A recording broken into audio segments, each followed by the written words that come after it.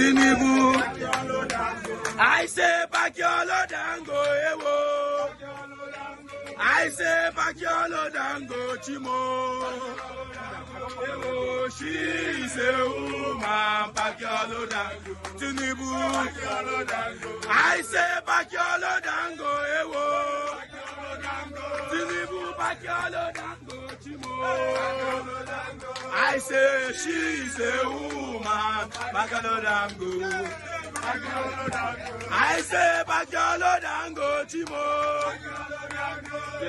Bakiolo Dango Ewo.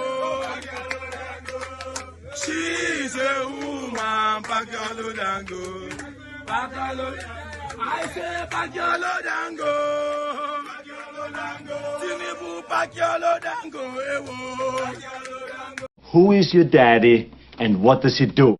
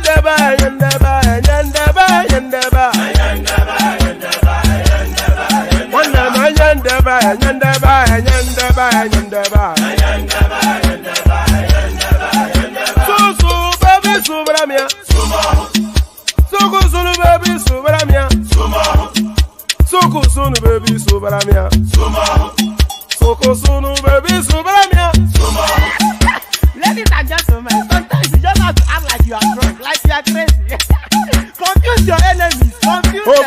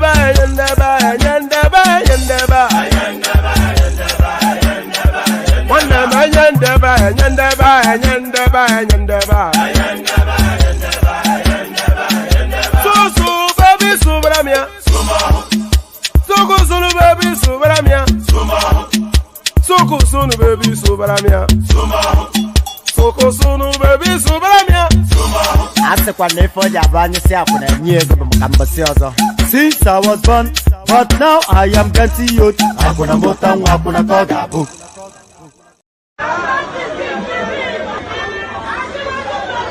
Oh yeah, arrangement for orin àyájọ́ ni, orin àyájọ́ ni. Wọ́n dìde, wọ́n pínlẹ̀ ogun. Oyin tí mo ní ká bá mi wá yẹn dà, ká ní kó bá mi wá.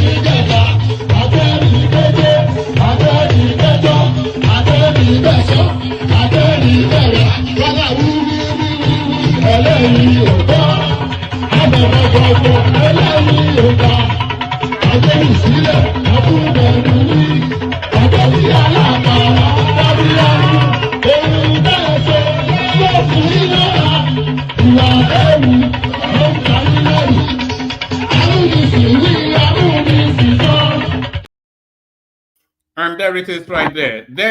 I look a bit funny today. Not that I don't look odd every other day, but I look especially, I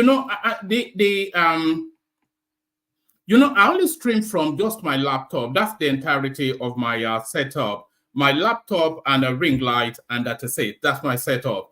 And this laptop, although I recently got an upgrade, the camera is in the lap of the gods. The camera on this side, sometimes it's crisp and just functioning as it should, and then sometimes it's just a bit blurry. It's in the lap of the god, so you take it as it comes. So take it as it comes. Good to see you, good to have you here, and how are you? Hope you had a wonderful day, and hope you had a great week as well. So another week in the bag, another week spent with one man went to Mo, but you don't get to miss my company because we'll spend the weekend together as well. No escape. As long as you're hooked on this space, there's no escape. So another week, another session, another weekend, another session. So first, the usual protocol, click on the like button just as soon as you're coming in. So I want to see that like button going up rather. Click on the like button just as soon as you're coming in. Subscribe if you haven't done that already. This hyperlink that says StreamYard, this is your ticket to ride. If you want to ride the Juggernaut train, that is the one man went to more platform. If you want to ride on that Juggernaut train, that is charging through nonsensity and putting the world to right. So if you want to be part of that journey, your ticket to ride is that hyperlink that says StreamYard. So click on that if you want to come join us on the screens, especially if you're a voice that hasn't been on the screen before. We're especially looking forward to hearing from you. So if you're a voice that we have never had on the screen before, we're especially, because we like to freshen up and refreshing the place. So a new voice brings new perspective, and then it expands the conversation. So if you're a voice that we have not had on the screens before, then hop on, come join us. So hop on, come join us. So click on like, click on subscribe, click on the hyperlink that says StreamYard. There's a link pinned up on the comment section that invites you to buy your host cups of coffee. Avail yourself of that as well as you tip towards the platform. And the $sign at the bottom of the comment section, it both highlights your comment and it donates towards the platform as well. So you kill two birds with one stone. So all of those. So it's somewhat of a sparse news cycle today. Somewhat of a sparse news cycle, but nevertheless, we've been able to gather together sufficient enough for us to wrap a conversation around.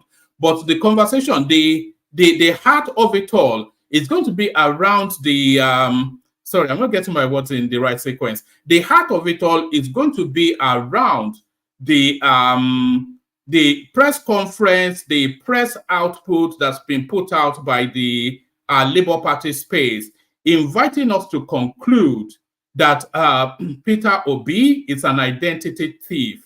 So this is what the Labour Party are inviting us to conclude, that Peter Obi is an identity thief and he stole the identity of his late dead brother, who, by the way, they tell us was a drug baron as well, but he stole the identity of his late dead brother, a guy called Damian. So we'll listen to that. We're going to watch a video clip on that so that they can tell you in their own words. So that is going to be the meat and drink. That's going to be the hub of the session. So that's going to be the hub of the session. So now, predictably, the obedience space have been launching at the BBC ever since predictably the obedience space has been launching at the BBC ever since they did that fact check to conclude that Tinubu did not forge his certificate, which we knew anyway, but the BBC adds the weight of their pedigree to that. So the BBC added the weight of their pedigree to the ludicrous conversation going on that a guy graduated from a university. The university said he graduated from there, but the obedience or the IP obedience, we should call them by their proper appellation, that the IP obedience, they tell us that no, that is not the case. So the BBC did that fact check to then inform, using the substance of their pedigree to back the narrative that this guy did indeed graduate and he did not forge his certificate. So predictably, the obedience came calling, and this is what the BBC has put out. So let me read this out. It's a bit faint. Let me see if I can. I'm not quite sure how. I'll read it out. I'm not quite sure how much of it you can see. BBC complaint case number. So the obedience space, of course, they've been going on the BBC portal to file complaints. It says, so this is the response of our BBC. It says, dear audience member, thank you for taking time to write to us. We received a number of similar complaints, and we regret that you are unhappy with our findings on this matter. We have looked into this, and the BBC has not seen any evidence that the certificate was forged. We contacted the Chicago State University, and they confirmed that Bola Tinubu graduated from the university in 1979 with a bachelor's degree. We believe our text piece has been informative and responsible. Let me say, because it's very faint to read. We believe our text piece has been informative and responsible, reporting known facts. We therefore stand by our journalism. Kind regards, our BBC complaints team. And then it says, please note, this email was sent from an unmonitored address, so please don't reply if necessary. Please contact us via. So when they say an unmonitored address, it's essentially to tell you that it's a template response. So the obedience space, they've been giving the BBC water, or however you choose to term it. So that's the obedience space launching at a very predictable bunch of people. We did say they would do exactly that, and they've not failed. They've not failed in that regard. So plenty of space still in the studio. If you are intending to join us early. So don't join us when the Don't join us when the session has taken full-fledged and then the space is too full, the place is filled up and you can't get in. So if you are intending to join us, just join us now. So then that way you've already booked your slot. So there's plenty of space, and if nobody turns up, of course, then you know, we might not have a session. Tinubu removes Abuja Administration FCT from Treasury single account, allows Wike to spend internally generated revenue. So now this is a very particular sort of this is a very particular story which is specific to the Abuja space, but really to the whole of the Nigerian space. You know that every revenue generated by every government agency has to necessarily go into the single treasury account, so that the central space can see what is coming in and who is paying it in. But now, Tinubu has now removed that. Has now removed Abuja. Anyway, let me read it out, and then we'll probably make more sense. Tinubu removes Abuja Administration FCT from Treasury single account, allows Wike to spend internally generated revenue. Right. The Minister of the Federal Capital Territory, FCT, Yemson Wike, on Friday, said that President Bola Tinubu has pulled the Federal Capital Territory Administration, FCTA, out of the Treasury single account. He noted that the president's removal of the FCTA from the TSA, a unified structure for government bank accounts that give a consolidated view of government cash resources, would allow the FCT to use the territory's internally generated revenue for the development of the Nigerian capital. Speaking at a press conference in Abuja on Friday, Wike also said that President Tinubu approved the creation of the FCT Civil Service Commission to allow the progression of staff of the FCT administration. Recall that former President Muhammadu Buhari's administration introduced the TSA. In fact, the Buhari administration may well have introduced the TSA, but it wasn't an idea original to that administration. The people who actually came up with the idea of a TSA was the Goodluck Jonathan administration. Recall that former President Muhammadu Buhari's administration introduced the TSA to tackle the issues of irregularities, curb the incessant number of accounts, enabling the tracking of all government revenues, and ensure accountability. So there it is right there. So there it is right there. What do you make of that? And do you agree with that as an idea that the FCT should be unbuckled from the TSA? So many acronyms, that the Federal Capital Territory should be unbuckled from the Treasury single account. Let's go on from there to this one. So we touched on this story yesterday, but the government expands on that space now. Explain now what you need to know about CBN's lifting of forex restriction on 43 items. The Central Bank of Nigeria, CBN, has lifted foreign exchange, forex restrictions on the importation of 43. Let me do that again.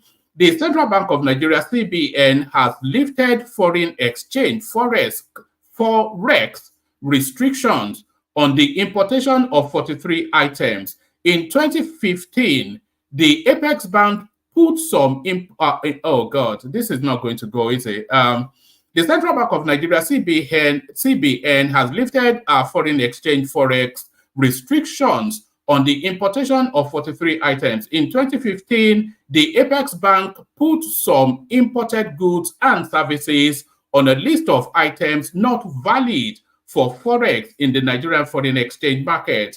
The items are, and then it goes on to give you the list of items. So I'm not going to read through the 43 items, but let's go to the justification for the lifting of the ban. It says, was there an import ban on these items? So that was the first thing, because people presumed that, and we debated it yesterday as well. People presumed that a restriction to be an import ban. No, it wasn't an import ban.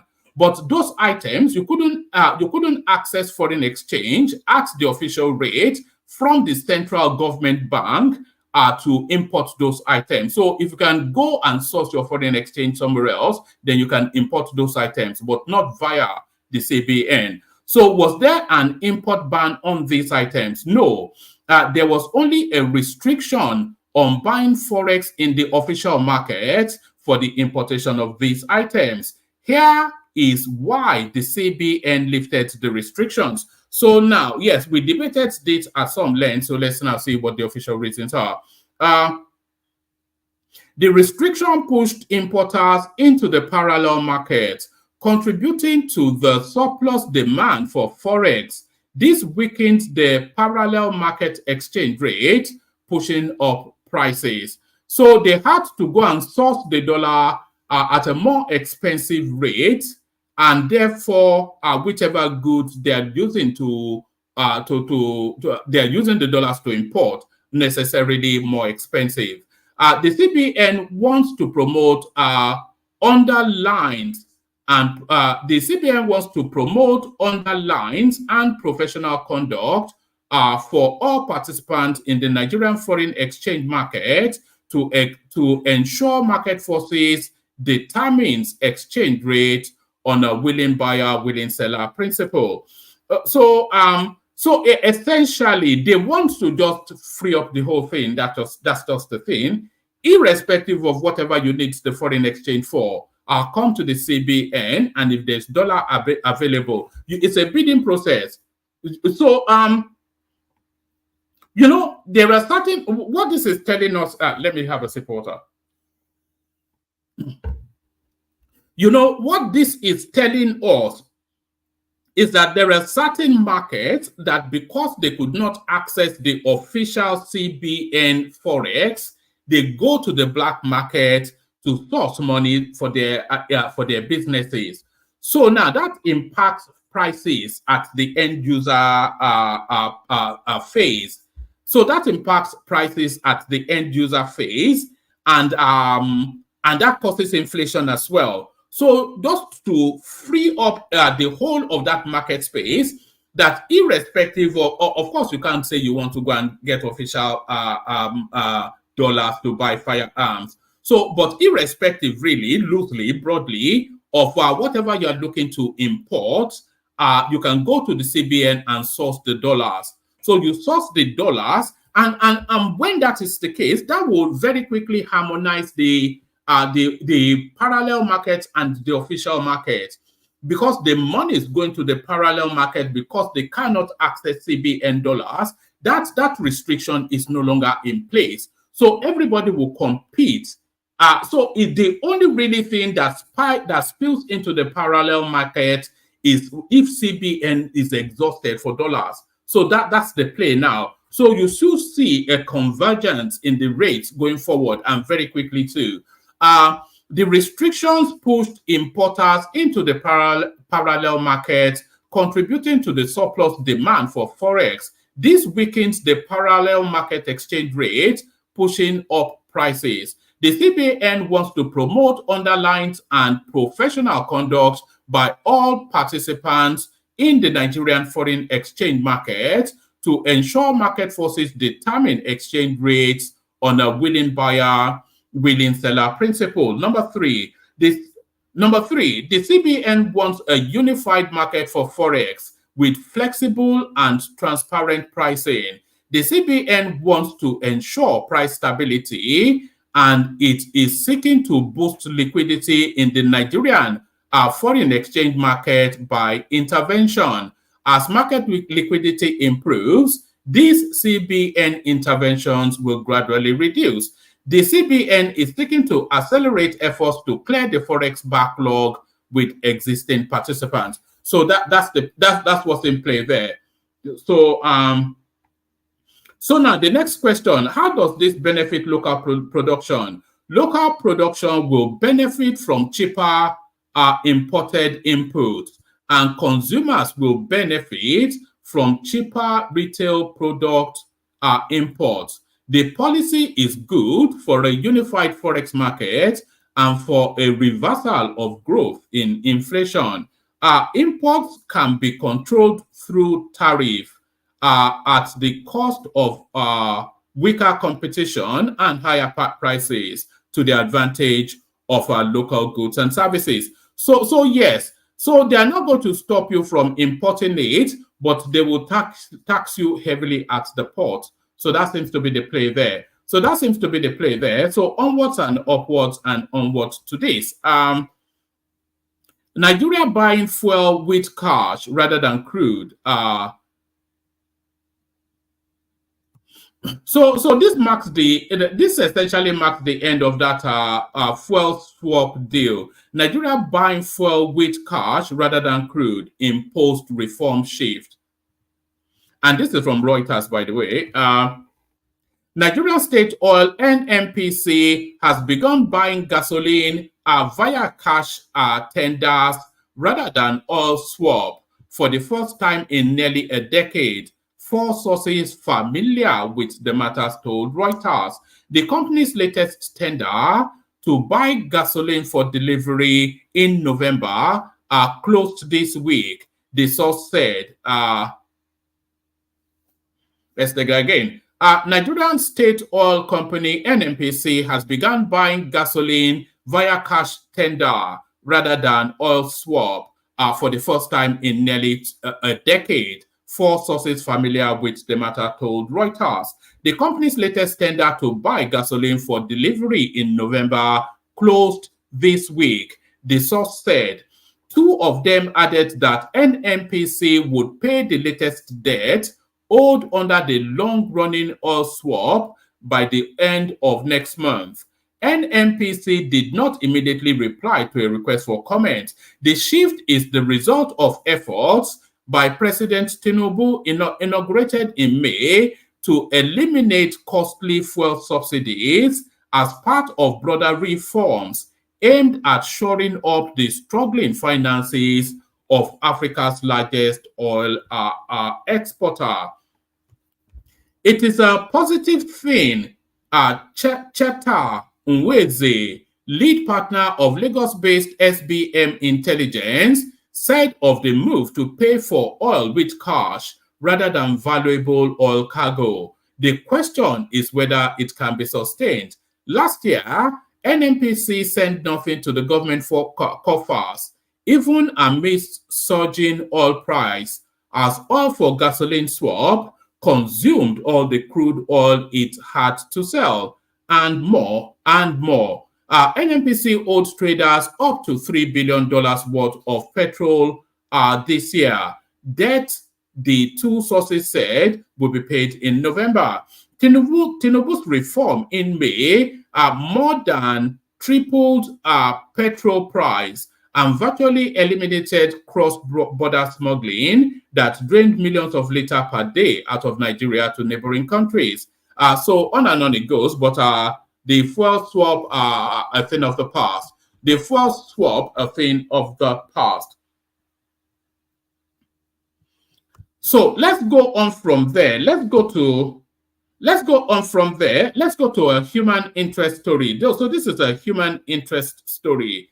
A human interest story. So let's go to this one. I can't date a man who lives on the mainland. Media personality Moet Abebe. So with a name like that, Moet Abebe, Moet and Shandon. So with a name like Moet Abebe, then definitely she's not dating anybody on the mainland. Media personality Moet Abebe has revealed that she cannot date a man that lives on the mainland. The media personality who revealed this whilst appearing on the Bad Bougie podcast noted that I think we actually have a clip. So let me just play you the clip rather than I hope it plays here. If it's taking me somewhere else. Oh, okay, let's play it here. Hold on.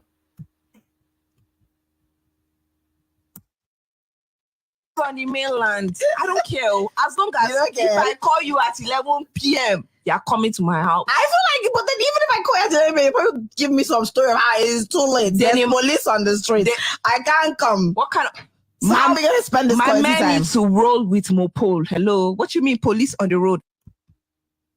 I've always said this thing. I can't necessarily date someone that lives on the mainland. If you live And there it is right there. She cannot date someone. I'm not quite sure why I'm bringing that forward. That doesn't really add or remove anything. But if you have any thoughts on it, then please let us know. So if you have any thoughts on it, please let us know. Like I said, still plenty of space on the studio. Anybody that wants to come join. Thomas is here joining us. Jide joins us from Lagos. Good to see you, Jide. Solly joins us. I'll probably go to Solly first because he's been joining the streams over the last 3-4 streams, and we've never really gotten around to him before he has to bail out. So, and King Emeka joins us as well. So we play the Kegite music, and then after the Kegite music, we'll watch the video of somebody accusing Peter Obi of the identity theft, and then we'll launch into it. But first, the Kegites. Only water, where they see my water. Oh yeah, she go for me, yeah. Water.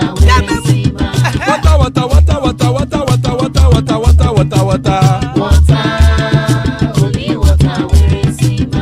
Hapa o naido.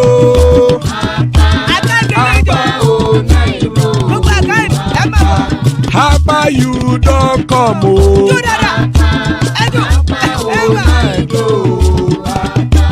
Hapa o naido.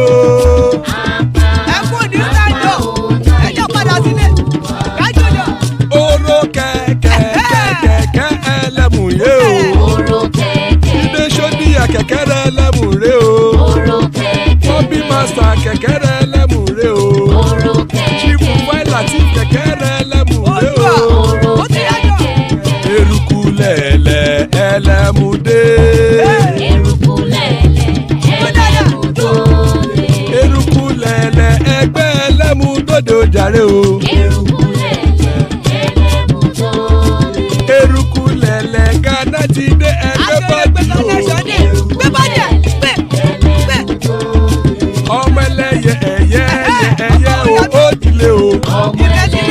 Odúyẹ̀lá ẹ̀yẹ o ó dilé o. Petrosoname ẹ̀yẹ o ó dilé o. Petrosodunke ẹ̀yẹ rẹ̀ ó dilé o.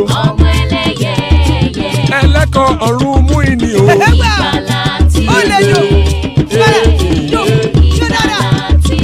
Àkùkọ ọ̀run méjìkọ.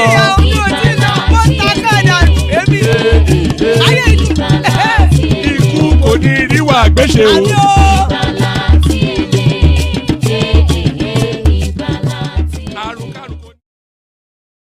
There it is right there. Iku kò ní rí wa gbéṣe, may death have nothing to do with us. So may death have nothing to do with us. Amen to that on behalf of myself and you, my friends.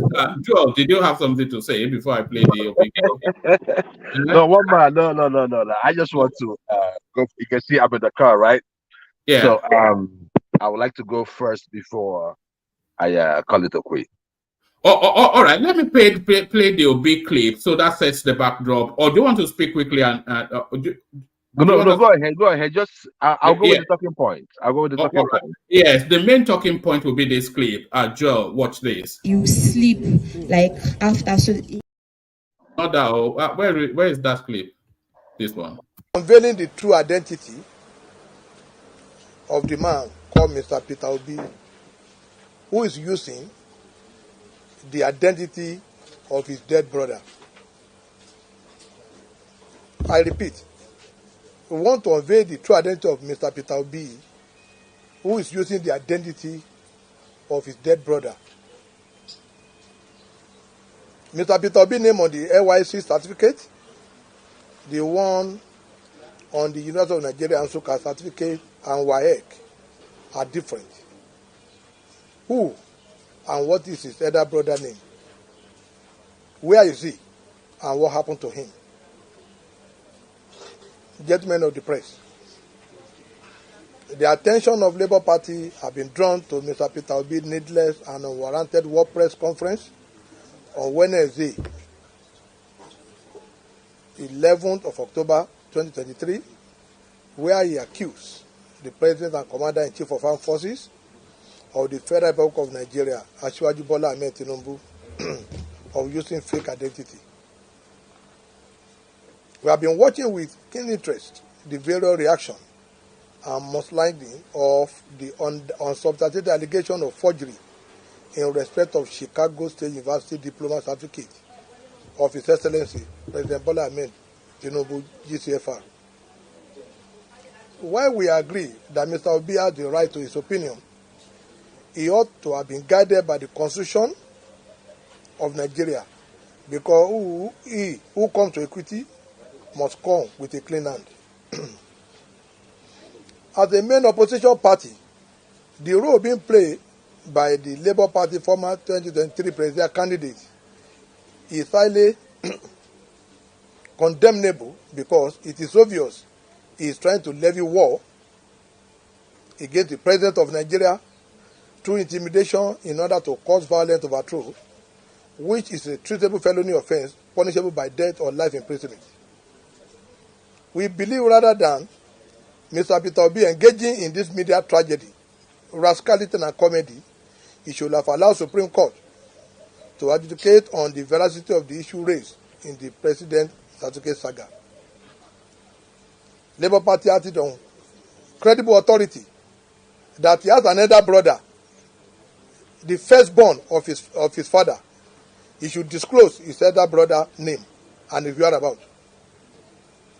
What is the relationship between Peter Obi and the likes of IKB, Jakes 5, and late Senator Okonkwo in the 80s in Lagos?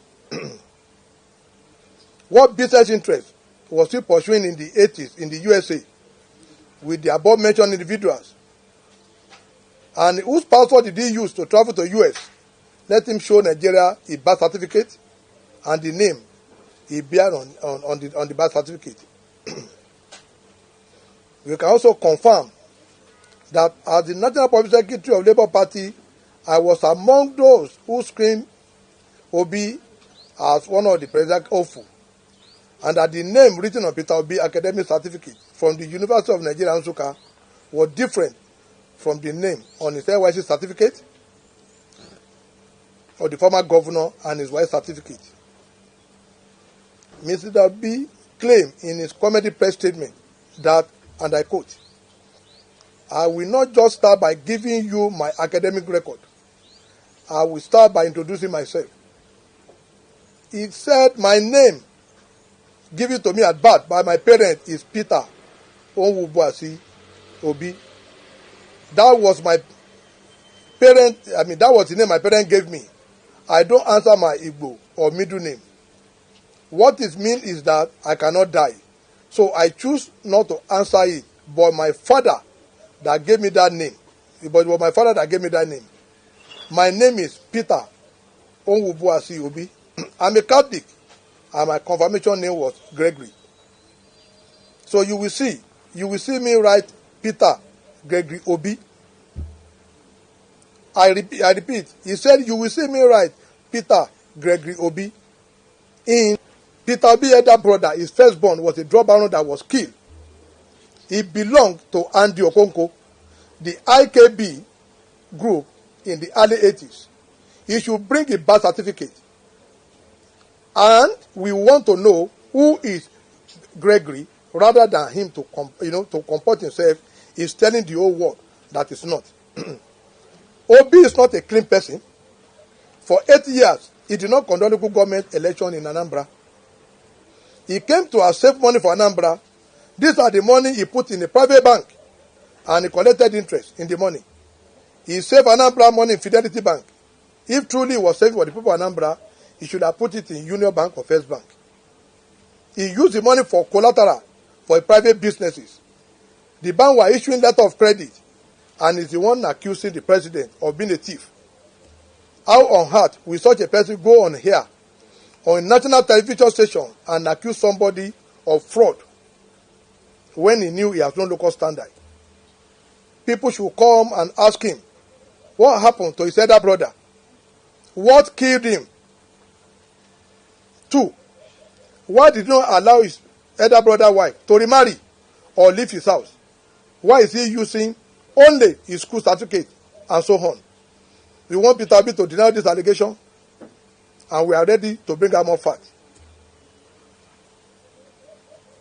Most importantly, Peter Obi needs to come back to the press and show his birth certificate. I put it to him via the World Press Conference that the name on the birth certificate is not Peter Grogi Obi.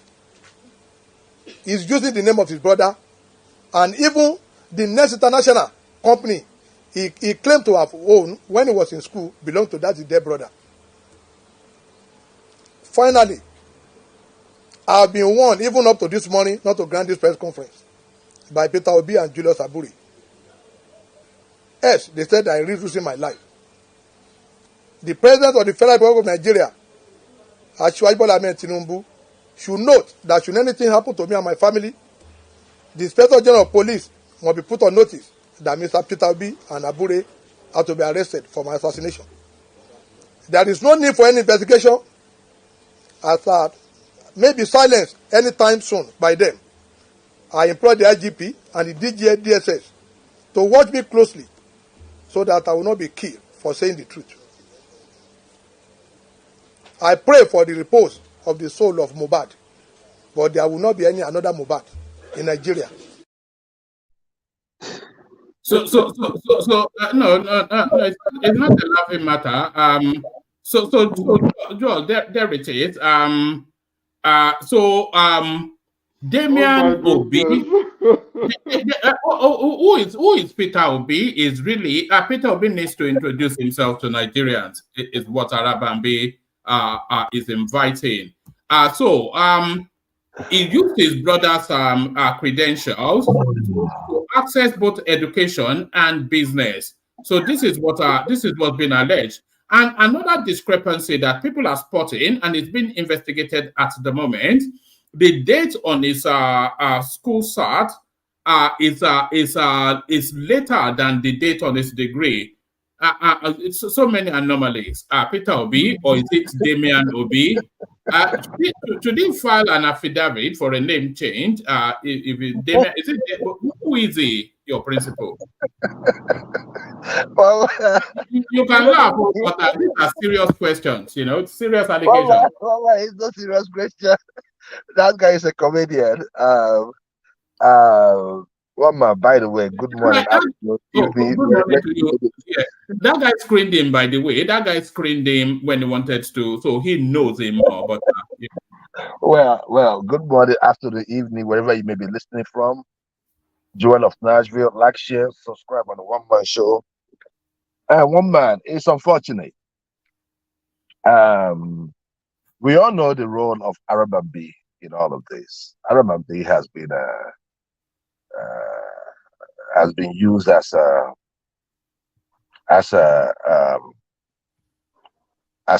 like what I don't want to use the word. Just let me say sniper. Like he's just there, to attack, constitute a state party election, nominate people, and he's just constituting nuisance. One man, Peter Obi tendered his certificate. It is the burden is on Arabambi. Yeah, he screened him, right? Then present what you probably you have a photocopy. Present what you saw or what you found about Peter Obi. Look at him talking about what killed his elder brother, an adult. You're talking about an adult. No, who is Damian Obi first? Are you aware of Damian Obi? Damian Obi is a notorious broadcaster. Hold on, one man. I've not heard about him. That's just ridiculous. Are you saying it doesn't exist? I didn't say it doesn't exist. I'm just saying that if he died, he died. Peter Obi are you saying he's not a drug dealer? The Peter Obi's brother? I mean, even if he's a drug dealer, Peter Obi is a man of his own. A drug lord. Yeah. No, one man. Let's can I hold you responsible for the actions of your brother, who's an adult? Well, if I assume his identity, like Peter Obi assumed the identity of Damian, then you might well be culpable for his crimes. No, he doesn't. As He well doesn't. as his One company, man, too. the business If of you take the over business his of company too. the business of Peter Obi is well known. His ways are well known. You can really track his growth. We know where he started. One man, these issues are big issues to you guys. Oh, somebody made money. It's big issue to you guys. How did he If I enter? take you- How did he get into UNN? one man, forget about what he presented his certificate. If you feel that he is he did not do it rightly, you go to court. The body is on you to prove. The body is on you to prove. Your principal has not even come out to even defend a common 1970, 1974 discrepancy, and you're here attacking people. Yeah, I mean that is just the whataboutism. Why are there inconsistencies in Peter Obi's name? There is no inconsistencies in Peter Obi's name. Peter Obi is straight. No, I wasn't talking about his sexuality. I'm talking about, although that's another question too. According to Nandekano. It's okay. You can say anything. I mean, it was the news before the election, right? But one man. Let's be realistic. Tinubu is the froster here. Tinubu is the president. Tinubu is the person that has problem. We are not sure anymore. We are not sure anymore. No, you won't be sure because we are not sure. You see now you are on the defense. No, I was even thinking that probably we should write, since you guys support Tinubu that much, the embarrassment he's causing to the international, is causing us to the international community, is really, really grave. Probably we should start highlighting the Yoruba names. I know the obedient part of Yoruba. Hold on, one man. Sorry, who owns Next International? Don't cut me short. Hold on.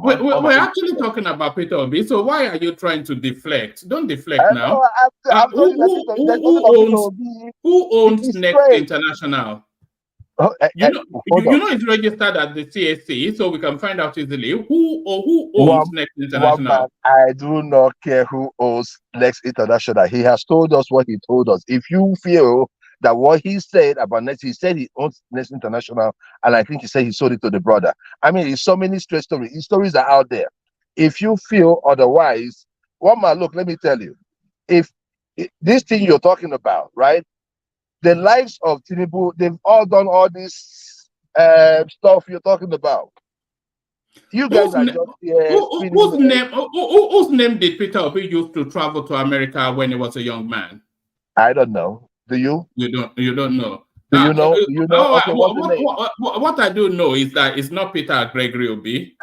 No, you talk now. What name? Now you say it's not Peter Gregory Obi. So what's the name? It starts with Damian Obi. Is that name? Damian. One man, you're bigger than this propaganda, cheap propaganda. It's not even a propaganda.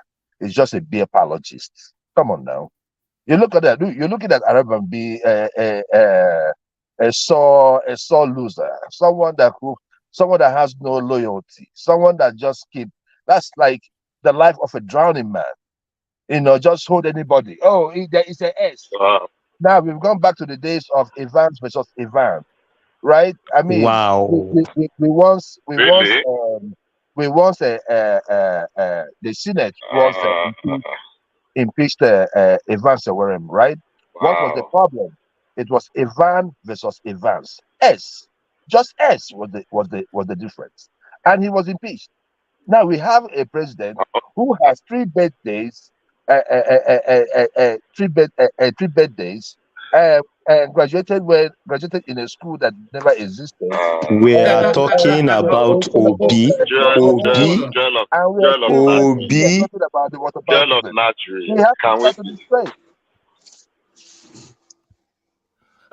Joel, Obi invited Tinubu to introduce himself to Nigerians. Nigerians would like to meet Peter Obi too. But yeah, it's no problem. He has tendered himself. I think that if it's too much, that if it's a big deal, Obi will come out. He has never shied away from it, right? Even when he wasn't asked, he presented his stuff.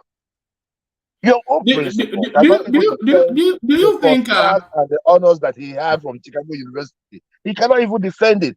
I mean, we've not seen him since the 1st of October. And I'm about to ask you about your principal. Where is Tinubu? Where is he? I've not seen him. Do you think when it is established that Peter Obi used fake credentials to access the United States, do you think he should be jailed for that? Why should he be jailed? For using false documents, he shouldn't be jailed. No. The issue there is that if he uses a fake document and he was found to have used a fake document, the next thing is to get him disqualified. That is the thing. I don't play that kind of game, one man. I'm not like you. Like we support somebody till the no. If Peter B is found wanted, because I believe him, right? Because his stories have been consistent. Right from his what days is the name on his birth certificate? When he made the presentation. What is the name on his birth certificate? My brother, I am not come here to go back and forth with I'm in a beer parlor. No, it's not beer parlor now. These are facts that are putting before Joel, let me read you this. This is from Faculty of Arts, University of Nigeria, Nsukka. Candidates enter the department either for a 4 or 3 year program. A 4-year program. Candidates coming into the 4-year program must have obtained 5 credits, including English language and any science subject, as well as a pass in mathematics at West Africa at WASC or GCE O level or equivalent. A 3-year program. A candidate coming into the 3-year program must have passed 2 papers in the higher school certificate or GCE A level and have a minimum entry requirement of the University of Nigeria, Nsukka, including a credit in English language and a pass in mathematics at WASC or GCE O level or equivalent. Holders of diploma or NCE recognized by the University of Nigeria also qualify for direct entry. Students combining archaeology with science or social sciences must satisfy the requirement in the respective faculty. So, does Peter Obi satisfy the requirement, the baseline entry requirement for UNN?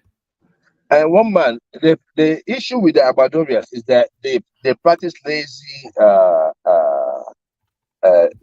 inquiry, or should I say lazy journalism.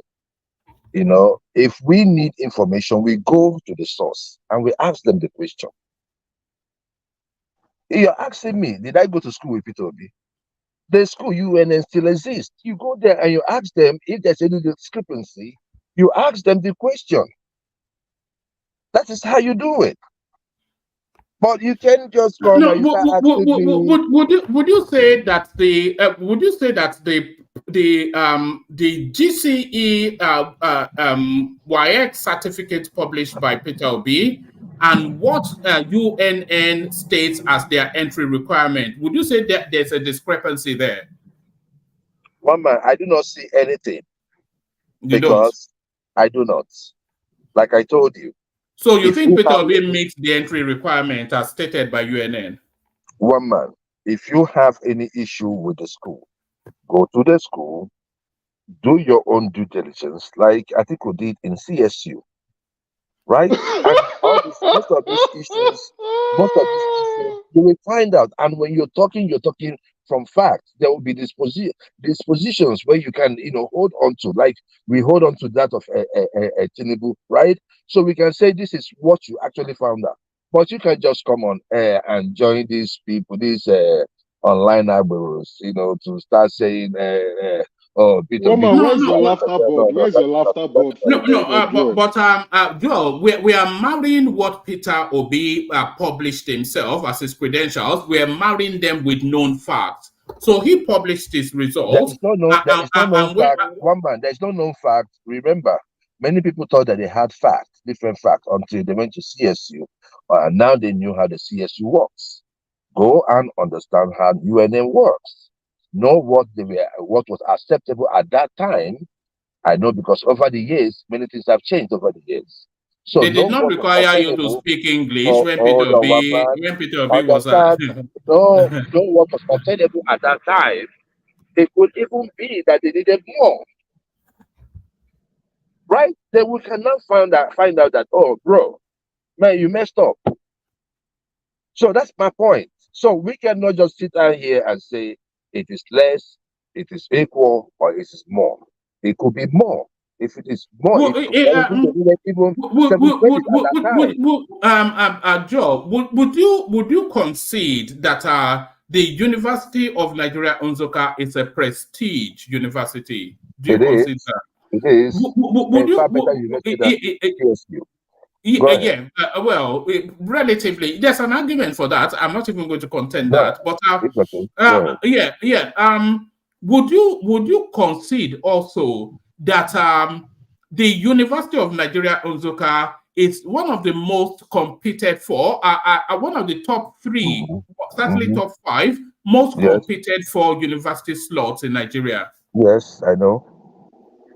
Would you also concede then that given that is the case, the UNN will have stringent and difficult criteria to as an entry requirement in order to cream from the top, so that they're only getting the best of the best? Would you concede that will be the case? Yes. And would you concede then that Peter Obi was, given his published GCE results, was the best of the best that UNN was looking for? Well, I've not seen it, but you've not seen his GCE. You've not seen it. I can show you. The whole of Nigeria has seen it. I have no. One man. This is the thing, right? F9 parallel. That's what he got. F9 parallel. One man with Peter Obi. With Peter Obi, I don't really have to dig much. I don't understand if you know the kind of trust we have where Peter Obi is. Blind trust. Is it blind trust? Hold on, one man. It's not a blind trust. It's a trust based on his past. The idea of whenever you see Tinubu, you have the discrepancy, you have this hidden, this. That is not Peter Obi. We see him for what he is. That's who he is. So do you see him from the Pandora Papers prison or the parking? all of that don't matter. This is one thing I believe in. You are not in government. None of us here is in government. If those in government, especially this Tinubu, as vicious as they are, do you think that if they have found one thing against Obi, that they won't blow it up? We are just here just talking. I'm just talking about real issues. If these guys, even Atiku himself, do you think that if they found they don't have Obi time? They don't. There is so much about Obi you don't know. Yes, I understand. They don't have his time. They don't have his time. They will have his time soon. Yeah, they will have his time soon. Yeah, I can understand the way you reason with numbers. I know one might not be anything, but 6 million is something. So if you say it's nothing, then I can understand your sense of reasoning and how you judge numbers. And I'm not going to go that route with you. The issue there is this, one man. Obi has presented himself and he has said, go and verify. You go and verify. Whatever you get, you go to the school. Stop being lazy, sitting behind the computer and acting like those guys on social media that you guys also condemn. Go there, do your investigation, right? Then you bring it out. Then we cannot talk of facts, not of speculations. Like it's like that. We are just paid, to just stand here and just like talk, like we're drunk or something. We're not drunk. This is serious business. We're talking about nation building, not about some gibberish. I mean, and by the way, Tinubu is the president, and whatever thing that has been leveled against him, he has not come out to defend. No, all he does is just send. The audacity to have more media members than an economic team. Which one is more important, information or the economy? That's why all right, Joel. I have to pause you for a moment. The chairman is here, Alexander. Yeah. Hello, everybody. Good evening, folks. I came in quickly to make one or two clarifications on this Peter Obi University thing. I hope everyone can hear me very well. Yeah, carry on. Okay. Back in the day, that's my generation. I finished high school in the mid-70s. University of Nigeria Nsukka was the most difficult university to get admission into. More difficult than University of Lagos, much more difficult than University of Ibadan.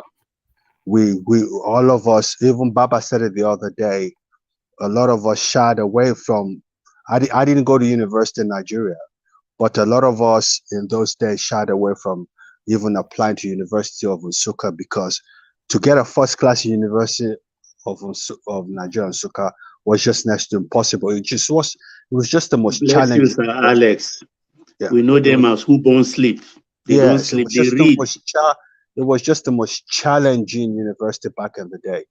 There's no way on God's earth with that shambolic result that I saw yesterday with F9 parallel that Peter Obi would have gained admission into the most prestigious university in the 70s in Nigeria. So this is my reservation. I can't see that happening. It's impossible.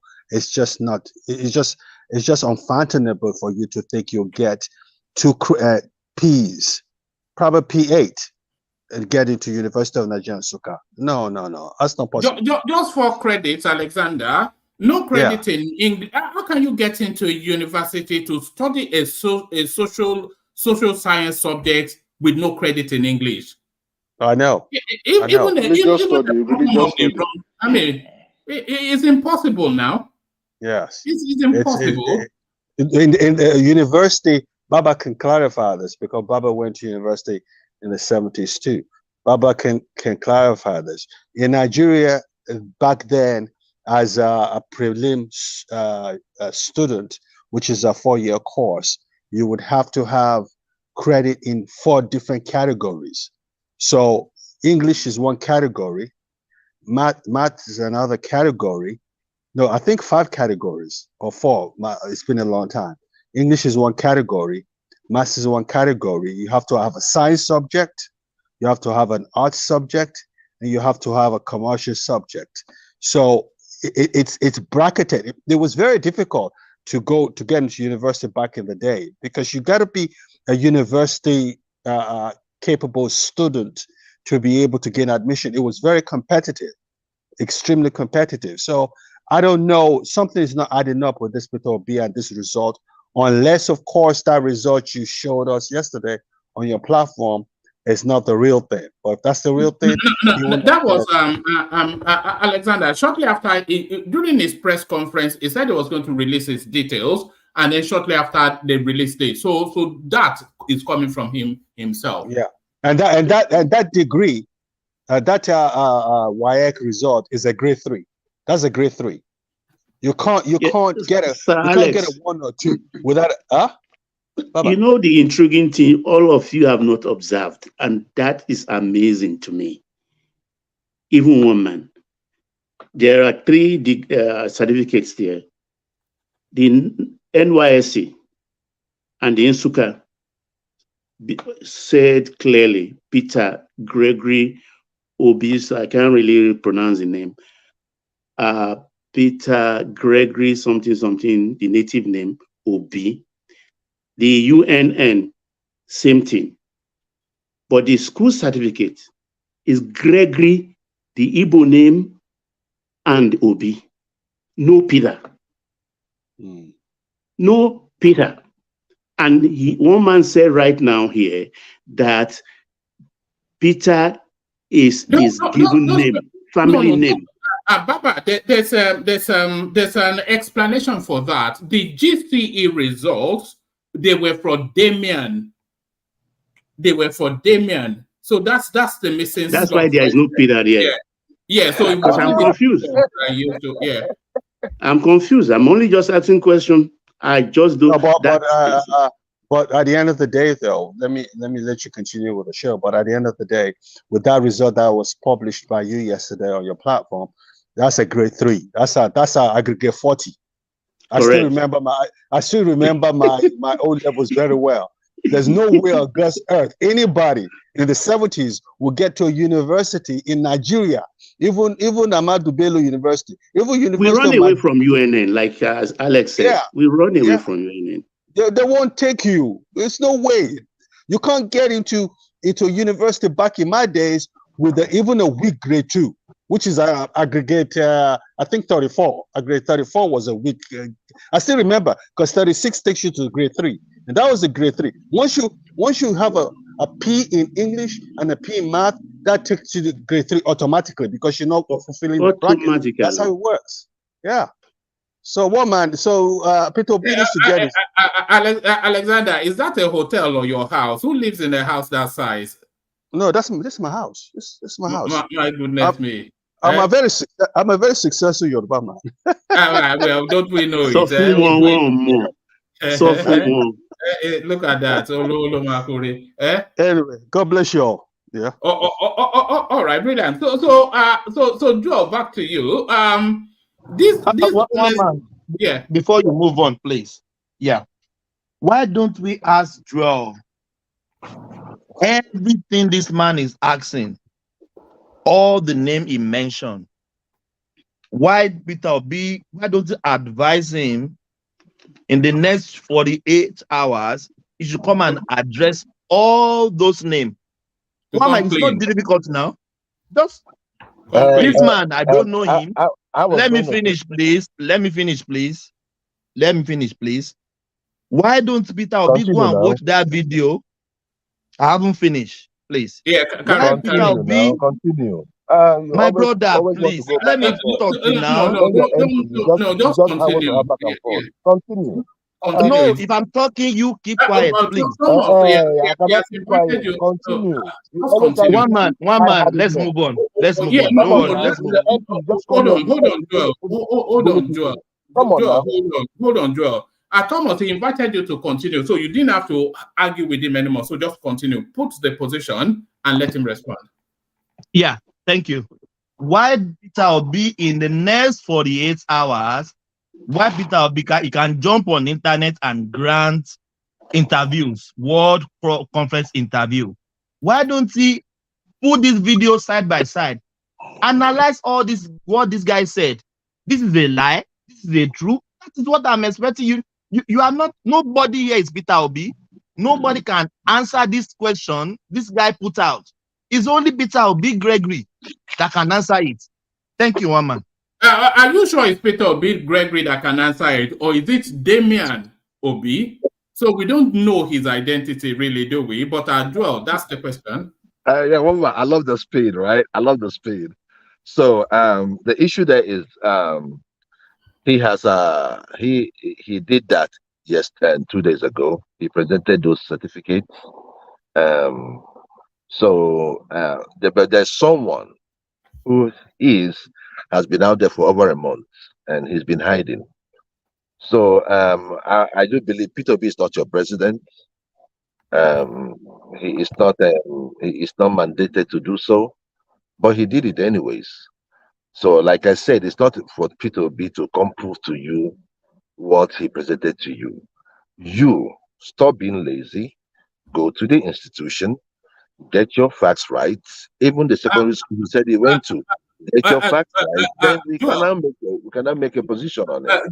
Joel, I don't imagine that you're a lawyer, but you can correct me if you are. But even if you are not a lawyer, everybody knows this phrase: whoever comes to equity must come with clean hands. Yes. So whoever comes to equity must come with clean hands. Peter Obi came to equity with his press conference or evangelizing, according to Ruben Abati. But is he coming to equity with clean hands? Yeah, he came to equity with sterile hands. His hands are sterile, as far as I'm concerned. So this blackmail would not work. This back and forth trying to, it's just like, oh, my person is down your person is down. No, we cannot go on like that. And by the way, the president of the Federal Republic of Nigeria, as it stands today, as INEC declared, is Chief Tinubu, right? He is the one that is in power. I think, and the person that you guys say came second was Atiku, right? No problem.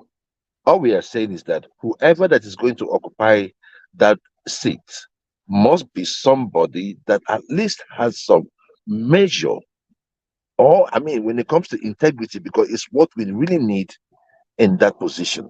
Someone that has integrity, or someone that has the willpower to do the right things. You know, so that's the thing. So if three of them have found one thing, then let's search for new leaders. But my thing is this: we can't just go on fishing expedition, trying to just say, "Oh, let's find this thing on Peter again." It's becoming disgraceful and childish, right? So if you feel like Peter presented a document, go and find out. Then if you now go and find out and you present it, people will not say, "Oh, this is what they found out." Then he will now be compelled to respond. So when Tinubu presented his, we went there, we found out. Now Tinubu has not responded. All he does is just send attack dogs from all the place, employing more media agents or media service members to do what? To what extent? And we're talking about a lean government, right? And you have more people in your media team than in your economic team. It's a shame. We are not talking about the real issues. I mean, is identity theft equally shameful? Is identity theft, is that equally shameful? No, that is what he in Senate he ought to have resigned. All right. One man. Yeah. Right. So, but we are still waiting. We are still waiting for the courts, and let's just see what the courts will say. Right. I mean, but that is serious business. All right. Joel, but Peter Obi has also brought the matter to the court of public opinion. But is he bringing it with clean hands? So it's dubious GCE that doesn't get him even into a state university, never mind a prestige university, and questionable names missing on that GCE. The names on his GCE WAEC results does not correlate with his graduating name at UNN. Many anomalies. One man. There's not so many anomalies. He just mentioned only one thing. And all of the things you said here is just one thing. Right? Now, how did he get into the university? It is not Peter Obi that you will ask that question. You go and ask the university, how did he get into the university? That is one. Then now you have something about Joel. Now we can now go with that one. Now we can also ask questions about the names, right? You can ask him that. You can go even look for his place of birth and all that. That is not my problem. I don't have problem with people trying to investigate him. Investigate him. But my own thing is that if you have to do it, we just do it, in a matured way, like we did it, right? And after we saw what Atiku did, you went there, presented yourself like someone that's responsible, got the information you wanted, asked the right questions, and got back. Now, instead of you guys to respond to it or condemn it, you are here now looking for other people. Oh, so what now? The thing okay, what if, for instance, Peter B is guilty, Atiku is guilty, Tinubu is guilty? The talk now with your narrative would now be, oh, after all, it's all of them. That is what you want. So all of us are thieves. So it's not only Tinubu. So to make you feel good, one man. It's not the Peter Obi is the most indictable, is what people will tell you. Out of everybody that had a serious thrust towards that, as Rock says, Peter Obi is and was and still is the most indictable. There's evidence, like packing the state funds into its own personal bank that he owns, not going through due process, awarding all of the contracts during his tenure to Next International, the Pandora papers. By the way, I can bring up the Pandora Papers again. He formed that offshore company in the course of his administration and was packing dubious monies in there. So where were those monies coming from? You know, all of these things, the 250 if you have 250 million that was caught in cash, we did it here. One man. You know those days in Lagos, right? Joel, There are places we sorry, call. can I ask you a question? There are places we call. Joel, can I ask you a question? Okay, go ahead. Yes, I want to ask you a question. Now you are saying one man does not have evidence. Where is the evidence that you had when you said on this platform that Tinubu is a drug dealer? Where was your evidence? It's the court that said it now. It's not me now. The court. Which the court? Court in the Which United court? States. It's the court in Which the United court? States. Joel, let me make something clear. Wait. Just 1 minute. One minute, please. Go ahead. Now, for me, Soyinka versus Obi, Soyinka is 100% far more intelligent than Obi. There's no question about that. Okay. We know. Everybody knows. It took Soyinka how many times to sit for his WAEC to get to a prestigious school? And you are telling me that Obi got into a prestigious school with that shambolic result. The only thing that could have happened is he presented Damian'S results to enter UNN. Now he's presenting his own real results because he knows that we are going to verify. We have not seen the end of this, so we have just started. So no. He used this result and killed Damian, right? Oh my goodness! He used his senior brother's results to enter UNN. And you were talking about Soyinka, the one that said he had first class from Leeds University. We dragged him the other day now, right? All these ones are lying anyhow. Soyinka, you remember now? He said that he got the first class in one of these universities. One man, can I come? And went and we dragged him out. My brother, don't worry. We have seen how the Yorubas make their first class and second class. Tinubu is an example. Don't worry. That's excuse me, one man. How can this Igbo boy abuse the Yorubas? No. How can Igbo boy? Everybody hold. No, Baba, you can't do that. Let me coordinate the session. Otherwise, it will get rowdy. Bishop, come in. Good evening, gentlemen. As much as I really want to reiterate what I said 2 days ago, that this direction we are going is it makes somebody like me, I'm in the minority, extremely very sad. But the way, the last sentence of Joel of Nashville now, which drew that response from Baba, is the kind of thing that brings tears to people's eyes. I mean, I think it is very disrespectful for the last thing Joel said. That's a ethnic slur against Yoruba. We have been going that trajectory. My view is that nobody is a saint. And if it is your father that is called, we will not throw them away, or our relation. So if there are little things that can go on, it's not the main thing. And that's what I said 2 days ago, that we are paying attention to unnecessary things. We keep digging because we just want to destroy the other person at all costs. It's amazing how Joel of Nashville is going round and round just to defend Peter Obi that you don't know until now because of politics. You are defending him as if they bond together. No, but it's an obedience now. It's defending it. It's defending his political stance now. Yeah, I understand. It's an obedience because he came into limelight how many years ago, maybe 2 years ago, and it started. I've seen people that turned around.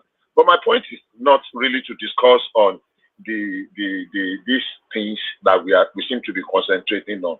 My point is that look, it is going to divide us more than ever. We can let go some things at some point and discuss on better things. Now, I was amused at, I did not even, until now, I listened to it earlier in the day, About halfway, the Arababi ranting, it's unnecessary. In as much as I regarded Peter Obi's press conference as childish and ridiculous, I find this one most ridiculous. That is Arababi's whatever. It is just to get even at all costs. Let's just throw anything. I'm not saying that it is true or it is lie. I am saying it is not necessary. We don't need to be tearing at ourselves because some people contested for a position and they are sore losers. Amazing that Joel of Nashville is calling Arababi a sore loser. Arababi never contested for an election. Peter Obi did. And Peter Obi will not let go to admit that, okay, my first try, oh, I scored this much. I can move ahead and prepare. And Peter Obi has shown the what do you call it now, the trait of a sore loser worse than any other person. The idea that I contested an election and I must win, and if I did not win, then nobody else. That is the worst trait of a sore loser. So for you to call Arababi a sore loser, it's most, I mean, it is so. I really want to appeal. If we keep going this direction, it is not going to help all of us at the end of the day. The best case scenario is that Peter Obi will become the president, carry a very large body. He does not hold the magic wand to turn Nigeria around. The worst case that he will not become president, he will even lose face in this thing in this way we are going. Peter, what do you call it? Atiku should be more pained having contested presidency for record 6 times. He's made 6 attempts. Peter Obi just contested once, something that was an afterthought. Just suddenly, a few days before the primary, he scampered away from PDP and he made this much, even though at a very huge cost, dividing us more than ever. So please, I'm just appealing. That kind of ethnic slur that you added, Yoruba something, you are dragging Wole Soyinka because of Peter Obi. Really? There should be that's where the political landscape is at the moment. Wole disrespected himself. There should be Wole as an elder statesman. That is bigger than your mouth. That is bigger than your mouth. Far more. Far more.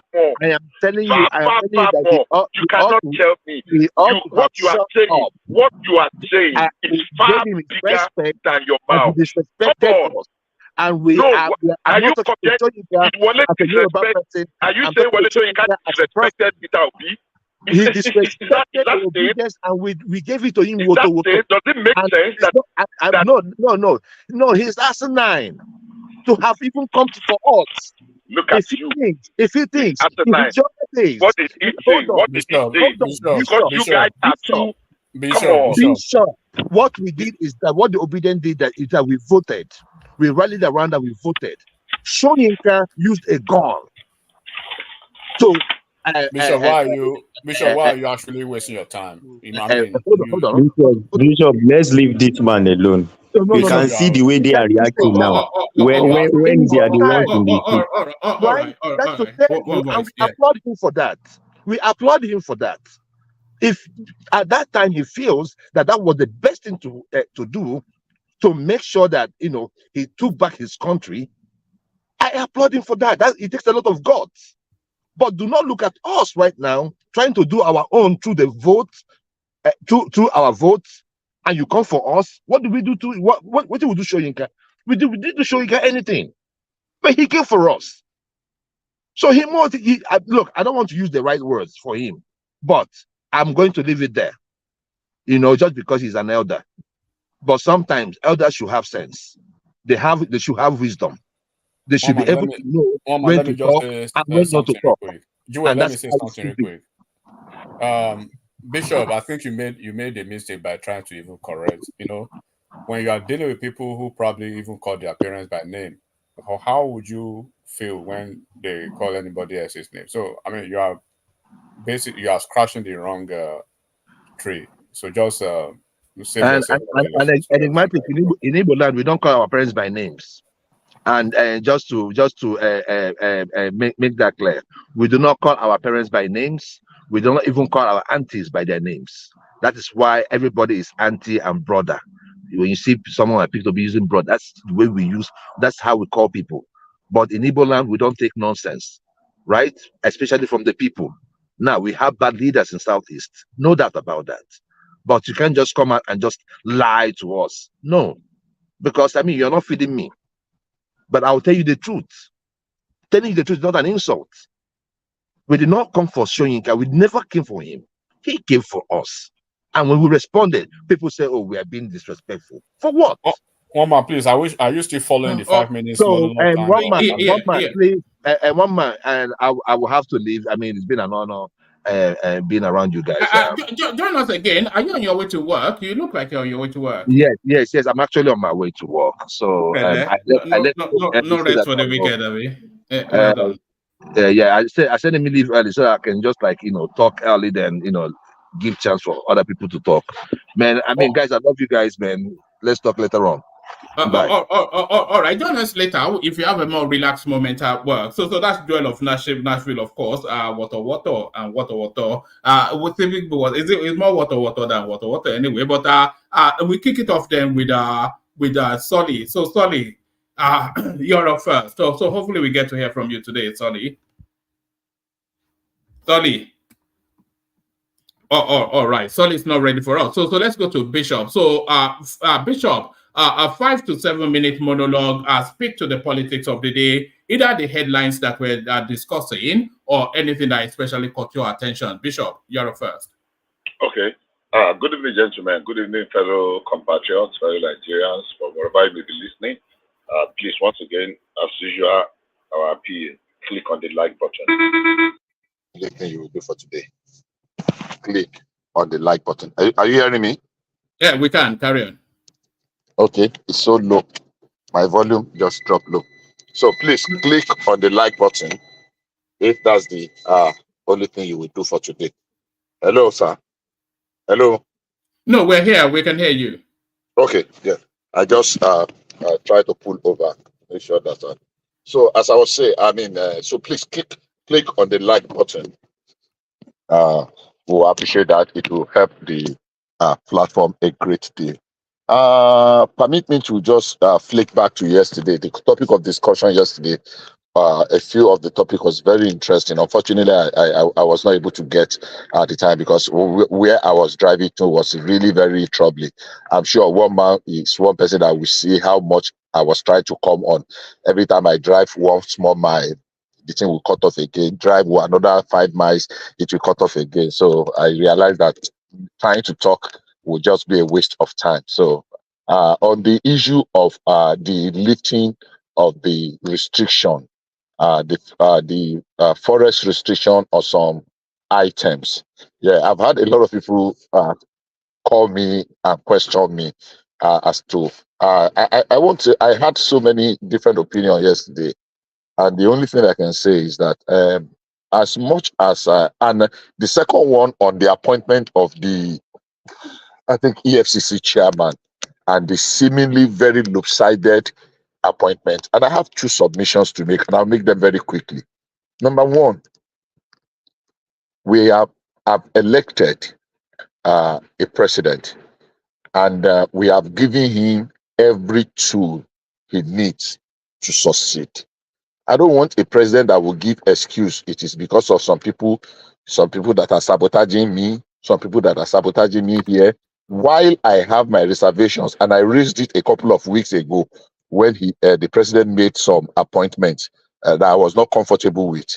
That look is seeming to be, but on a reflection, on a second thought, I said, well, if this man is taking responsibility that I asked for this job, I promise I am going to make a difference. Let him choose a team. If we have a good manager for the Nigerian Super Eagles today, and Super Eagles, not Green Eagles, I almost said Green Eagles, for a Super Eagles, and he says, just give me a free hand to choose the best team, you will win the World Cup in 4 years. It doesn't matter if all his players are from Ebonyi, or from Kara Namoda, or from, are you sure? He said, yes, just give me the free hand to choose my team. We will all support him, irrespective of where he's choosing his team from. if Tinubu is going to get us out of the woods with a team he is comfortable working with, the more we will have the opportunity of holding him by the tough place. If he fails, I pray and hope he will not fail, and I pray and hope his choice of a cabinet member or people in some places is looking at to make a difference in Nigeria, in its government and in Nigeria, will impact on us positively. If we begin to see good results, I don't think anybody is interested in who is where. So when I explained that to somebody that was asking me, I said, well, that is my view. No, I think people are interested in who is where, Bishop, because people want a national spread. And I agree with you to some extent. There are too many Yorubas in yeah, that's my view. But as it is today, only two things. One, has he broken any law? So that we will not just continue to we will not be backing on the wrong narrative. If he has not broken any law, rather than using it as a something that will be, a distraction, why don't you just let him select his team? No, you can't let him now. In a we have 200. That's what. So what do we do if he has not broken any law? So what do we do? No, we have to compel him to have a government that reflects. How do you compel him? Through pressure. The government hold on. The government has to reflect the people that it governs, and it's not governing Yoruba land; it's governing Nigeria. But the constitution says 36 states, one minister from each state, and every state has been satisfied. That's enough. Apart from even the 36 states, that is, he should show a national spread. If he has chosen and he said, look, come and subject it to scrutiny. Have I broken any law? And he can come up with precedents and say, look, they've done these things before. What I want is a Nigeria that works. I don't care who is there. I remember some people have said here that even if you have to go and bring a Chinese man, or a Bangladeshi. Hold on, it does care who is there. Because what you are suggesting by your commentary and Tinubu's actions is that only Yoruba people have competence. I never said that. I never said that. What I said, let me repeat myself, is this. If he found people that he is more comfortable. Look, one of the biggest challenges that Buhari faced, whether we want to admit it or not, is that he had a lot of saboteurs that he worked with, that he retained in place, in position while he was working, and they were working at cross purposes. That's a fact. There were people that they did not have the same vision. He, unfortunately, thought that they were on the same page. Buhari did not make a lot of parastatal changes. He just felt that, okay, his whatever body language or whatever, that people will fall in line. That did not happen. A lot of people he inherited continue to work against the vision of his government. And that led us to where we are. The best of the intentions of this world, don't make the necessary changes. So, while I am not happy with it, in quotes, I feel if that is what is going to make him succeed, so be it. Just like I said in my example, if we have a coach, a world-class coach today that promised to take us to win the World Cup in 4 years' time, that just give me. I remember I made a reference to, I was in Port Harcourt many years ago when somebody interviewed Aliko Dangote, and they accused him, that Northerners were accusing him that he was not employing Northerners. And he said something that struck me. And that was what made me to really fall in love with him, kind of a model. He said, look, if he wants to give to charity, he knows where to go to, in the mosque, the whatever, and the rest, and give them money. But if he wants to select the best, and if he puts out an advert for 100 people, and the 100 people, he used Ibadan or your state as the example, and the 100 people, the best, are from there, he will employ them. He's not interested in who is who. But if he wants to give charity, he can go to other places. But if he wants the best, he will select the best of the best that will make his company to grow, irrespective of their religion or ethnic affiliations. Now, it might be difficult to use that in the case of Nigeria, but is it impossible? I think not. I don't think so. So it's just a painful thing, but I am willing to concede that fact that if the president feels that, look, this, give me a chance, let me prove I can make a difference. And do you think other ethnic groups that are being disadvantaged are willing to be as generous as you are? Yeah, well, now, one man, let me put this to you. Can we have experimented for how many years? Where has it taken us to? If somebody is ready and willing to sacrifice, to risk all and make radical changes that we need very seriously, why don't we just let it? I am not nobody, and I don't think anybody in my family, even those people that they are appointing in Yoruba land, I cannot get to them. I don't know them. I only know them on pages of newspaper. I'm not saying I'm going to benefit anything from them. How many times have Yoruba people be ministers and even the one that became president? What benefit did he bring to me? What benefit did Obasanjo bring to the Southwest as a president from the Southwest for 8 years? Even the road to his own altar, did he make it work?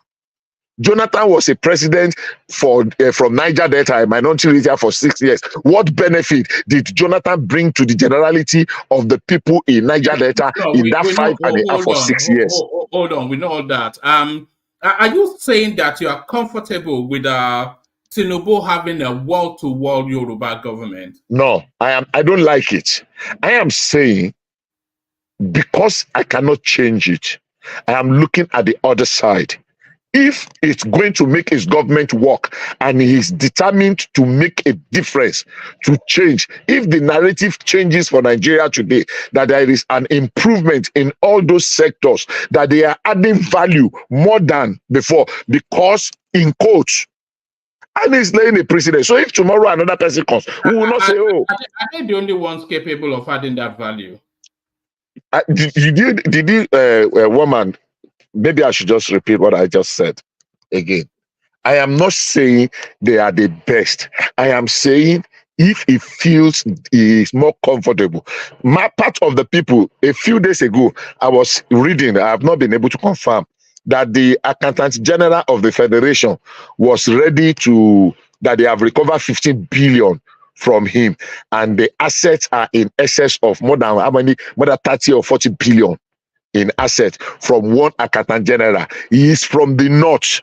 Buhari retained him and he messed up. That alone is enough to mess up whatever legacy, whatever struggling, whatever good intentions Buhari had.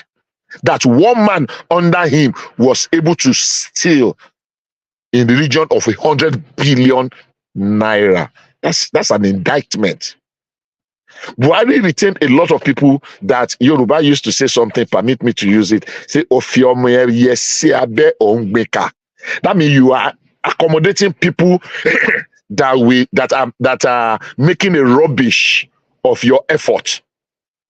That was what Buhari did for 8 years. He left ambassadors, he left head of parastatals, he left, and it was now, we thought that he was going to change, but time goes on, and from one thing to another, even the CBN governor that he retained, Emefiele, all through his tenure, Buhari did not change Emefiele. And we saw, and we are seeing the mess that Emefiele is. So if Tinubu is taking responsibility, in as much as I don't like it, and if you remember very well, woman, I complained about it a few weeks ago when he first made some appointment. I said he's becoming to have the outlook of a Yoruba. I am not that kind of a person. I try as much as possible, even when it is not convenient, to be objective. I try, even though sometimes people will see it differently. So I'm saying, if he is saying that, look, I'm not going to give you excuses, but permit me to run this show like an orchestra the way I want to run it. I will take responsibility for the success, and I will take credit for the success, and I will take responsibility for the failure. And I did added a caveat that in as much as he's not running foul of the law, that is a caveat. If we cannot say, oh, is guilty of any, he has not broken any part of the law, I think we should just try as much as possible. And even sometimes, all these people we are fighting for, appoint a Sekiri man, appoint a Ijo man, appoint Yoruba man, appoint a Jebu man, appoint a Ibadan man, appoint Oyo man, appoint a Egba man. What benefits to majority of us? Just their clique in the circle of their friends.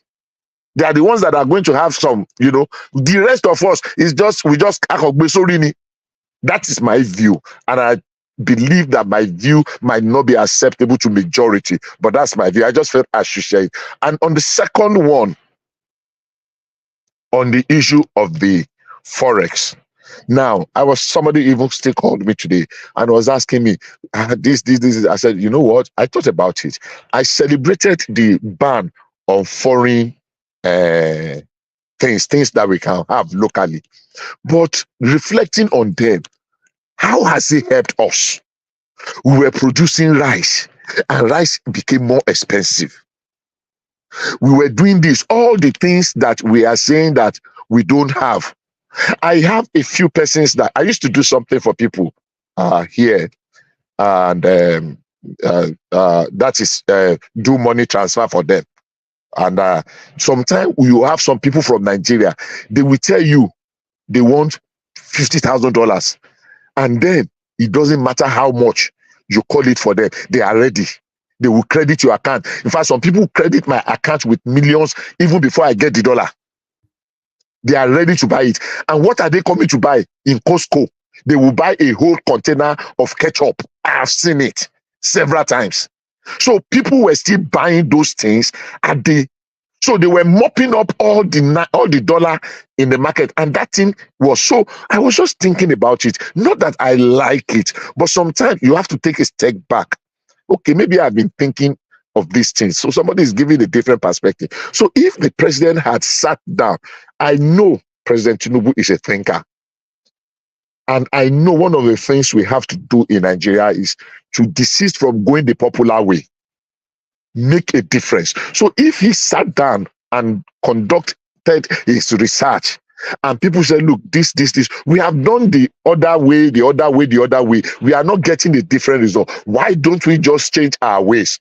So I'm yet to be convinced, but I'm going to concede to the commander-in-chief. He will not want to fail. Whatever Tinubu is, he is not doing it because he wants to fail. So if he does not want to fail, I believe whatever decision he's making is in the best interest of Nigeria. Even if I am not seeing it yet, I hope the result will convince me.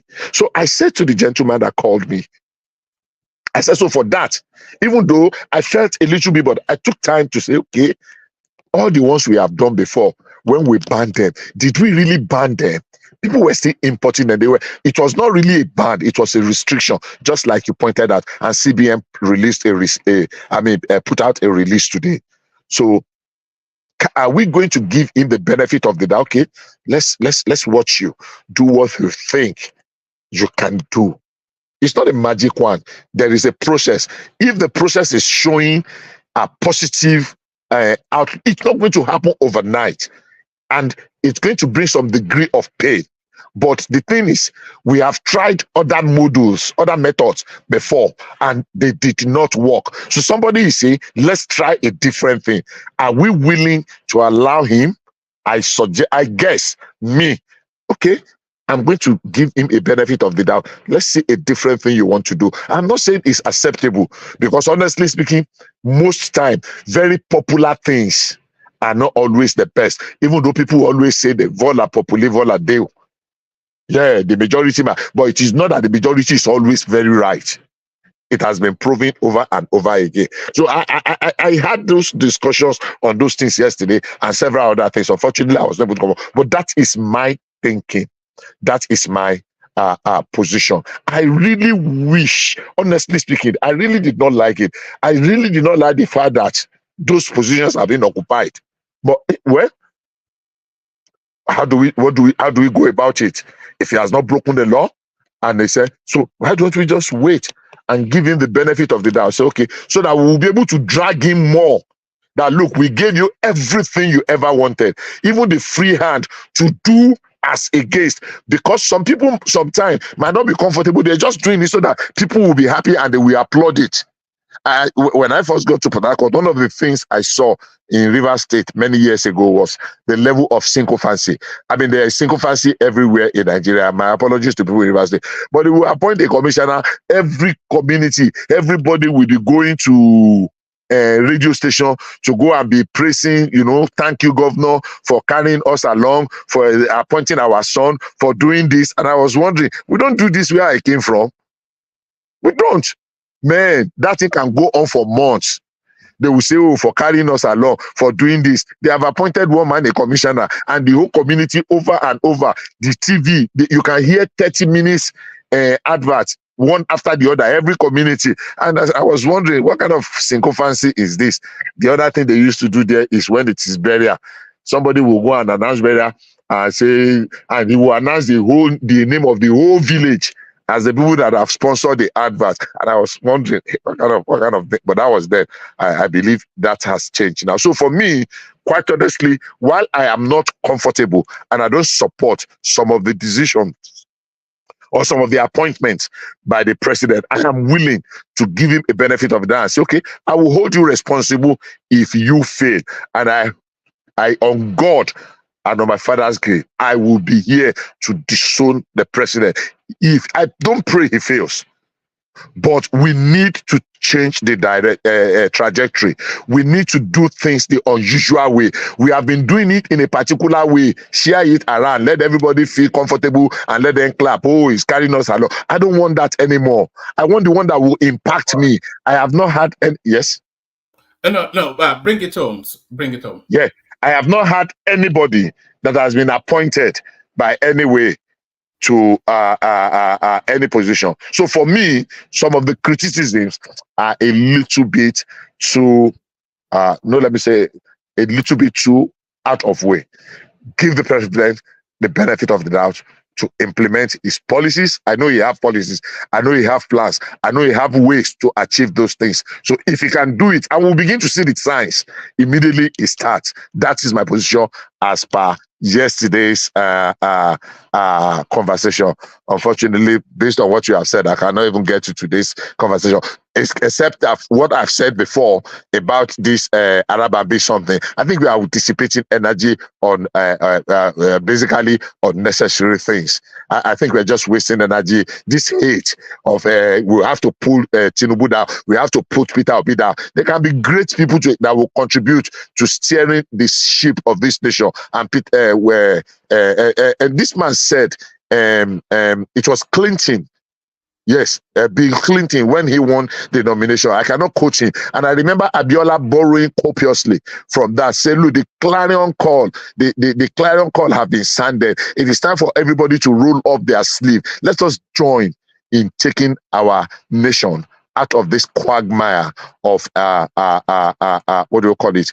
Of failure as a nation. We have a role, and the world is waiting for Nigeria. God bless you all, and God bless the Federal Republic of Nigeria.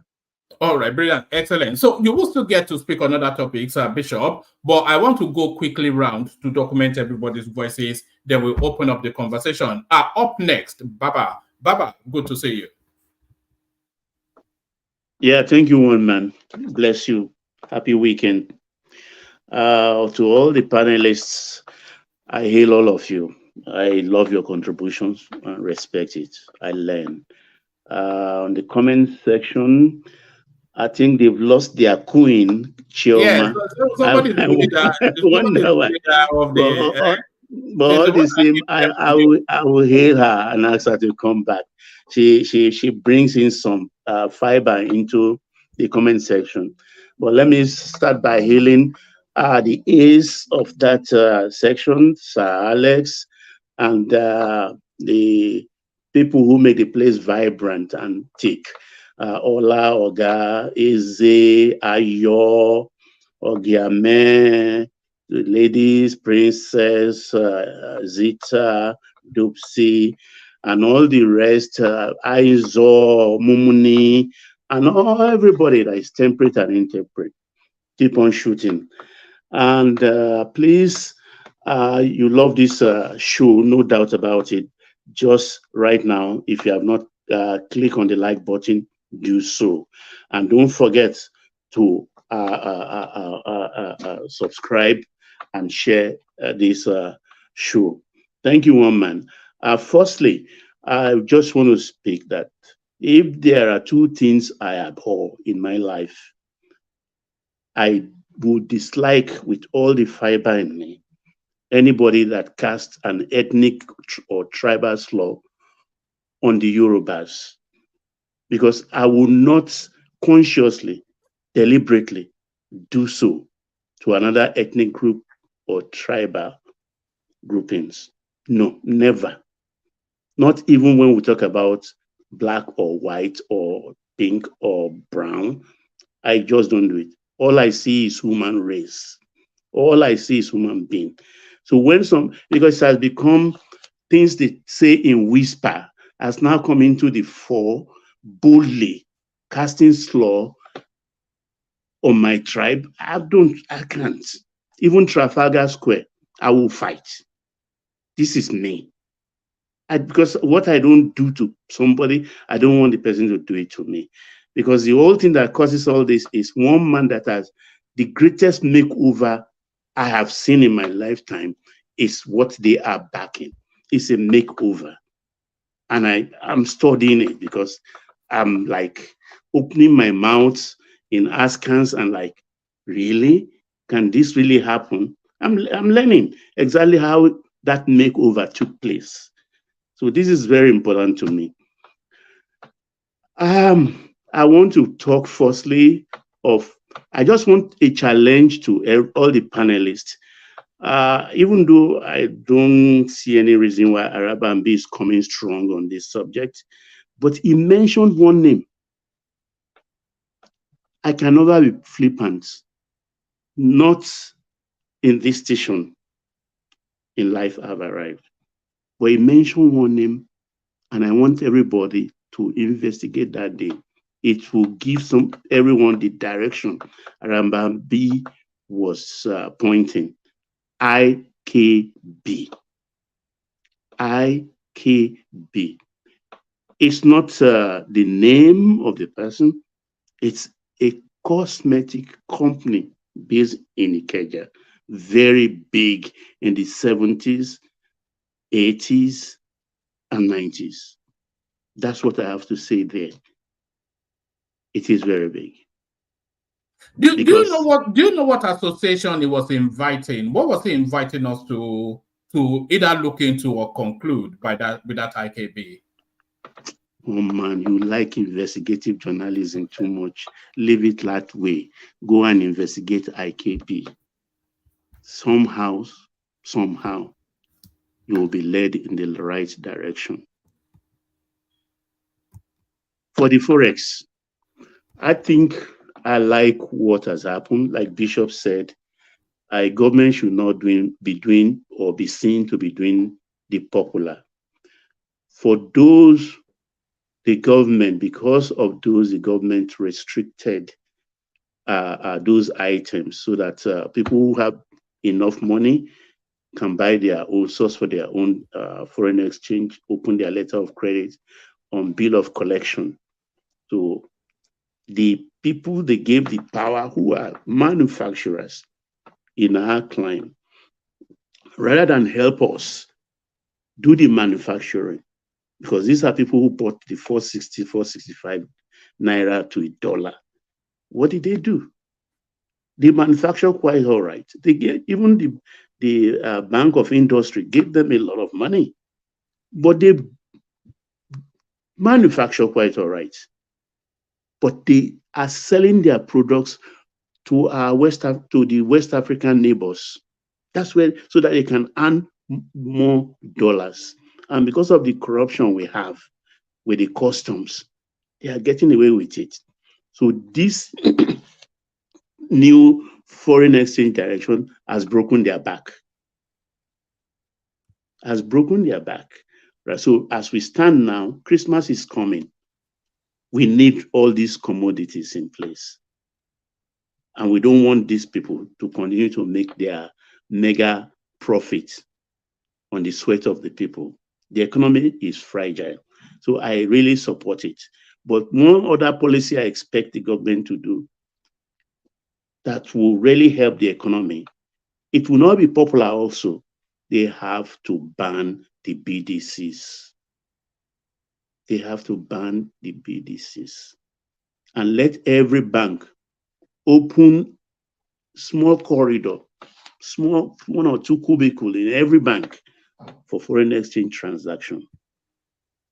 So that in that way, the government can control the in and out of the foreign exchange.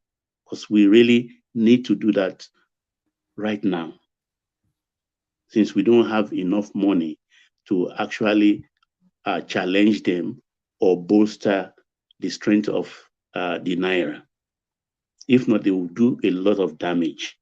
And in banning BDC, they will help our economy in the sense that we will harvest a lot of the 22 billion diaspora remittances. At least if they can harvest up to 2/3 of it, that will serve our purpose very well until the economy can stabilize. Because oil, according to the government promise today, will hit our 1.8 by December. Sorry, Baba sir. Good evening, sir. Yes. Sorry, I don't agree with you on banning BDCs. Why I don't agree with you is that we have over 5,000 BDCs in the country. One way or the other, they provide some form of employment. I understand your view, not that I don't understand your view, but I don't agree. I think the best way to go about it is to recapitalize the BDCs. I think the government is looking at it. It's something that might come up in the future. Do a recapitalization of 300 million for them so that they can all come back. Then give a certain number of BDCs that should be available. Probably BDCs should not be more than 20. Increase the number of services that they can offer, such as funds remittance, school fees, international payment remittance, including school fees, as well as receiving funds on behalf of other third parties.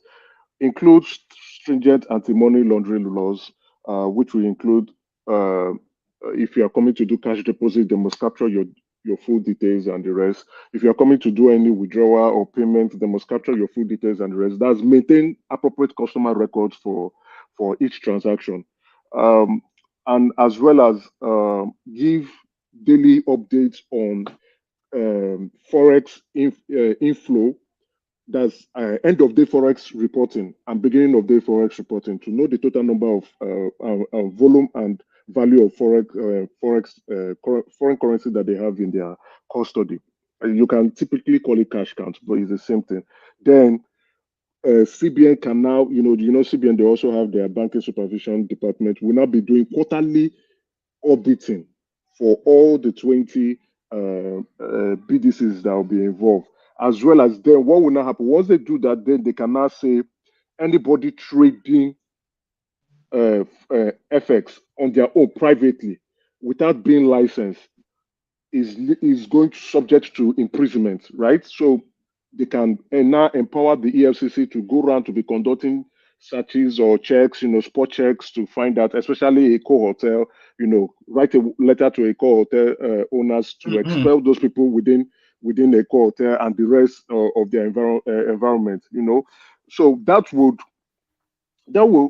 help. But what the government is not doing is that they are trying to bring that FX, the parallel market rates, closer to the official rates. At some point, let there be some form of uniformity.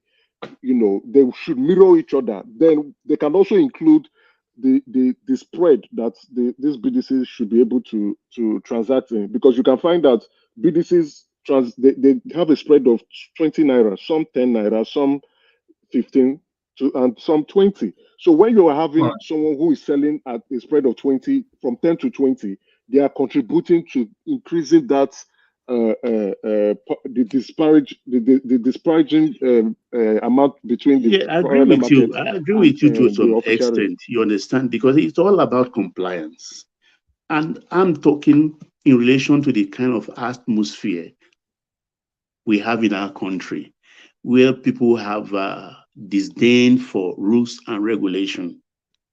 Because the ideal thing is about 20, 30, even 50 naira spread, the difference between the street rates and the bank. But when they started a few months ago, when the new president came in, I think the differential was about below 100. But look at it today. Like I use the word all the time, I don't know for the better word to use. We are peculiar people. We are very stubborn. We set already in our ways. That is why I said the government should be bold and outrightly ban this thing. 300 million is nothing to these people. That's just about $300,000. It's nothing. Do you know how much they put in bags on Emirates airline in those days, few months back or 1 year back when Emirates was coming here? How many times armed robber had stormed these things? You find 3 million in one bag, $2 million in another bag. They are taken to UAE. Just those that small cabal at the local airport and international airport car park. It's a difficult thing. So, why, like the Bible says, if your right hand is your problem, cut it off. So when they go underground, then the government has a right to pursue them into their rat hole. We need sanity in that space, because it is very, very dangerous, because these people actually dictate the price, whether we like it or not. They dictate the price. The cachet I really want the government to harvest from is that diaspora remittance. It is that diaspora remittance, because, I mean, Philippines, India, and several other countries where they export caregivers and everything, they make a lot of money. Look at, I mean, in the Israel Hamas war right now, India, I realize that India even have 18,000 people. Few of them are students, but most of them actually work in the health sector, and they remit money every time. They control it. So this is the thing we have to do. If we can even get 15 billion of that guaranteed every year, that is something. Because right now the government needs all the help they can get in this forex thing. Because if it runs away from the government, then the economy cannot survive it. The economy cannot survive it. This is my take. And when it comes to this certificate issue, I strongly commend the president. I mean, I have learned from him, because I don't think I can stomach 10% of what he has stomached. But I think his strength lies in his being obscure, trying to show that, well, he doesn't care. He said that, I think, during one of his campaign rally, that he doesn't even listen to news, he doesn't read papers. But at least he has family, so they know. Definitely. I really commend him. It's not in his place, by the virtue of the kind of office he's holding, to start to have altercations with anybody, be it opposition or somebody who thinks is the wisest or is the cleverest or is the best. It's not in his place. It's the president of our country, whether we like it or not. So let people he employed to guide his reputation continue to do that, and I'm happy the people I call the fronters of the presidency, they are coming up now. I'm seeing the Oshiomhole talking. I'm seeing the other man on the right, Channel TV, and Kimbaloye yesterday. Moka is doing his job. Why is Fani Kayode missing? Where is he? Where is he even politically? Is he in the Tinubu camp? And because the climate is suited for his voice. We are all given to different temperaments. You understand? And He's not happy. I think he expected some things, and people of his pedigree, no matter whether we like it or not, he comes with high pedigree. At times, they look on things like, how do I put it? I don't know how to put it. I'm looking for a temperate language to say, look, I'm qualified. I am good. Why have I not been given something? So this is why Ononuga at least is handling it. Age is he has the age on his side to be able to handle it. You can see him coming out, but he himself he's 60 plus. Fonika is 62 or something like that. So I don't know. He cannot. He's not happy. That's what I'll tell you. He is not happy. He is not happy. But he should just rise up above the fray. And lastly, one thing we are not observing. Some time ago, I talked about the First Lady here going to President Buhari to visit and things like that. Watch out that space. Look at even ministers already appointed, not looking for favors. They still go to Aso Rock to meet Madam Oluremi Tinubu. Wiki has been there, Umahi has been there, and several others. Watch that space. I don't want to put ideas into people's head, but you have your own interpretation. Thank you, woman. All right, brother. Excellent. Well put. Thank you, Baba. Stay with us to chime in with other topics. Let's go on from Baba to Ogbeni. Ogbeni, you're up next. Thank you, woman. Ogbeni Kole. Yeah, there you are. Good morning, everyone from Scotland. I greet everyone, and please subscribe to this channel, like the button, and then share. It is important. It's a global platform that we should have everybody to be contributing. This is our little way of building our home country. When you contribute here and there, don't think they don't listen to us. They have syndicates. They listen to us. So, Wama, good morning. Let me start from Gregory. Mr. Gregory. Yeah, but is it still Gregory? Because we are not. Is it Damian even? Which is starting with who is Peter Obi? Is the question. Wama, I think it was enigmatic. I think it was somebody who expressed an opinion here sometimes back when this Tinubu certification started. And the person was very skeptical about it and said, you see all these things, they don't matter to an ordinary Nigeria in the streets. They don't put food on my table. They don't put food on anyone's table. But the obedient kept saying, and let me say the articulate, because they will always say, don't say only obedient. But we all know article triggered the thing, but we all know those ones who are peddling it more. They kept saying, "No, the integrity matter. Oh, we should find it from top to bottom. We should da da da da da da da da. If they find him guilty, Nigeria is finished. Nigeria is embarrassed. In fact, no more investment is coming to Nigeria. In fact, so many Nigerians now in diaspora, they're asking for their certificate. Da da da da da da.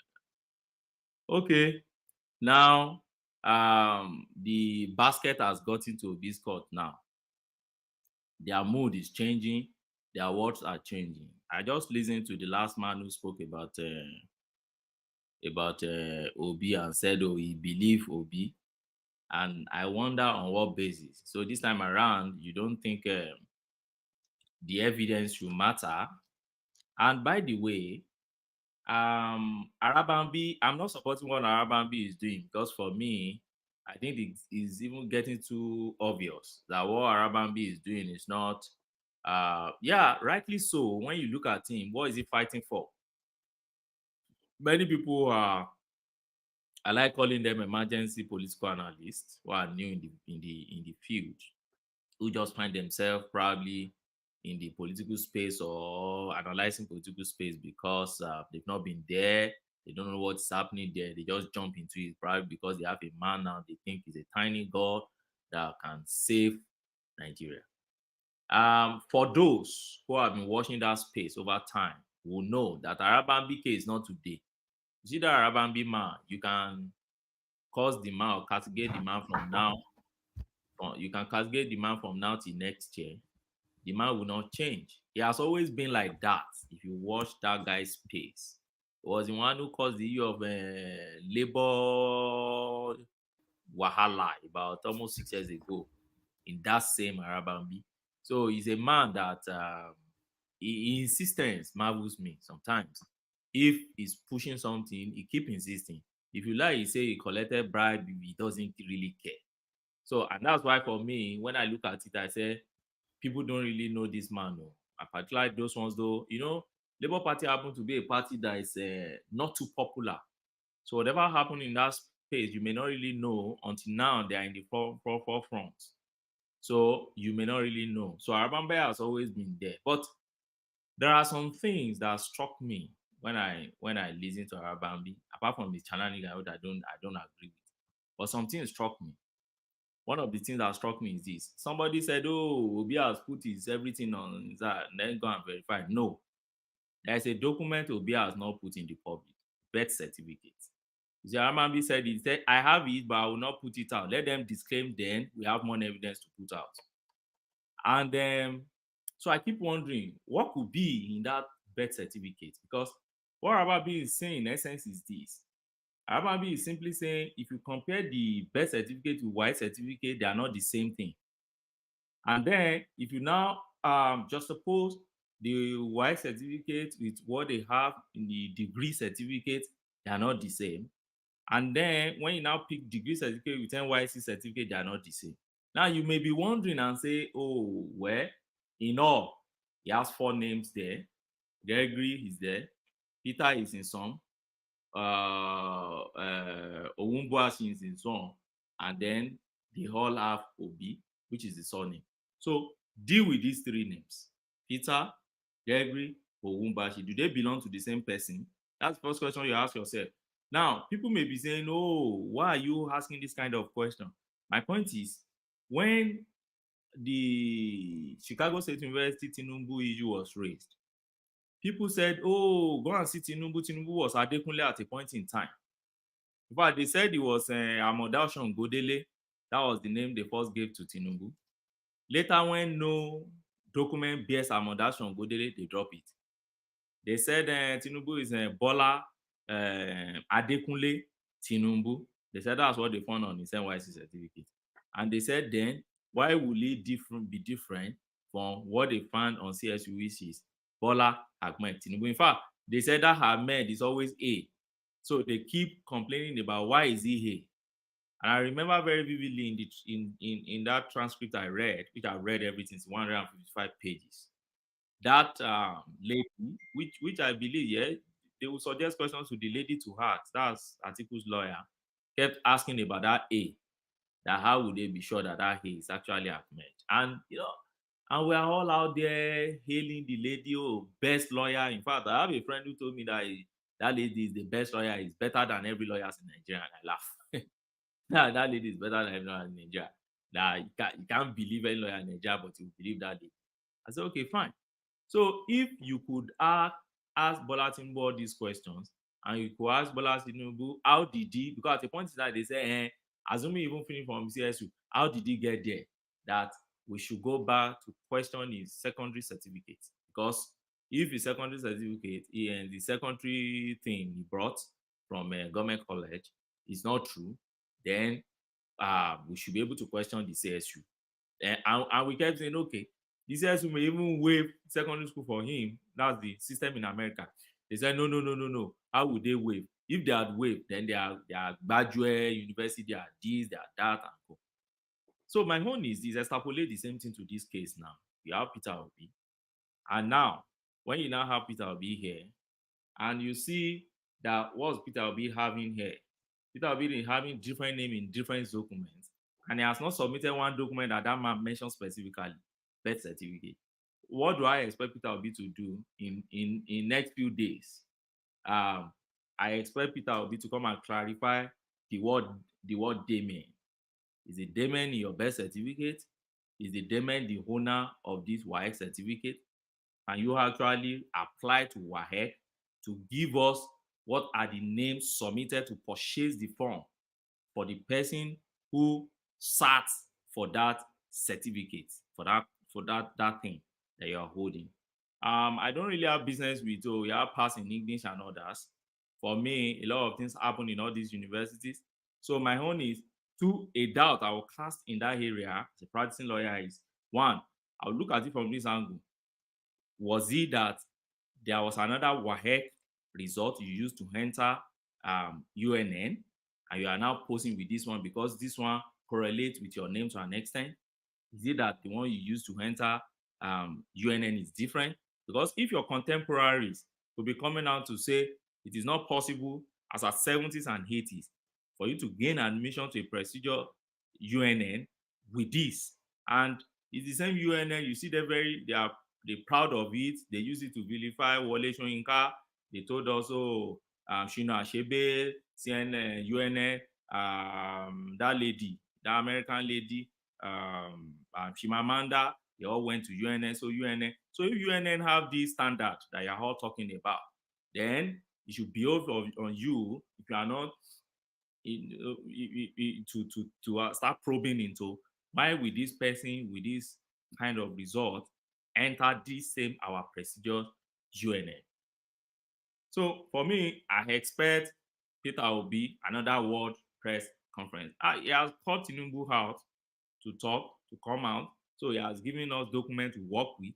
I expect people to start working with those documents. But I expect him to come back, release your birth certificates, come and clarify to us, Damian, tell us when did he die, what happened to her, because they told us that it was Alhaji Mogaji's daughter, Alhaji Mogaji's daughter, that died, and Tinubu also picked the lady certificate, and Tinubu made use of the lady certificate. So this is more like a deja vu for me. So if it's happening also in your home camp, because you happen to be the saint to be the righteous one, everybody wants us to believe, then come out and clarify all these things. Who was Damian? When did he die? We are sorry for the loss of your brother, but come and tell us a little bit about what Arabambi is talking about. And if you think what Arabambi is saying is not true, sue him and let him bring more document that he said he has. That is by the way. One man, one thing I've seen about this Peter Obi guy, and I keep saying it, many of the followers of this guy don't even really know him. And rightly so. How much do you really want to know from Peter Obi? I ask people and I keep asking. Peter Obi was the governor of Anambra State, a population of 4 million. So you won't compare him to a governor who ruled about 16 to 18 million population, because one was more on the front line of politics when he was the governor than somebody in Anambra. So you will know much more about the doings and the misdeeds and the cut corner and the secrecy of the man who ruled 16 to 18 million than the man ruling Anambra. It's just like President of Nigeria and President of Shisha Republic, or Central Republic of Africa, Central African Republic, sorry. You will know more of Nigeria because he's ruling about 200 million and a very strategic country, to West Africa, than you will know about somebody who is ruling 4 million. And a state of about 21 local government, and then I look at the IGR, the last time I could check, I think it's about, they're generating about maybe barely 180 million, billion IGR. So don't compare it to a state that is generating about, I think about 900 and something billion is what Lagos State is generating now, or 700 and something billion, almost 800 billion. So you won't place them on the same scale in terms of how much people will know about that leader. So, and Lagos, you have everybody in Lagos, all tribes in Lagos, all eyes on Lagos. Don't compare it to a state of probably 90% homogeneous that contain somebody of the same tribe, about 90% population in that space. And so you can't. Even last count, if you check, Anambra is not in the top 10 states with highest IGR in Nigeria. And in terms of federal revenues, I think it's number 18 or number 19. So, but a former governor of a state top number one in Nigeria, top in Nigeria, top in this and that, more tribe and people in that space, you will know much more. So when I say people don't really know too much about Peter Obi, you could be excuse them, you know, although for them to now vain ignorance. Let me ask you this: Do you know the backdrop? Continue with your monologue, but do you know the backdrop to this IKB narrative? Do you know anything about that? I don't really know. The quick search I just did was that there is a conglomerate that was emerged with some scandals some years back. I think sometimes around 2010, 2011. But I promise you, I'll go and check. I'll call some of my guys in Germany and US to read about them and then to tell me. I have some people in banking industry, but I think it has to do much about finance and some fraud happening somewhere. I'll try. It's worse than that, Benny. You said? It's worse than that. Check it out. Check it out. I'll go and check. I'll do my findings on that. So my point is that, you know, so much people don't really know about this guy, and rightly so. But for them to vain ignorance, what marvels me a lot. You know, you put up, you know, arrogant ignorance. I smile. How much do you really know? You was just ruling a 4 million population of a state in the southeast there. You won't compare with somebody ruling 16 million people with all tribes in a place, and people are still moving into Lagos today. Till we speak today now, more people have moved to Lagos today, and they want to know what is happening in the state. So rightly so, people don't really know more about him, and he took advantage of that, you know, to project his Mr. Saying. And I was even expecting when he said, Atiku, just be on your own. I'm not pushing this thing with you. I expect him to just be there. But since he has put his own credentials all out now, since he has joined the race, since he has joined this whole thing, I think they should also log it together. So if somebody says, oh, it's not good for our polity, I think it's politicians doing their thing. Just leave them to do their thing. It's politics. That's all I think I will say about that. So, but in addition, when you now talk, then when they say Panama, they're explaining it out. When they say contract to his family, they're explaining it out. When it's Anambra money for Fidelity Bank, they say, oh, you should shut up. Don't talk about anything. Arabambi said he did not conduct local government election for a whole 8 years. He spent. Arabambi is talking rubbish. When you say, oh, doctor went on strike and he didn't mind, and teachers, oh, stop talking rubbish. And somebody drew my attention to something today. He said, with the almighty Onitsha market, so all Anambra can generate is about almost just 180 billion. And then what's so Eldorado about this guy that people talk about? For me, I said, well, we have a president. My focus is not on Obi now. Obi is nobody. Obi is a private citizen. My focus is on the president. He should deliver everything he said in his manifesto, at least, even if it's 60%. Electricity generation, I'm still expecting it. I've not seen anything. I'm not going to start criticizing the president now based on that, because I think it's too early. But for me, I love the way he's focusing on what matters and doesn't care about all these challenges that is going around. But I want those things to start yielding fruits. Agriculture, I want him to face agriculture, and then let us start seeing what is happening in that agricultural area. But that they are opening and all these things, I don't like it. I don't know. It could be his own policy of doing things right. I don't know, but I don't like it because I'm also a farmer. So I'm expecting policies that will favor farmers in Nigeria. Farmers are suffering in Nigeria. Well, what about this forex something? The removing of the embargo on importers being able to access forex for food items amongst other items. Is that something that runs contrary to the agricultural policy of the country, does it not? Yeah, that's the way I see it now. So that's I don't know. I don't still really understand this government. I'm waiting for, but you know, I'm not an economist and I keep saying it on this platform. So I don't really do you think they need a big win impact for people? Because you know, if people have a wait and see sort of policy in terms of this government, people broadly agree with some of their policies, but people are not certain as to the direction yet. So they need a big win, don't they, in order to have everybody fully on board? Yes, woman. And another thing I've seen in this government is they need to be in the media. They need to break their policies down. They need to start telling us why they are doing what they are doing.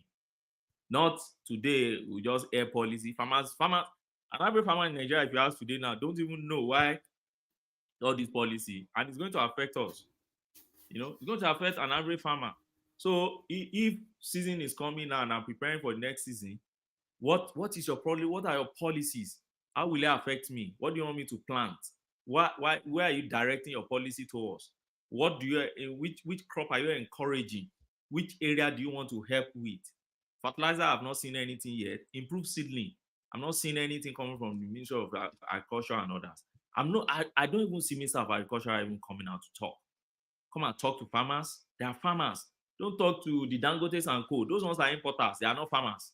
All those, they are importers. Those guys are not farmers. We are the farmers. We have farms. You can see us on ground. We are not, so that's my point. I don't know yet, and now I'm economic, so I won't speak too much to that as is. So if he has the obedient pushing from their own end, then it's good for our polity.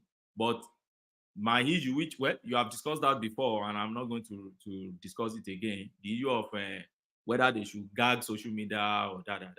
For me, I don't think they should gag social media. I listened to your program of last 2 days. I listened to her. And do you think they should regulate it though? Because regulation is different from gagging. Yeah. For me, I think they should regulate, but for me, I think what they should do more, which I already preach on this platform, is that they should raise people awareness as to make use of the court against defamation. It's very simple. It's very simple, one man. In every jurisdiction, make sure that you reserve some judges that will be attending to the cases of social media bully, defamation, libel, and scandals. And simple. So if you raise my awareness, if I just go to court and do summary procedure, that's what they do here in UK now. You do summary procedure, go there, get your form, put the person's name there, let them serve the person, and then let them get judgment against the person. Once you make some few scapegoats in the society, they will all adjust, because they will know that they have their needle, they have thread, and people, they will trace them, and then you go after them. Simple. So in a civil way, instead of going, it will readjust itself. That's what they do in China. That's what they do in South Korea. So that they have specialized court for all these things, and they do it fast. It's not the one that you now appeal and you think you can stay it there. No. They do it quick. And if you don't have money to pay, you serve public punishment will be for you, just like what they did for Funke Akinde. Go and be sweeping market for because you can't control your tongue, because you are saying what you did not know. Go and sweep go and wash public toilets and let them enforce it. So when you do it, you say you are a blogger, you are something influencer. Go there and show your influence. So that's just for that. And the last point I'm going to talk about is this, about why is Tinubu appointing almost everybody Yoruba, da. First and foremost, let me tell you, all those guys that are appointing, they are Lagosians to start with. Whoever knows will understand that very well. That's one. Secondly, I asked people when they confronted me in my own space, little space, and said, why is this guy Yorubalizing? In fact, one of my friends said, Yoruba Nation has now finally gotten to the federal. I just laughed. So for me, the question I ask is this. So how many appointed has it made? Do you know how many parastatals and the major agencies we have, federal government agencies we have in Nigeria? Tinubu has even made appointments in even 10% of the agencies we have in Nigeria. And I keep asking, yes, fine. The major ones that I think it should change now, because you think it should have people that relate with his own idea and relate with his own governance, probably style and co. It's changing them now, yes. And you could see so many Yorubas there, which I won't disagree with. Yes, IGP, EFCC now is this guy, Ola Olukoyede. Then ICPC, he put Bolaji there. DSS is not. And Navy is not. Air Force is not. Defense is not. They are not all Yoruba. The only Yoruba in service chief is Army, I think Lagbaja. Then in finance, apart from ministers that is per state, which anybody cannot complain about that. So I'm talking of federal agencies. The finance minister and the CBN governor, they're both Yorubas. Yeah, no, leave minister because they distribute minister across the state. But CBN The custom boss is a Yoruba man, the IGP a Yoruba man. CBN Yoruba, immigration self, that woman, Caroline Wura, Yoruba, custom, Adeniji, the contemporary. I think even FRSC, Adedeji and others. Auditor General is not, but Accountant General, I think, is Yoruba and all these things. And then, so when people now confronted me, they are Yoruba, I said, okay, those are the ones that he has changed for now because he believes he could relate with his own policies. I stayed in Abuja, and that is the seat of federal government agencies. Do you know how many federal government agencies we have? Do you think we have less than 60, 70 to 100 federal agencies that should or not be functioning? Is it because we have this WAP mentality of, oh, these are major government? What's major? Do you know the kind of power that UBEC alone has?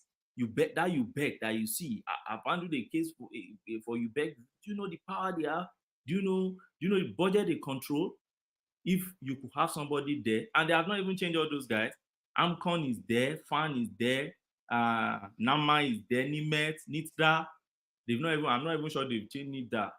Nictosat, NIPOS, I'm not sure they've changed the Postmaster General. NTA, have they changed NTA? Bureau of Public Enterprise is there. CAC, I think CAC now, they said they just sacked those one in CAC. DMO is there. Debt Management Office. I don't know if they changed FRSC. I think the guy there is still acting. NICOM is there. PENCOM, NHIS, NDDC, NDIC, this guy, NIPC, UBEC. Then JAMP. Have they changed the person in JAMP? NECO, NABDAC, WAEC, all those guys, NUC. So I keep asking, I don't know, they've not changed NNPC, right? The guy is still there. PVPR, FEPA, Nestra. These are the big agencies we see in Abuja now. So they are changing few agencies. So for me, you should keep the guy running and be changing all these guys if you think you change them so that the optic can change, so that people don't need to launch on this few appointments is making to say, oh yeah, you Yorubanize this thing. NAFDAC is there. Have they changed NAFDAC? I'm not sure. I think the guy is still acting. There's this one around that matter. NPC, NDLA. I don't know if they've changed that one. DIA, that's Defense Intelligence Agency, is there. NIA, NFIU. Those are the guys in terms of intelligence now. NJC, NJI, FJSC, NIMASA, NPA, Federal Character Commission. Yeah, these are agencies in Abuja we all see every day, and they have DGs, they have all these shaman governors, and so for me, when I look at it, I say, well, he has told Nigerians he's going to form, he's not going to form he said something of competence, or what did he even call it? That's what he's going to form. So if that is what the king is forming, for me, he should keep the gun running better. I want to be expecting more results by now. I know it's not going to be easy. I know we will not voted him to come and perform magic, but he should let us know what he's doing, and then he should let us start seeing results. At least after 365 days, if I'm not seeing results, for me personally, I'll start criticizing him and I'll start looking deeper to see whether. So is that the time span you are giving him, a year? It's a year for me. After 1 year, for me personally, after 1 year, I should be able to be seeing which direction. I know they're not going to build, particularly what Buhari destroyed in Nigeria. Nobody is going to build that in the next 8 years. I'm telling you, that guy did not destroy our economy alone. The guy destroyed even our fabric, our reasoning, he divided us so much that he did many, you see, hostility that you still see coming from the particular southeastern part of the country. Buhari caused much of it. Tinubu is just, Tinubu inherited the enmity, that should be vested on Buhari.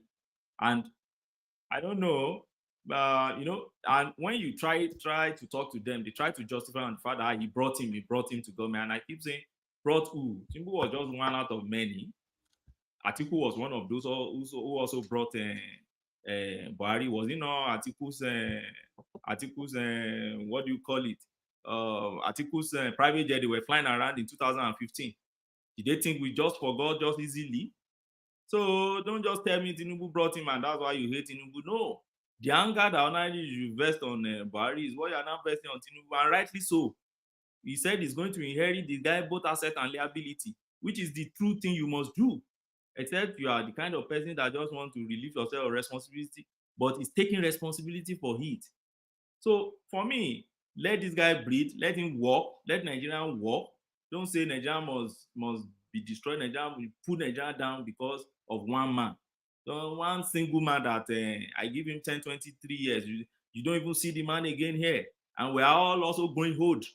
So let us build something that we can hand over to our children, so that our children also can have a safe and good space to live.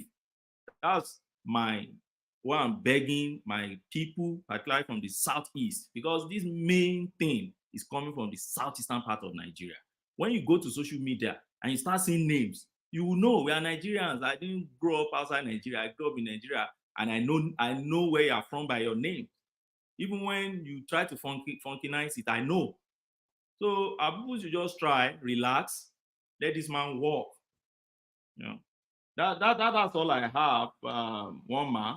There are so many federal agencies remaining and parastatals remaining. If you ever live in Abuja, you know all these things. They're every corner in Abuja, and they have DGs, they have shaman, they have.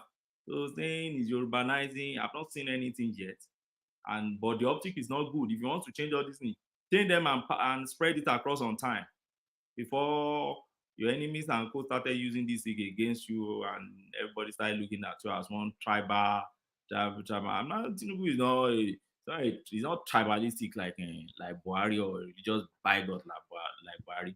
May Nigeria never see somebody like Buhari again in our life. In Jesus' Amen to that. Amen to that. So excellent delivery by Ogweni. Well done, Ogweni. So that's Ogweni, of course. You all know that's Ogweni. So up next at Jide. So we go Jide, then King Emeka. So Jide, you're up next. Okay, thank you, woman. Thank you, everybody. Good morning to you all from Nigeria. I want to start from where Ogweni stopped. Ogweni made a statement that I feel we are not looking at it in totality. Buhari didn't divide Nigeria. Buhari, before he even came in, already the Southeast were campaigning against him, saying he was going to Islamitize Nigeria, he was going to Fulanize Nigeria. A lot of things happened to that man even before he came in as a president. We are in this country. I know even some governors advertised the man's obituary on TV, on newspaper. I am in this country, and I saw a lot of things then. This man did not divide this country. What divided this country during Buhari's regime was first the church. Before this man came in, a lot of pastors preached against him. A lot of pastors. I don't know. Maybe they were coming from the era of Idiagbon, what they faced, and they were using it to preempt what the man would be like on his return. And that was where it all started. And what we have today is what has happened during Buhari's time. Obi coming to magnify it. That is what is dividing us today. Just to touch on that. What I wanted to say actually, in terms of everything we'll be saying, because me, you know me, I always come with what I saw on the news today that interests me. That is my own my own joy. The first thing that interested me in the news today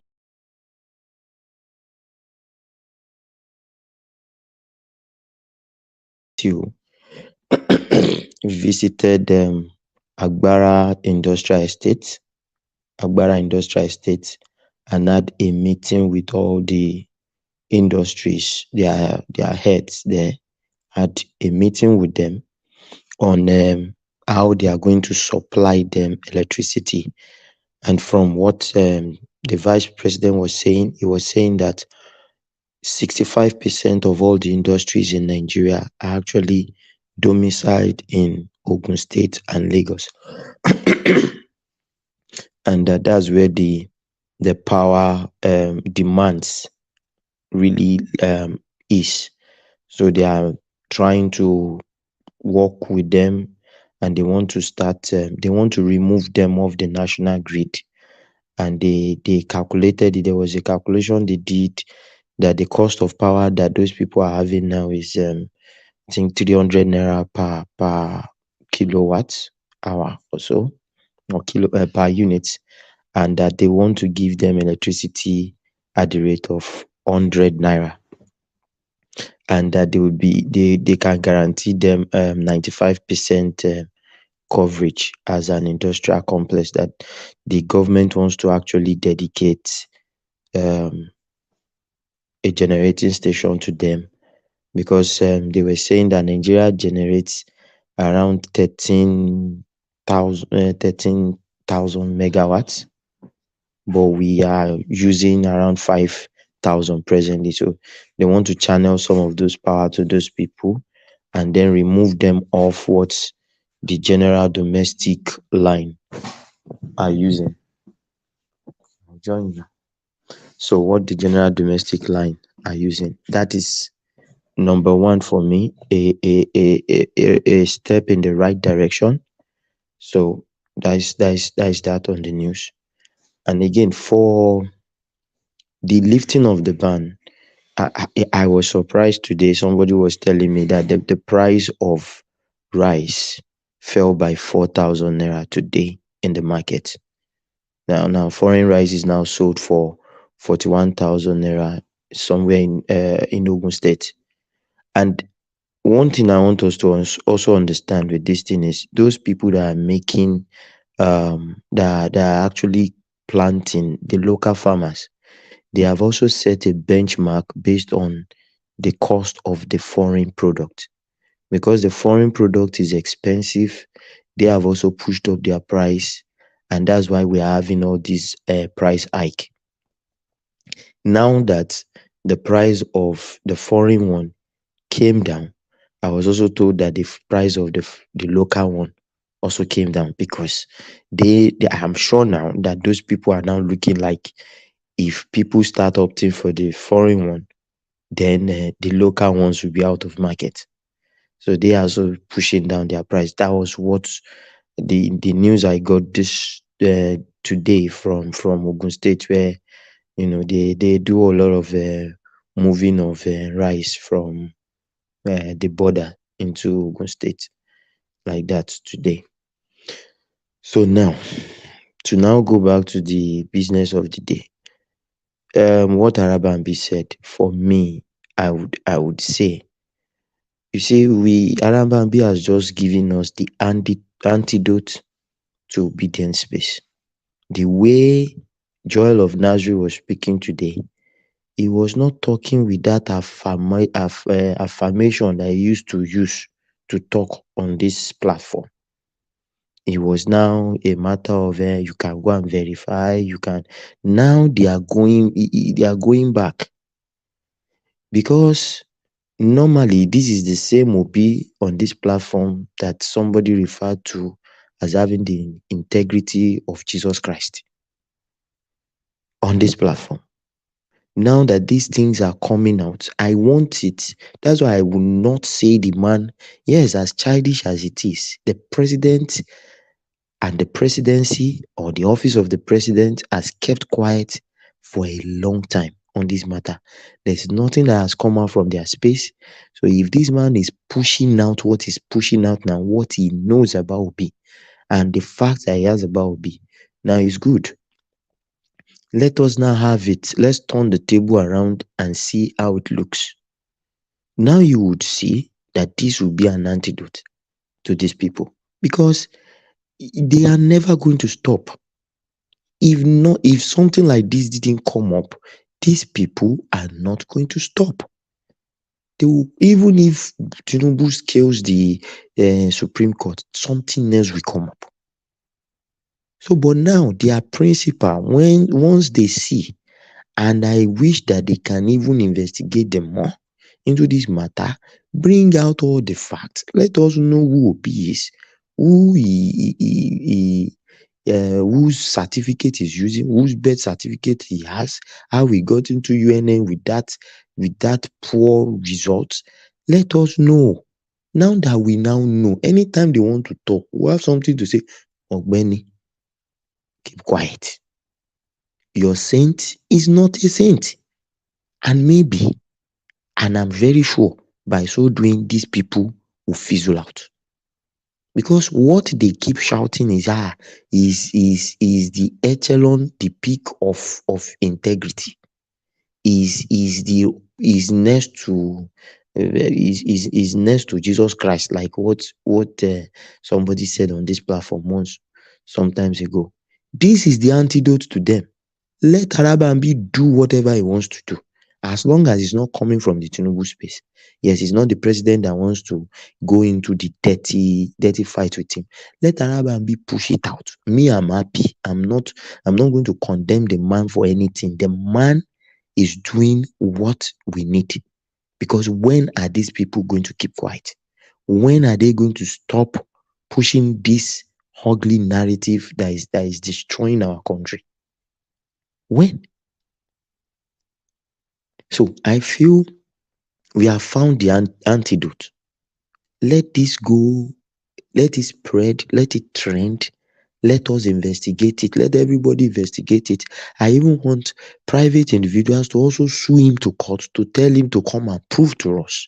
So by so doing, it will be easy for us to silence these people. Or else we would live with this set of this how do I put it, this nonsense rhetorics all through these 4 years, and they will keep distracting the government. They won't let the government move in the right direction. No, Jide, you are mistaken. There is a word they dropped. They said Obi is not a president, so the president is their issue. We should interrogate this president. So don't just think they will go quiet. And Baba, I feel that if all of them don't go down, few of them would learn sense and see that, oh, it's like we are doing the wrong thing. I know a lot of them that are obedient, that are now retracting. Even in my workspace, a lot are saying that guy is just making noise, Jerry. That guy is just this. He did not prove to us that he won the election. Now it's coming to them as sense, and I want this to happen to them. I want this to happen to them, because even in the office, they will not let you sleep. They won't let you rest. Everywhere.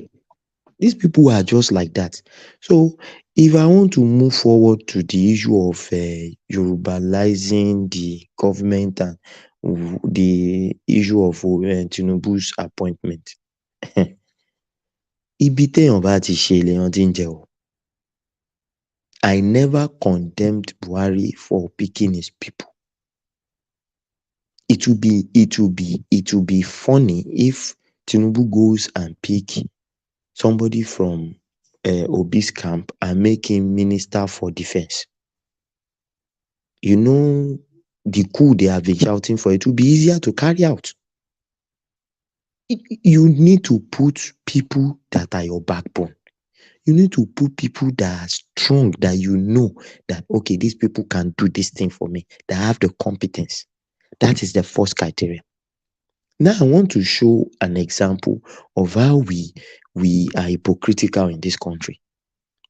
Nigerian Super Eagles played a match today, and in the first 11 today, there was no Yoruba guy. There was no single Yoruba man playing for the Super Eagles today. And it has always been Yorubas being minority, even Hausas sometimes be minority in the Super Eagles. But all of us we go and clap for them. I watched the match live. I celebrated when they scored. Nobody is saying it is Igbo, it is Yoruba, it is whatever. But because these guys, yeah, they are doing the job. Are they the best? That is what we've put there. That's the best we have put out. Are we saying there's no Yoruba player that can enter into that team? No. But they have the structure, they have the connections, and they get themselves into it quite easily. Fine. As long as they are representing the green, white, green. Nobody is shouting, go to athletics. It is always the same way. Nobody will shout marginalization in that direction now. I watched the match today. There was no single person from the Southwest. In fact, there was no Northerner playing in that team today. So what are we saying? All right. I'm not sure. My system dropped for a moment, but hopefully everything was So start to bring it home, Jide, and then we'll go on to Emeka.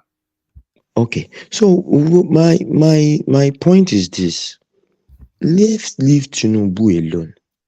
Buhari did the same thing, chose his own people, but where I have problem with him was the area of competence. Were they competent to do the job? They were not. Fine. And it was glaring. Then we can now pick it up. But this man is trying to pick his team. And if you look at it, he's giving to the north, he's giving to the southwest, and whenever he deems fit or he sees somebody that is confident that he can trust from any other zone, he gives to them. And I don't blame him. I don't blame him. Nobody goes and beg for food from somebody that is your arch enemy. You want to bring me down, then I announce it's your house that will come and eat. It's not going to work. It's not going to work. So if you want to get the juicy whatever, I will continue to say this thing.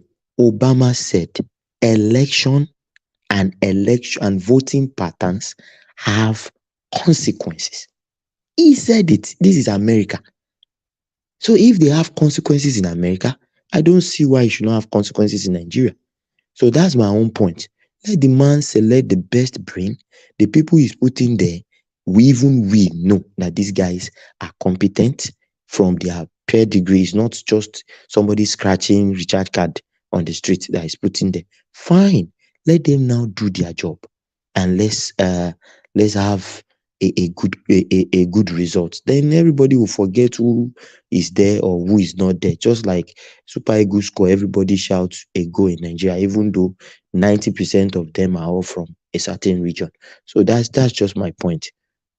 All right, brilliant, excellent, always well done. So thank you, Jide. So up next, Emeka, you're up next.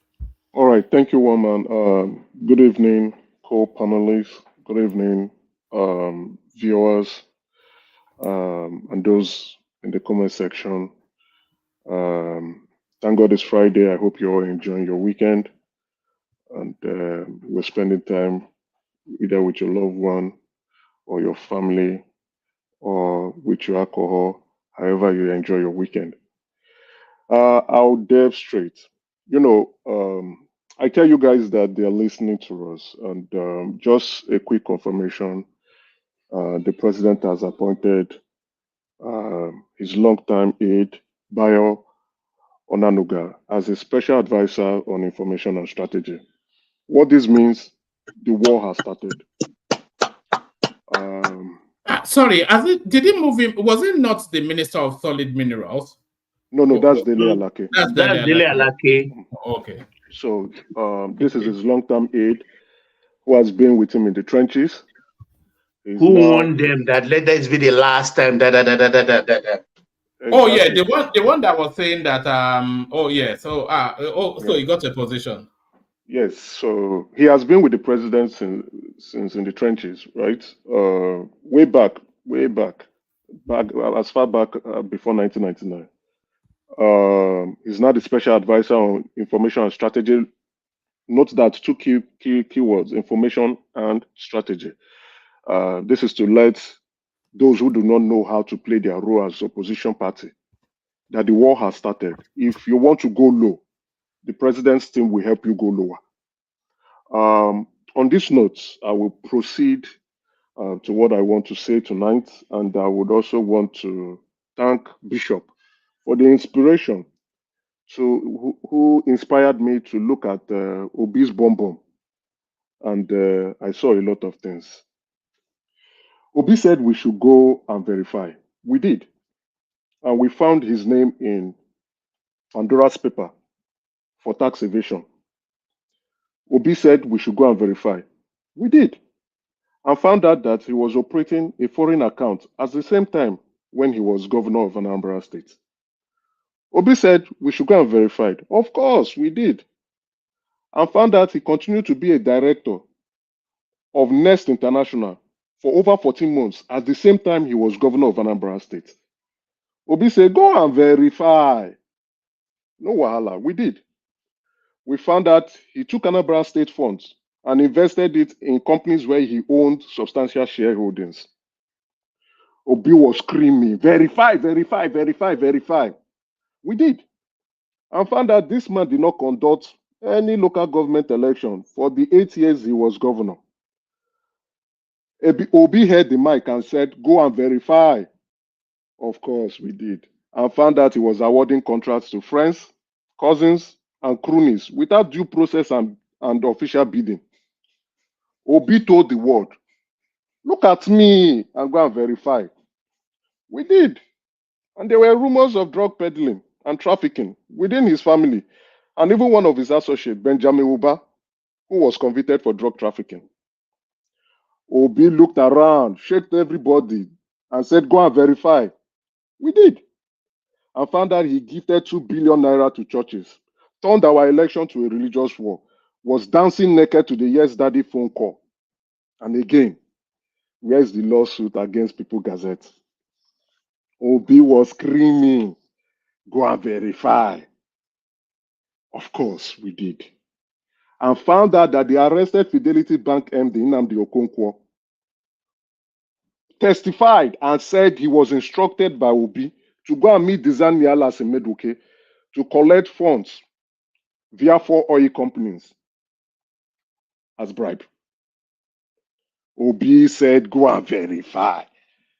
Of course we did, and observe is a repackaged expired Akamo, rebranded as custard.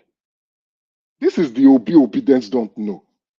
This is the saints, Obi, their Messiah, that they are all healing.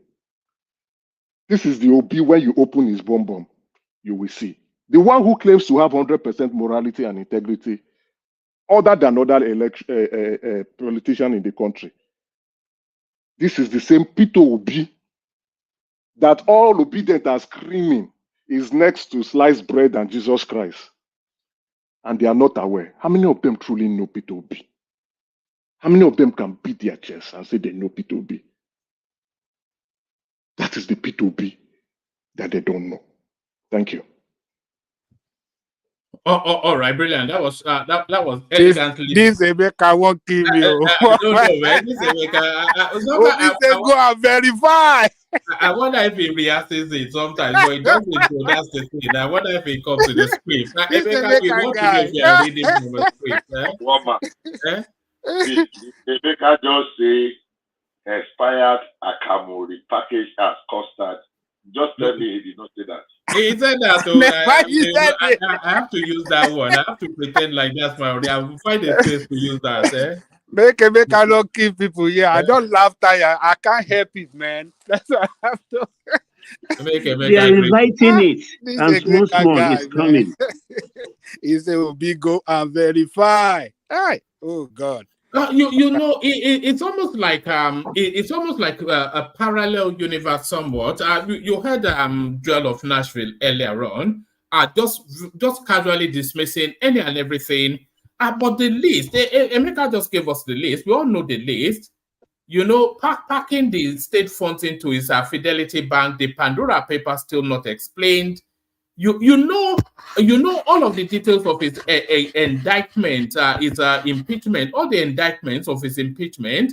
You know they're still subsisting because he never answered any of those allegations. He got away on a technicality. All of those things, you know, and now this one coming out, questionable credentials to get into. All of these things. And they're telling us that he's the man of piety, it's like a parallel universe, it's almost like, a parallel universe. But let's hear from Akim, who probably has gone to bed. Akim, are you there?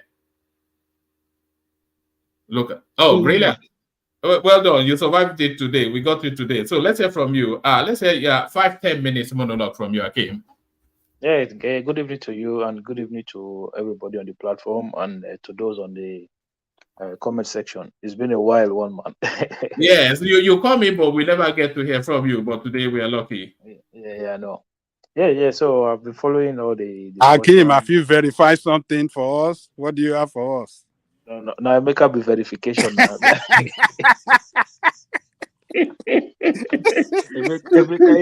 America is the verification, so he already verified for you.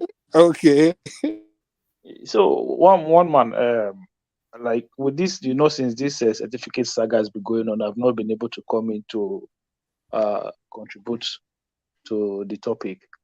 When you start fighting people who have more power than you, these are the things that will always happen. So you're fighting the instrument of government. You're fighting the people who have the instrument of government at hand.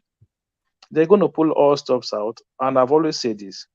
When people come here, they said, oh, it's about morality. It's about the morality of the person. One man, at some point in our life growing up, when we were young, we all did one thing or the other.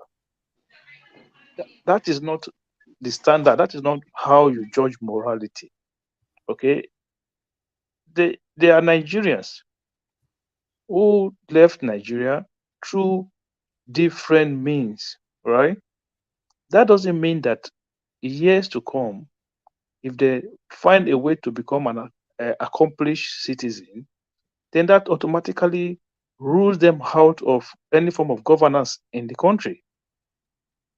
And I think the standard that these guys are setting, they don't even know the man that they are supporting. They don't know how he grew up. They don't know what he went through.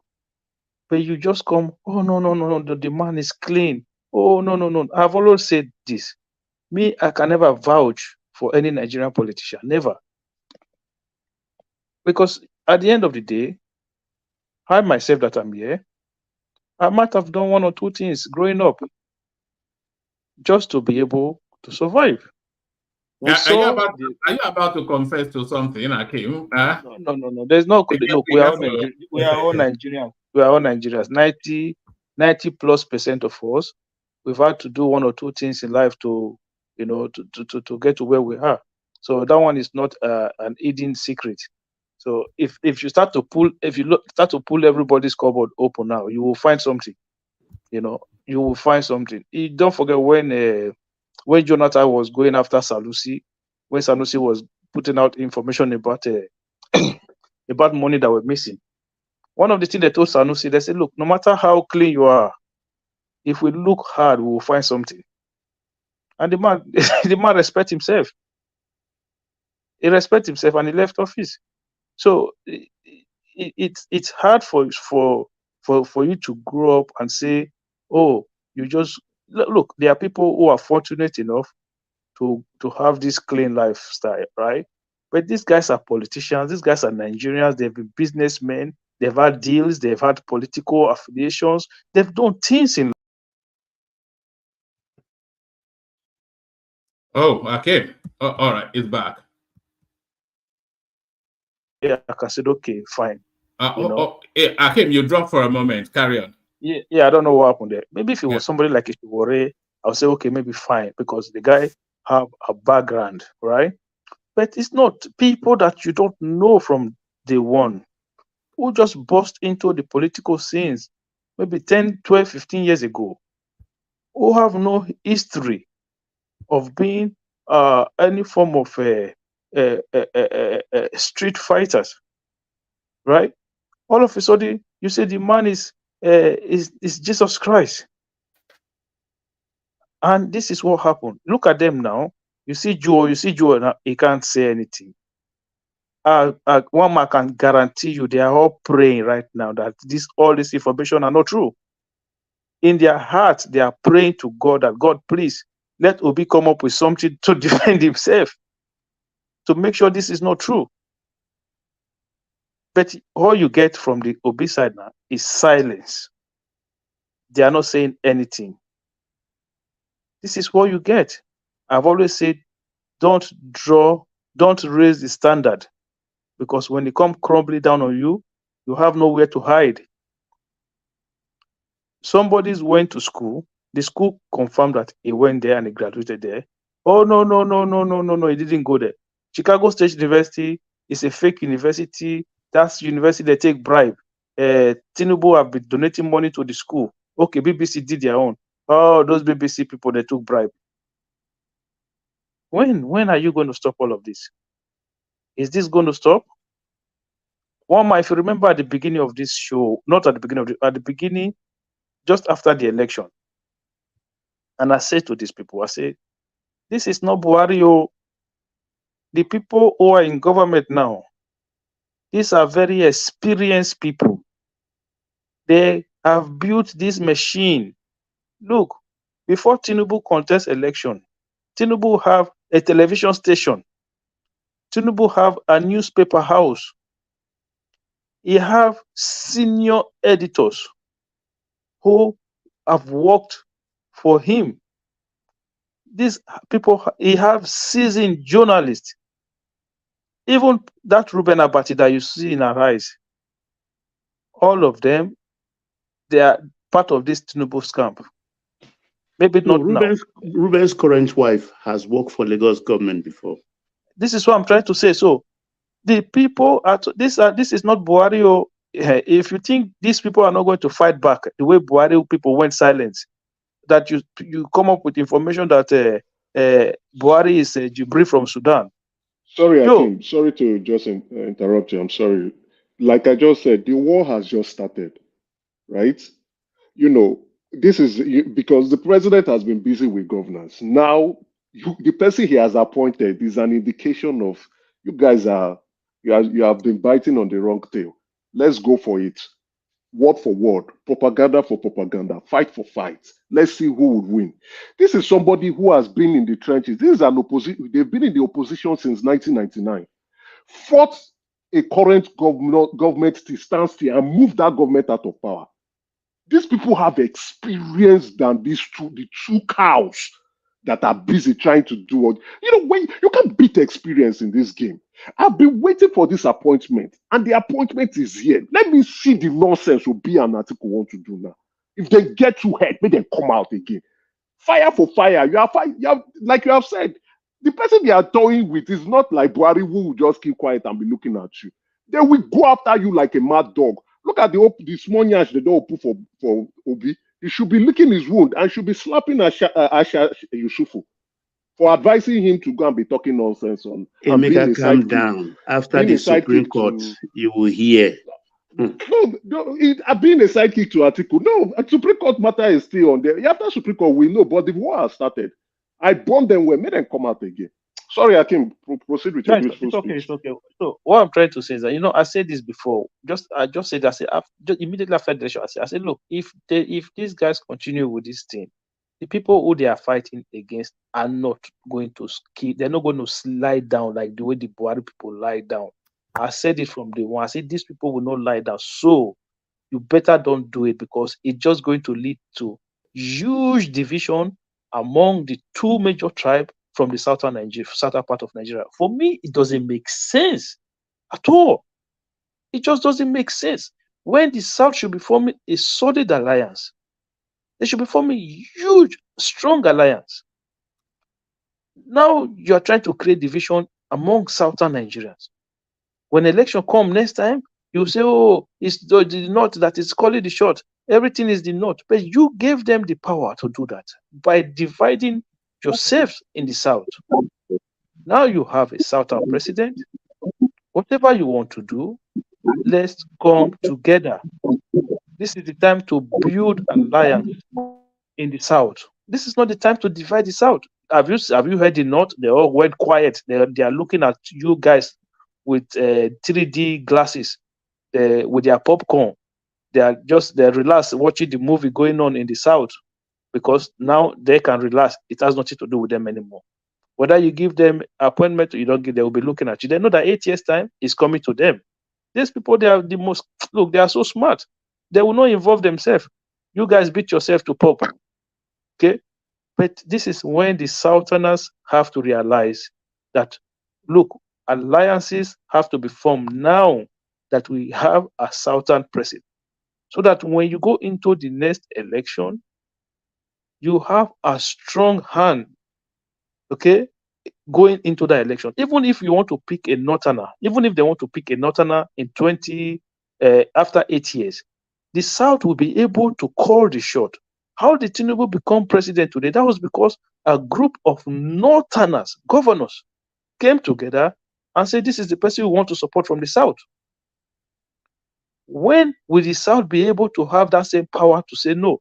If the South had that power, maybe we would have Buhari as, we would not have had Buhari as the president.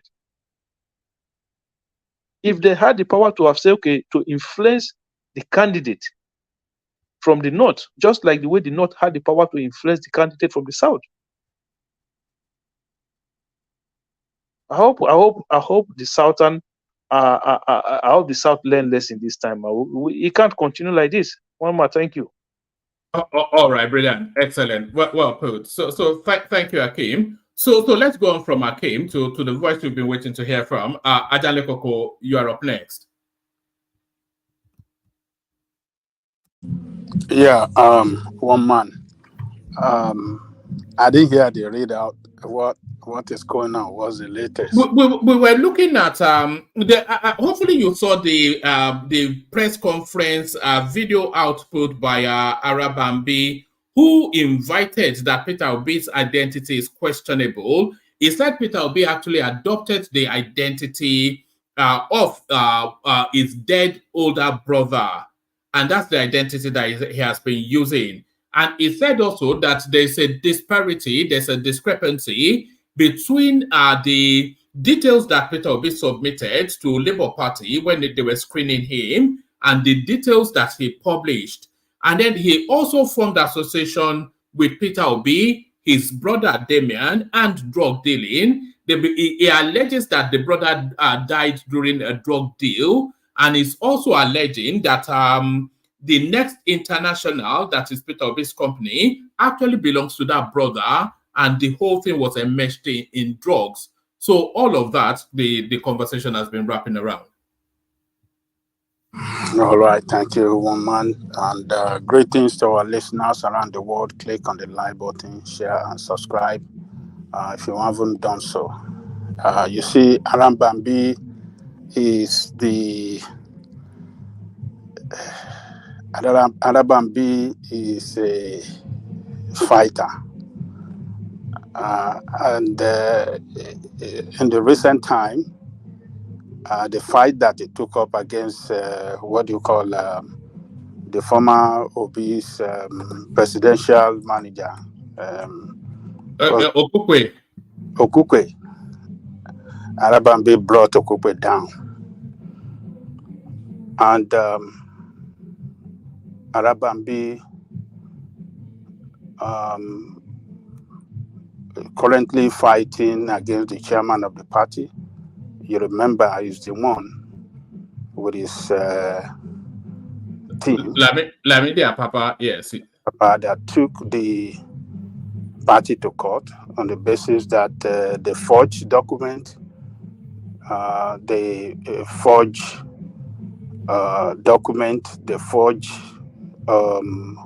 stamp, and all sort of things to allow some candidates that did not win in the primary submit their name to INEC, and took out candidates that officially won. They forged a letter that they withdrew from the race. So all those things.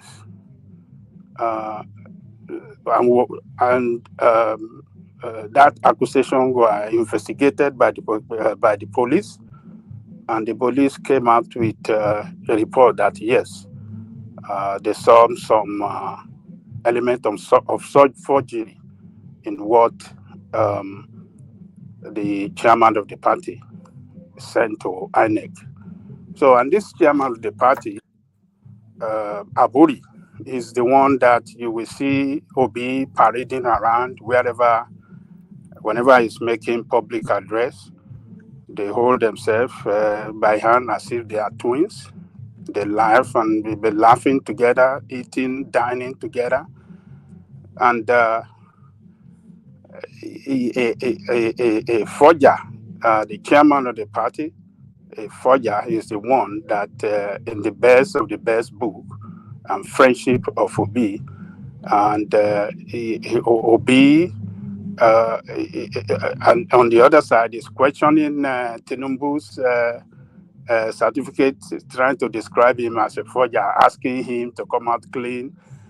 He want to know his his family history and stuff like that. So, but this latest development from Arabambi, I don't know if you actually have facts to what is putting out there. But Arabambi have demonstrated over the years that what he doesn't have the fact about, he doesn't say it in the public. He always fight with weapon that he knows that can destroy the enemy. Obi is his enemy. Him and the Papa group are not in the good relationship with the Obi and his team.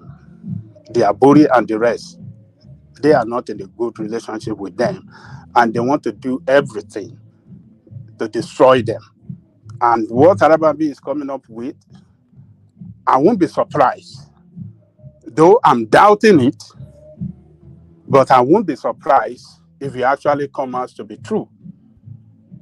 So I don't want to accept it in totality that what he has brought out is based on fact or totally true. I don't want to totally accept it as factual or truthful, but I won't be surprised if it come out to be true. Yes, sir. Sorry, I just want to add something. This man seems very, very convinced, because in that press conference, he was saying that his life has been threatened not to release the documents that he has with him, not to even do the press conference. And he was calling the police that if anything happens to him after this press conference, that they know those people that are already victimizing his life or threatening him, that has made a formal report to the police, and he's also calling the government to know that they are threatening him. And he said that he has documents with him that he has not yet released, which will be submitted to them, including his birth certificate. And he was calling Obi to bring out his birth certificate and to come and prove if he's the owner of that birth certificate. So I think he knows what he's saying. You know, this story has actually been around for a while. This story of Peter Obi and Ajale Koko. Before you carry on, let me just give you just about 3 paragraphs from a readout. This is it says Uloka Chukwu Biakem in an open letter has accused. This is going back to 2022. So Uloka Chukwu Biakem in an open letter has accused Peter Obi of drug trafficking, extrajudicial murder, money laundering, and identity change in order to escape criminal justice. He alleged that Peter Obi dropped Gregory from his name and adopted Peter and Onwa and some other name in order to avoid criminal prosecution due to his involvement in drug trafficking along with his brother Damian and bosom friend Benjamin Ubah. So here's an excerpt. It says, you've been implicated in drug cartels numerous times, along with your eternal friend Benjamin Ubah, an ex-convict in the United States of America for drug offenses. Not only him, but your brother Damian Obi, who has been barred from entering the United States for the same drug-related offense. We have other names for those who are your allies and childhood friends. It is on good record that a certain Gregory Obi was involved in this drug syndicate, which was you. But you quickly dropped the name Gregory from your documents and replaced it with Peter and Ongu Boasi to alter your identity till date.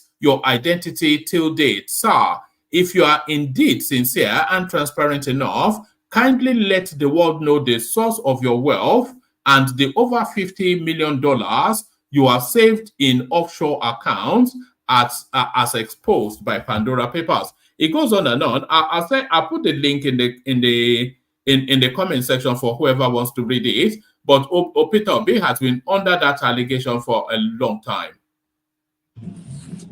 Woman, I just sent you another one now. How the father died. Oh, it is a very, very strong allegation, woman. And Obi have to respond quickly within 24 hours. But I don't want to agree with that guy when he said Obi dropped his name, Gregory. I think Gregory is still part of his official name. I think it's Obi Gregory. I think he may have dropped it. I think he may have dropped it at that period in time. Yeah. I think it's still be that Gregory up to today. I'm not sure because I've seen him being addressed as Peter Gregory Obi several times, if my memory serves me well. So I don't know if he has actually dropped that Gregory, but this allegation is a strong allegation, and this man has portrayed himself as something different from the status quo. He has, been campaigning on, a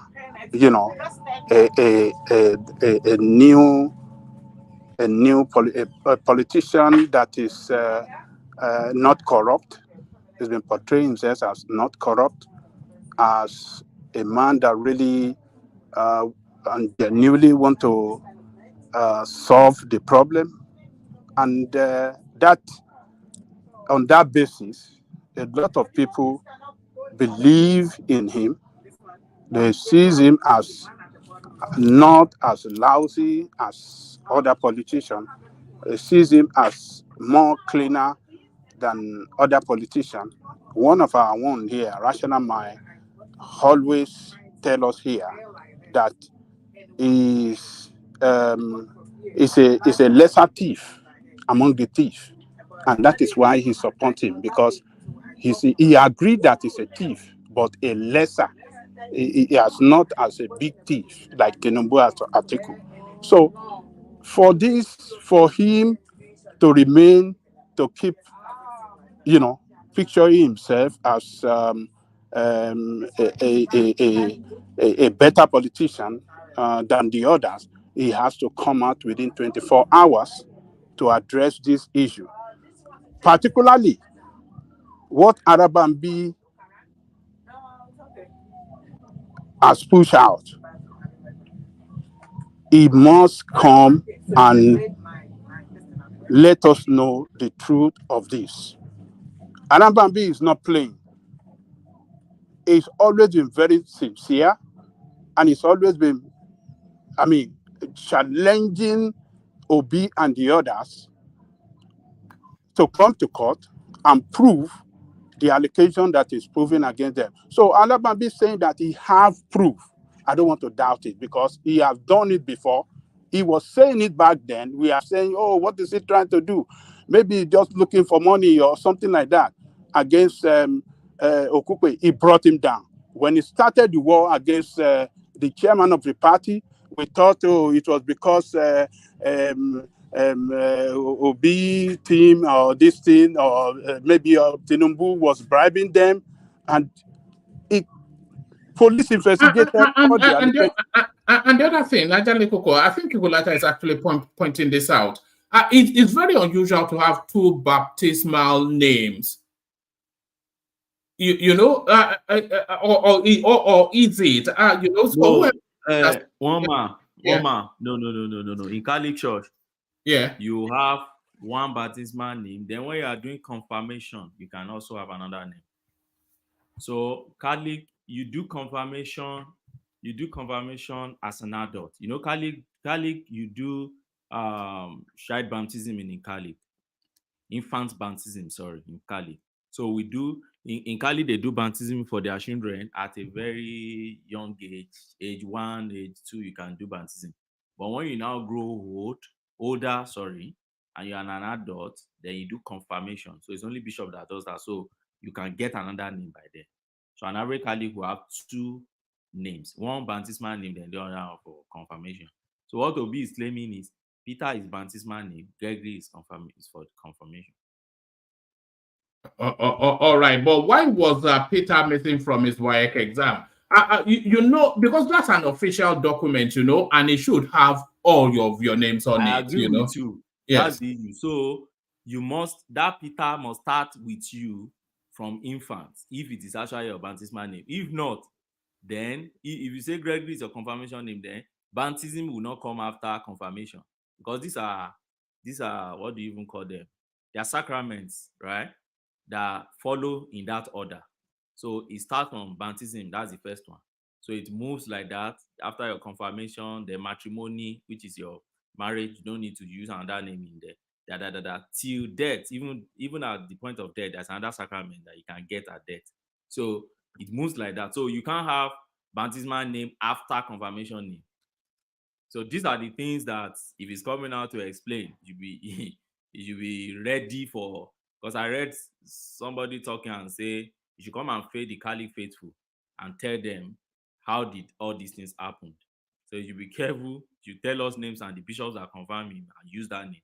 Then in Catholic Church, you even have documents, that baptismal card that must show that this is your name. And there are confirmation cards that the bishop of your own, either diocese or archdiocese, will sign that I confirm you on so date by so name. I have my own. All right. You know, there also Ajale Koko, there's a lot of speculations flying around, though, a lot of it unverified. I have to add that caveat. A lot of it unverified, but there are also speculations around his father and drug dealing. No, let me give you, like I said, it's unverified, but it says Peter Obi's father was allegedly drowned with a big stone around his neck by an opposing drug gang to his. His Igbo political opponents know this and believe he runs in the family. He's alleged to come from so it's speculative, but you know, we'll keep digging until we get to the bottom of who, because it says Tinubu should introduce himself to the country, and we will also like to meet Peter Obi. Well, like I said earlier, within 24 hours, he must address Nigeria. He asked Tinubu some few days ago to come out clean. And for what he's accusing Tinubu for, forgery, for that matter, now that he's been accused of forgery and others as well, he should come out and clarify, make clarification.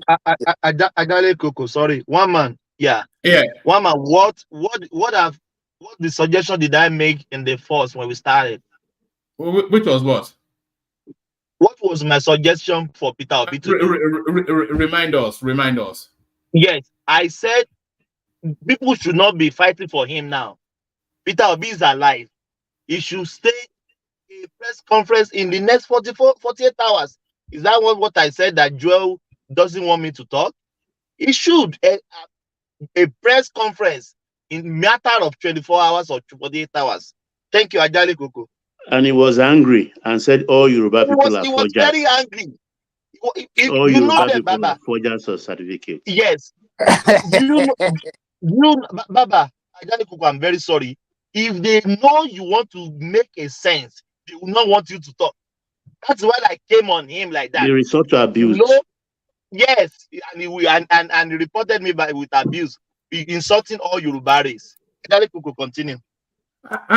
You know, the Nigerian space knows more about Tinubu than we do about Peter Obi, only because Tinubu has been at the frontier of our politics for endless decades, from senator to governor, even for fighting from democracy, we've known him. And Peter Obi is really a relatively new phenomenon. And we don't even really know him. He was the governor of Anambra State. And you don't know him any more so than you would know who was the former governor of Yobe. Who knows who the former governor of Yobe State was? It was just the governor of a lower middle income backwater state that nobody cared or had any thought about, unless the people, or apart from the people that come from there. It was only really in 2019 when Atiku picked him up as his running mate. That was when Obi really came into national prominence, and he really came into national prominence from some little speech he made at some church event, and off the back of that, No, Obi has been, after he immediately left government, right, as a governor, right, he started launching. That's why when I said he's an expired Akamo, rebranded as Custard. That was where he launched his career, rebranded himself.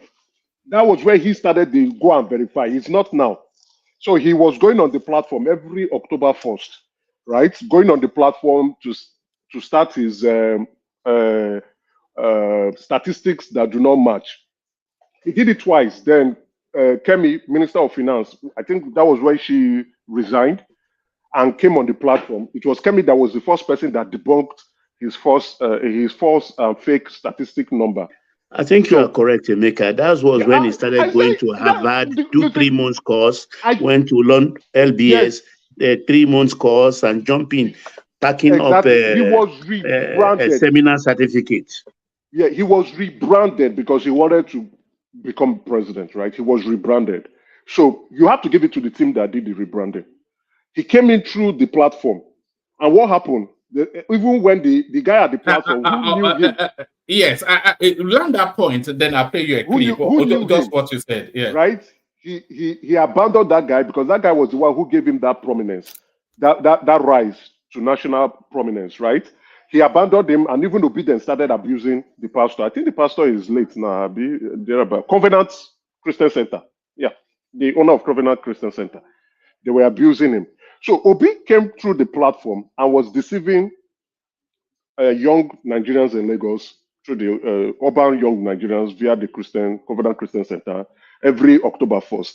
The first person who came and debunked his lies was Kemi Adosu. Okay, stay right there. It's not on YouTube. It's actually here. Recovery, because we've been through. Oh, where's Governor Peter Obi? Has run away. You should go and bring him for me. I need to talk to him about a few of those. Go and bring him.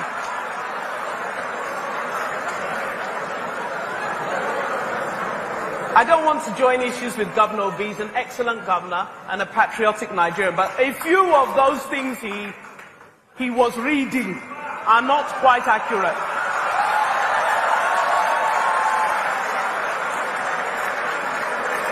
Thank you. Don't run, sir.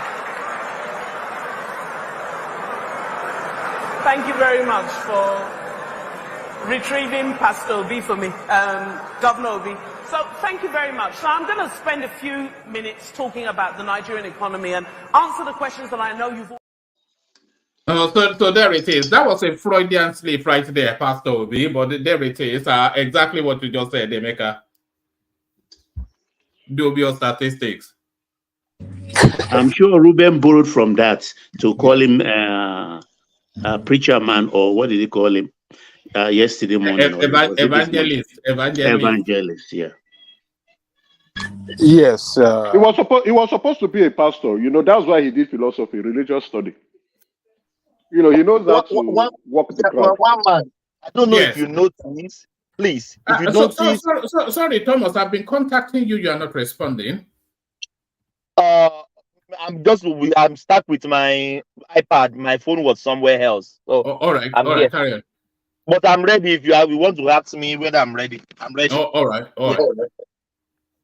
Yeah, let me say this. If you remember yesterday when Abati finished speaking, did you see the face of Rufai? He was very furious and angry. If you can play the video later, maybe when you left, we will play the video later. I think somebody spat Kelebe on his face. Yes. I think very soon one of them will have to yield space for the other one, because you can see the clash coming. The egos, they are both their egos cannot accommodate each other. So I suspect Ruben Abati might leave that place for him.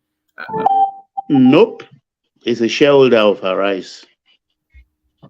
Yeah, but I think Ruben Abati is positioning himself for something. The way he has been, throwing all these flowery words. Yeah. I think it's. They don't want that boy to destroy their license for them. You're right, woman. Ruben is. But they need him also for clout. He's had enough, right? His mates are now heading ministries, at least the least commissions, right? So he has the experience. He has been an editorial of a well-known newspaper way back. He has the experience. Guardian on Sunday. Guardian is that he was one time a special assistant to a president for 8 years. He has the experience. So now and a gubernatorial candidate with and also a gubernatorial candidate. Chief Buriji Kashamu. Yes, I think it's reoccurring to him that if I had played my card right, I should have been a minister. Hold on, no. He has been a gubernatorial candidate. Yes, deputy governor to Buriji Kashamu, Ogun State. Wow. Deputy governor. Wow, I didn't know he went so far like that. Yeah. He's not in politics. Ruben Abati, apart from him, his flowery language and writing skills, he's not new to politics. He has been involved in it for quite a long time. It's bigger than the position he occupies on that. He has more to offer than just being an exactly anchor, right. And they've been whispering to his ear, "You're an Ashiwaju boy. What are you up to? What are you doing? Come back home." So he knows it's just a phone call or talking to people close to the president, and the president, Ruben, oh yeah, let's give you something. So I see him at some point leaving to go take up more important position to help the country move forward. And probably what they might give to him is a neutral position, right? Not party affiliated, something he can stay and put his skill set and help Nigerians. You understand? He's needed in the national forefront. He may throw it to his wife. Actually, the wife. Yeah, it's possible. Yeah, that's okay. You know who is going to replace him on that sofa? It's going to be Femi Adesina. Oh, Femi. Yeah. No, it's not. That's how I say it. Femi is APC. I mean, PD. Is he? Yeah, it's APC. It's APC. Femi is APC. Well, one man. Ajadeko, sorry, one man. But he's wasting his time there. He has a lot to offer Nigeria. To me, I still like him, even though they come now. But the man deserves something. He's just wasting his time there. Ajadeko will continue. All right, so it is clear to everybody now that Peter Obi campaign slogan, go and verify. Go and verify is under scrutiny now. He called Nigerian to verify everything that comes out from his mouth. everything that he put out there, and Nigerians need the verification on it. You will all recall that yesterday I described him as dubious and deceitful, like other politicians. They want to hide,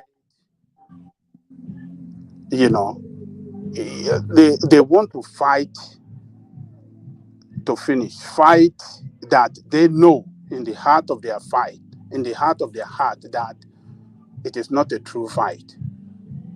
It's a fight that can never yield anything out. But in order for them to keep their base,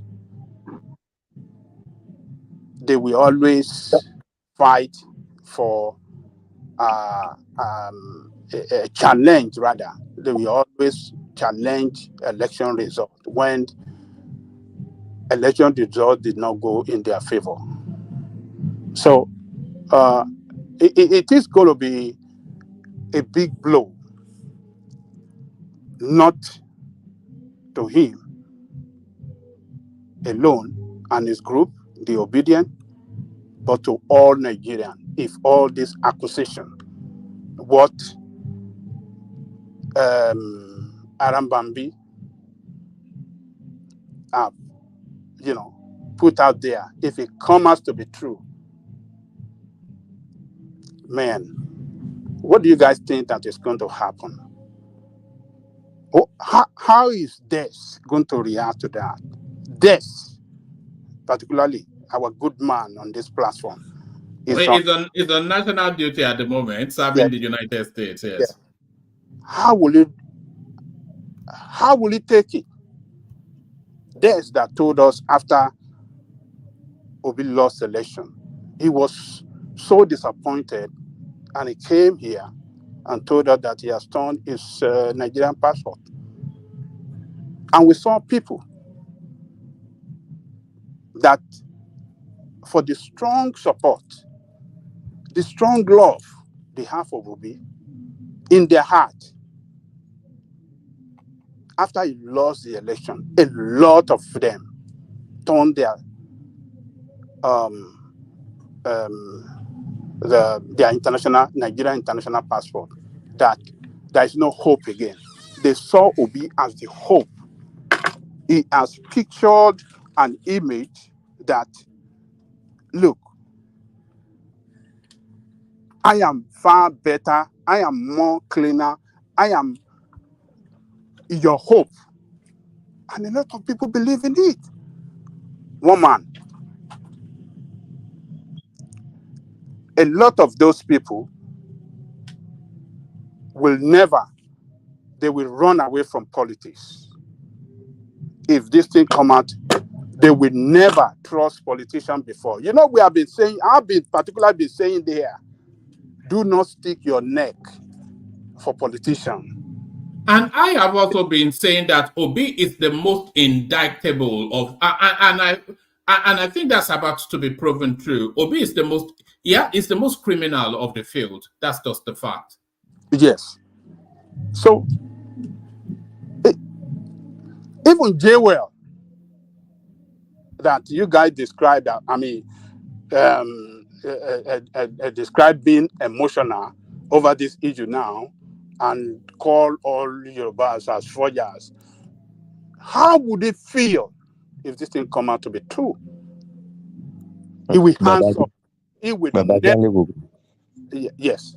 Sorry, I want to say something. It seems that the government already have a lot of details about this guy. They are just waiting, because I just went to check some things now. The new minister of youth, that young guy, granted an international audience an interview, and he was stating that Obi has worse corruption and criminal cases than Tinubu, and he was stating it like they have the facts. So I don't know if Obi will run away. Jide Suru. After the Supreme Court, they would destroy him. In fact, it's going to be ugly. They would destroy him after the Supreme Court. No, who was that person that Emeka said they appointed as a special? Emeka is right. That's the killer. That's the hired assassin right there. Which person? Ononuga Bayo. Ononuga Bayo. Okay, they've appointed Bayo Ononuga. Yes, as a special advisor on communication. One man. Jide, do you know the implication of what you have just said?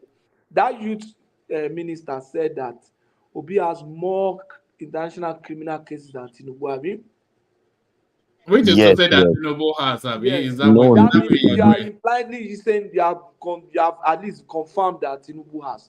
It's just that Obi's own is more than his own. Just like Ajale has always been saying.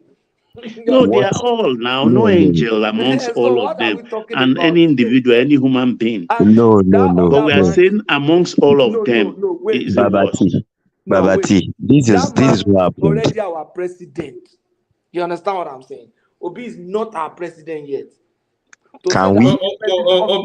Obi will be meeting Nnamdi Kanu. Then he should keep quiet and let the presidency breathe. Can I answer that? I think you'll be the one that can even respond to that. Me, down. I'm a 35 person, but okay, wait. Let me. That Nigeria has met itself in this kind of situation. No, wait. What happened is the person asking the question posed it to the guy that they said Obi and that Tinubu has so many criminal and corruption issues. That how does he feel working with somebody like that? And that one was saying, and the guy responded in that manner that if they are to look at it, that Obi has more criminal cases, worse criminal cases, and they have the facts. So what they are trying to say, when these newspapers want to spin things, they write it in such a way that it will capture you. But that was what the guy was stating. But one man, the sniper gone that Tinubu is going to use, that sniper is this new EFCC guy. Nobody knows about him. Long. Okay. But there's nothing special about the new guy now. The new guy had been in EFCC. That's all now. What's special about him? Nothing. He's been in that EFCC and he is there, and EFCC was harassing innocent people. EFCC was being used for political issue. He is there. So the only thing is that it's going to be more useful as a political gun or political sniper, just like you say. It was just administrative. I think he was chief of staff to the other guy. What's his name now? Magu. He was chief of staff to Magu. It doesn't mean that it's going to transform EFCC or anything. If with what you are saying now, the point is that it's a curious appointment, though. That guy, Tinubu has no moral authority to probe any human being. That's just the truth, and I'm sure his conscience will not allow him to do that. Are you about the human being that is harassing him and moralizing? In that case, he's not. That means he's not probing that. He's fighting back. Of course. What does it matter? It matters because Peter Obi is going to be Nnamdi Kanu's roommate by December. He should continue to back those monkeys for his 4 years. It's not. What matters is that we want somebody that has the right thinking and who is straight. It's unfortunate that we don't have among those three. Okay, look worldwide and point to one person, one leader, one president. One president that is what? That is upright, totally. Look into the word and point to me. How many president has the kind of criminal Donald Trump. Hold on. Donald Trump. Criminal. The kind of criminal. I hope President is not around. There is Modi of India. There is Donald Trump of US. I ready to vote for him. I will not indulge him. I don't owe him that indulgence. Nobody's indulging him. But what we are saying here is that if you come to equity, please come with clean hands. I'm not interested in Obi. Obi is not my president. I'm not going to indulge Tinubu. I've voted for enough that I can continue to be his boy and continue to begin to defend him. No, I want to hold him accountable. I love Nigeria more than Tinubu. Patoski.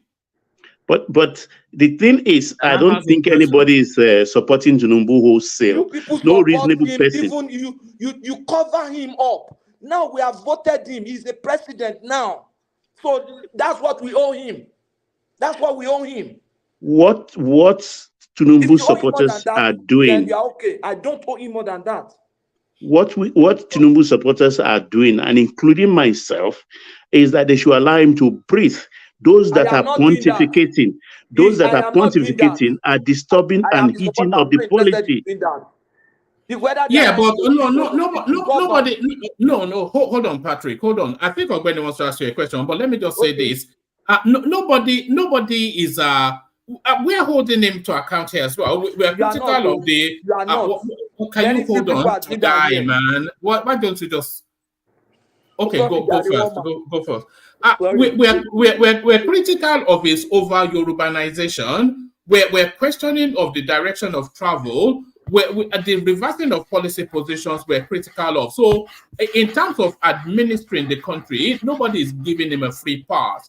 But all those wild things that his certificate is not his certificate, his mother is not his mother, his father is not his father. People want that out of the space. So, because it's almost like they're going to let him get away with it the same way they let Buhari get away with it with that real narrative. So we need all of that noise making out of the way so that we can critically assess this guy and hold him accountable to the promises he made to Nigerians. So that's where we are. Yeah. No, my position is this. Let them continue to make that noise. That is their own contribution to national discourse. Next time another president is going to come to the country, it will not be somebody who has changed his name, who does not have a proper record, who cannot say this is primary school. Anybody that has that kind of record and wants to become president will reflect and look for ways to make up that difference. Let those ones contribute in that way that they know. Let me, Patrick Osawere, contribute in a way that I know. That is to campaign for him because he was the best among the three, but to hold him accountable to any length. And I'm not going to stop. I'm not going to disturb others like Des and this is my brother that is very nice guy that is in Alaba. Ekene. I'm not going to disturb them from discharging their ministry. That is their duty to their country. I am going to hold this man to account. It's going to be. I will not have any face, any mouth in Nigeria again if Tinubu fail. I know what I'm talking about. Rightfully so, of course. Hold on, Baba. Let Ogbeni put a question to. Yeah, coming Ogbeni. Yeah. Patoski.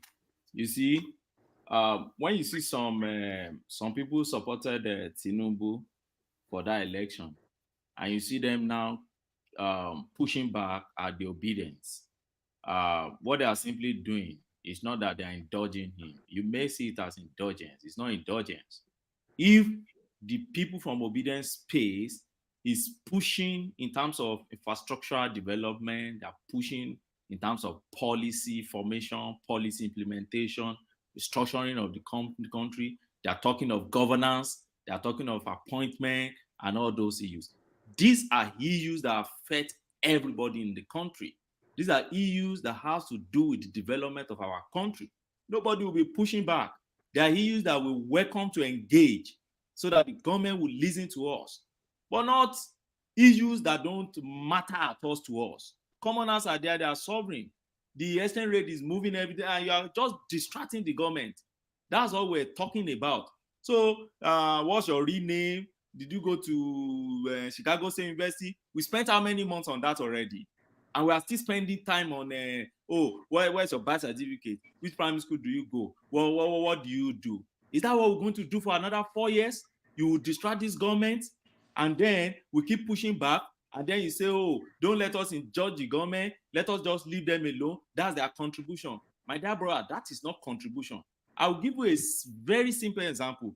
If you don't think that where we are in Nigeria demands the concentration of both the present government and the opposition, I think you have to have a rethink. Look at Israel, for instance. You see what happened? They declared a state of emergency, And you see those two folks that have been, fighting on political space before, they had to form an emergency cabinet in order to face a common enemy. Presently in Nigeria, we don't just see it so. Nigeria is a space where we need to declare emergency. We don't need all this distraction. Food insecurity is facing us like this. Insecurity in terms of life and properties are facing us like this. And we are still playing tribalism and politics. And we are still dealing with issues that don't even matter. And we are pushing back, and somebody is saying we should. No, you are not indulging the president. The point we are simply making is this. If you direct your energies to what matters to us, to what matters to governance, we'll join you with you there. Nobody will be chastising you based on that. We'll all be engaging on that. But you are dealing with issues that don't matter to commoners. An average market woman in Ekiti, what's her business with somebody's birth certificate? What's her business with what's the business of all these things with infrastructural development and policy making and governance? That's the rethink you should have and be thinking about. What's the business of an average palm wine startup in Ekiti with all this? Exchange rate is going up. You are keep distorting the government. You are demarketing the government, the present government outside there, and Nigeria, not Tinubu. How many years do you think is left for Tinubu to leave this place? So that's just my concern. For me personally, I will not indulge Tinubu, but I will not indulge any other person that will distract this government. Let them work.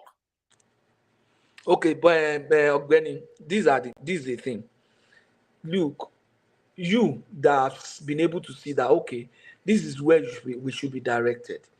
This is where we should be focused. Infrastructures and all those stuff. You have seen that and you are pursuing it.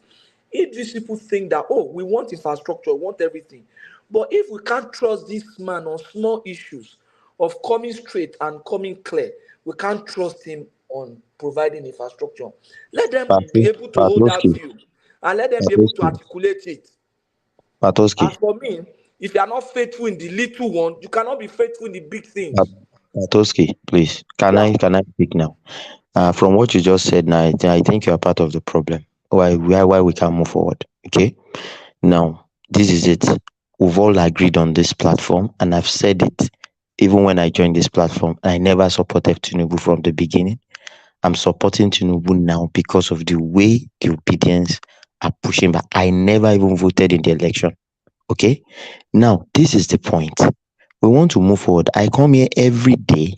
I bring new things that I see on the news that the government has done. Okay, people are not interested to discuss this, especially the obedience. All they want to come here and do is to tell us if he's not faithful in the little things, he cannot be faithful in the big things. Okay, now, for instance, today I just said, okay, somebody has met with all the industrial companies in Agbara, manufacturers in Agbara and Lagos, and they are trying to create their own power station for them separately so that they can be off the domestic whatever, and those people have agreed. They've agreed on the price of they will sell this stuff to them. That is something we should discuss. Today now, he has removed FTC from the single treasury account so that FTC will use their internally generated revenue to fix the Federal Capital Territory. Nobody is discussing that. Today now, Humayi came on channels to tell us all what Tinubu has sanctioned in terms of contracts that he has sanctioned for them to go ahead. Tomeland Bridge, 217 billion. Nobody is talking about that. We come here and we come out, we spill it out every day. Let's discuss these issues. But the obedience will come in and tell us that if he's not faithful on the small thing, you cannot accept him on the big thing. Then who's drawing us back? Who's distracting the government? People like you. You know the irony here, Jide, please, let me just stop. All these things they are raising, Jide, has been there, dogging Tinubu since 2000. We all know who he is. We all know what he stands for. Yet 8.7 million people voted for him. We should let it rest. It's not new. It's not something. Everything they are flinging at him or stoning him, the more they are flinging at him, has been there since 2000. So he has been voted in. Fine. He is in the majority as far as that 8.7 million votes are concerned. So let it rest another 4 years. Let them reorganize. And Baba is resting. Is resting. You can see that. You can see the wave is moving. The tides are changing now. From CSU, where's your certificate? Who's your daddy? Now is Obi, drug peddler, death of his brother, his own birth certificate. His result is all over as a dullard, all over the internet, and we are now asking him, Oga, you have reintroduced yourself. Come and reintroduce again. We want to know you. So you can see that the wave is moving towards that angle, the direction, right? Yesterday, the senator and the current secretary of APC, national secretary, I believe so, came and he lambasted the two of them. He took them to the cleaners. He made a mess and a mockery of both of them. You can see the momentum moving away. Now, what that's happening is that from this week, they will watch the space again and see if Obi and Atiku want to resurrect their head from the mud, and they will give it to them again. Like I've just said, the war has actually just started. The strategy now is to get these people to succumb to the power that be. Go for them, toe for toe, foot for foot, and ensure you destroy them to the core. So it's moving towards the angle. In short, I will be pitting the obedient camp. If they don't know what to do and how to become an opposition party, I'll be pitting them, because now, if you want to play dirty game, somebody is there to play it with you. And if it's not effective, there's another big gun coming, FFK. He's still in the trenches. That one will come and tear everybody apart too. So don't relax. We will move over to, on the time we tell them, they will come and start talking about policy issues if they don't know how to play opposition party. You want to be playing propaganda, right? People who have been doing this thing for how many years? You want to come and play propaganda with them? Yeah, let me explain this video on the screen, and then I'll play you a clip as well on our way back to Ajanle Koko. So this video on the screen, people asking, where is Tinubu? Where is Tinubu? So this is Tinubu. They should have just gone to Orji Uzor Kalu's house, and then they would know where Tinubu is. So it says, President Tinubu to Senator Orji Uzor Kalu, I will be in your house till 4 p.m. I came to your house this morning to rest.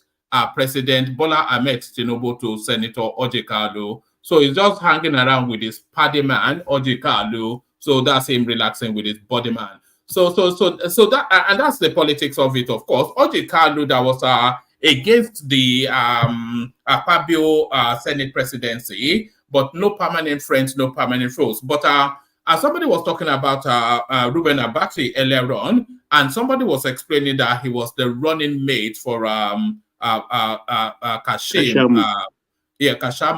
Buraji. But what strikes me is that it's as eloquent in Yoruba language as he is in English. Watch this. It's in Jebuna. Yes, watch this.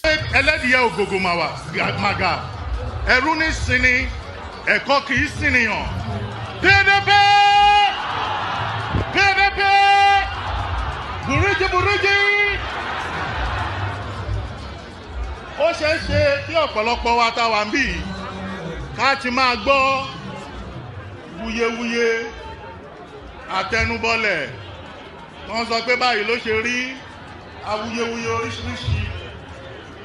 Ẹ má mikàn, ẹ má fòyà. Nígbà tó bá di ọjọ́ ìdìbò, Buruji Kashamu ní kẹ́ dìbò fún, PDP ní kẹ́ dìbò fún. Awuyewuye tí wọ́n bá ń ṣe, tí wọ́n bá ti ń ṣe awuyewuye wọn, ẹ sọ fún wọn pé elélùbọ́ wọn tó ń fojú di atẹ́gùn. Kí ló máa ṣe?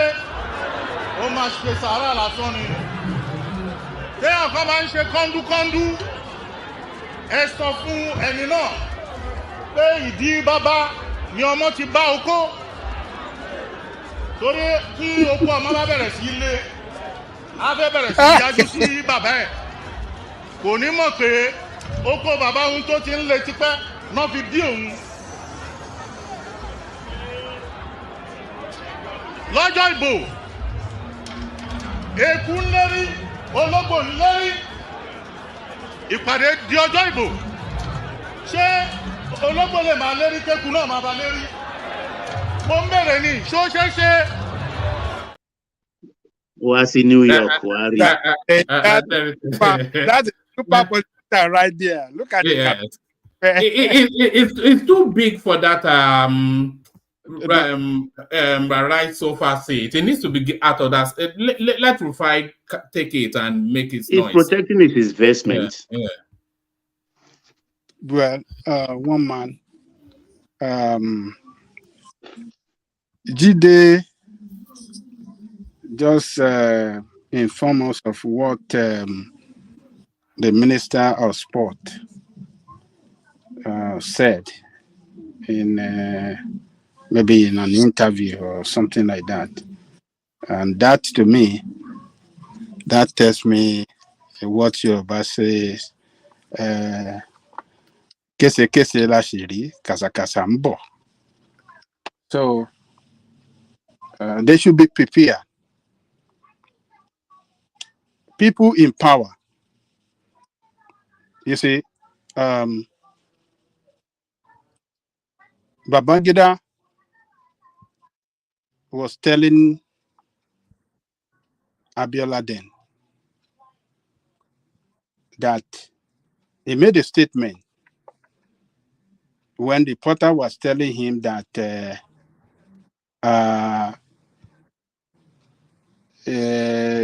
somebody said he's going to declare himself the president or so. I mean, they were referring to Abiola then. He said, we are not only in government, but we are in power. People that have all the government machinery at their disposal, that have all the power, that run the institution of government in the country. And we know the way our people run government in Nigeria. The president, he's powerful than even the institution, because all the strategic and most powerful institution that drive the existence of that state, of that country, security-wise, financial-wise, name it, are all controlled by the presidency. But you see, it's time for, like I said earlier, Obi must come out within 24 hours and clarify this. If it didn't come out, tomorrow is Saturday. If we didn't hear anything from him, we might excuse him for weekend that maybe, yes, he has other engagement in the weekend, therefore he cannot come out. But latest, if he cannot come out on Monday to talk about this thing,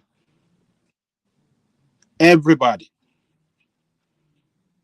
that are supporting this man should see it clearly.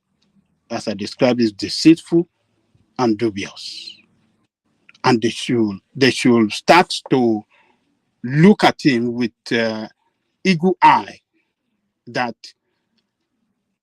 what we have been calling him, is it actually true? They should start to, look at him with their eagle eye. Because politicians, they all have their own baggages. It's just that some are more bigger than the others. Atiku has his own too. Maybe Atiku, after the what do you call it? The Supreme Court affirmed the president. He has said it. He said he will abide by whatever the outcome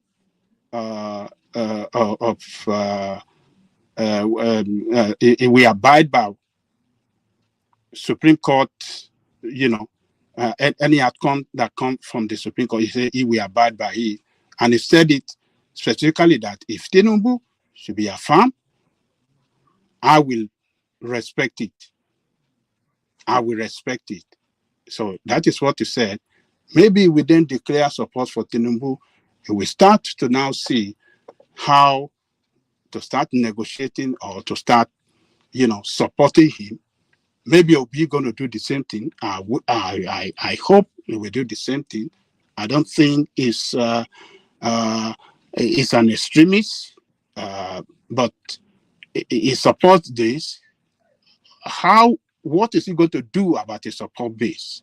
Because his support base doesn't want him to even accept Tinubu as the president at all.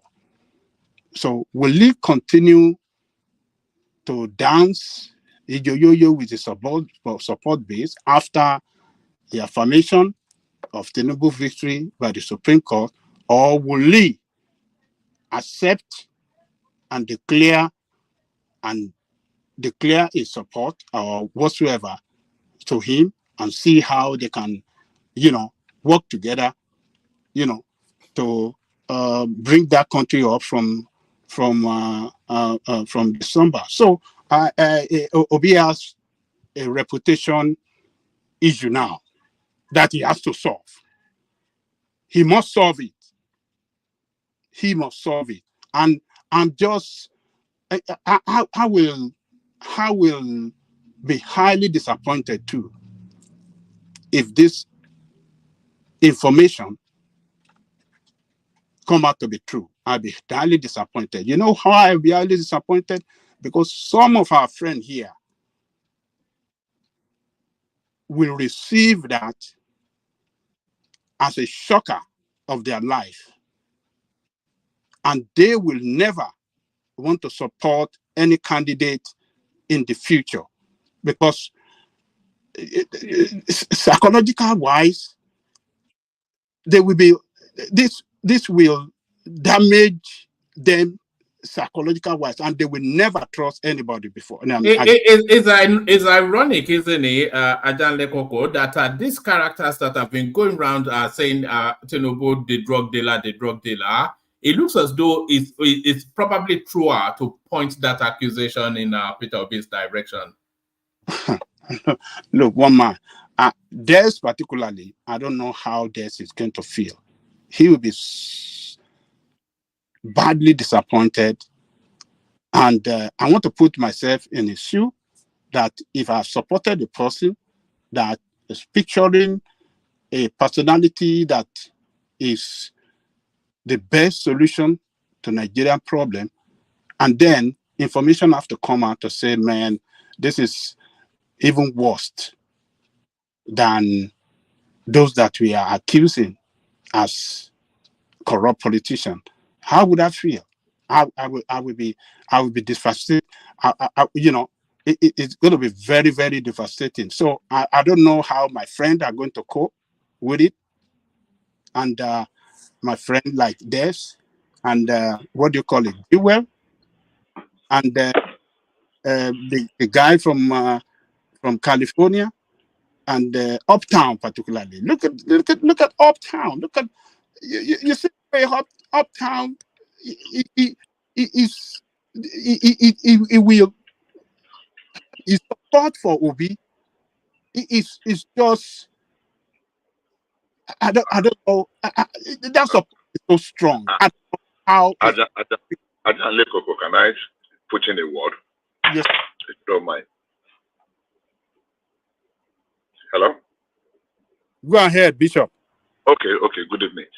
I've always said here that the earlier we stop digging, the better for all of us. Because if we dig far enough, almost, and I repeat, almost everyone has a skeleton buried somewhere far away. It just depends on how much do we look.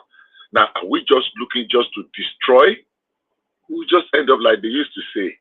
I don't know how relevant this adage is or this something. An eye for an eye will leave everybody blind.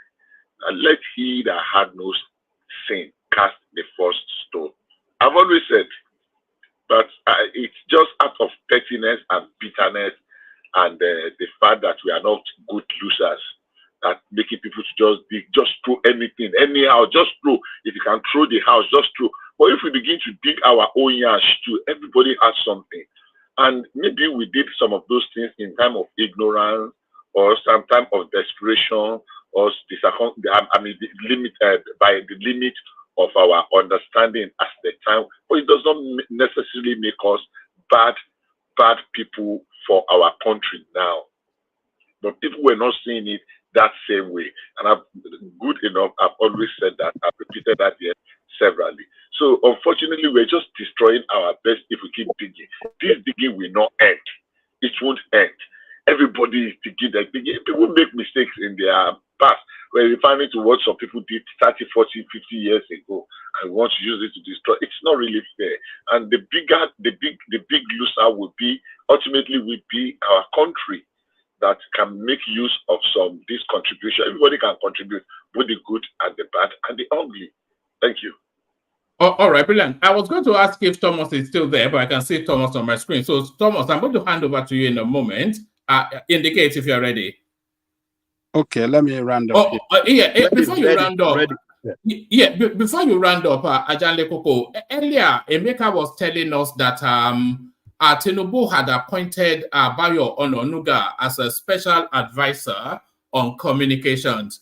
And Emeka was inviting that this is where the big guns come in. And it looks as though Bayo Ononuga started to communicate. So this is Bayo Ononuga on Twitter. It's on the screen. It says, all those sons of bitches tweeting the hashtag Tinubu the drug dealer, Tinubu for prison. Irony. Your days are numbered. One day, you will face the wrath of law and God for tweeting malicious falsehood about Nigeria's president. So there he is, the language we know him for. All those sons of bitches. Look at where come from. Look at that. This is a veteran in journalism. I mean, his name has been in the limelight since I think 70s. Yeah, it's the 70s. With Rebu Delegiwa, exactly. Yakubu, Mohammed, Danagbese, all of them. You know, he can play your game. The beautiful thing is that Bayo can play your game. You understand? He's like you rightly said, like Baba has said, he has been in the media for a very long time. You want to play a high game, he will play with you. You want to play a low game, he will play with you. He's not the kind of person that would come around and be speaking English and flowery word with you.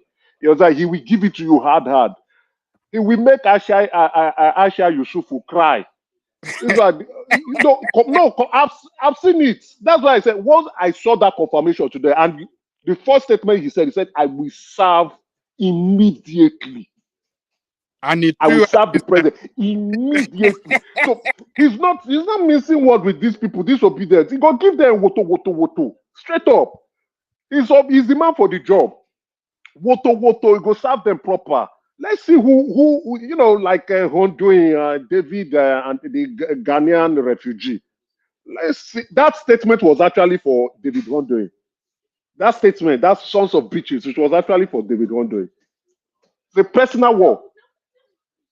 They will describe and there it is. You don't take a knife to a gunfight. That's just the thing. They will describe he didn't even qualify it and be nice and say SOBs. He spelled it out.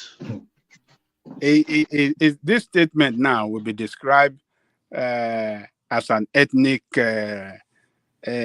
jingoist statement. No, it can't be described now. There's no ethnic undertones to it now. It's just saying the people calling him drug dealers. Who are those people calling drug dealers? The obedience page, which is not Aisha Yesufi is not ethnic or Pharaoh Temi or so. They're sort of like a special breed, So all these people calling him this thing, majority from where? That is what they are going to. I'll be honest. Bayo has gone there. Bayo has actually gone there. Bayo has gone there. He has gone tribal. I'll be very honest. That's why I Yes, said if you play high, he will play yes. high with you. If you play low, he will play low with you. So when he hits so hard and people are shouting, Bayo, why are you like this? It means that the effect, the impact that he wanted has actually landed. So his motive is to put the fear of God into their camp. And then they will know, they'll be thinking the next time what to write and what to say. If they remember Bayo, he'll be like a nightmare in their dream, chasing them all left, right, and center. They will not speak much again. Bayo, he has gone there. You understand? Is Bayo tribal? No, but he has gone there. I'll be honest. He has. Yeah, he did. When he made some comments about the Southeasterners in Lagos, that's why he didn't actually get a ministerial post. It was too ethnic in some of the. But Atali Koko, you still have the floor, but let me bail out. Let me acknowledge the super chatters. Alexander Gomez, of course, he often. Ayo, he always. Whenever Kulata is not on the screen, then he joins the conversation via super chat. Ola, similarly, he does that as well. So series of super chats from Ola and Ayo. Opiton Global Media, he joins them in this instance. And that is it. So we want to be mentioning new names in that super chat space, not just Alexander Gomez and Ayo. So we want to be mentioning new names. But the new name coming up now, the Generalizemo himself, Ogbeni Ologun Thomas. So thank you, everyone. Reconvene for tomorrow when the conversation carries on. Over to General Thomas.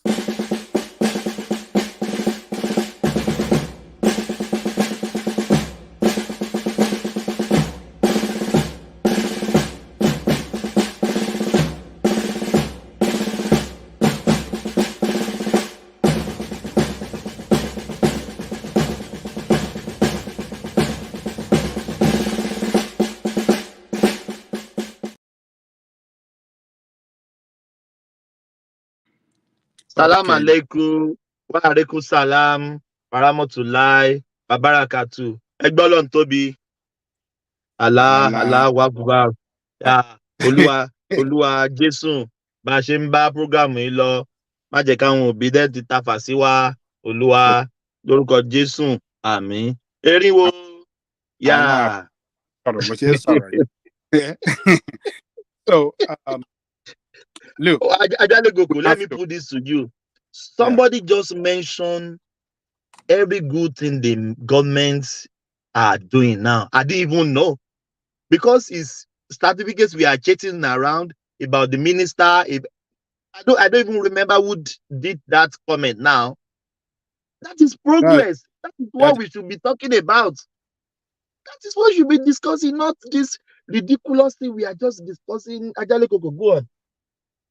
So I think for this appointment, I think we have to congratulate Baba because Baba was suggesting for this appointment a week ago.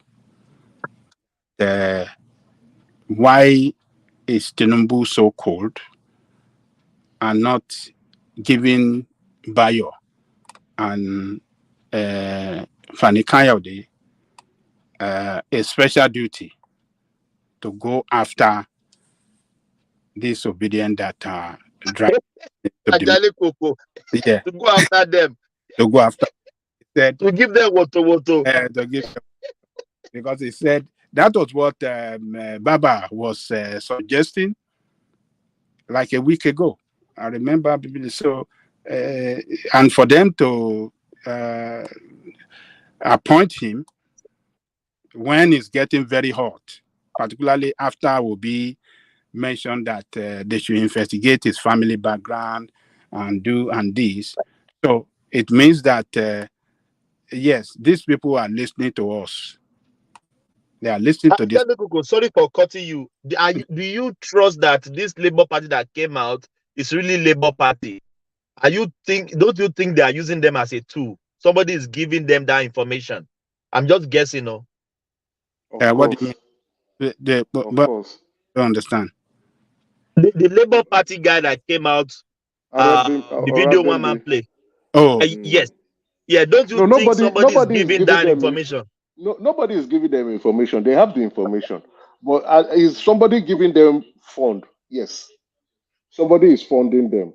You understand? Within the APC, someone is giving them funds, that they are using to operate. And from the look of things, it appears that that faction will take over the Labour Party. The matter is in Supreme Court. It's not yet over. Let's see how it goes. You understand that Abure forged signature of some candidates and removed them during primaries. So that was what they petitioned the police. The police now confirmed that this is forgery, and that was what they took to court. And the court now said that Abure needs to stand down as the chairman of Labour Party. Of the party. So Of the party. yeah, Abure went to a appeal court. The appeal court upheld it. Abure went to he now went to the appeal court is it the one in Edo, to get another judgment. There is no concurrent. So now the case is in Supreme Court. Let's see. I think the Supreme Court will rule in favor of the Arab group. That is Lamido Apapa group, and confirm Lamido Apapa as the chairman of Labour Party, and that ends and settles the matter. Then I see Obi moving into a new political party. That's the reason why they are shouting about obedience is their trademark obedience. The obedience is the sole supporter of Peter Obi. So the view they are seeing it coming. Their main strategy is that okay, if this verdict does not favor us, we would try to rebrand under a new political party. Oh yeah. Thomas, Yes? You know the danger in all of this. They are going to allow us now to accept a one-party state. That's the tragedy here, because Arabambi and Apapa, they will bury Labour Party, while Wike and his people will bury PDP. We bury PDP. We will end up with APC, and that's not good for this country. That's not good for this country. We can say Wike is almost APC now. There's no doubt about that. It will not. It's not even. He will bury. They will use him to bury PDP with the money, with the clout. That's what's going to happen, and that's not good for our country. We don't want one-party state in a democracy. We want but when opposition. When the other parties are not putting themselves together, so what can you do? That's why I call it an irony, where they are leading this country to with their belligerence. They should talk to their people in the National Assembly. Let them start doing their work. They are allowing Akpabio to get away with murder, approving bills without putting it on the floor for proper debate or scrutiny. It's not good for us. The opposition should go against that vocally, vociferously. They are passing. Akpabio is stamping bill. Do you know what I think? Even though I don't like Atiku as a northerner to be the president, I could have liked PDP winning this election, just for changing of hands. So they will know that we can't be there perpetually. If you mess up, Nigerians will kick you out, vote another people in. It's just 4 years. Atiku just bastardize. I don't even know the English. He just throw his ticket into the air like a powder. Maybe that is what we pray for, that we don't have another northerner president. But if it's other somebody is not a northerner on the PDP ticket, I would have loved PDP to win this election. So they will know they cannot be there for life.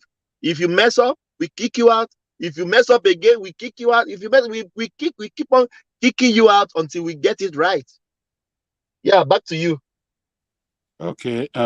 So, Thomas, this we have to respond. That's what I mean, and we have to give it to Baba. He was raising that suggestion here that they should bring Bayo out to go and fight the war, and now Bayo already start. Bayo now been appointed. He have not sat down. He has fired a shot. Missile. He has fired missile against them. I'm telling you, that statement he make that what did he say? He said son of bitches is going to be interpreted that is calling the southeastern people son of bitches. That is the way they're going to interpret it. Go and mark it down. Tomorrow you are going to see a father see this thing on the internet. They will interpret it in so many ways, and they will push their own how do I their narrative behind it, and they will expand it, and I be by your outweight again. They will find.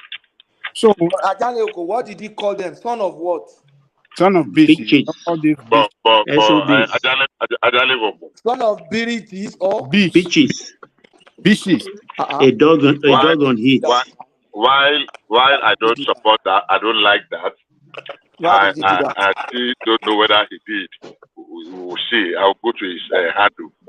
But at the same time, the Governor General of your Ineze, whether they twist it left, right, or center, called Yoruba rascals in an open forum.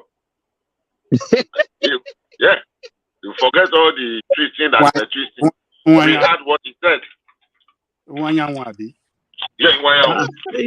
That is too far, Bishop. Somebody called Yorubas forgers today. Few hours ago. Shebi Joel just call us forgers. That is why Yoruba gets all our Yorubas. That's why we get our certificate here. Because I was just put in a position that Peter Obi, as he claimed, as a man of integrity, the next voice I'll be hearing on Arise TV, it should be Peter Obi. Come and clarify all this. Coco, do you want me to replay that video? That man was detailed, mentioning name, mentioning event. But Thomas, there are some things that we can't. There are some things that we don't need to argue. There's no way Peter Obi could have gotten an admission into University of Nigeria, Nsukka, with a pass in English to study philosophy. There's no Thomas, there is no way now. Maybe mass they is still tall. I mean, and that period we are saying, that period in the 70s, UN is one of the toughest universities. Exactly. They can tolerate math for philosophy, but English, to tolerate math. There's no way you can get admission to UNN without English. So if he doesn't because have philosophy is English. Exactly. If he doesn't have English, that means he must have gotten in through a crooked means. Ah, Lord. Well, let's see. Maybe he have pre-degree, second certificate that. No, Ajalekoko, no. If he has maybe second certificate, no. No, Ajalekoko. I'm not too sure. If we are not sure, if he have second one, he will be tendering the best result. He will not be tendering the worst one. Maybe combined. Maybe he has one. Maybe combined. No, Thomas, this period we are saying, I'm not too sure. I will fact check. That they combine. That period we don't combine. They don't combine. I think the combination thing came because of quota system later, when they realized few people from the. That's what I think. I started hearing combined two sittings. You know why? The time that like of somebody's of obese mate would have gotten admission to UNN will probably be maybe 1982, 83. They combined that time now. But he entered UNN in late 70s. I think he graduated 84. So quota system started before then. So he must have either combined, and the reason why he's not tendering, maybe he only sat for one paper in that one. You know those days they will just go and sit. If it's only fish that you need, like 3 paper and so you can't tender that one. But for him to get admission to UNN to study philosophy of all courses, then You must have English at least.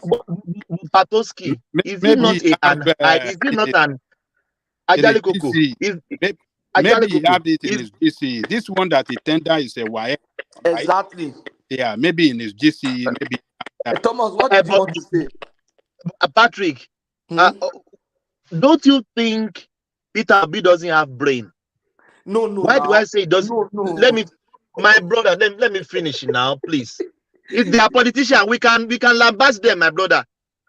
Peter Obi is not paying my salary. He's not paying for my kids. No. If people can lambast Tinubu, I can lambast Peter Obi. Please don't let us go to all those moral something. What I'm saying is that yes, you knew that your certificate is in question. Peter, all this we are deliberating here. Peter Obi knew what is going on. He knows if you get it forgery. He knows if you use Oriolori to enter. He knew what he did. But you are not clean. But you are taking torchlight, searching people's nyash all around. There is no secret in this country, Patoski. There is no secret. Thomas.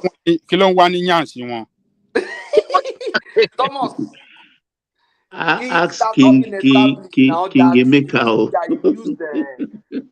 Now. It's just that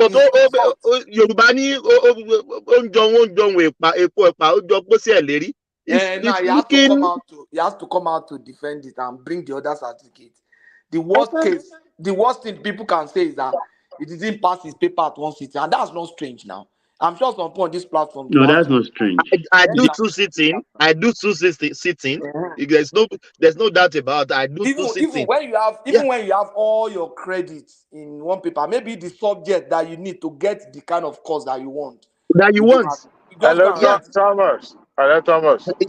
Yes, don't you think that the strategy there is that, look, before they started asking questions about my past too, let me put myself out there so that it will look as if I will join the chorus so that people won't be looking at my yank as well. Maybe that was a strategy so that people won't be asking about him. Now that they're asking about articles, right?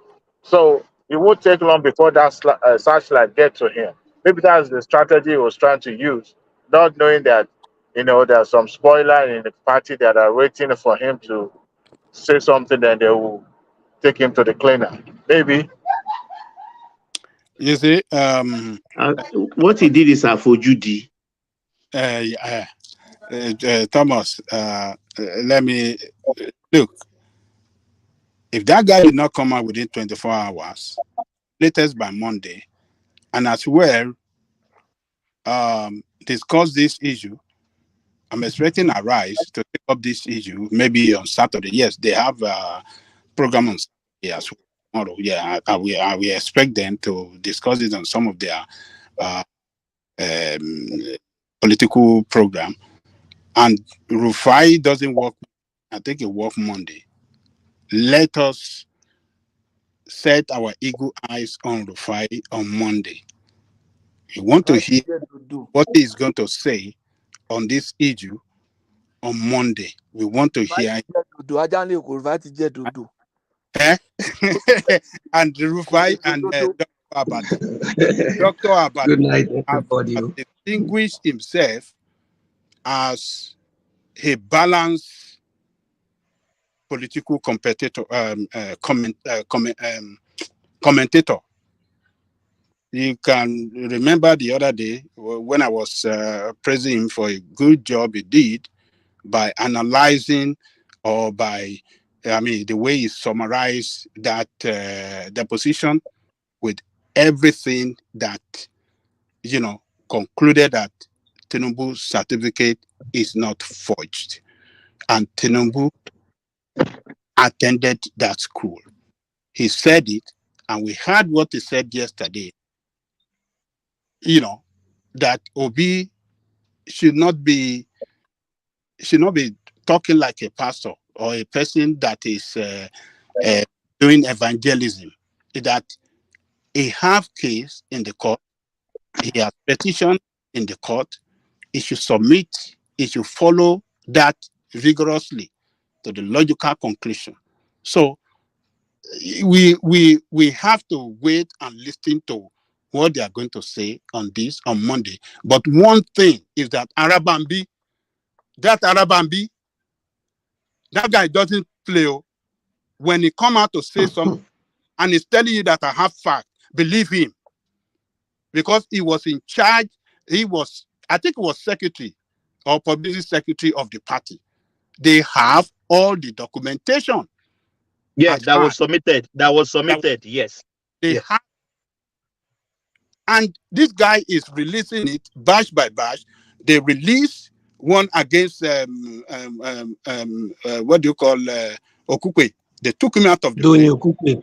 Okukwe. They released another one against the chairman that he forged he forged some certificate and he forged some letters that some candidate of the party wrote, which were, and police investigated that, and the police report came out that yes, Abure forged a lot of documents in order to take people that actually want the primary out, and then submitted the name of people that he has taken bribe from as the candidate of the party. So now that this man is saying this thing against Obi, hey, Arabambi doesn't play. Arabambi doesn't play. That guy, he doesn't play. Well, the cat is out of the bag already now. Good evening, everybody. I will quit. I will yield now. Look, Obi lack of leadership is what has brought what Alabambi doing against him now. Is lack of leadership, and his failure to manage the crisis of the party. Of the party, When he was the candidate of the party. Yes. When this let me land. I will yield. I want to draw your attention to what you just said. Now, how would they have been able to manage a party that did not create? Yes. No, look.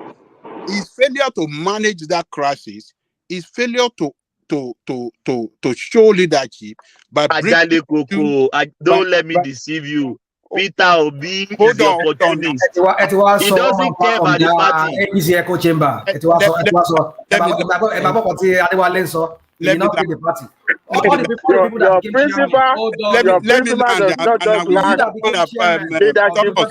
Continue. How many of them be walking around with a skeleton in his pocket? Have you yielded the floor? No, let's hold on. Everybody hold on, please. Ajale Koko, land it. Then we hear from the new voices. Yeah, Ajale Koko, land it, please. Without interjection, please.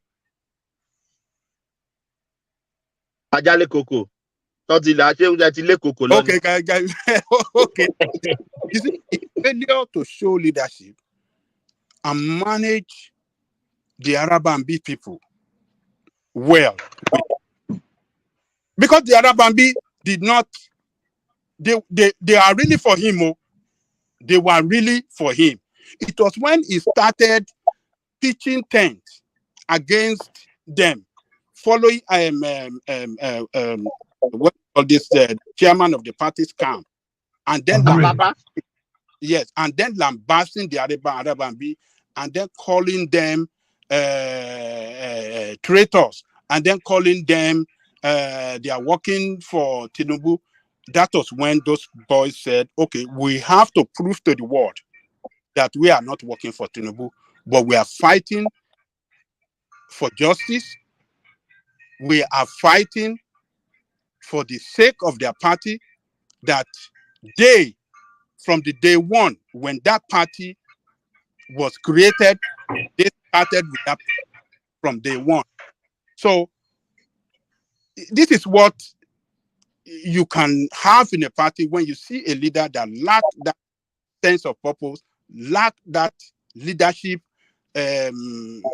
skills to manage human resources. So Obi lack that leadership to manage human resources. That is what has brought all of these problems that in that party. And Arabambi, I'm saying it clearly to my friend.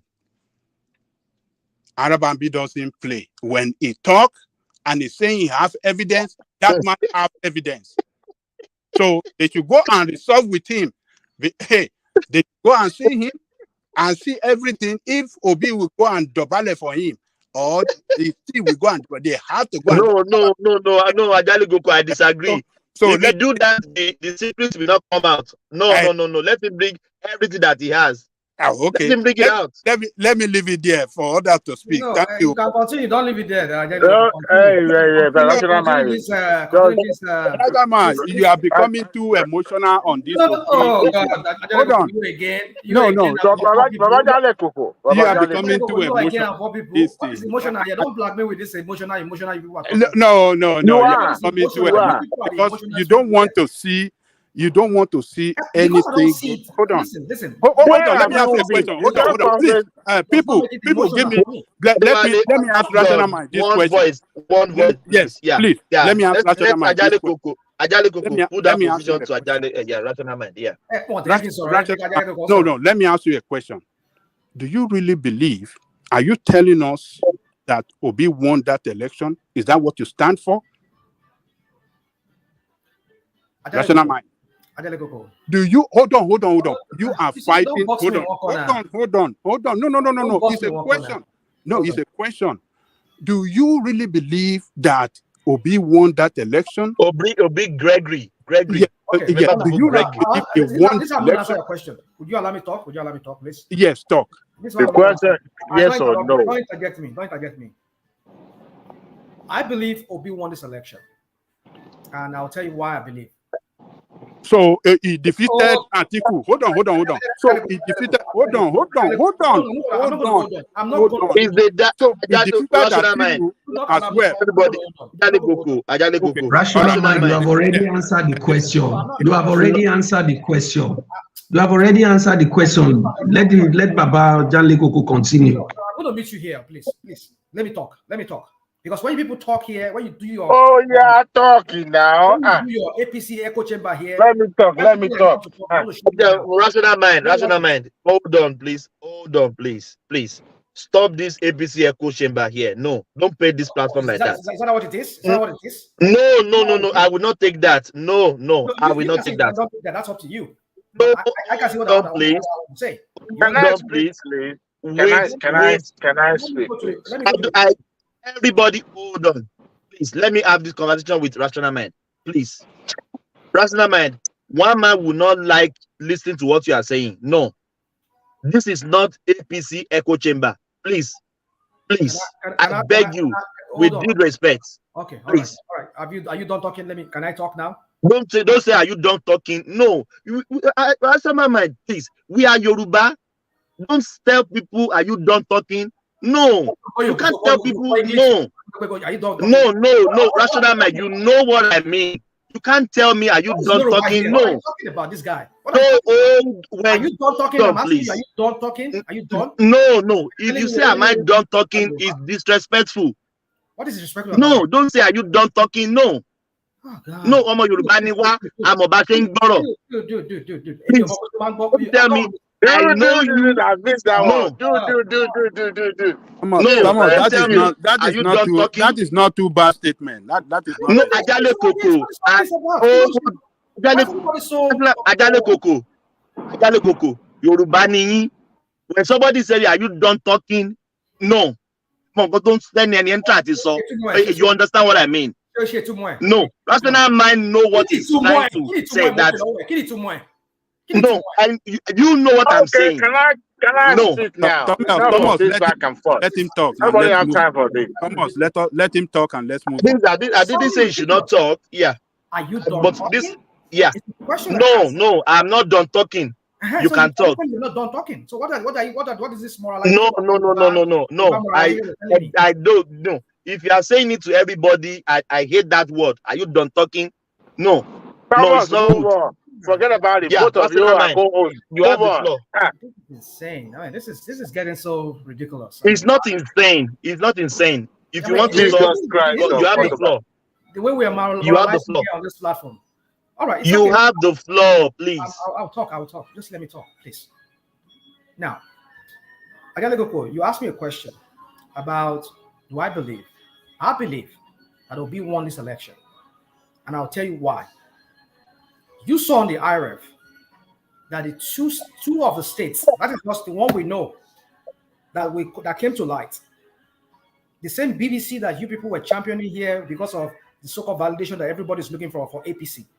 Any little thing you want to, even anybody that has said something against APC in the past, whenever they say something different now, you latch on it and you praise them to high heaven.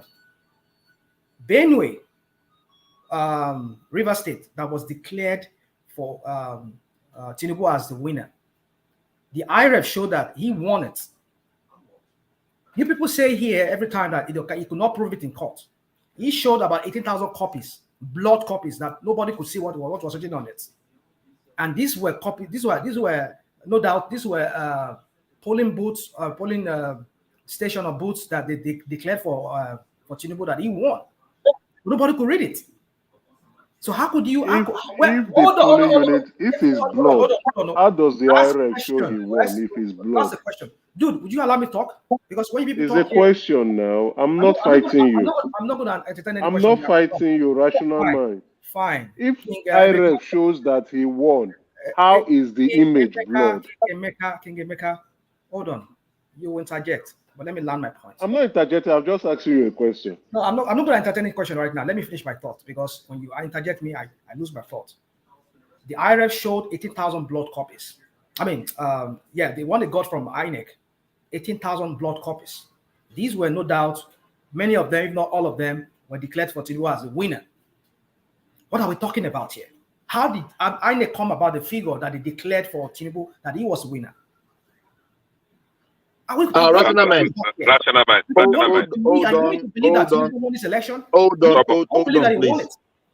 Hold on, please. Yeah. Hold on, please. Favor, your connection is not connecting. If you can go out and come back in, then I can bring you in. Yeah. Favor, your connection is not good. You can go out and come back in. I can bring you in. Yeah, continue. Thomas, can I quickly say something before Rational might continue? Yeah, okay, go on. Yes, Rational might have the floor. Yes, I think Emeka wanted to answer something. Yes, go on. Then maybe you, Bishop. Yeah, can I ask the question? Real quick, so that Emeka can ask, because I don't have much time. You said the IRF showed that he won, and you still said the IRF has blood. IRF showed he won River State and Benue State. Why are you twisting my word? Why are you twisting my word? Rational mind, that is not correct. That is not correct at all. You have been repeating this several times, and you keep referencing. Just hold on. Let me finish. No, you're not going to talk now. You're not going to talk. Bishop. I'm not talking. I'm going to say. I'm going to put something to you. He was the one talking first. So when it's done, you cannot put your own position to me. No, I'm done with my question. You're done with the question. Okay, go on, please, Bishop. You keep referencing this thing that IRF shows. IRF did not show. Go back. Let's analyze the IRF result. IRF did not show that Peter Obi won Rivers. IRF did not show that Peter Obi won Benue. That's one. Secondly, you keep referencing this 18,000 IRF, 80,000 blood, 80,000 blood, 80,000 blood. If 80,000 blood were printed from every party have their own agent submitted report. That printing of 80,000 blood report is one of the most ridiculous things that anybody. I cannot fathom why did APC, Labour Party, all they could do was to go and print 18,000 blood. Where are your own results? So that 80,000 Let me finish now. Look at how you're sounding logic in the head. You're asking me for my own. Where's my own? When I got the one from INEC, Hold on now. it's showing that it's blocked. If you want to go the logic, if you want to go the logic way, let us apply the logic. It is not because you are shouting logic and logic. It does not make you the most logical in this argument. So let's take it one after the other. Hold on now. I won't take 2 minutes. Look, you can start counting now. That's 120 seconds. I have just put positions to you. Number one, you have been saying IREF showed that. I am putting it to you. IREF did not show that Labour Party won Rivers. If you have evidence, adduce it, bring it forward. Number two, IREF did not show, in the part of number one, IREF did not show that Labour Party won Benue. So if you have evidence contrary to what I've said, you have been referencing this, you are making. That's number one. Number two, the issue of the 18,000 printed blood results. That is I don't know, that is one of the most ridiculous things that a party will do. When they have the original that was signed by party agents, if they cannot get, let them lobby to any of the other 18 political parties. Then we're there, then compile it and bring it forward. Going to print 18,000 whatever nonsense and bringing them in whether in coffin or boxes of puff or pancake or whatever is the most senseless, nonsensical, irresponsible, thoughtless thing any group of persons, much more less senior advocates of the law of Nigeria could do. So you referencing them does not give them any more validation than the nonsense that we know they are already. So referencing them is inconsequential. If you have proof, bring it. I'm not done. I mean, somebody was just correcting you now with this your attitude of are you done? That are you done? It's derogatory. Stop putting it. You can put it to other people. Listen. You listen to me. You listen to me. You know. We don't always. You listen to me. You listen. No. Stop. In your back, Yoruba, you will know.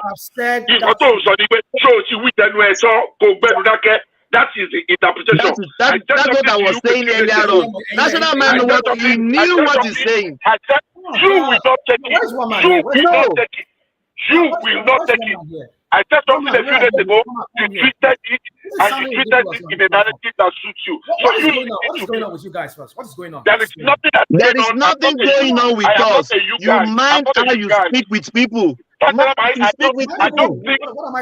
think you are older than me. Let's settle this tonight. You are not older than me at all.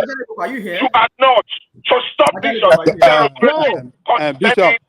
Language. Stop Bishop. Are you done talking? Are you done talking? Bishop. Like Yoruba man. Stop it. Bishop. Hold on, Bishop, and come on now. Thomas and Bishop, please give me a moment. You see, yes, if we want to interpret it in Yoruba, yes, it could sound. It sounds derogatory. I will not deceive you. No. Look, yes, but let me tell you. We all live in America. Forget about America. Hold on. This is the problem. Hold on now. Listen. Nobody can tell me, are you done talking? This is it's a Yoruba person. If white is telling Ajale Kokwe, hold on, please. If a white, let me vent, please. Okay. If a white person is telling me, are you done talking? I can take it. Not a Yoruba man. A Yoruba man that are you done talking? It means Really? Okay, let me Come on now. Let me Come on now. We can't be disrespecting ourselves now because of Tinubu or because of Obi. Come on. You have the floor. I'll just keep quiet. Thomas. You see, like I was saying, we live rational mind. Bishop and myself will live in America. the way Americans speak. And we have lived too long in this country. And you have to recognize that. You see, for being part of the system for a long time, and we speak the way they speak, we do things the way they do things, we sometimes we cannot really, separate the way we talk in Nigeria from the way Americans talk, because we have lived too long in this system. So when rational mind, rational mind is doing it on purpose. It's doing it on purpose. Ajale Koko, I disagree with you. I don't like this kind of. Ajale Koko, hold on. There are some. Let me just exit. I mean, I don't think you don't have to exit. You don't have to exit. Ajale Koko, there are some tone they use here in Australia. Hold on. Yes. Let me say this. Sit down here and somebody we are not disrespecting you. We are not disrespecting you. No, and I'm not either. I'm not also. We are not disrespecting you. Ajale Koko, rational mind, listen to me. There are some slang here they use in Australia. I can't use this on this platform because I know it's derogatory. It's derogatory. You can't be telling somebody, "Are you done talking?" That means in Yoruba language, that is the meaning now. Look, like I was saying, we should be able to tolerate each other. I don't think that a rational mind is that intentionally just to derogate anybody. I think because of the way we speak in America, and is speaking in that fight. That is the way I see it. I'm not saying it that, he's trying to disrespect or make a derogatory of anybody. So, Sorry, Oga Ajale Koko. Is that how Americans speak? But rational mind, now that they have expressed, they don't like you saying that to them, maybe you have to fashion it in a better way. Let's do it better. So that I'm not to satisfy people. You understand? They don't like it. Try to say sir, you have been here longer than us, right? Yeah. And you don't sound this way. I'll be very honest. I don't know how rational mind will take it, but I do find his tone very condescending. Well, you will definitely find it because I do. If listen. If I speak, I have this thin voice or have this soft spoken. It's not your voice. It's not your voice. Dude, would you allow me to speak, please? You cut people off. You interject abruptly. You tell people stop. Listen. It's very condescending. Right I have now, to be very honest with you. You are being disrespectful. I'm just expressing I'm talking myself. right now. It's I have the condescending. floor, and you're cutting me off, and you're telling me that I'm cutting you off. You see the bully you people do here. When you do something, you don't see it as a wrong thing. But when other people do it to you, you start crying foul, like I said, the other person is guilty of what you are also even guilty than him. I have the floor, and I'm talking, and then you're trying to cut me off, and you're telling me I'm cutting you, I'm being rude. I don't do that here. If I have to interject, I will ask you, can I interject you? If one man is or whoever, I will say, can I interject you? And if you don't allow me, then I'll keep quiet. And if I want to push, I will push. I'll ask one man, can I interject? Even if the person is not allowing me, I'll do that. I'll ask one man, which I'm giving him that respect, that I'm not just trying to take over your platform. I will not do that. But that I'm talking, and then you're trying to interject, and I'm telling you, please hold on. And you're trying to continue. That is when I'll be rude to you. I'll be rude to you in that because you're not being respected in that regard. So the point is this: if I say, "Are you done talking?" Maybe the tone of voice I use, maybe it sounds condescending to you. It's not like Ajale Koko said. It's not what is intended. I'm only asking you, "Are you done?" So that we understand that you are done talking. Then can I talk now?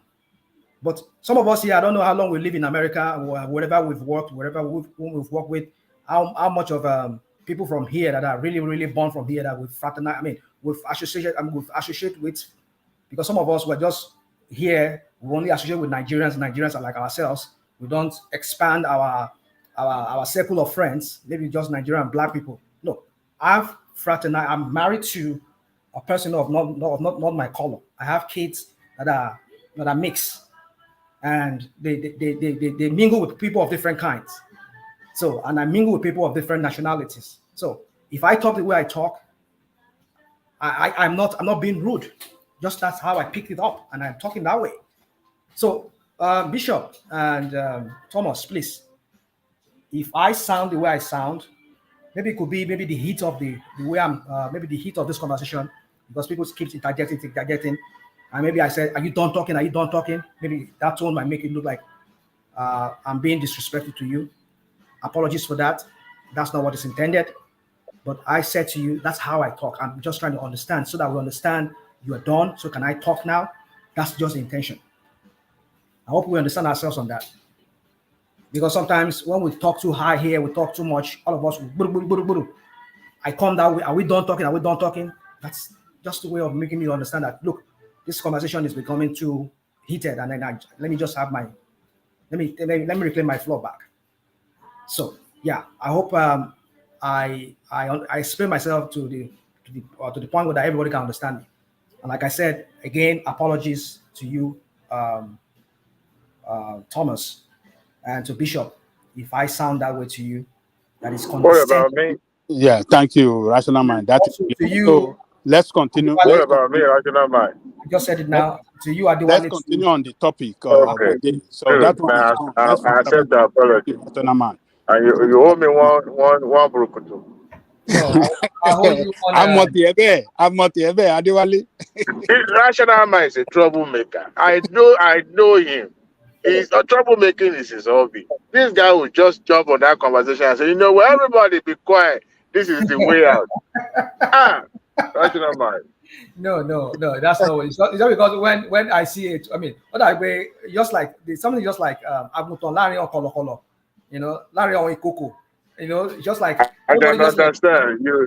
The way he was, doing you kind of like, okay, I need to go and straight these people out. They've been saying this thing all this while. I can understand, but you never can tell. This is Friday.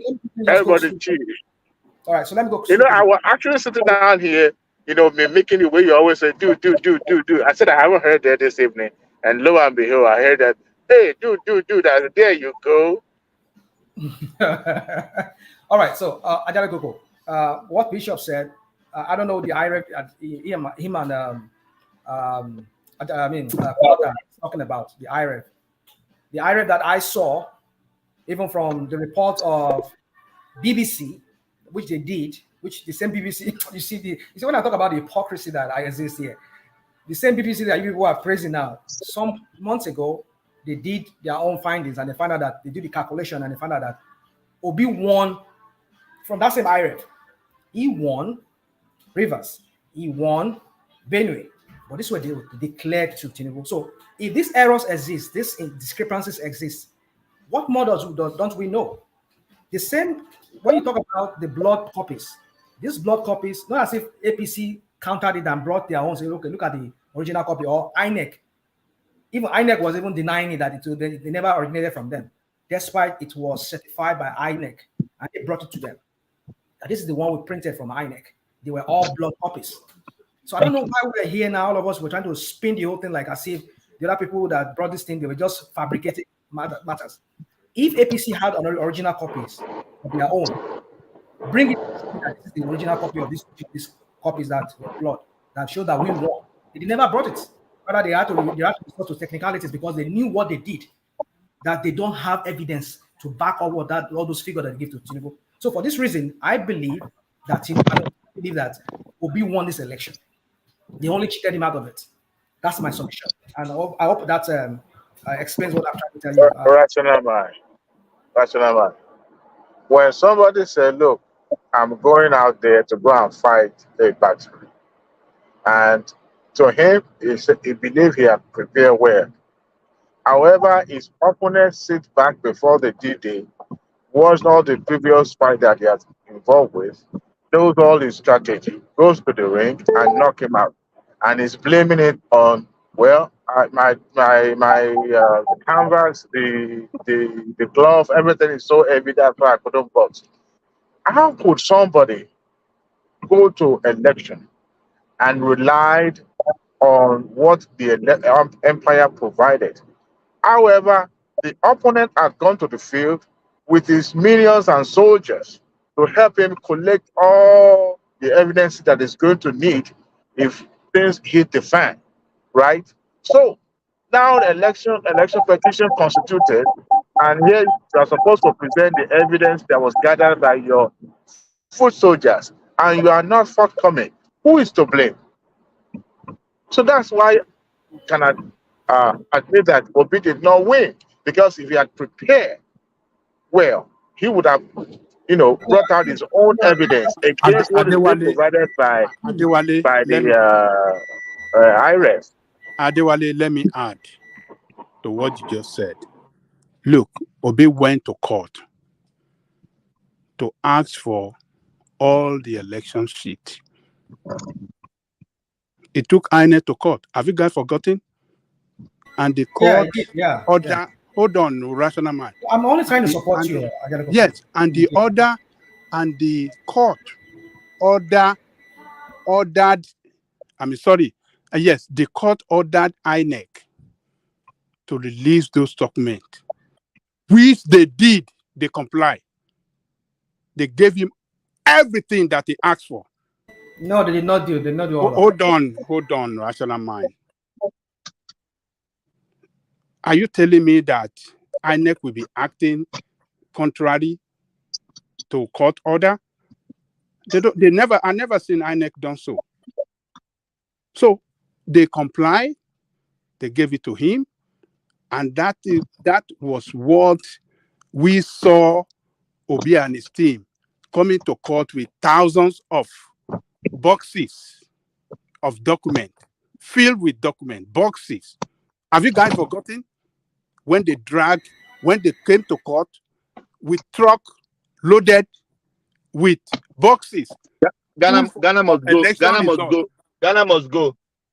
So with everything given to them, they could not convince the court that they won the election.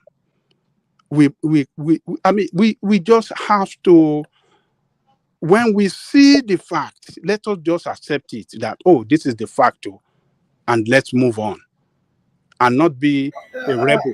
There's no fact to what you just said now. There's no fact. So they didn't give him anything. Is that what you say? It's not everything that he requested. No. So they didn't give him all the result sheet and every document that he asked for. Not everything. They didn't give him. They didn't give him everything. Yeah, not everything. Oh, They were granted. Remember when they were playing a chess game with the INEC, when they were supposed to make payment to pay for something, and they are not forthcoming, and INEC was saying, "Look, the court said you should come over," and I think it was 2 million. I don't know how much they were asked to pay. The other parties paid, and they were refusing to pay. So who is to blame? I tell you this: when it comes to law court, right? There's no way that case would have proceeded if the INEC did not oblige the court and release documents to them, because that would have been a ground, is either to cancel the election. But they did provide them documents. Okay. Yeah, go on, Baba, come in. Okay, thank you. Look, don't let us forget the procedure. This is the procedure. It's polling units by polling units. Everybody has been accredited. You come back, you vote. You come back for counting. After they counted, then they filled it from EC8, or what did they call it? For everybody, all registered political parties. And they give each agent 1-1. The INEC officer at the booth will now photo the original copy, take a photo of it with the beaver's machine, and transmit it straight to IRF. I saw on election day, many of the party agents were even voters were looking at the copies from their own agents and taking snapshots. It's for a purpose they did that. From there, they go to the world level. So every party has a cheat. I call it pink cheat for reference sake. Every party has. So if you don't have your agent in that any particular polling booth, it's your fault. When you go to INEC and say, give me copies, INEC will dribble you because you are supposed to have your agent. They accredited your agent. They gave you all their ID cards. But this is what happened What with is the use of INEC, Baba, if I may ask you? What is their use? If they are an umpire and they are normally by law, according to the electoral law, there are three categories of those results. The agent's copy, which is the party we have to keep, the police copy, and what's it called? The INEC copy. Now, if in the case of according to the electoral law, if in the case of those two are not available, INEC copy should be used. no. That's what the electoral law says. Yeah. No. They did. What does it say? No, it's not part of the regulations. You Obi first said This is where we're getting a day. No, listen. Guidelines, This is. regulations, I want to quote Obi. Hmm. You understand? He said, "I won this election, and I will prove it." That's less than 48 hours. Tinubu was declared as president. He said, "So how do you want to prove it without having your own copies?" The truth here, rational mind, is every political party, particularly the first 4, 5, 6, they have what we call their situation room. They all have it. You said something now. Did Obi make that comment before Tinubu was declared or after Tinubu was declared? No, after Tinubu was declared, that is first press conference he did in that hall. Because where I he thought sat Obi said it first before Tinubu was declared. That was why I was trying to No, he said it after. I said 48 hours after. Okay. He said, "I won this election and I will prove it." Okay. There and then, I thought he has all his pink sheets with him. They have situation rooms. All those even agents that took snapshots. But Baba, if you take any case to court, you know the one have the burden to prove your case. That is the point here. That is where they messed up. And I think they've learned their lesson. Well, I think they've learned. Well, Baba, you can say they messed up, but the point is that INEC is there as an umpire, an unbiased umpire, to give either APC is asking. If it's APC in this situation, for example, this guy was declared winner. Let's assume he was declared winner, Obi or Atiku. If Tinubu says, "I won this election, I'm going to prove it," and he will have brought everything. You will be surprised. 176,000 units. He will have brought everything. He could have gotten it, but if he wanted INEC to give him copies, no, they will not even. They are too experienced. They will not. They will bring everything, and they will use calculator and calculate it. Hold on. I'm just saying that if they want to prove their case more with the copies, if they have their own copy or agent copy, and they want to make their case more solid, they want to corroborate it with what INEC have to show that yes, whatever we are presenting to you, our own agent copy, it tallies with what INEC has, and INEC refused to give it to them. Hi, Baba. Hi, here. I will tell you that I will fight for them. That no, you need to give it to them. Let them prove their case. No, this is how INEC will have come in. If you have all your pink sheets, the numbers are there against the name of each political party. And let's say APC comes and say, "This is what I score in this state. These are my papers." And INEC say you are lying. They will bring that is when INEC will bring their own copies to say, "Okay, polling booth A, bring it out." Both of them will bring polling booth A and then compare. That would depend on how they file the case. If INEC is no, that is the procedure. I'm explaining to you the procedure. That's not my Baba. Do you remember Obi joined INEC in this suit as well? Yeah, he did. Yes. And that's the reason why they reacted. No, they all do. They all join INEC. Which Agbakoba said is a mistake. They shouldn't join INEC. They shouldn't join INEC. Well, they shouldn't join INEC. Agbakoba only expressed his own opinion because INEC did something that they considered an illegality. So that's why they are roping them in that. Why would you declare a candidate when you cannot even prove even the IREB that you're supposed to use? You backtrack at the diamond, at the twilight of the whole thing. You retracted. You said you're not going to use it anymore, and that's why they had to join them because they were thinking maybe they could use that as a we all know what happened. You understand? But if I said it, you understand? I think mercifully enough, Zita is here. She explained it better. You understand? I think about a month ago, she explained it better, talking about the use of the cyber instrument in law, in international and local law. But I know what happened. The three political parties. We're all here now. How would you know what happened? You were here in America, so and then did you go for the election? I know what happened. Believe me, rational mind. All the three top political parties are guilty. Say for sure, for certain that you know what happened because you were here in America. It's only when they tell you what APC, TVC, and APC people tell you. That's what you're going to believe. No. Whatever obedient tell me, that's what I'm going to believe. Right? So my point is this. Let me just say this. So my point is this: is that INEC is supposed to be an unbiased umpire. Any of the candidates that feels grieved in the election, I'm asking them for documents of support to make their case. They should, if they have nothing to hide. INEC knows that, oh yes, we really declared Tinubu winner because we believe he won the election. And we have the fact. Okay, here is the document you want. Take it, go and prove your case. Because we know what we did, it was right. But the law doesn't work that way. Unfortunately, the law doesn't work that way. If you say you won the election, then come and prove. That is what the law says. You see, we are trying to stand logic in the head. I just said to you, an unbiased. Okay, look at it now. Okay, you are saying unbiased. That is moral. Moral is not law. Law is different. When it's convenient for you, moral should work for you. No, I'm stating to you exactly the law. It's in law court they are now, rational mind. And you are saying you won. These are my papers.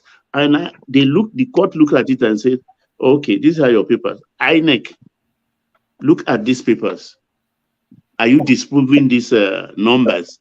INEC will now bring their own papers. Then to disprove what you brought to court.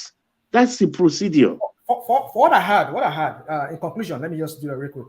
In conclusion, what I had was that what they intended to do before was that they wanted to use whatever copies they have to prove that Tinubu did not win that election. But because they could not get those documents, they had to go the route of what they did by using that 18,000 blood copies. Because they had so many things in the arsenal, but they could not get all the things that they wanted. Okay, for the sake of this argument, let's even look at it and say they are correct. How many votes that 18,000? If they minus and plus. Yeah, so the 18,000, there were about 97,000 that was what was said that they registered for this last election, 97,000 people. Now, that 18,000 is a chunk of the 100,000 polling booths. 176. 17,000 polling. So now, if you do the maths, you can get like, I think what they said was like you get like almost like 3 million people from that. No, you cannot say that. Look, they don't. Your party didn't have 44,000 agents in the polling booths out of 176. The Tanko admitted that in an interview. They said when INEC said they don't have 40. Huh? That's what they said at the beginning. They said they had everything. They were. No, they can never lie. They can never. And even the other Nollywood actor, what's his name? When Tanko said that. Okonkwo, the one that pick up. Okonkwo was saying that the same thing rational mind is saying is Okonkwo was saying that INEC should have brought their own copy to the court. That is the moral thing to do. That is the legal thing to do because he's a lawyer. And that is them. But people are asking that if INEC didn't bring it, if they don't have it, what about you? You have to be responsible when you struggle. So electioneering is a very tough thing. It's not a plaything. See, because we want to hide things. We want to promote. We just want to. Okay, Tinubu won the election. You see, if you have, they said a guilty conscience fears no accusation. I think I'm right. Yeah, guilty conscience. You know you're not guilty. You don't fear any accusation. So, but I know this is Nigeria, criminals. Everybody's criminal there. Even the INEC and everybody, APC, they're all criminals. You will say, but Labour Party is not criminal. Hold on, I just said it now. You can say that Labour Party is criminal. but what I'm saying is, we cannot continue like this. If we cannot do things in a more proper way, whereby everybody feels not cheated. If you're an umpire, bring what you have. You're not supposed to take side with either party, either APC or. Rational mind, Baba just tell you now, law is not moral. No, you know, I'm not rational mind. This is not moral. Rational mind. Hold on, please. Okay, yeah, if you charge me to court now, Thomas stole something from me. You are the one that will prove it to the court that I stole from you. I'm not the one that will provide the evidence. The court will not provide the evidence. You know there are many cases. Even the court, the judge knew that the person did that thing. But the person that charged you to court can't present any evidence. And you know, court of law is about evidence. There's no emotion in court. There's no blackmailing in court. You have to bring something on the table. It's a different thing. We're talking about a different situation here. This is a different situation. If it's you and I, there's no third party involved in this, right? That's a different case. I will have to go and furnish my evidence. But we have a third party who is supposed to be an umpire, who is supposed to be a referee between you and I, but who has the evidence.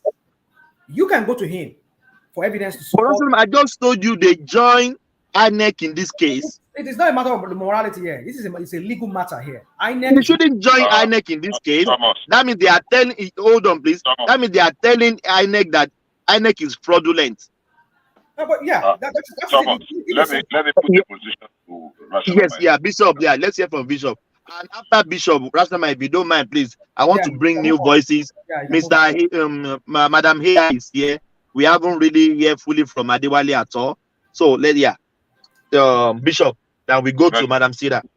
Yeah, I know we've been going front and back on this for too long, way too long. Now, one thing we need to understand very clearly is this.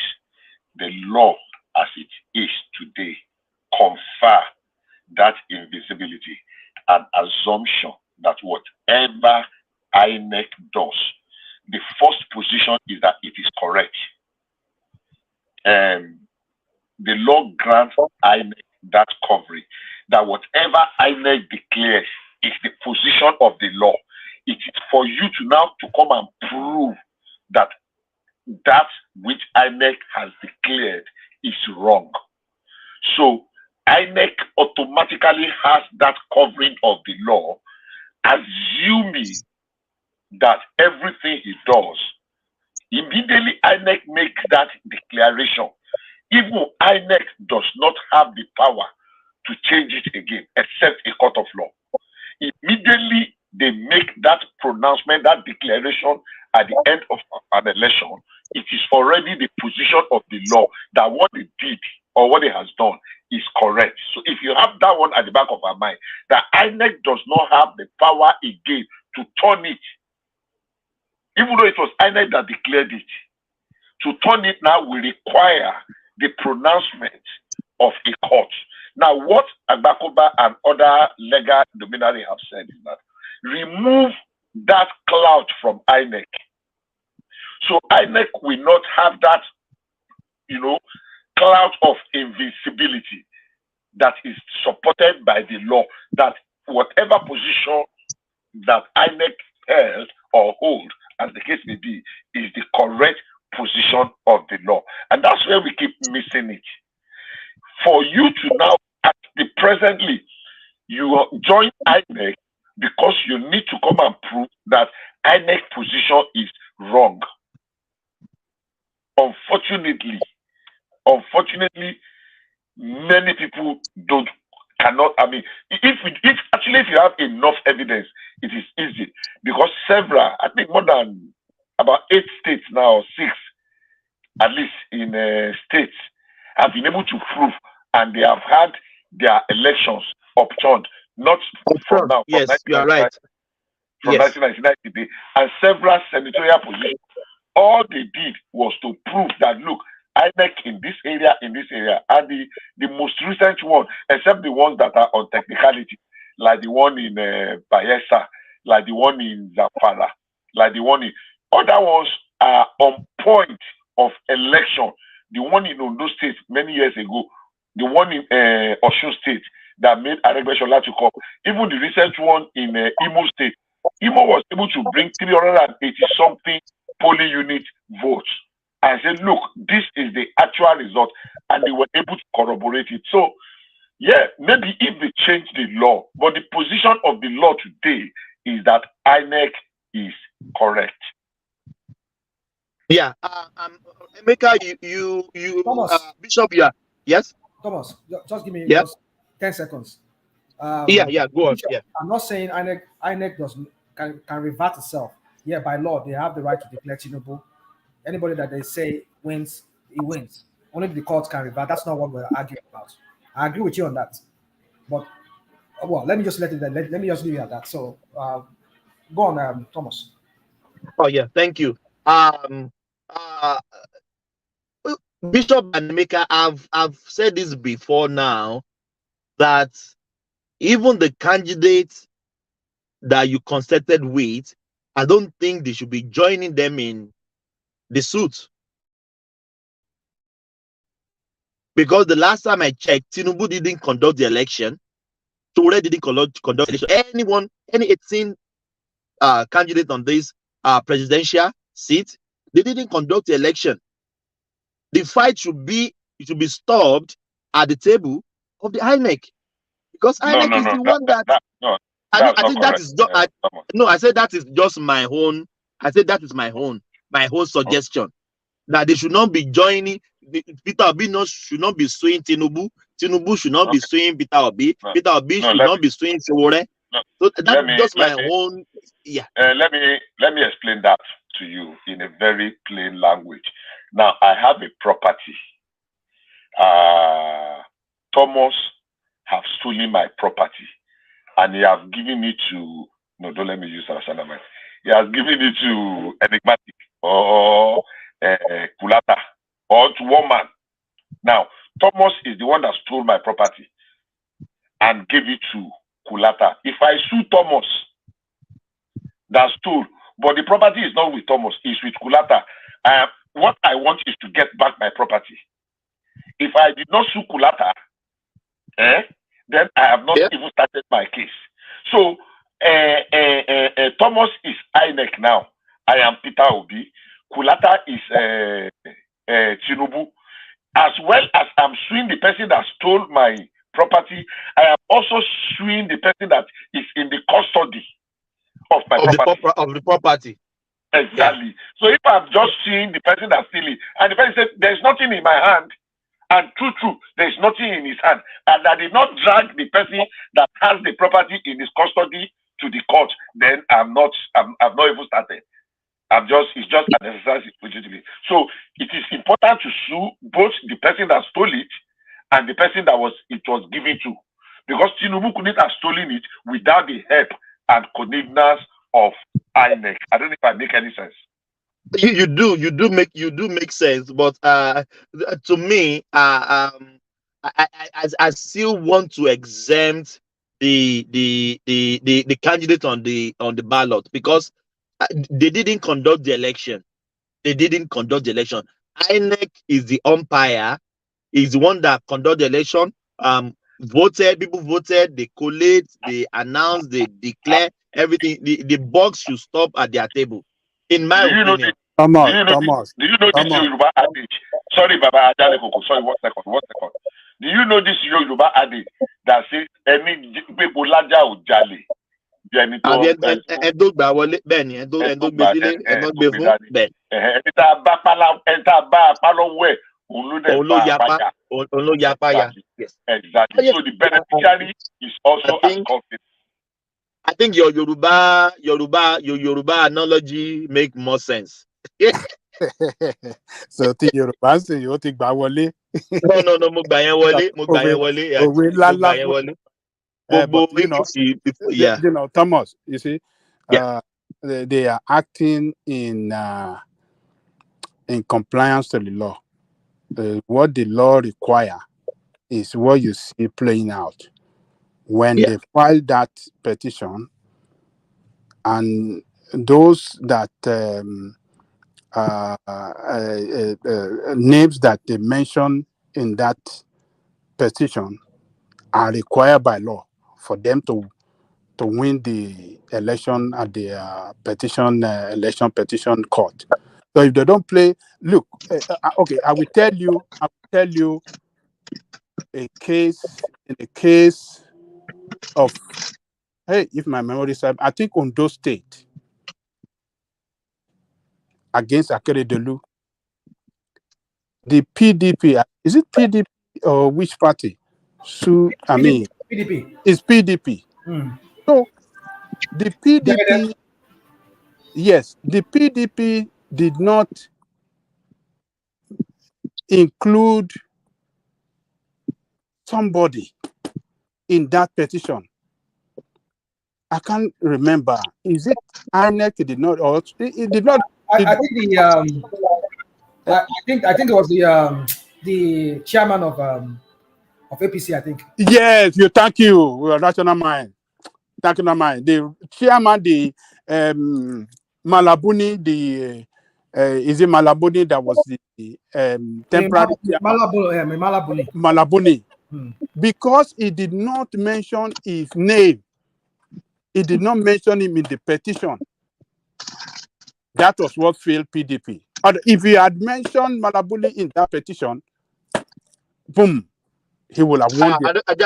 I remember now. You remember now? I just remember. Yeah, I just remember. Yes. Yes. We treated it. Yeah. Yes. Yeah. That was what failed PDP. Wow. So yes, that is what the law requires. This concept amazed me sometimes when they be their journey. You would think are they serious, but that is the law. That is what when we are talking about technicalities of the law, it is very, very important. Some people are saying, "Oh, don't do anything technicalities." Everything is a weapon. Technicality, so fact, everything, evidence is, so you must have. Why are we not crying that when they're also using technicalities? So why are we also crying that Obi and Atiku they are looking for loopholes? Nobody is talking about that. If the obedient, hold on, it's obedient that are shouting. They should not use technicalities. Lata came here and attack me now. Okay, so look. Even in the case of what's this footballer in America in the 80s, is it 80s or 90s? That guy that was charged for killing of his wife. What is it? What is his name? Johnson. Somebody can remind me. This black dude. O.J. Simpson. O.J. Simpson. He won on technicalities. The glove. Wow. The glove. When the lawyer, the Cochran, said if the glove does not fit, then you have to acquit him. In front of the judge. This is the glove. He used this glove during the killing. And they brought the glove. They said, okay, you should wear the glove. And his lawyer was saying, Judge, if the glove does not fit, you have to let him go home. And that was what happened. He put on the glove. Wow. It doesn't fit him. He was squeezing his hand. And his hand almost tear that glove into pieces. The prosecutor failed to establish that is very, very important. The prosecutor failed to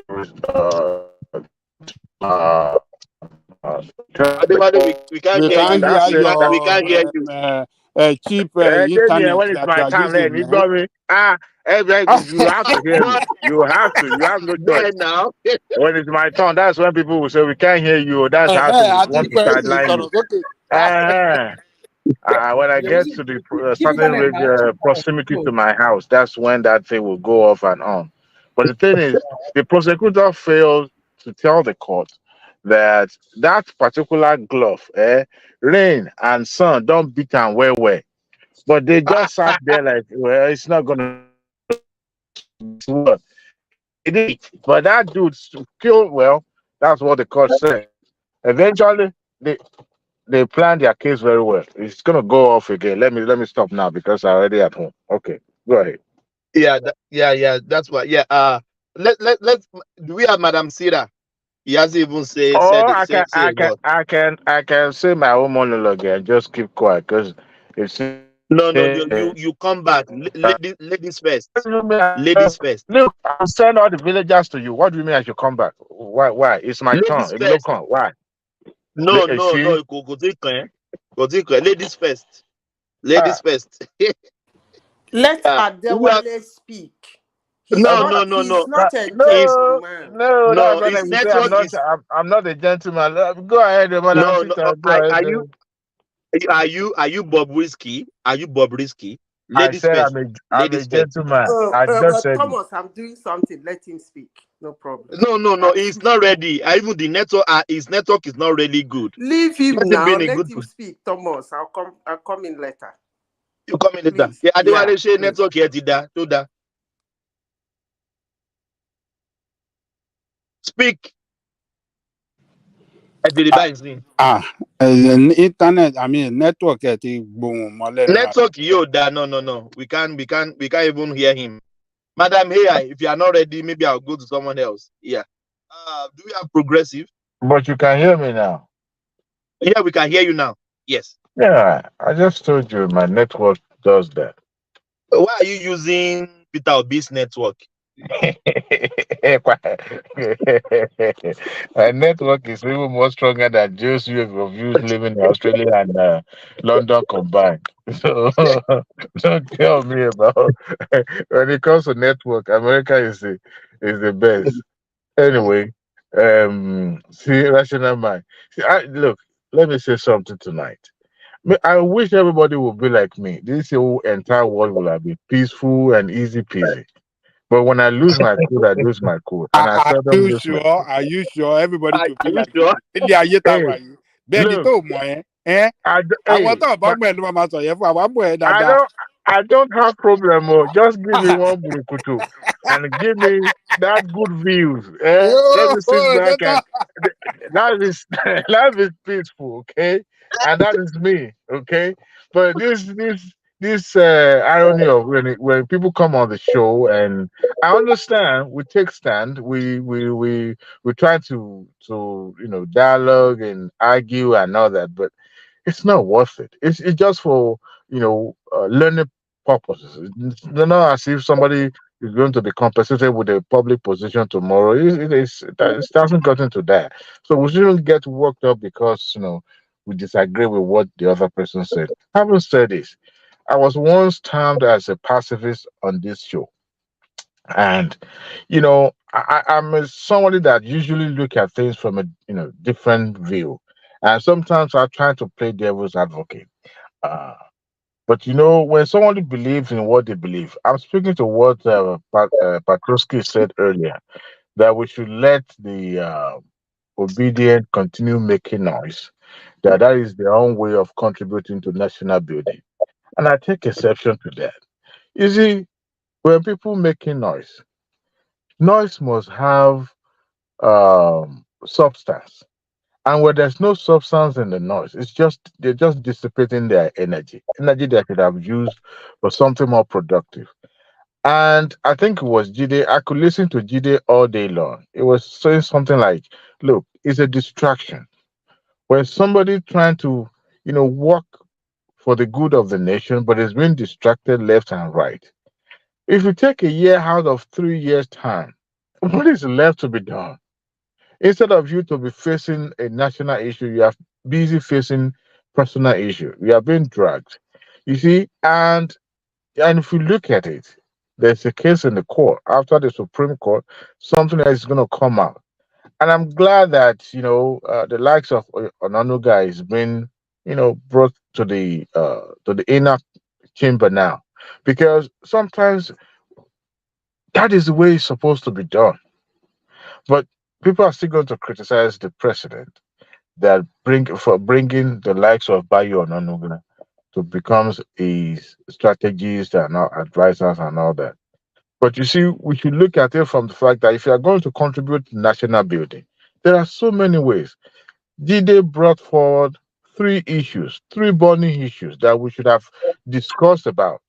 The issue with the manufacturers in the Lagos and Ogun State, and how the federal government is trying to, generate electricity for them so that they can produce, right? And also, it's mentioned another case that I can't remember offhand now. But you see, we refuse to discuss that. We're discussing about the noises and all that. To me, obedience should know by now that that the noises they are making, it's not contributing to the growth and development of the country. Rather, it's a distraction.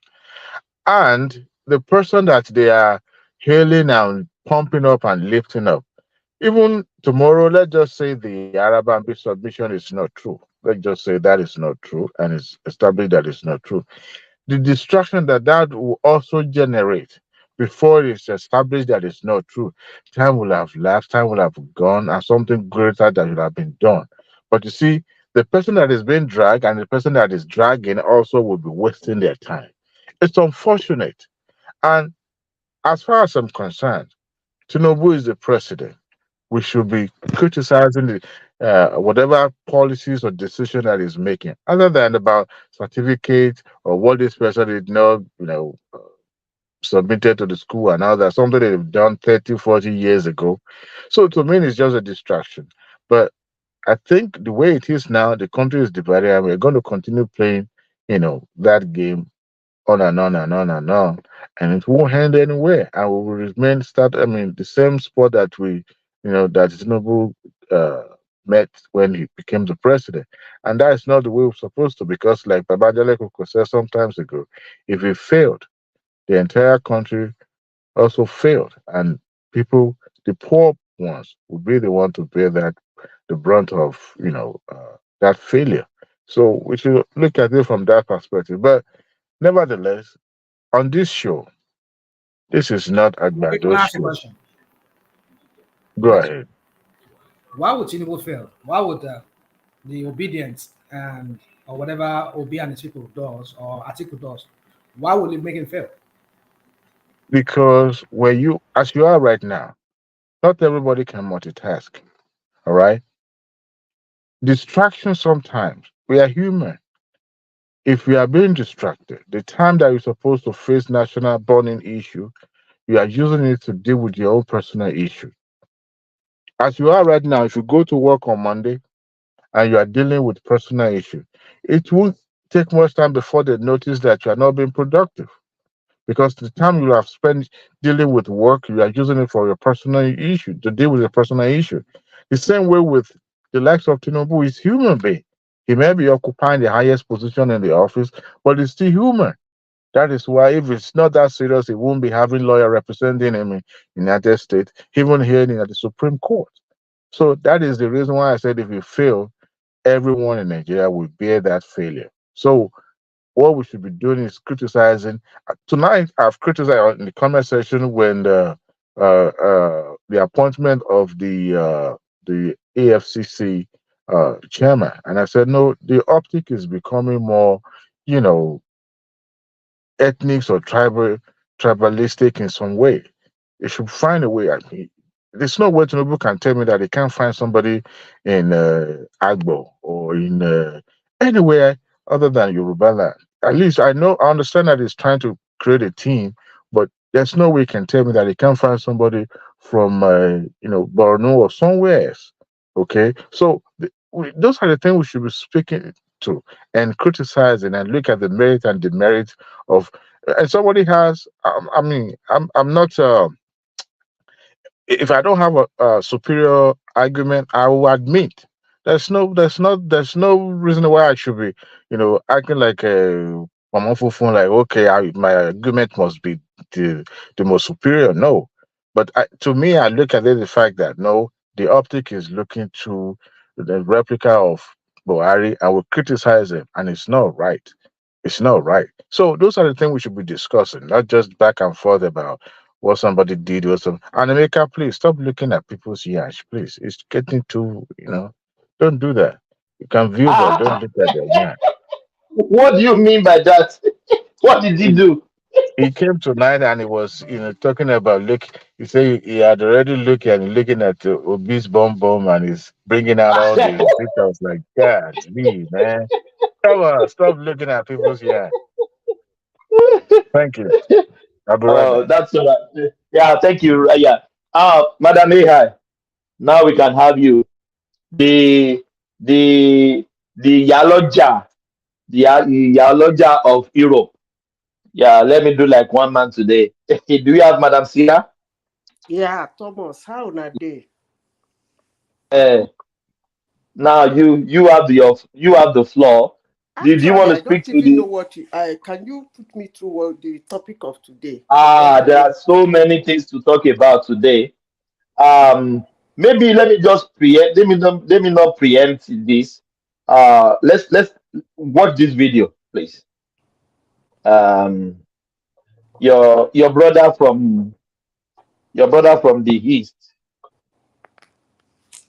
They brought some things.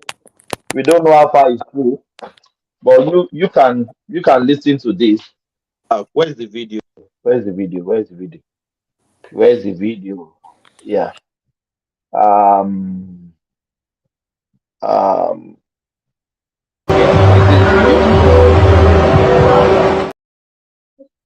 sorry. Where's the video? Rashidama, did you delete my video?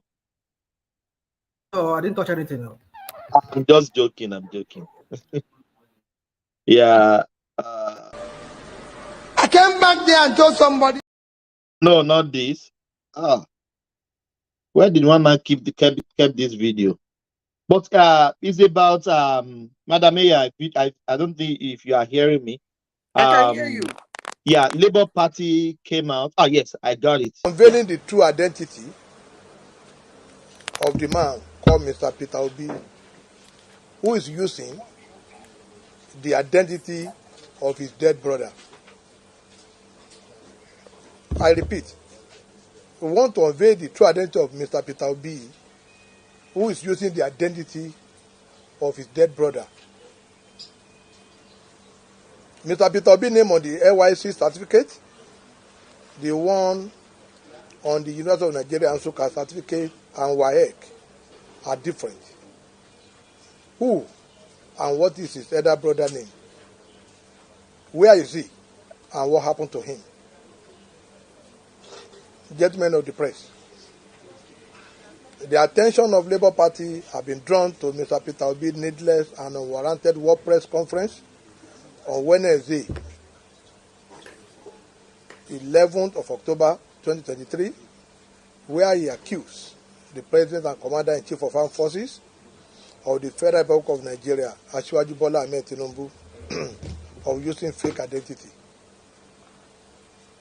We have been watching with keen interest the various reaction and mudslinging of the unsubstantiated allegation of forgery in respect of Chicago State University diploma certificate of His Excellency President Bola Ahmed Tinubu, GCFR. While we agree that Mr. Obi has the right to his opinion, he ought to have been guided by the Constitution of Nigeria, because who comes to equity must come with a clean hand. As a main opposition party, the role being played by the Labour Party former 2023 presidential candidate is highly condemnable, because it is obvious he is trying to levy war against the president of Nigeria. You can't hear the video, Adewale, or what? To cause violent overthrow. Okay, go ahead. I can't which see is the video a now. Okay, felony go ahead. offense punishable by death or life imprisonment. I think it's from your end. Check it out. We believe Go out rather and come than back in. Mr. Peter Obi engaging in this media tragedy, rascality and comedy, I can hear you now, but the video is should have paused. allowed Supreme Court to adjudicate on the The video is still running. saga. Go out and come back. I think it's from Labour your Party phone. acted on credible authority Yeah, go from your that he system. has Go out another and come brother, back. If you correct yourself. the firstborn of his father, he should disclose his elder brother name and his whereabouts.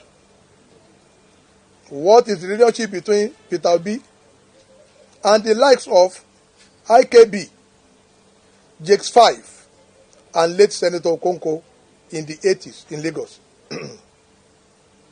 What business interest was he pursuing in the 80s in the USA with the above-mentioned individuals? And whose passport did he use to travel to US? Let him show Nigeria a birth certificate and the name he bear on the birth certificate. We can also confirm that as the National Public Secretary of Labour Party, I was among those who screened Obi as one of the president hopeful, and that the name written on Peter Obi academic certificate from the University of Nigeria, Nsukka, was different from the name on his NYC certificate of the former governor and his wife's certificate. Mr. Obi claimed in his comedy press statement that, and I quote, "I will not just start by giving you my academic record. I will start by introducing myself."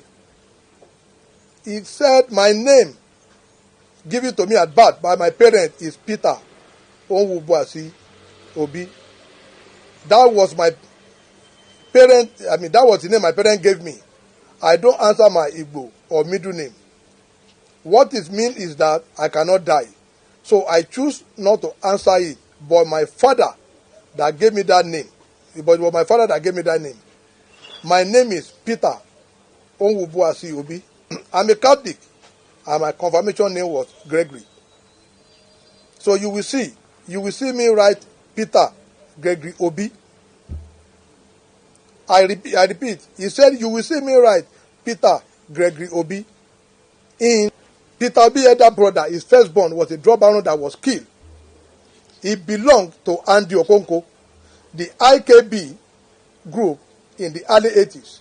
He should bring a birth certificate. And we want to know who is Gregory, rather than him to comport himself. He's telling the whole world that it's not. Obi is not a clean person. For 8 years, he did not conduct local government election in Anambra. He came to accept money for Anambra. These are the money he put in a private bank, and he collected interest in the money. He saved Anambra money in Fidelity Bank. If truly he was saving for the people of Anambra, he should have put it in Union Bank or First Bank. He used the money for collateral for private businesses. The bank were issuing letter of credit, and is the one accusing the president of being a thief. How on earth will such a person go on here, on a national television station, and accuse somebody of fraud when he knew he has no local standard? People should come and ask him what happened to his elder brother. What killed him? 2, why did he not allow his elder brother wife to remarry or leave his house? Why is he using only his school certificate and so on? We want Peter Obi to deny this allegation, and we are ready to bring out more facts. Most importantly, Peter Obi needs to come back to the press and show his birth certificate. I put it to him via the World Press Conference that the name on the birth certificate is not Peter Gregory Obi. He's using the name of his brother, and even the Next International company he claimed to have owned when he was in school belonged to that his dead brother. Finally, I have been warned, even up to this morning, not to grant this press conference by Peter Obi and Julius Aburi. Yes, they said I risk losing my life. The President of the Federal Republic of Nigeria, Asiwaju Bola Ahmed Tinubu, should note that should anything happen to me and my family, the Inspector General of Police must be put on notice that Mr. Peter Obi and Abure are to be arrested for my assassination. There is no need for any investigation, as that may be silenced anytime soon by them. I implore the IGP and the DSS to watch me closely so that I will not be killed for saying the truth. I pray for the repose of the soul of Mohbad, but there will not be any another Mohbad in Nigeria.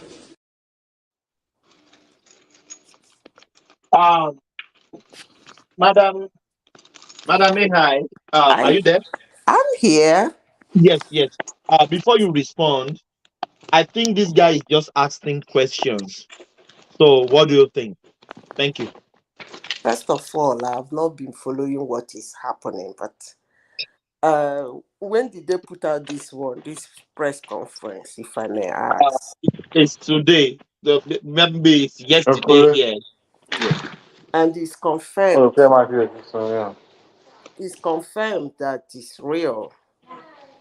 Because when I get this kind of video, I always play it in something to make sure that those things were actually what he said. Anyway, I know that so many people will be listening to see what I'm going to say about this video. But I'm going to take it from a different angle. Because I am somebody you cannot predict. You see, people have been looking for certificates and identities of Nigerians who has been holding offices for years now in our country. All of a sudden, the issue at hand that become the problem of Nigerians is searching for their identity, even when they know they are Nigerians. Now, let me say this. The last time I jumped into this platform, I heard somebody said he was once Sadiq, and then he went and changed his name to Atiku, and then went to university with Atiku. And I am very sure that his explanation was accepted, right? Now, somebody has come out to lay another accusation. And I am very sure that tomorrow, some clarifications, arguments, defense will be put out for what this guy said yesterday. And I am sure that people will accept it. That being said, let me say this.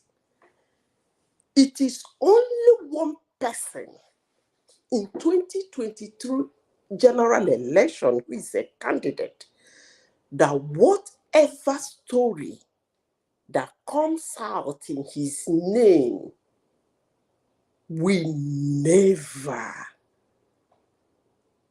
be reported.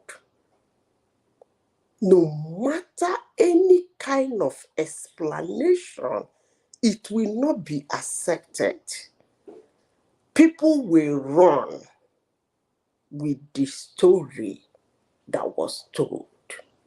No matter how he tries, or people who know him try to put out a defense or say it's a lie, it will not be taken. It's only one man. So I don't even know why this man. Who is that man? I'm coming. I'll come to that. Just give me time. I don't even know why this man is saying this. I've said this here on this platform, and I will say it again. When I came into this platform, they threw rocks at me, and I said, I know that man too much to support him to be the president of Nigeria. I was not wasting words when I say it. And I still stood my ground. Hate me, love me, I don't care. But that's my stand. And as I say that, I say it and I close it. But one thing, I am happy for two things. One, in 2019, PDP did a lot of creation that when I went to Google and Firefox, the things I used to see before, they all vanished. That was good for politics. But they paid dearly for it in 2023. I speak in parables. And I'm very metaphoric when I speak sometimes. Then, You are asking me who is the man? Tinubu. Yes. No matter anything that comes out from Tinubu doesn't need an explanation. That is what it is.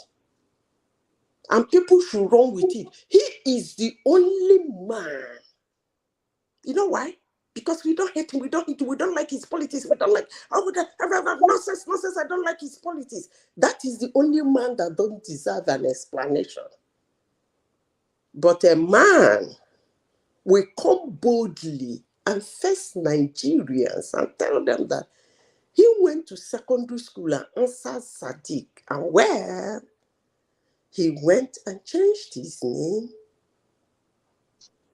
and then went to university. Tinubu cannot dare say such a thing now. They will mob him. In fact, they will produce one Sadiq, and that Sadiq will stand. He might be 80 years old and tell them that he's the one that wrote the work.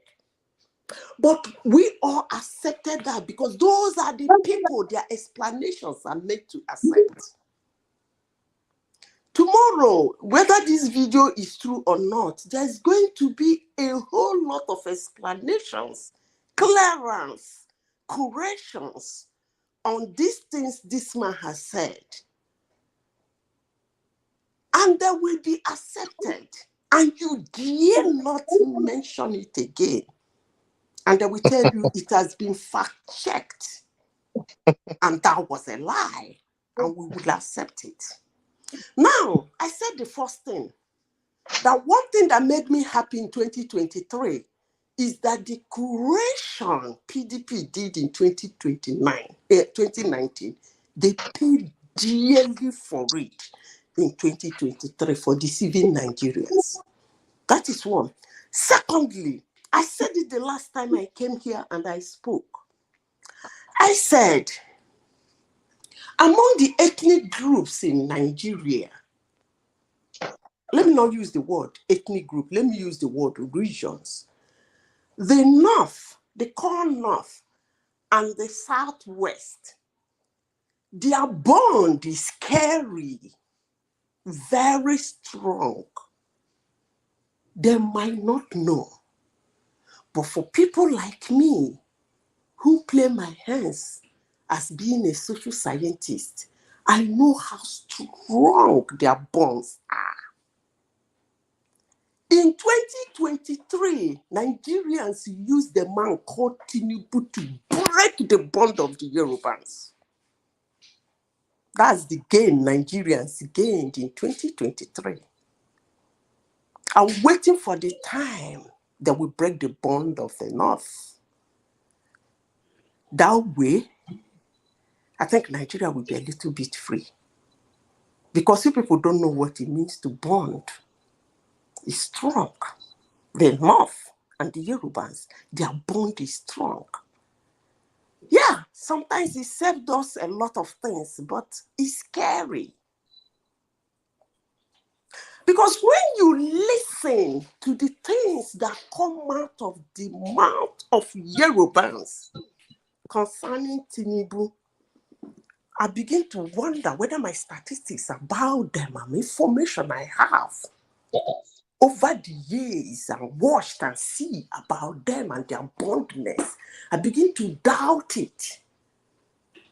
But when I went behind to find out reasons why bonds can be broken, I found out that I was right at the beginning.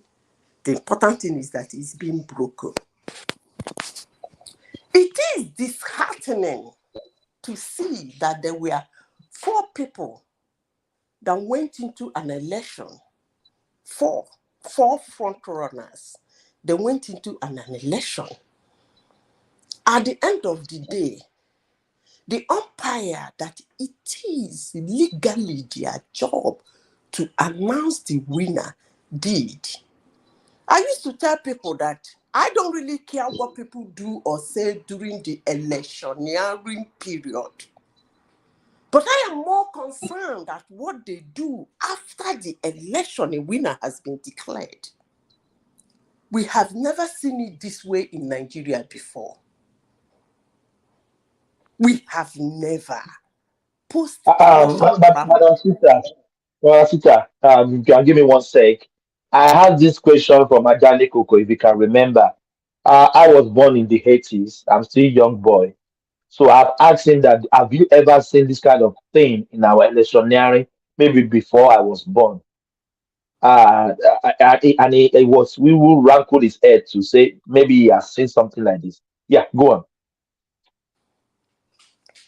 Let people not get me wrong. I am not saying that in Nigeria, people don't go to court to challenge elections.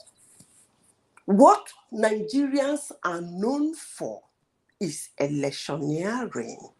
I'm talking about the citizens, not the politicians.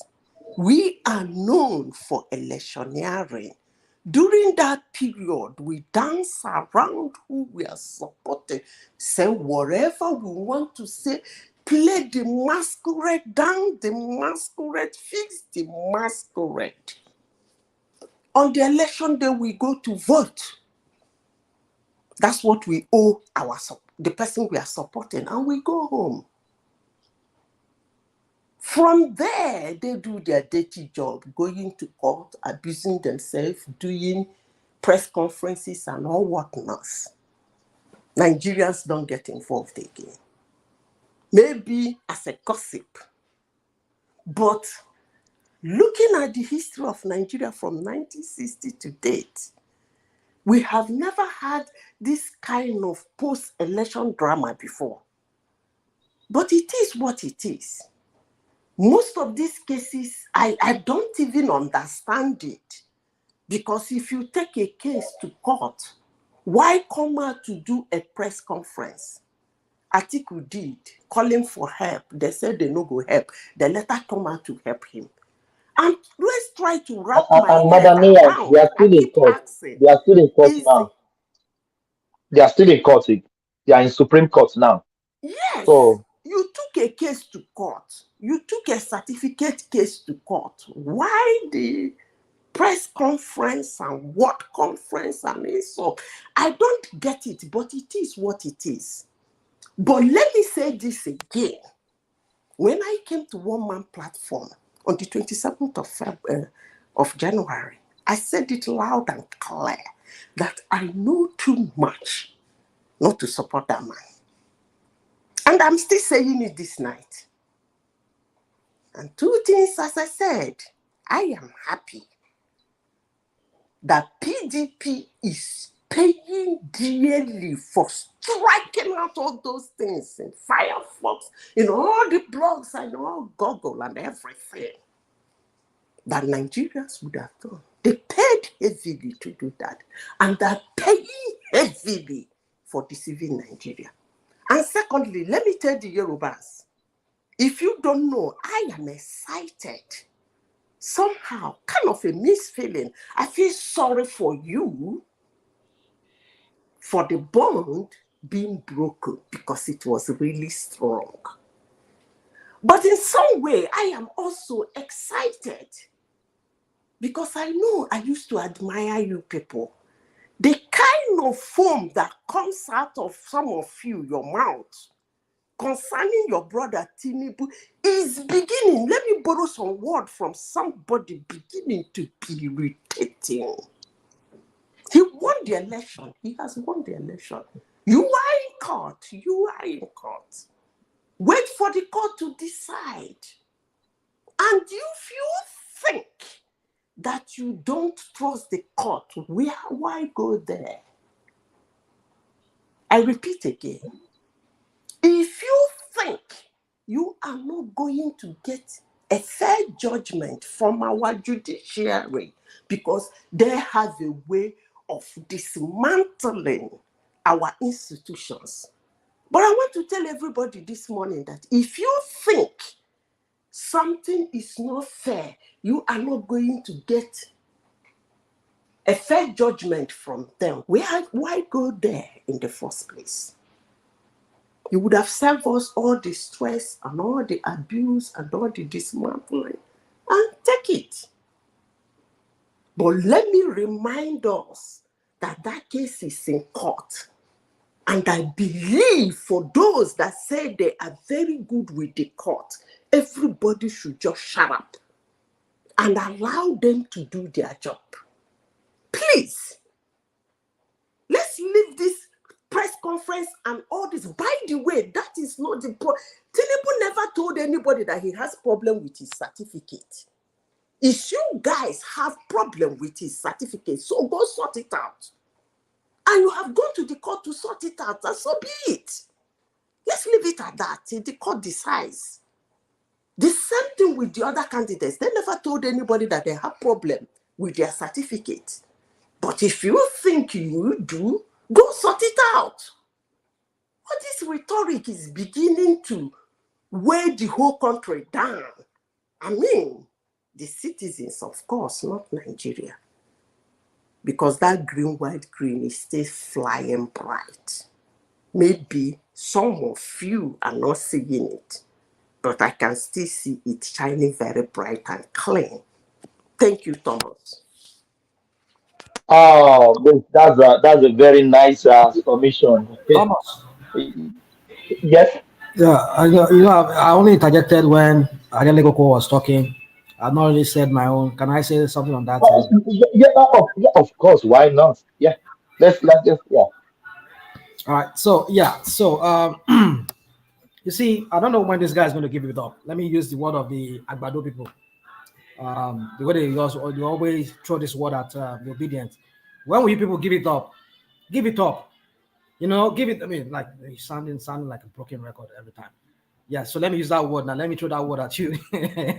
You the Agbado people. when is this what's his name? This guy you showed us this video. What's that his name again? Remind me that name. I forgot his name. I will explain my yeah. One. Arabambi. Yeah, when will Arabambi give it up? Iman is a papa man. When will they give it up? I just don't know. Look at how he started the whole thing. Let me just pieces all what the crap he's talking about in that video that you just showed us. Your opposition, you said. When was the last time I hear Arabambi criticize what APC is doing, what they're not doing right? All that Arabambi, because he said, we are the true, I'm quoting his word, we are the true opposition party. That's what he said. Opposition party that is acting like the party in power. I don't get it. So you see, when you want to see phony people, you want to know phony people, they're not hard to know. Just take your time, listen to their shenanigans, listen to the crap that they spew out of their mouth. You can easily tell who they are working for, or what they represent, or what they truly are. It's just so baffling me that most of us who come on platforms like this, we no longer. Let me speak for myself. Let me not speak for everybody. Let me just say generally, Nigerians. It's so baffling sometimes, and I'm not too surprised that we've lost our ability to critically analyze and critically think, critically subject something to a critical thinking. It's so sad to see that our people these days, we've thrown all this into the winds and we just go by emotion. Let me use the word, or we go by how we feel, or what we think. Maybe what we think. Maybe they can say they critically analyze it before they think that way. But just listen to that guy. What he said. We are the true opposition. When was the last time have you ever people hear Arabambi talk about anything that has to do with social issue that they, as a Labour Party, that he said is claiming to be a part of that Labour Party, the faction, which I think the court has already resolved that part. I don't know. Can I interject 1 minute? Okay, the position of Arabambi is clear. If he is saying that they are the true opposition, he's talking in respect of the division in their party. Okay. They are telling other parties that they are the true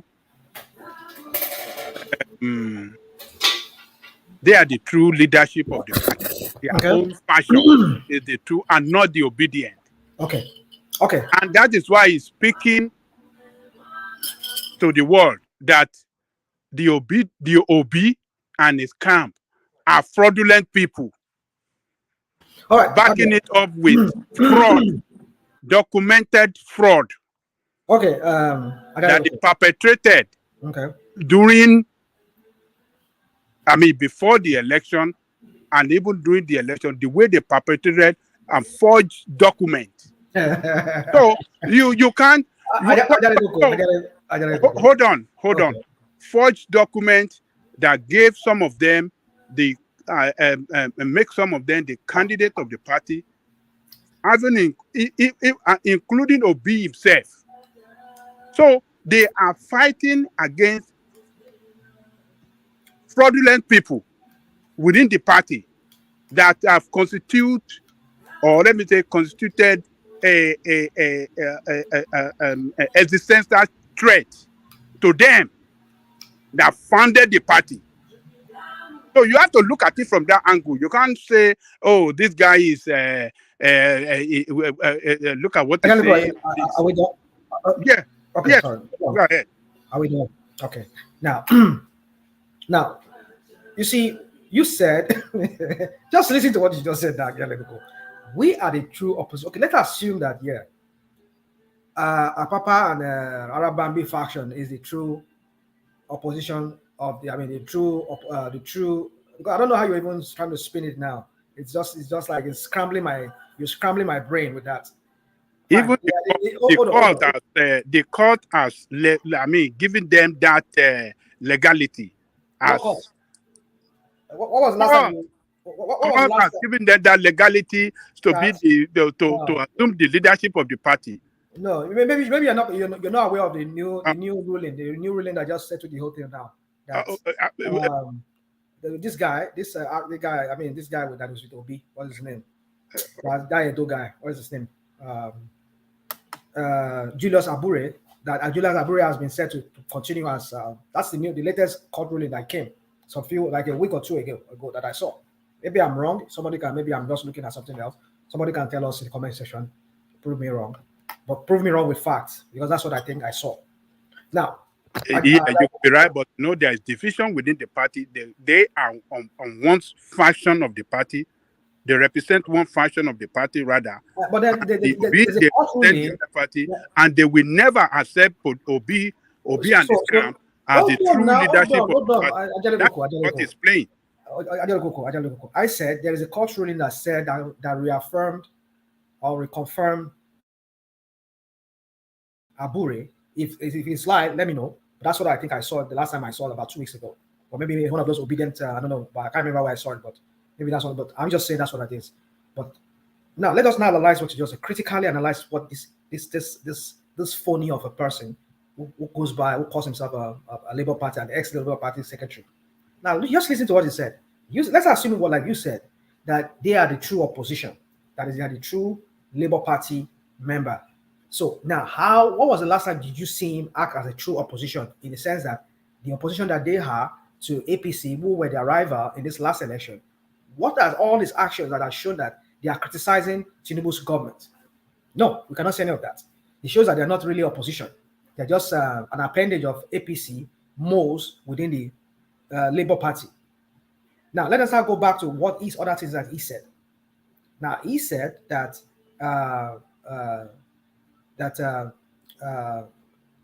he did he vetted Obi, he interviewed Obi during the election. Before the election, before the primaries.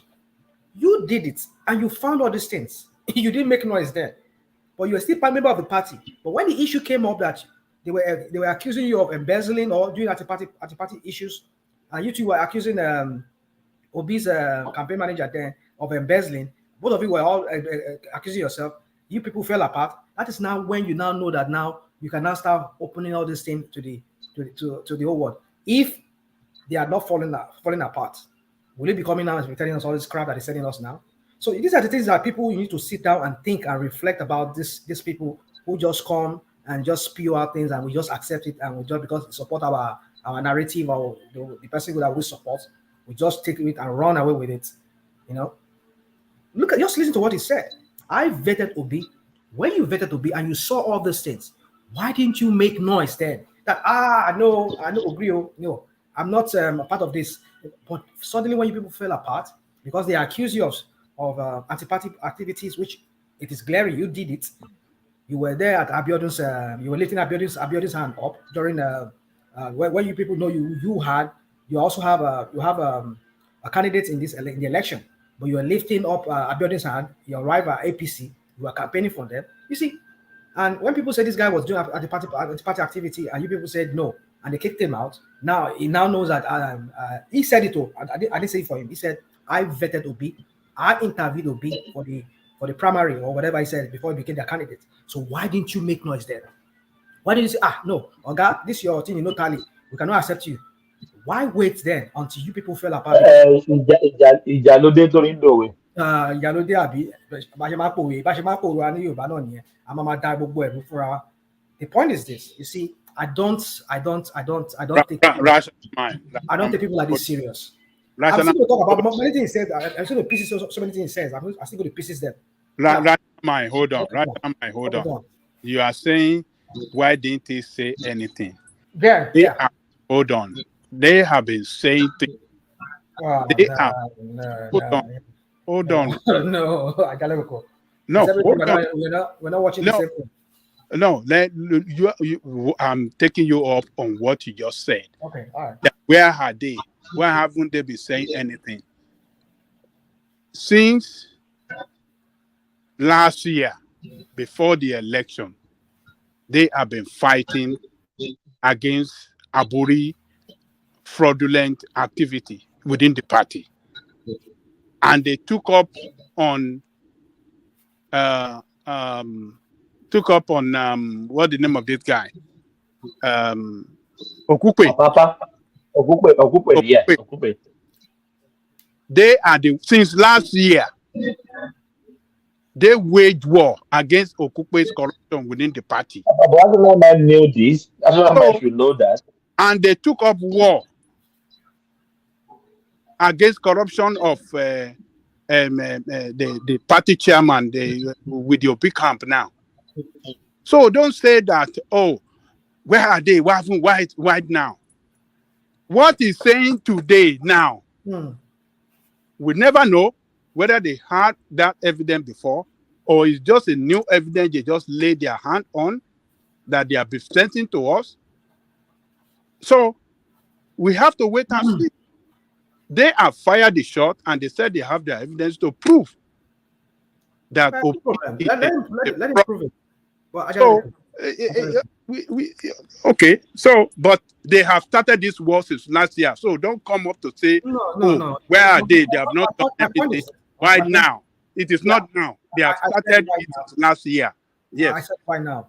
It's because you are not putting things in context and in sequence.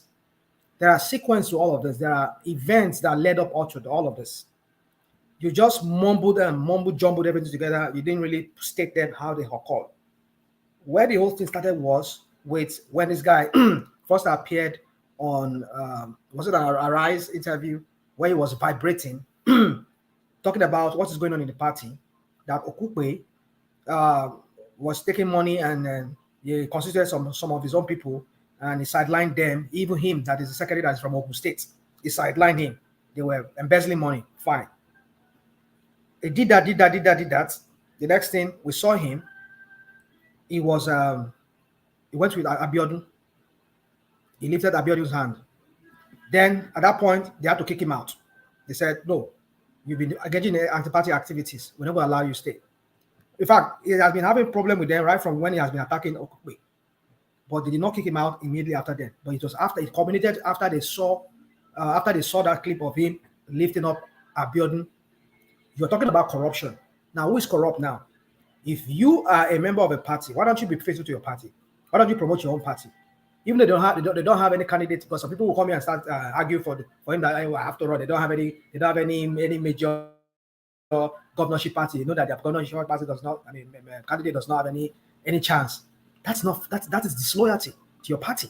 So if you want to talk about corrupt, now start look at it from there. If I'm accusing you, Ajali Koko, of being corrupt, do I look at myself that I'm talking to you that I'm corrupt? Am I also corrupt myself? That's the question. So you are accusing the people of being corrupt financially, embezzling money, but you are doing anti-party activities, lifting another governorship of another party, which is your rival. Is that not for some form of corruption? I won't even know whether he collected money from the guy. We're not even talking about that because I know that he will never do that for free. There must be some kind of inducement, some kind of gain that he's going to get from Abiodun. Abiodun is this kind of guy who's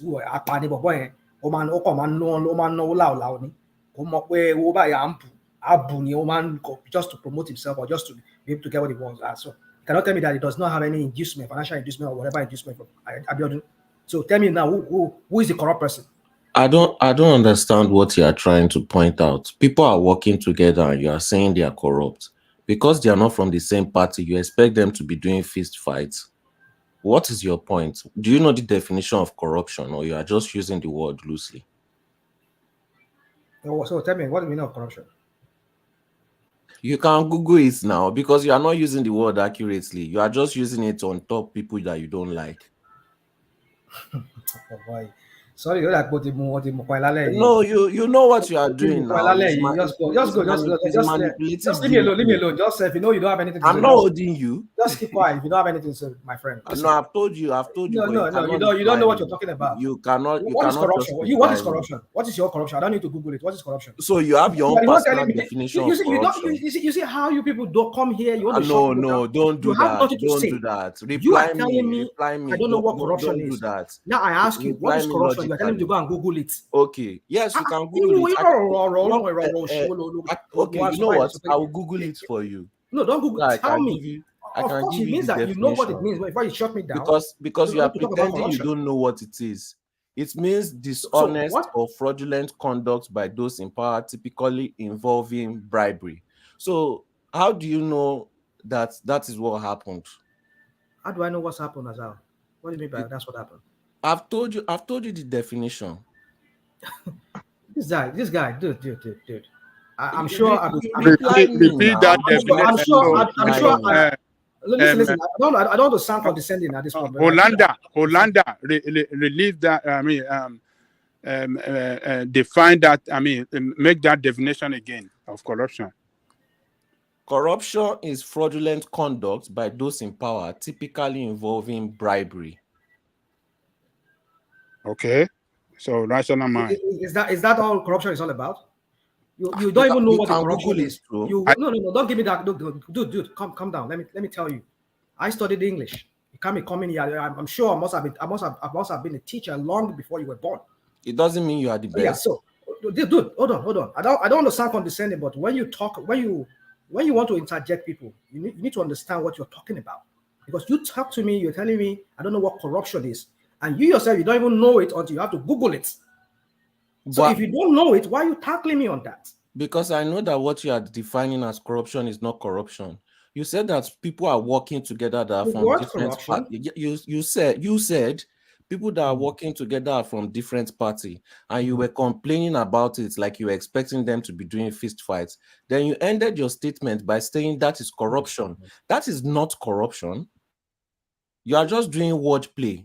What is this guy talking about? Do you know the meaning of the word corruption? You went and Google something, and then you're telling me you're just throwing it to me like you just have to prove me wrong. You don't have to go around and start saying, "Oh, do I know?" Just prove me wrong. Prove what I said wrong. It's very simple. Okay, calm down, my friend. Calm down. If you know what you are saying, calm down, young man. Hear me out. Corruption. There's a different level to corruption, and there's a different context to corruption. Okay, explain what those two corruption. Dude. Explain what the two of them did that is corruption. No, I'm not gonna repeat myself. Okay, I'm gonna give you what because you are wrong. What you're talking about. Okay. Corruption, it doesn't have to be financial alone. Morally, if you're bankrupt, it's a form of corruption. So don't go and be googling your Google and then you throwing it at me like as if you know what you're talking about. So you don't know what you're talking about. You just don't interject people. Okay, let me reply you now. The corruption I'm talking about here because you like digging yourself big holes and then jumping into it. So two people from different party, in your definition, is working together is corruption. In the country that you live in, people from different parties, don't they work together? Do they go on the road and start fist fighting? Okay, you done talking? Are they also corrupt? Wait now. Or is it only when they are in Nigeria that two people working for different parties means corruption? Or the country that you are living in, when they work together, is not corruption all of a sudden, just because it's a different land? Okay, solid. Let me English put it teacher. to you this way. Let me put it this way. Hold on, solid. I understand. Maybe you don't. Maybe you misunderstood me, or maybe you don't even understand what I'm talking about. We are listening. I just said to you that corruption does not have to be only when you get financial inducement. If you lack morality, you're devoid of morality. That is corruption of its own. And I asked you a question. No, in the country that you live in, when two people like that work together, is it corruption? I asked you a simple question. It's a simple question. You don't need to repeat yourself. Listen. You don't need to. I know what you said. You don't need to repeat yourself. You're sounding like a broken record now. Okay. I heard you many times. You said it. Let me answer your question. You are dribbling my question now. No, that's why I have to repeat it. I'm not dribbling it. Sorry. I'll tell you what I mean. I don't want you bringing it up again after I answer this question. That's why I'm trying to lay a context to it. Now, in the context of what I said, that you being disloyal to your party, the party that you have candidates in many positions, senatorial, gubernatorial, House of Rep members, they're all vying for this position against other parties, including APC. That is why if you want to be a member of the APC, go and join APC and then leave Labour Party. So where in this last election did you see any of them collaborate, that APC collaborate with PDP? PDP collaborate with... Hold on. You interject me. Let me land my point. Nobody ever walk like that. They don't walk. You never see Atiku go and lift up the hand of Obi go and lift up the hand of Atiku. Hold on, my friend. Hold on. None of them work together. But now, you now went behind. You went to lift up another candidate. You're a member of another opposition party. That is not. You don't even know the word opposition. I'll let you answer that question, but I'm just throwing it out rhetorical for now. Opposition. Labour is an opposition to APC. Now you went and lift up the hand of an opposition party member who is not a member of your party. You say they should vote for him. That in itself is disloyalty, a form of corruption. Yeah. So I don't know what you're talking about, because some of you just nitpicking on things that are not really relevant. You just want to you said you know English now, and we are talking about English. And I asked you a question about the country that you are living in. That if they do that, is that corruption? You did not answer that question. If anybody does it, it's corruption. Yeah. If anybody does it, corruption. Yeah. Why are they not arrested? Let me reply, rational mind. Why are they not arrested? What they did, let me tell you, in Nigerian context, what they did, rational mind, is protest vote. Yes,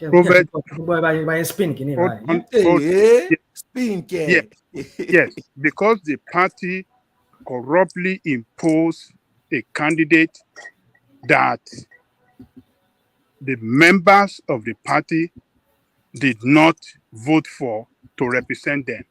So they carried out protest vote to show their dissatisfaction against the corrupt party machinery that was led by Okupe back then. That is what they did.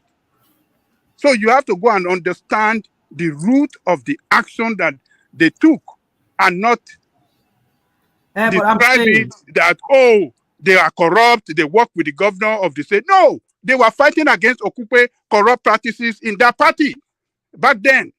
That is what they did. A protest vote against a corrupt candidate that was imposed on them in that state.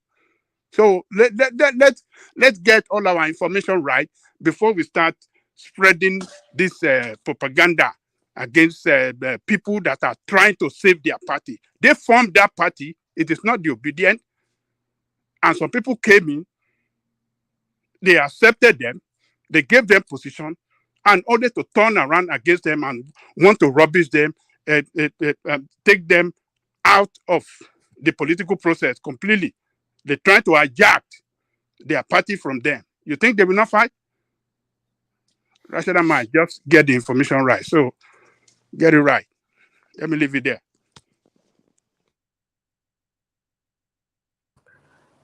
Thomas, can I say something?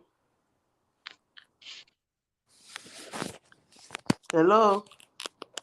Yeah, we can. Yeah, you can go ahead. We are listening. Can you people hear me? We can hear Yeah, you. we can hear you. We can hear you. Okay. Thomas, you know, some few hours ago, I made some submission. And I don't even know why Baba Jadi Koko is bothering himself. I mean, I said something here. There? If you look around Tinubu, you will find out that there are some people that were with Tinubu before. Later, along the electioneering period, they left and they said they're saying a lot of things about him now. And those people are well celebrated, right? The headless mob celebrate them. They said, yeah, they said it. He's saying it. But when you get somebody who is working with the principle of the headless mob, and then that person changed to the other side and said bad things about their principle, they make excuses. And that person will not be celebrated. They give him names.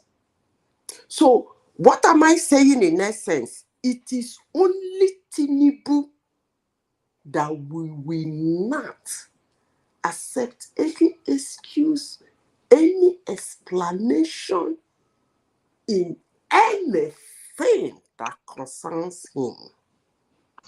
That's the situation.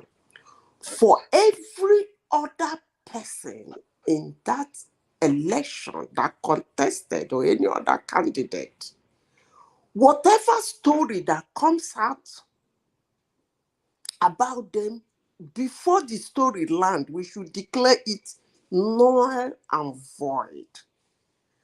And whosoever is the convener of that story must be shred to tatters.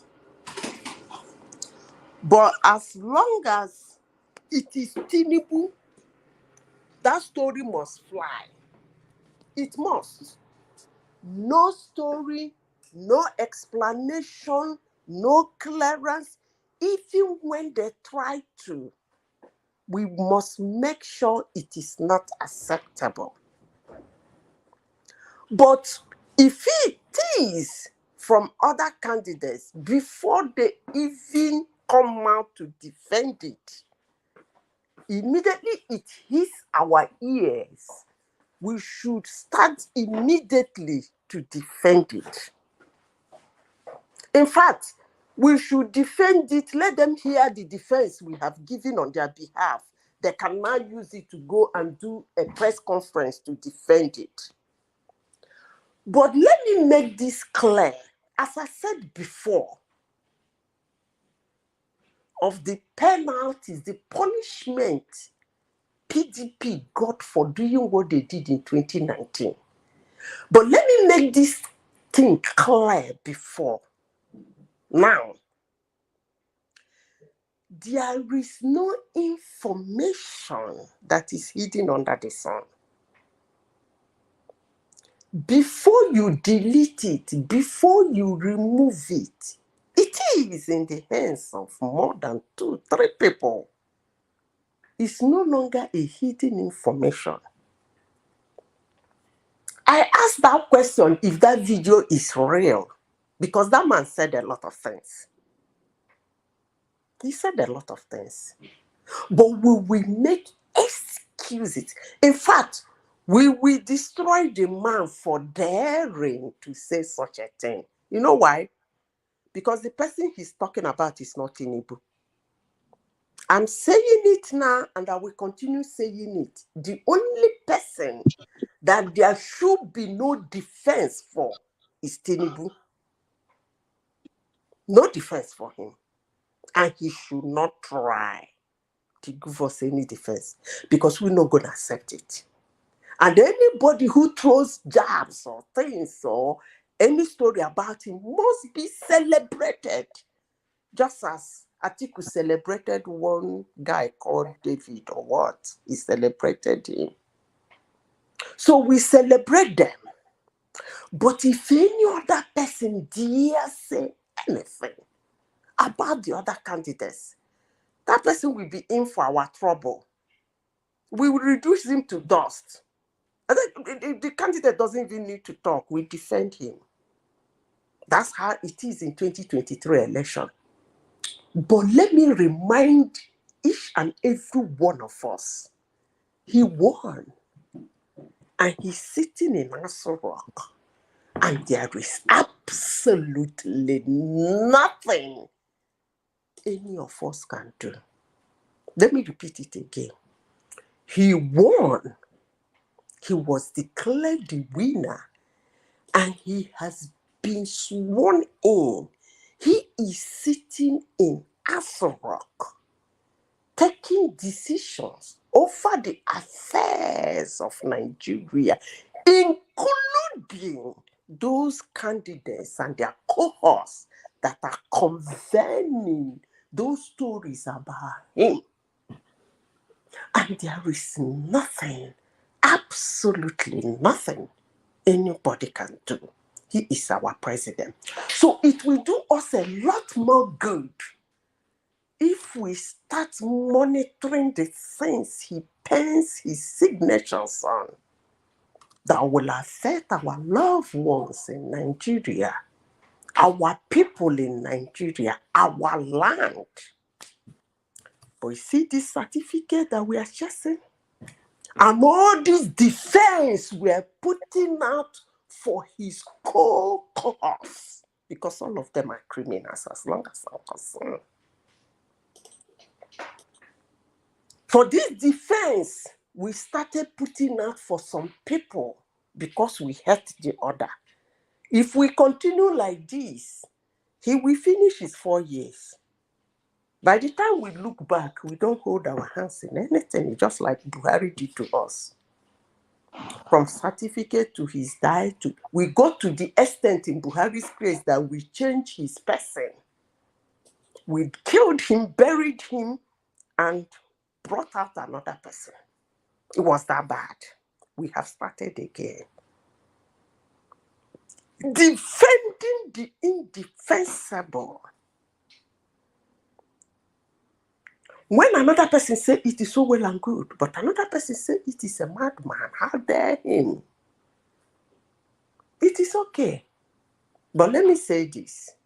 The earlier we start focusing on the things that are supposed to be focused on, the better for all of us. But you see this bullshit we are saying? He's sitting down there. The earlier we know that, the less chest pain we have. Honestly, sincerely speaking. Because I am actually going to be extreme rude when after the Supreme Court has declared the winner and somebody will come to one-man platform to bring down our institution, that person will not like me that day. I promise you that. This platform will be in flames. If you know they're not going to give you, if you think they're useless, they talk rubbish, don't go. Peradventure, you have gone to the Supreme Court and you find out they won't give you good judgment, they talk rubbish, withdraw. But as long as you pursue that case in Supreme Court and they give their judgment, and I watch anybody come to this platform or anywhere to insult them, you won't like me. You won't like me. I'm going to bring Thomas, out some of can I reclaim my position back? Thomas, rational mind will be calling us Agbadorians, as if you are not an Agbadorian. It's in your blood. I eat Agbado now. You know, I ate once. Was it yesterday? When I was talking to you guys, I was busy eating one. So I eat Agbado, but I'm not an Agbadorian. Yeah, ṣé àgbàdo àtẹ̀wà ló ń jẹ ni? No, Agbado ni kan mo jẹ. Mo máa ń jẹ àdàlú ńgbà míì. So well, that's on my mind. Yeah. So anyway, I think something I don't know. So I dropped, my system dropped here, so that was why I could not continue talking. Well, yeah. So for me, talking about that video, I just see a guy who's doing the hatchet job here for APC. Somebody who is on the payroll of the Tinubu and his Agbado people. Allegedly. Do you have proof? Okay. Yeah. No. You asked me that question. Do I So have you are spinning. You see somebody. You saw somebody who lifted the hand of Abiodun up in Ogun State. Is he going to do it for free? What you said. Hold on. What you Somebody said who is was saying that. payroll. You are making false accusations Hold on. to prove your point. Don't blackmail yourself without this. You have no proof, but that's a fact. Don't That's a blackmail yourself fact. without this BS you're trying to throw That's at a me fact, here. though. This is not a propaganda channel. Let me talk. You don't give me that crap. All the propaganda you people are spewing here yourself. Please, I want to talk. I want to talk. You talk. But let me talk. talk. You see, this is the Proof. problem. Speak with proof. Don't spin things. When I'm talking, you people don't want to hear other people talk. When it's I'm just saying you should. I'm just saying let there be peace so that I people want to can hear talk. the parts that All right, you know not that you, is not on you precise. I'm payroll. talking to Solly. Solly is one of those Agbado people on this platform. Okay. Solly, let him finish. Why you people lack peace like propaganda? You can't leave him alone. Let him run. You can counter him later. Let him run it. Okay, but I've countered him now. You should bring the proof that there is payroll. Leave him alone. Let him run it. Let him run it. Let's any Agbado people here, need peace. You just want to run people out of this. I mean, somebody just spoke now. I didn't run you Hold anywhere. on. I just Somebody asked for spoke a proof while of ago payroll, saying and that you started, hold on. dribbling as usual. Somebody just spoke a while ago saying that if people come here and say something against Nigeria or whatever, their president, he would. Nobody said he or she would. I asked for proof. Hold on, let me what talk. you Let me talk my own piece. You've been talking for the past 2 minutes, but you don't want to give me proof of the payroll. I just asked for simple proof of payroll. I didn't say what you said is wrong. I didn't say what you said is a lie. Ask me for proof of payroll. No, you give me. Ask me for proof when I sleep with my wife. Abi, come and ask me proof of that. Abi, if we need it. You this guy. You just I mean, I just Solely let him. This guy is just let him make his point. Let him spin, Abi. Another okay, person. let me let him spin. Then another person can speak after him. Yeah. So going back to what this guy, what's his name, Arabambi said, you can tell that this is just a guy who is just he's just looking for relevancy in any way he can find relevancy. For me, it's just, well, I'm not saying whatever he said he has. Maybe he has some proof as to Obi also having the same situation like Atiku, or maybe he also like. Why don't you advise Obi to call conference? What they call it? Press conference and address all this so we can get it out of the way. Right, like Tinubu has called his own press conference, right? Well, I agree with you. I agree with you. No. Tinubu is not a man of. Tinubu is not. He doesn't tell us he's the man of integrity. But Peter Obi paints himself. No. Now, Peter Obi and his followership or obedience. Don't let me call them the other name. Okay. He always paints him as upright man. Okay. So and he can, him. He like to jump on internet. Even when Mama Sikira died, he would jump on internet. He have say on everything. This is his own matter now. I expected him now should be releasing press conference, call the whole world, go to Arise TV as he normally did, and iron is out. All the name the man mentioned, he has to speak. Silence means yes. Okay. Oga Thomas, let me land. You see, we've seen somebody who held a press conference, who called on Tinubu, and he said that my name is this and this and this. And on my birth, well, in fact, that's what he repeated himself. He has already given a press conference and introduced himself to the world. It is you that have the evidence. You see, when people do not have, when people are looking for relevance, if you know you have something to pin him on, you don't need to ask it. Just release it. Release it. Let them know what you have. You see, when people when people don't have work to do, they're just looking for relevancy or some validation or wanting some kind of more money from APC or whatever they are doing, or whatever actual job they are doing for APC. That is how they do it. At least, you know this can be. Do you know this can be a strategy so that Peter Obi can keep quiet? Because if he knew all what this guy is saying, let me finish this. Okay, go on. If he knew that all what this guy is saying is the truth, is the gospel truth, they can use it as a strategy to shut him down. No. You don't do that. You see, okay, look at it. Okay, look at it. That was what I was trying to. When Atiku went to attack, went to dig out Tinubu's corruption here in America, what happened? A few days after that, what do we see? We saw all kinds of slide on online. People were showing slide and some chat of how Atiku changed his name from his birth name to this name, that name, how he swore an affidavit, and we're seeing all these kind of discrepancies around his person. They put it out. So if Arabambi has this thing, let him put it out now. He has attacked Tinubu, said Tinubu should come out and tell you put your own out and let us see what you have. You see, when people don't have anything, well, maybe like you said, maybe they're just trying to make him to shut up. I mean, shut up for what? If you have it, just release it.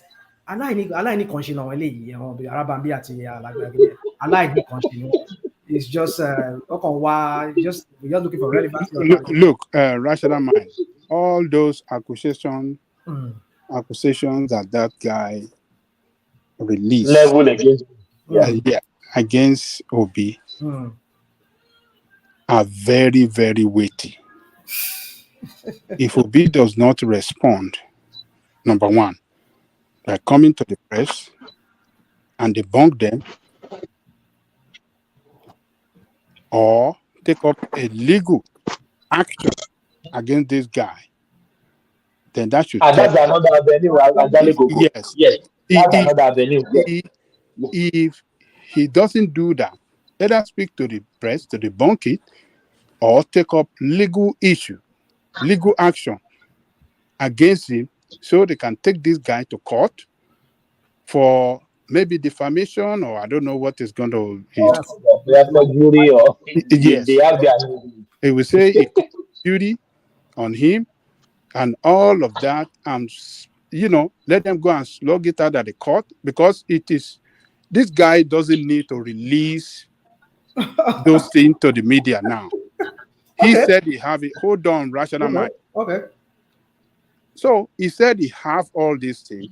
It is now left for Obi, if he's clean, if he knows that all those things are lie, he should take up legal action against this guy and let the court decide. Just like what's the name of this guy? Kilatipe Fashola. Just like Fashola did against one of those rascal people talking all sort of. That one that say is writing judgment. Writing judgment. Just like Fashola did, Obishu, he acted like a leader. You know that Otibajo did the same thing too. When one guy wrote about one nonsense against him, he took them to court. Yes, he took that guy to court in order to reclaim his true identity or his true personality. So Obi can do the same thing too. Don't say, "Oh, he should release evidence." No, you can't release evidence in the public way like that. Ajale Koko, go ahead, Ola. Go ahead. Rational mind, don't run away. Let's hear from Ola. You see, don't run away. We warned you. You see how Yoruba we sing that song, we say, you want you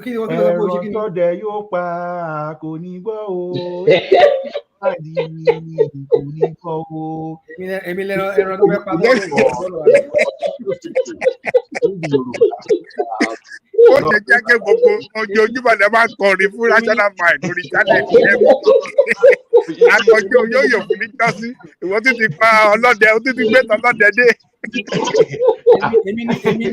èmi lè ṣiṣẹ́ tó bá òkú wọnú sàárè àbí. kò sẹ́ni tó mẹ́rin ṣiṣẹ́ mo ní ẹgbọ́n dáadáa mo ní ẹran tọdẹ yóò pa kò ní gbọ́ o, elétí apáǹdì kò ní gbọ́ o. Now, this is the meaning. You see, there are some animals that they warn that, oh, you are just an animal. You have your weakness. Okay. You are not omnipotent. You are not omniscient. So be very careful when you try to do things because you have your limitations. So this is the problem with this thing. When we are telling you that all this woto, all these things you are trying to look at, when you try to look at someone nyash, another person will be behind you, be looking at your own nyash. Looking at your nyash, yes, that is it. So the thing is this. No, come on. This is sounding ridiculous. No, see, Hold on. Let me say something. You see, I've said it. I've used a word on this platform, and I know Adaleko can, so people can bear me witness here. I've said Obi is the lesser of all the three evils, the three major evils. Did I say Obi is a clean person? No. I know he has the Pandora issue, but the only thing that really attracts me to it is his humility, and is not we talked about a few days ago. We're talking about some governors who were getting pension. He never took any pension. They were trying to build him house. He said no. They wanted to give him land. He said no. But that's portray him as a good man. That's what I mean. Don't be fool. Don't be fooled by this euphoria. Can I say rational something? mind? Can I say something? Rational mind. Yeah, go on. Rational mind. Go on. That is how they do it in Catholic Church. When you see them like that, you would think he's humble, but that's just how they roll. I think you must have something against Catholic people. I'm sure. For you to be talking like this. My family are Catholic now, so. At least you came here. Was it you that came here yesterday? You're telling us that you don't. I mean, maybe not you. Let me just go to my topic. I mean, let me conclude. Other people want to talk. So my point is this: you see, Arabambi, I don't take that guy serious. Like you said, Jalikoko, I agree with you. If Obi thinks that's maligning his person, that's a defamation of his name, that's some kind of discredit being brought upon this person, let him take him to court if he sees it, if he deems it fit. But I don't want us thinking that if he doesn't do that, then there's nothing to it. Or maybe Arabambi. So my point is, if Arabambi has anything, let him bring it out. I believe you that Arabambi has nothing. And if he has anything, it's all just made up stuff that has no substance. Bring it up, just bring it on. Show it to the people. I know if he has it, he will be the first one to release it out. Just as they did to, he would have given it to the APC people to release it, just the way they released out of, we knew that Atiku was also called Ocholi, what was that his other name at birth? And he had but that's what I told you earlier on. It could be bargaining too. What was the bargaining?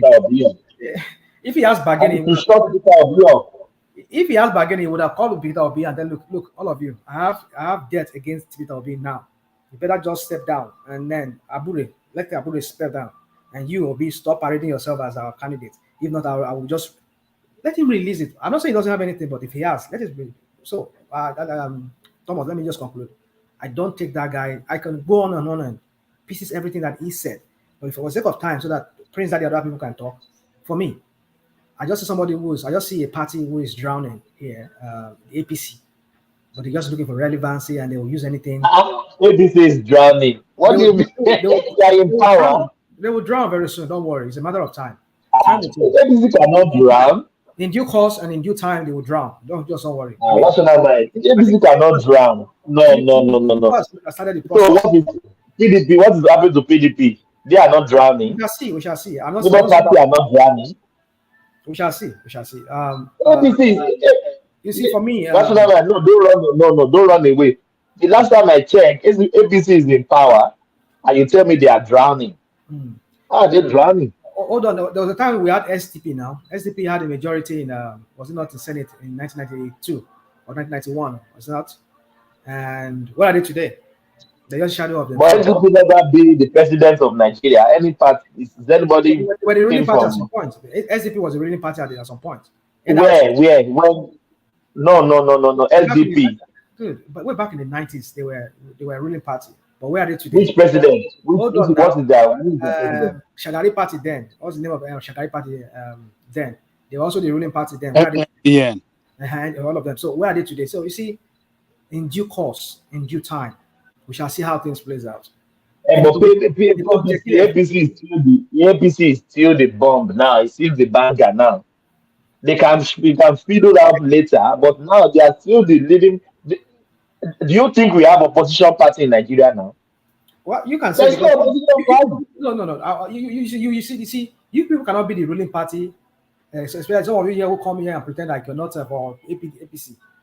You cannot be the ruling party or the Agbado people, and you want to now tell us or dictate to us how to become opposition. That it doesn't even make sense. People there like is no opposition party. Just tell me who is the opposition party?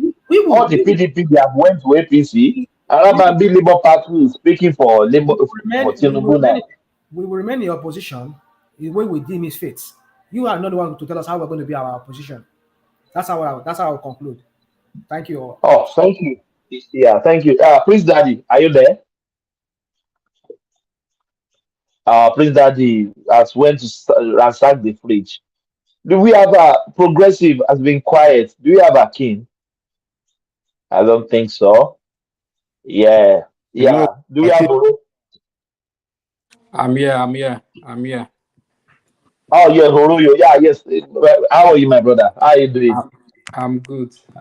Greeting from Sydney. Sydney. Aussie. Oi. Aussie. Oi.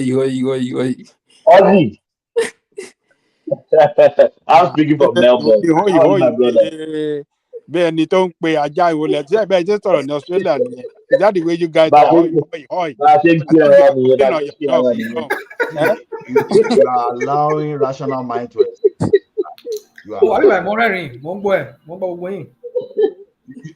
still want the rational mind. You know, me, I'm not that capacity to escape. Oh yeah, you guys can treat yourself again. The two Australians there. No, let me just take a few minutes to speak on three things. First thing first, let me speak to obedience, and I think rational mind we have to address this one. I've been following one platform. I've been following. What I would say. You will respond to it. I've been following one man platform for some time now, and many times when I come online, I hear people say, "We want a better Nigeria. We want a better Nigeria." I think for about 1 month now, I think David Umahi, which is the Minister of Works, he's been having issues with the staff of the ministry and some contractors. And none of these same set of people who are saying they are looking for, we want a better Nigeria, have been able to support the man despite everything that he's crying about. I've never heard anybody, any obedience say, sorry? He's an Igbo man now. What do you expect? No, we want a better Nigeria. Better Nigeria is what we want. So we need to support him if truly we really want a better Nigeria. So are you saying we need to support too? David Umahi, the Minister of Works. But he's the minister now. But why is he not using his power? Did you see what Wike said today? He said he has been given unfettered power, unfettered what do you call it? On restrained power to act as he like in FCT. That Tinubu has given him absolute power.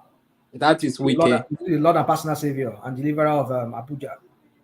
That is Wike. I think one man. So why can't he give it to him? Why can't he give it to Super Minister of Nigeria, which is David Umahi? You know that portfolio is carrying it's referred to as a Super Minister. Work and housing. That's a very very loaded ministry. So why can't he ask Tinubu to give him on absolute power, so that he can sack those people that are confronting him, those guys that were that Yoruba guy that was talking to him, say you cannot lock us out, you cannot lock us out. No, now we are supposed to be fighting because we want a better Nigeria. We're not the one to fight. That's what I'm saying to you. We're not the one to fight. I did not put him there. I did not employ him. is Oga Tinubu. Let's hear from Oroyo. Please, yeah, let's hear from him. Now. He's asking me a question now. That's why I'm answering his question. Did you? Yes. Yeah, he's asking me a question. You know, Thomas. Oh, that's right. Yeah, go on. Interject him if he doesn't. He's not talking to me. He said obedience, and he want me to talk about. Continue. So, rational mind. Okay, go on, please. Okay. Should I continue? Go on. Yeah, continue. Yes. Yeah, go on.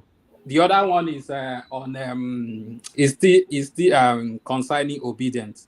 I remember there was during the electionary process when people were arguing, people were saying Obi did not present.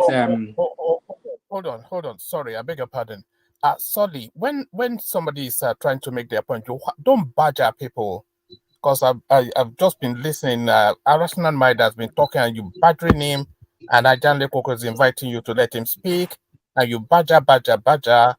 Let him just say, you disagree after what he said it, but don't badger him. Oh, thank you, woman. Thank you, woman. So during the course of towards the preparation of the election, they came out. People said Labour Party could not present agents, was unable to present enough agents. People obedient were arguing. They were arguing that they presented the full number of agents that is required. So after that phase, the election came. If truly obedient provided enough agents, why are they meeting INEC to give them result sheet or to give them evidence to tender for the election they won? Well, you see, I think some people like Bishop and other people have said their own piece here this night, my own time. I don't know, maybe Thomas' time here will be in the morning or afternoon. So my own time here is night. Morning. Afternoon. Yeah, 3:25. Saturday afternoon. My own time is night, evening here when I was having that back and forth with Thomas, Bishop, and I think it was Ajala Kuku and some other persons. You see, as far as I'm not a member of Labour Party, I'm only going by what I read on both obedient platforms. I won't deny that, and from platforms that are not obedient, that are just news outlet that talks about what was it that they submitted and what is it that they did not submit.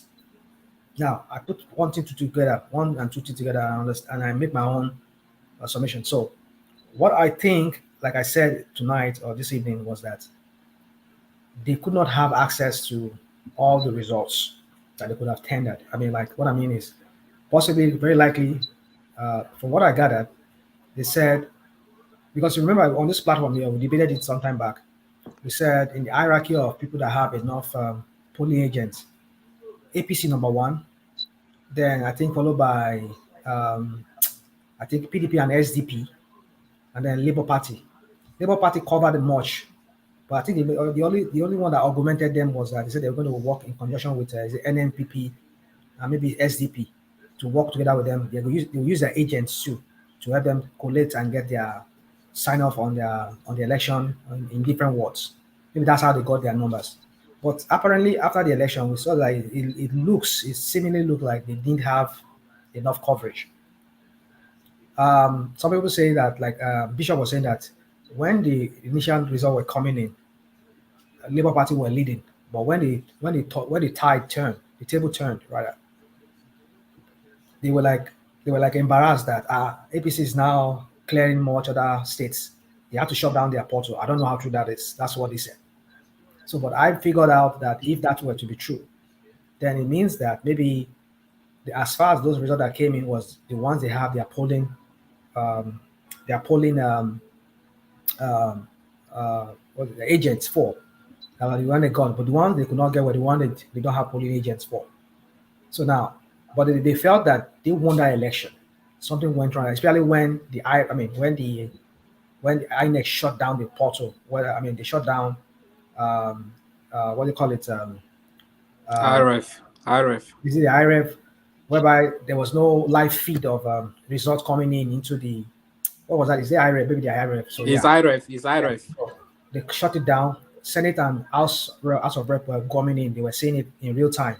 But that of presidential was not in real time. So they felt something, and that was at that point that they saw that APC started having a lot of massive results coming in for them, and they were declaring landslide in many other states. So what happened from that time? They shut down that IREF to when APC started getting a lot of landslide.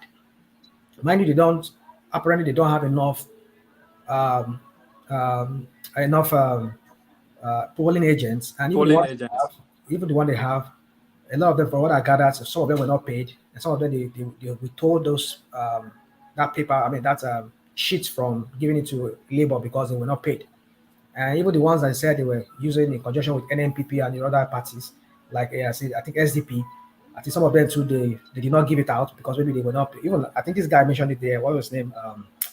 This SDP presidential candidate. He said some of his people they did not return the paper because they said they were not paid. And Adewale. To that effect, yeah, I'm not too, but I think I remember he saying that. Yeah, I'm not holding on to that. But what I'm trying to say is that it happened to many other parties, especially the smaller parties. They did not get all their agents to turn in those polling agents something. So I think that was where the problem was. But where everybody suspected foul play was when they shut down that IREF and live transmission in real time of that result was not coming in. Suddenly they saw that APC was now having landslide. That was where they knew that there was a manipulation somewhere here. And now we must fight it out. And they believe because the initial result that was coming out was showing that he was in the lead, was what he knew that prompted him to say, yes, I won this election. But why would he shut down the IRF at that point? And then after that, we now saw that APC was just clearing and was just getting massive results. So we need to probe that. Now, okay. I don't know the strategy. I don't know the strategy of the well, I'm not part of their legal team. I'm not a lawyer. I said it on this platform. Some people would like to make me look like I'm a lawyer. I said I've many things. I know many things. I know what I did. So let me say that. So at that point, they felt that, yeah, we need to tackle this. We need to face. So I don't know the strategy of the lawyers. Maybe they felt that, okay, we cannot use because we don't have it complete. They might say, okay, since you don't have it complete, the only one you have, what about the one you don't have? So you cannot prove anything. So maybe they felt that, okay, the only thing we can do here is let us ask INEC to give us the one they have. To be they declared Tinubu winner now. That point that Tinubu started having those landslides, give us the result. Let us see the form is E8 or whatever they call it. EC8. Each ward where they were declared to be winner. Let us see those EC8 or whatever. INEC could not turn all of them to them. The only few they got, they were able to use it against APC. I don't know. Their strategy was that, okay, if we cannot prove it that way, let us now use whatever. And let us look for those blood copies. Let us assemble all of them together and use that as a strategy to pin them that, okay, if we cannot read this thing here, these papers here, we cannot see any result as to whether APC won or we won, then we need to cancel those results from that area. If INEC declare that area for Tinubu, we need to cancel all of them because we cannot see anybody can see it to know if for certain Tinubu won that place or I won it or PDP won it. So you need to cancel that area. So if they calculate those things, it's about 2 million, over 2 million. And if they take 2 million out of Tinubu's something, it will bring Tinubu down. And then their strategy was that then the one of River State and Benue State, which they later catapulted, they found out that Tinubu did not have those results that they gave to him. That they declared that he hold on. I get you. No, like in land. Allah Adewale, leave him. I will respond to him. Okay. So they now said, okay, that one too. By the time we do all the maths there, if those two states were awarded to me, I'll be in the lead as the person that has the highest number of states that is being won. And then if they minus those 2 million or 2.something million from Tinubu's vote to drop Tinubu down. And with the tabulation from Benue State and River State, it will propel him to first. That was a strategy because I feel that they could not prove it the way they thought they were going to prove it with the ones that INEC is going to give them from each of those, from EC8s that they're going to get from those areas that they could not get when IRF started shut down the IRF. So that was why, and they had to throw in those 25% And maybe Shetima issue also, they have to throw it in just so if anyone does not tell you about at least one of them will pin on him. That's strategy. That's what I think they did. So I don't think they've done anything wrong if they've gone through that means, because why would INEC shut down the IREV at that point? Okay. After then, we started seeing APC leading, massively leading. So what must have happened? Mind you, we're all living, we're all dead when this happened. Rational mind. In real time, yeah. You see, one thing about this narrative is this. Let's talk. What is wrong about the narrative again? Before the election, wait now. Before the election, we warned you here. Ajale Koko, everybody warned you that, okay, how many polling units do we have? How many agents? How many agents do you guys have on ground to monitor? Now, you contested the election now, even though you are not even looking at the complexity of Nigeria. All of a sudden, you woke up, you even believe that Obi was going to win Kwankwaso in the north. You even believe Obi was going to win whosoever you think, maybe in a casino. So the way you guys configure it, and you are seeing this Obi as omniscient, the all in all that we capture everywhere. Wait now, wait. Someone failed in his strategy. Exactly, that is what I want to tell him.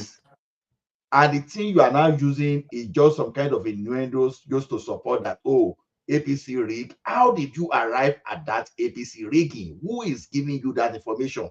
Now, did even did you hear what I said? Did you hear what I said now? Did you hear what I said earlier? Wait. Did Labour Party even believe they won, or it was only Obi and Obi then that were in that their own space, thinking that they dominated the entire universe? See, when you lose, it is good sometimes, it is good, not even times, all the time when you accept that, okay, you've lost, you are going to prepare yourself for the future instead for you to try to even destroy the goodwill that we're enjoying now. Because whatever goodwill Obi is enjoying now, you see, it has become Lala that went up, and that Lala is coming down now. You understand? The encomium was at the peak, and already just because like that animal that they won, you understand, that will still throw the part that will make him encounter the hunter that will eventually land him in a pot of soup. Wait now look at what is happening to Obi now. You may look at that thing, whether it is true. No, let's talk about the election. The election, like you I'm said, coming to that place, and I'm telling you that Obi did not win. Let's talk about the election proper. What happened on that day? See, nothing suggested that Obi won that election, irrespective of Bajue that anybody want to use. You can label it however you want. Now, the point is what happened that day. That's what we're talking about. How many states did Tinubu capture? I think he has about 13 or 14. No, 25%. I'm even talking about. Do you think it's a joke for you to even win over 26 states?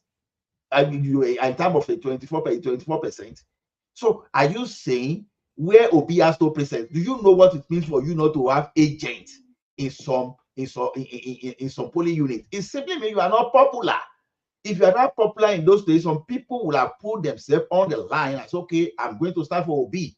So for him not to get the people there. So, but the only people that are not getting this message are obedience, and those people that think, let's go and perform in the court.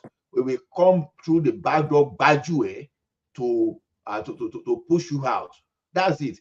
Let us stop helping these you keep saying let us stop. You are not even said anything so far. You just go around, just rational mind. You can't say he has not said anything. No, I'm throwing it. He has said a lot to counter you.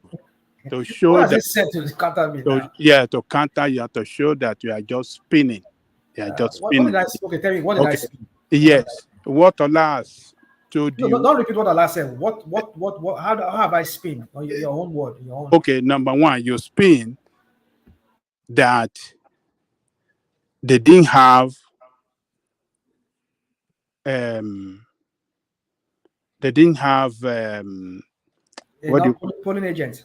Polling agent result sheet because they did not pay their agent. Some of their agents took away the report sheet, the result sheet.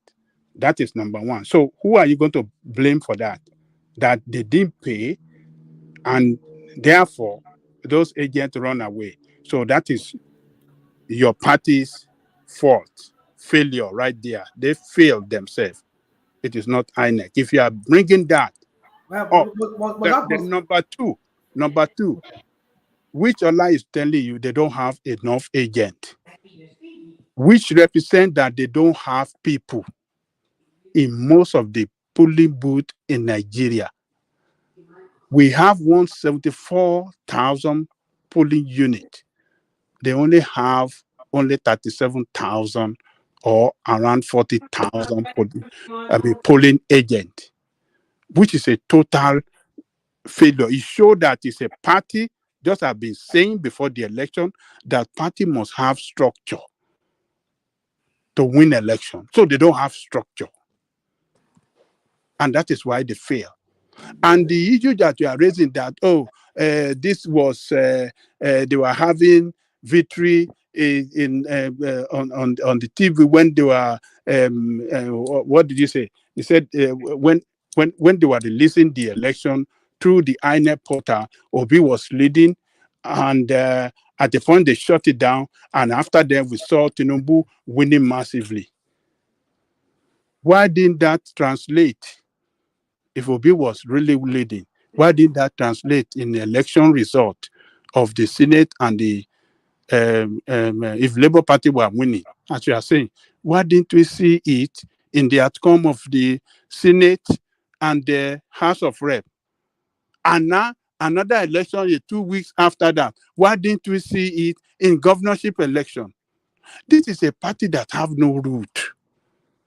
It's a root. It's a tree that have root that can stand the test of time. When the wind blows, when everything, it cannot take it down easily. It's a party that have no root.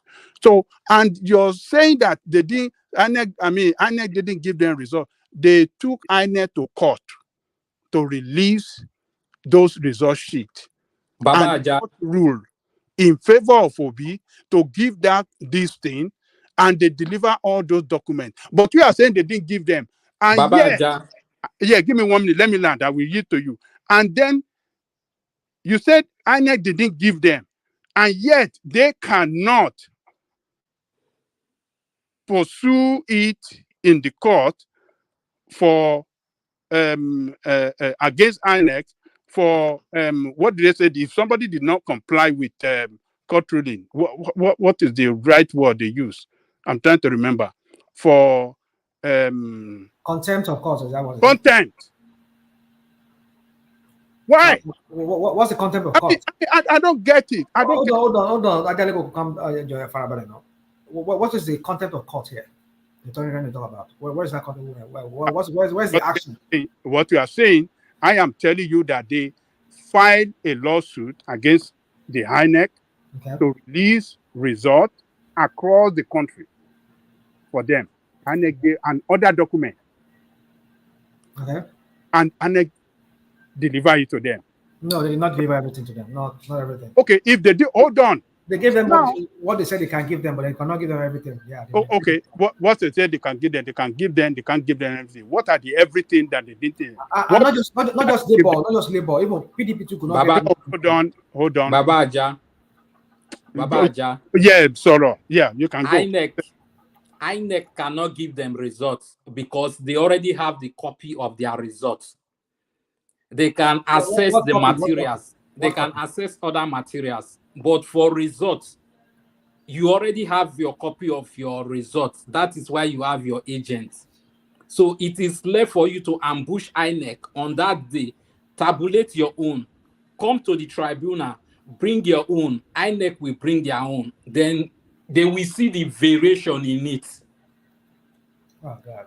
You see, So you people just want to make case for things that are not. We are promoting anarchy here, and we're promoting something that it's our not future generation, when they look back and rational they come mind on is this not platform to see promoting. what we said. So Rational Man, you don't even want to blame Labour Party at It's not all promoting for not even anarchy. having agent. Labour You Party don't want did to not even do their blame them. homework. Can I say something? Can I say something? So, Okay, done. National Man, you don't even want to blame Hold on your now. party for their failure to have agents to represent them. You don't see anything wrong in that at all. Okay, all right. But you want to shift blame on APC and INEC No, I know. I'm not blaming it. for what they Why is failed to even do. INEC? Oh God.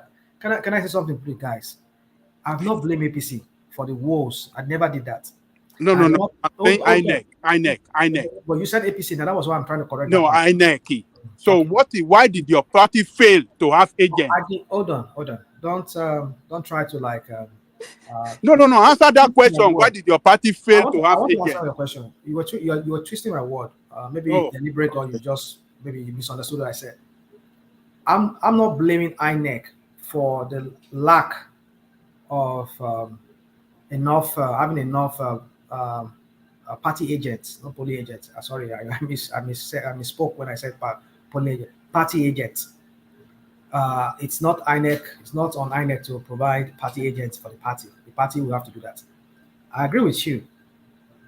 It's a party that does not have the structure in the sense that they don't have enough people in virtually every local government or every ward in Nigeria to represent them. I can give you that to you. You're right in that.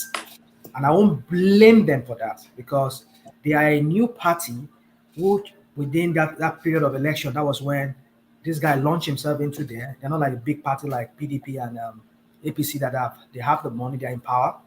PDP have been also in power. They have more states under their control. Both of them have states under their control. Labour does not have one single state under their control. They have no rep members in their ranks. So, and they came from nada to Prada, as they say. I don't know if you watched that film before. from nada to Prada, or from Prada to nada. So they came from nothing to something. Now you need to give that to them. Do I blame them? I won't blame them because they are, like I said, they are a new party at that time that has no structure in the sense that maybe they don't have governors, they don't have enough party agents everywhere. But they were relying on other parties to help them, and they've said that's what they said. They've had agreements with these parties to How does that sound? How does that sound to you? Hold on, Rational Man. Let us look. How does that sound to you? We are relying on your opponent. Hold on, Rational. Hold on right there. Okay, go on. When that is why I have warned us here that when politicians are acting their foolishness in the public, we should not follow them in doing the same. Okay. Saying that I'm relying on my opponent to give me a copy of the result. I mean, you shouldn't follow them to say this. If you heard that from them, you should not. Okay. It's never done. Okay. It's never done for one party to give other party a copy of the result. It's never done. I concede that it's foolishness. It sounds foolish. I think maybe when I was having an argument with Solly, I should be telling Solly that okay, maybe I should have put it in better word than what I said. If they say you are free, if they have had agreement among themselves, NNPP or whatever, SDP, that don't worry, wherever you don't have party agents who will represent you, wherever you don't have anything, represent us and help us sign our party agent form, and then send it to us. Maybe that's what I don't know. I'm not in the file in the rank. I mean, I'm not in their ranks to know what happened. But I'm just saying what I heard. Do you know that each party have to sign on that sheet? Yeah. Agents have to sign that I'm representing my party on that sheet. Yeah. And for them to say, okay, you don't have your agent there. I might go to, if I am PDP now, and you Labour Party doesn't have, am I going to sign on your own column where you ought to sign? Do you think PDP will sign for Labour Party? It's not done. I don't know. I don't know how when they are running these lies, rational mind. When these people are running these lies, it doesn't sound logical. Yeah, I agree with you. It doesn't sound logical. But that's what they said. I concede that, yes, that Labour Party do not have a structure in terms of the people to represent them in every ward that election will be taking place. I concede that and totally, but I will not blame them for that because they are just a new party that just were prepping up themselves within that time of that election. They were nothing. They were nada. Now, do you believe from that angle that is where they fail? Do you believe that is from that angle that is where they fail? But where did they hold on? Because where you don't have party agents, it shows you don't have people to vote for you in that place at all. No. You see, this is where you're getting it wrong. Oh, hold on. For the fact that listen, people are people that will vote. It is not the agent that will vote. Oh no, you a party that have people in any ward or local government must be able to have their supporter to represent them. No, that logic doesn't play. Rational mind. What do you have? Rational mind, can I help you? Let me answer that. Because I'm getting tired of this. Rational mind, let me help you. No, I think there is one guy that have the floor. We just interjected him. Who is that? Oroyo, continue to speak. I posted a link on the private chat. Just hold on. I posted a link on the private chat. Hold on. Rational mind, just hold on 1 minute. You've tried, but you're trying to give away the store to Ajanle Koko, who's just talking. Ajanle Koko doesn't know what he's talking about. I posted on the private chat, at least for 8 states. Now, Obi, they're challenging results. They're not challenging everything, right? They're challenging certain results, and they put them in evidence with that tribunal. You see, one mistake Ajanle Koko is making, which is what most Nigerians do, which is to say that the courts can never err. All right, at that tribunal, they erred, so they're going to the Supreme Court. So you have to wait. They admitted into evidence, and I've posted that for Thomas, who just showed up in video. He could show that for those 6 states. Those things were admitted into evidence, not just, they were not denied. When they tendered the evidence, they admitted into evidence. But Nigeria is a lawless country. So to come and assume that whatever a court, even in the United States, a court can err at any point. And then, because it's a lateral thing, right? Then it's up to the Supreme Court to correct it. They could be biased. They could be wrong. In this case, they disrespected these jurists, people who came. Why are you going to give away? Obi challenged even states where he won. And he's saying, I won by a larger margin. For example, in Lagos, I won by 900 and something thousand votes. How would he know that number? He gave the exact number. We know the characters. We know that Obi is not going to make any assertion that it's not true, that he cannot prove. Right? So we have a lawless country. Obi is the only one saying the truth. Hold on. Oroyo is the one that has the floor. Let Oroyo finish. Hold on. I'm trying to make a particular case on law, on admission of evidence. That's what he's talking about. He's saying they don't have the Form EC8As, and it's not true. Not only do they have them, it's in evidence. Right? Could you hold on, please? Let's be orderly, because you have rational mind. Thomas Pansat bully Oroyo. Let Oroyo finish it. Then you can come to no, just hear me out first. I'm almost done. I'm saying rational mind is making the case, so I don't have to make those cases over and over again. We don't have to argue, but the stickler here is, why didn't you turn in from EC8As to challenge what INEC has? Now, that's it. That's the only limited area whereby people who normally talk and just propagandize all day without them themselves showing anything. Ajanle Koko has never cited one case or say, okay, APC has this magnitude. This is the number they have. This is the number Obi has. He doesn't know. He doesn't have anything. But he wants rational mind. Hold on. He wants rational mind to have one. He himself doesn't have any. We know the character of Nigeria. See, answer this question. Hold on. Answer the question, Pansat. Why didn't Labour Party have agent in majority of the polling booth in Can Nigeria. I answer you? And I want you to Yes. Google it. Why? They did. Why? They did. Now, How many agents do you think? hold on now. Hold Let me on. answer you. Don't Hold badger on now. me. Hold on. No. Hold on. I'm going to answer that question first. Hold on. Before you ask another one, Let let me me answer take that my one. floor, please. I want Hold to on. go home. No, hold on. What I'm saying to you, Ajanle Koko, is this. They actually know that PDP had more than everybody. They know the amount of, just Google it. The number is there. As far as how many every party had. PDP. Forget about PDP. Talk about your party. Hold on. The answer involves Let him land now. I cannot forget about it. I'm going to tell you that PDP had the most. Obi had the second. Labour Party. They were just shy, maybe a few hundreds here and there. But they both then also, when they combined, they had it all, right? Because these Obi has the second largest. How many? Hold on.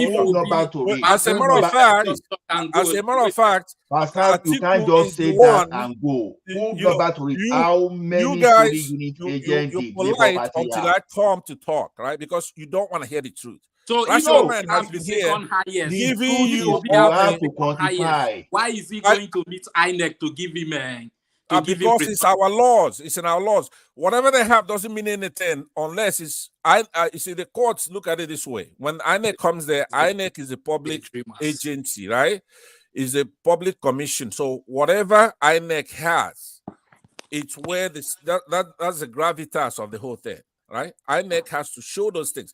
They did not cooperate to have these things put together. They actually came a few days after these guys filed their petition to say, please allow us to clean out these beavers so that we can run another election that was forthcoming. They didn't obey the court orders. Somebody asked a very good question there. Why didn't you, at that point, go for sanctions against INEC? Well, we're in Nigeria. They should be sanctioned. That meant, if you even look at the electoral laws, Mahmoud should be in jail because it prescribes what should happen to him. He shouldn't have continued that election unless he transmitted those things electronically from the polling units. These are terrorists. Let me say this and I'm done. Okay, here's what it is. It's like Hamas and Israel right now arguing. Israel doesn't have time to argue with these people because we have the same problem in Nigeria. It's an Islamic terrorism, right? It's a terrorist agency. So you don't go arguing. If Israel is arguing with Hamas here right now, what has this to Hamas do? is going to be like What is the relationship between Hamas why are you and digressing to Israel? Everybody hold on. Everybody hold on, please. Everybody hold on. I just pull Passat in the background now. We can't continue doing this. What did Islam got to do with what we are talking now? We can't continue doing this. Passat, no, we can't continue saying this on this platform. Like the Muslim is the threat in Nigeria. We can't continue doing this. Ajale Koko, what do you think? We can't continue doing this. Can I just say something very quickly? All these wild claims that you cannot prove is the reason why you lost this election. It's the reason why you lose this election. And it's the reason why you lose the next election for the next 12 years. Next 16 years. You talk and talk and talk, but once it's time to drop proof, you cannot prove it. Thomas, can I answer your question? Can I finish? You put me in the back. You asked me a Can I question. finish? Let me answer your question. No, Pastor, hold on. Pastor, no, hold on. Let him talk. Can I finish? Talk, please. This is why you are failing in courts. This is why PDP is failing in courts. This is why Labour Party is failing in courts. This is why you continue to fail. This is why you continue to lose the election. You are trying to go on the sentiments of Nigerians. You want to win by sentiment, not by logic. That right there is propaganda. I'll be honest. Nigeria is very, very soft on all this propaganda, on all these lies, on all these things that you do. You push Nigerians out based on disinformation. I'm telling you, Nigeria is very nice. If it were me, I don't care what most of you people think. The moment I see that you drop a lie, I'll make sure that you will not see sunlight for the next 10 years. 10 years minimum, or 15 years, because some people have coconut head. Do you know that when you are pushing propaganda, you are destroying the lives of people? But in your mind, you think that you are doing something good for them. If you cannot fight your case with logic, if you cannot fight your case with something you can prove, then how are you better than the people that you are calling corrupt? You are worse, because you are carrying the traits of a dictator.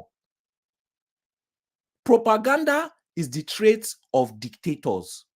All those things that Nnamdi Kanu was doing, at the end of the day, let's be honest, forget sentiment. Nobody benefited.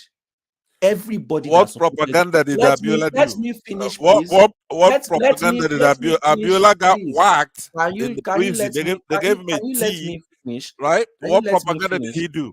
Can you let me finish? No, answer that. What propaganda did Abiola do? Did Abiola do? Yeah, he got killed in there like a chicken, right?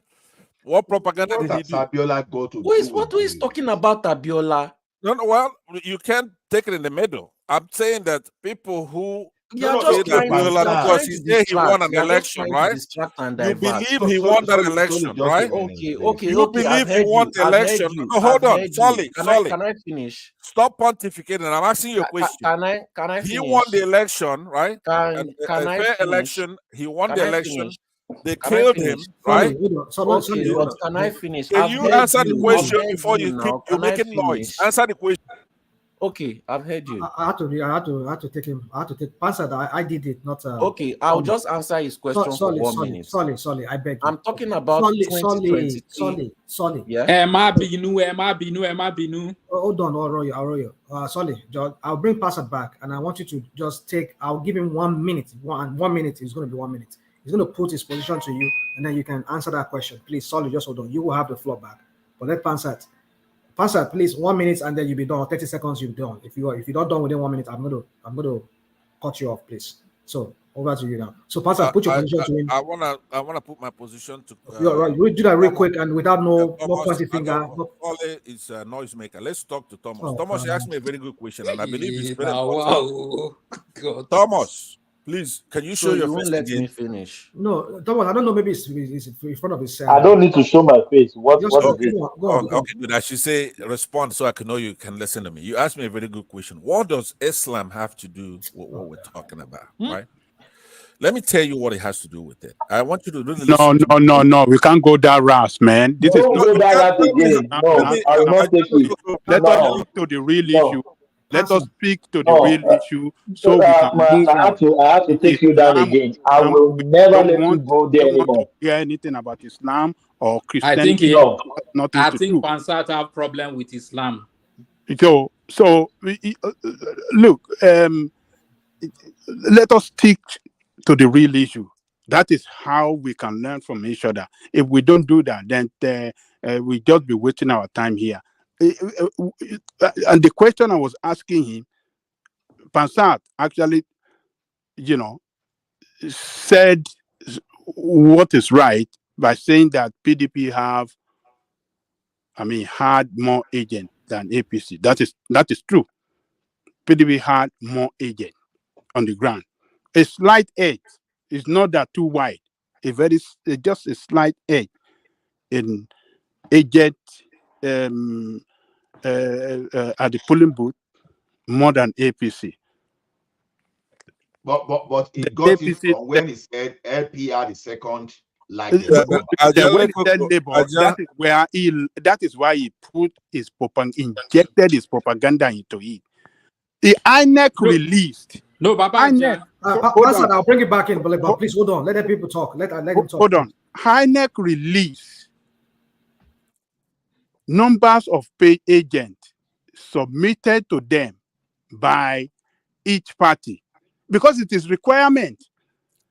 INEC must have the name of your agent before the election day, and they can carry a card as an agent, an identity rather, as an agent that INEC will recognize at the polling Ajaleko, so that they can know who they are dealing So you with. can know who at they the are end dealing with, polling who booth. is going to sign this thing, so that when it get to legal issue, they can have.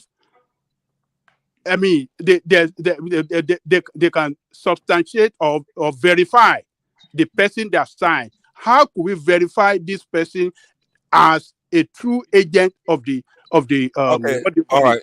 of the All right. party? All right. Hold on, let me land. Let me land. Pastor, I will still kick you out. Let me Let land. people land. Let people land. They usually they will submit the name of their agent to the party. I mean, to the INEC. Thomas, So you got INEC fun have with the record.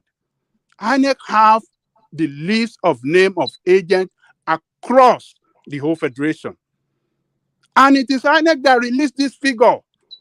The party that came first in INEC agent on the ground, which was PDP. APC came second, and the Labour Party came third with distant 40,000. They only had 40,000 or around 40,000 agents, as against 174,000 that is required across the country.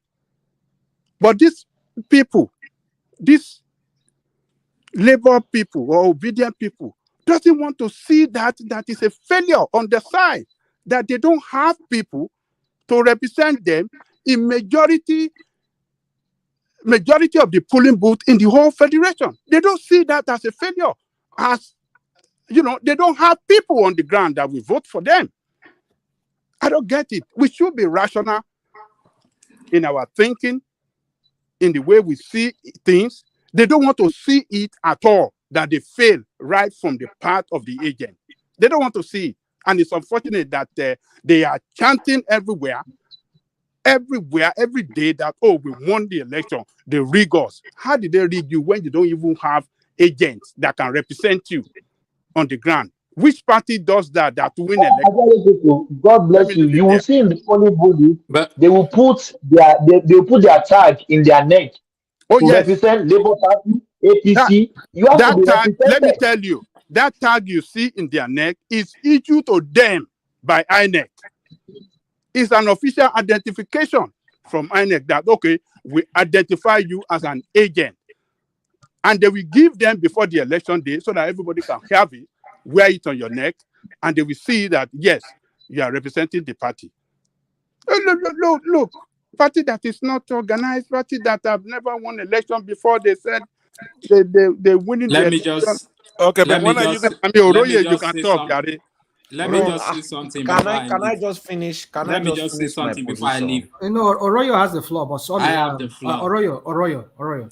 Please, I beg you. Let me you just are say something to Pansad before I leave, because I want to Okay, start Pastor driving. is not here, but you know what? Yeah, I will just say it. He will hear me. Hold on, Oroyo, please. I beg you. I know you are very good. He's just saying this thing. It's just a. Okay, you want me to bring Pansad back, because Solly was saying something. I just want Solly to wrap up within 1 minute. According to him, he said Labour have the second highest agent. So I agree that Labour have the second largest agent. So if Labour have the second largest agent, why are they looking for result sheet from INEC? Okay, can I answer that? Hold on. Yes. Number one, actually, I want to correct myself. Labour had the largest agents. It's 230,000 or 290,000. I posted the link. That's what I posted the link. Hold on. I posted the link. I posted the link on the private chat. Click it. Hold on, please. I posted the link. Thomas, Can you do like you do with me? It's okay. I posted a link. You don't have a link. I posted the link. Check it out. Link from where? From here. CNBC Africa. From where? It's here in private chat. Let me land. Where is the source of that link? It's on the private chat now. Can you hear? Hold on, Pastor. Let me hold on, Pastor. Your question. The link is on the private chat. Go and see it. I can't link it. I can't open it. Okay. Where is it? Hold on, rational mind. He posted it, and I'm asking a question. From where? From which source? CNBCAfrica.com. CNBC. Where is CNBC? Go and check it out. Where is CNBC Africa? Hold on. What organization is that in Nigeria? Okay, Tell us. Oh, God. What are you talking about? What are you No, talking about? I mean rational mind. Rational mind. Please, This Let's is go a to question. CNBC Africa. This is You're a not checking. It's okay. You Ajale don't have Koko, to check.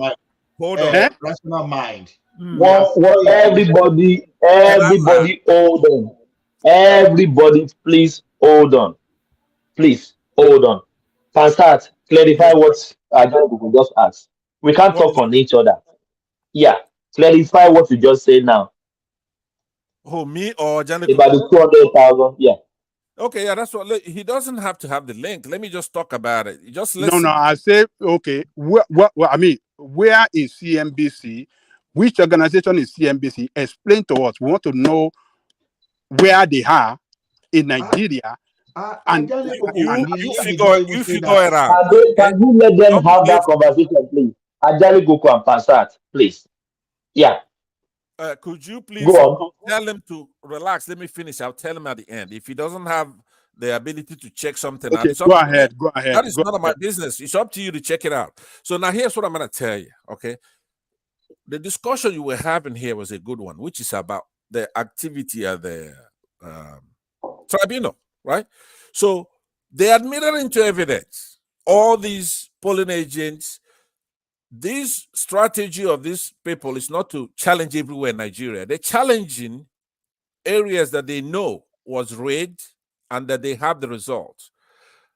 Atiku, Peter Obi, and others are able to collaborate with the agency. They say Atiku has more agents in Lagos, which he had, and he was able to tell Obi that Obi actually won it with 900-something thousand votes.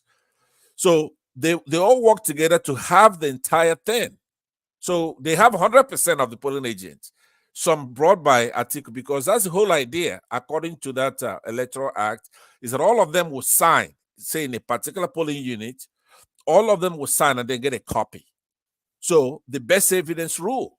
If, let's say, Prince, whatever his last name was, right? The other ADP or whatever his party is, he may have some. As far as is the correct one, all the agents in that polling unit sign that one. It doesn't belong to him. That is the proper EC8 form. So that's not the issue. I've made this very clear to you.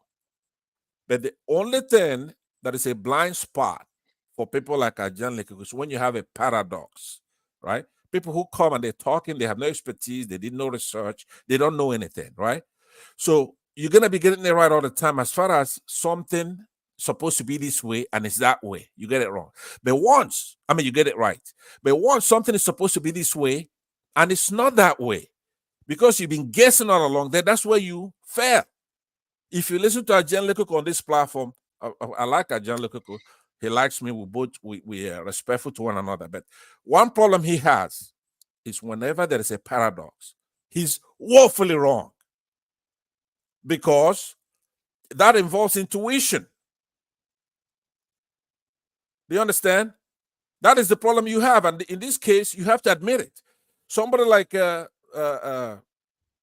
Rational Mind will be here making a lot of sense, common sense. He's not Igbo, he's not Southeasterner, he's not against anybody. He tries to be fair.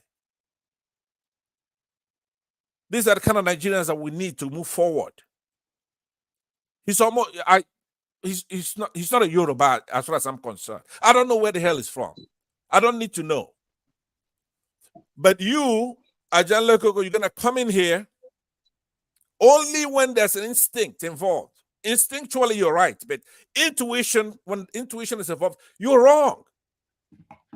And because a lot of people have respect for you, you carry the day. How could you be here knowing that this case is at the Supreme Court and we're going to result any day? Are you trying to say courts never get it wrong? Are you saying lawyers don't get it wrong? In every particular case on this planet where you have two lawyers battle, or teams of lawyers battle a case, one set loses. So lawyers lose. In many cases where you have horizontal stare decisis,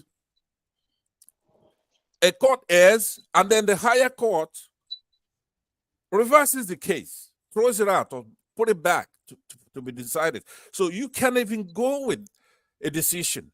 Every court's decision is called an opinion. It's not the law, it's not the constitution, it's the court's opinion. We're waiting right now for the Supreme Court's opinion. That is their opinion. Now, that only works in advanced countries, and even at that, it barely works, even here in the United States. The courts get it wrong all the time. Pastor, if you don't mind, let me read what you sent in. Sure. Yeah. Labour Party recorded the most polling agents for 2023 election. The Labour Party Can you hold on for a minute? Let me just explain that. What you read, you continue. It says the Labour Party has the most polling agents for Nigeria's 2023 elections with over 230,900 agents. Now, what that means, it doesn't mean that it's for every precinct now, right?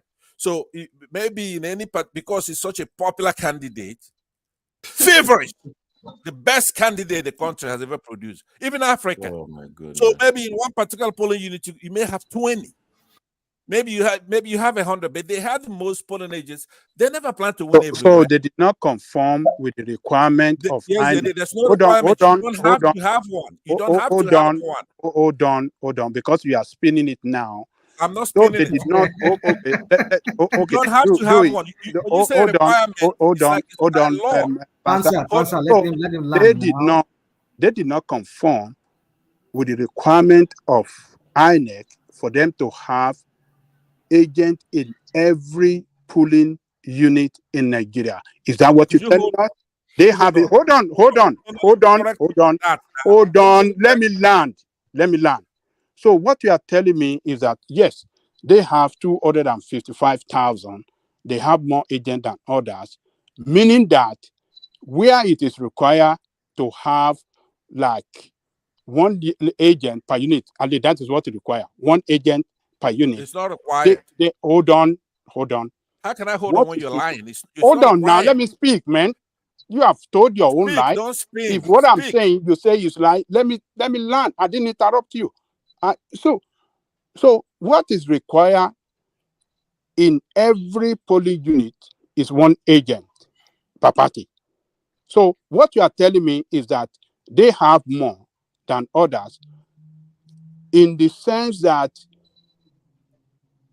they could have like 20 in one, 30 in one, 2 in one, or 50 in one, concentrated in some part of the country and not in every part of the country. Is that what it means? Your 250? Can I respond to that? Is that what your 250 Before you respond, means? Hold on before you respond. I'm in middle of reading of something. You cut me off. Let me read what you sent in without can interruption. I respond to that point there? Then you continue. No, are you going to listen to me or not? Let me read what I'm asking you a question. Can I respond to Ajan's point? No. Let me read. Pansat, you didn't let me finish. Let me read what you sent in. Very simple. Are you scared of what you sent in? Yeah. Let me read it without interruption. The subheading said Labour Party recorded the most polling agents for 2023 election. And this is the body. The Labour Party has the most polling agents for Nigerian 2023 election. Over 230,900 agents. It comes African Democratic Congress collapsed their structure into Labour Party and Peter Obi for president. My brother, please, I said without interruption. Yeah, Labour Party has endorsed Peter Obi for president. Meanwhile, Nigeria Supreme Court commenced hearing on the Naira. Oh, that is another. So, Pastor, this is what you sent in. So, what substantiates what you claim now is just a reading. So, where do you get it from? Okay, I don't get it. Let me answer. Thomas, you don't see the source of that. Guys. Well, the source. You don't see it there. You just said there's CNBC now. I mean, CNBC. Google. What What do you mean by CNBC? Are you talking about Can I CNBC respond, in America? please? No. Hold on. Pastor, let me answer Ajaleko for this. Sure. Thomas, fact check what is CNBC God. for us. Oh God. Check what is CNBC What for can you do your fact checking yourself, Ajaleko? Why do you have to ask? Oh no, we have to check it. Allow you talk, but then CNBC of Africa. Check it for us. There is a station in I think they are based out of maybe South Africa or maybe Kenya. I don't know where this, but they also have presence in Nigeria. They are called CNBC Africa. Oh. If you go on, if you type it, it's the same CNBC in America. It's just the branch in Africa. But they have presence in Africa. Okay, so that CNBC is what will tell us the polling agent. But you polling agent that PDP have. And where did they get their own investigation? Okay, let if me they don't answer mention you. it there. Hold on. Can I finish my How many position? questions? You have two questions pending. We Let me talk. I'll be leaving in a minute. I'm not leaving in a minute. I said hold on. If I said hold on, if you don't hold on, I kick you out. Hold on. We can't talk on each other. So Passat, land it in 1 minute. Slowly take back the floor. The Ajali Guku runs this up. Then we have new people on the stream. We can't start here. So Passat, make it happen. Yeah. Thank you. Thank you very much. There are three questions pending. I'm gonna start off with Ajanle Kuku, who had the first question pending. Ajanle Kuku, I didn't hide anything. I said they have the most polling agents. It's not like they got everywhere covered. They probably had 20, 10 more here and there. But the major correction I want to make with you is that you're making it like it was de jure. I don't know if you know the difference between de jure and de facto. The party agents, you don't have to have one. It's not de jure. By law, you have to have one in every polling unit. You don't have to have any, right? You don't have to. It's best for you to have one so that they will sign and get a copy. But if you read the Electoral Act and you read the INEC, what they call procedure and guideline, clause 38, you're going to find out you don't have, it's not de jure, but it's de facto, right? You need to know these things. When you say, oh, they didn't have one like they're required to, it's like they're forced to have one. You don't have to have one. Now, the other question that Thomas asked was, I guess it was rhetorical because he's saying, hey, he read it. Let me read it because I was only talking because you're skipping things when you're reading it. It's a very short thing. Labour Party records most polling agents for 2023 elections, period. That's a fact. Now, the Labour Party has the most polling agents for Nigeria 2023 elections with over 230,900 agents, period. This comes African Democratic Congress collapsed its structure into the Labour Party and endorsed P2B for president. Then meanwhile, Nigeria Supreme Court resumes hearing. So that goes to another topic. This is just a bulletin from these guys giving you these numbers. Now you could go ahead and verify. But there's something called the best evidence rule. When we're here sitting here talking, the best evidence is what we're going to go with. If you don't have any at all, then you're out. Don't knock somebody else's evidence because you don't even have one. If you have a better one, profile it so we can see it here. So I will end with that, and then I'm going to admonish Solly to, as a young man, it's quite disappointing when you come in here, you're making a fool out of yourself. You're a young man. We're talking about Nigeria here. Everything's not about Southeast, Southeast, South, whatever. We're Nigerians, for crying out loud. And you in diaspora. I don't know if you grew up in Nigeria. I don't know what the hell is wrong with you. He didn't say anything against Southeast. What are you saying? No. What do you say? You listen to him when I'm gone. You don't have to. You could cover for him if you want. He didn't say anything against Southeast. These are our kids. You ought to be ashamed of yourself, right? You ought to be ashamed of yourself. You come in here. Thomas, No, you can't continue insult my panelists. You are done for today. Thank you. I don't even know. Yeah, I'll kick him out. I can't take that. I don't even know what he was talking about. No, sorry, please, don't respond to him. I'll kick him out. You can't continue insulting my panelists. No, I'll kick him out. Not today again. Thank you so much, Pastor. We'll see you at the maybe tomorrow. Solly, you want to make some response Yeah, before so what happened? I just want to finalize what I'm saying, what I was saying. Is quite delusional. For the last 2 years, 2021, 2022, you terrorize these northerners. You terrorize them online, on the internet, up to the point that you said that Buhari was cloned and he became Jubril of Sudan. You terrorize these people. Online, you insulted them. You didn't care to know whether they were Fulani, Hausa, like just combine them. And you now went into election and you are telling me that these people that you insulted for 2 years minimum, 2 years, voted for Labour Party. Like, are they that forgiving? Do you know the notes? At this point, Let me finish now. Let me finish. Is Pastor not correct in what he's saying? Can I finish? No, is Pastor not correct, Thomas? Is Pastor not correct? Look at where he's going. Look at where he's going with this narrative. Wait, okay, like as if he okay. knew what he was about to say. Am I not allowed to do a regional analysis? Sorry. It's just a question. Hold on, am I not allowed to do a regional analysis? You are allowed yes to or speak. No? You're allowed to speak, but like Am I allowed? Don't go that route. Sorry, don't go that route because it's going to there's going to be reaction. That's what I said it on that. Forget about what Pastor said. Forget. Let's talk to the main topic. You know, Pastor always deviates us to these regional fights, tribal fights, Muslim fighting Christian. I'm not for him. I'm not in for that. I hate it. I hate hearing it. It maddens my head. That's why I kick him out. He's calling you are making fool of yourself. You can just insulting everybody. No, you can't come here and insult my panelists. No, this is not some platform that you go, you insult people. No, we don't take insult here. You speak nonsense in the comment section, I ban you. You speak some nothing here, we kick you out. No, this we have decorum here. We have decorum here. So sorry, finish it. Forget about what Pastor said. Finish your thoughts, please. So, rational mind, I'm not insulting anybody. I'm just giving a recap of what happened in the past 2 years. This is exactly what happened.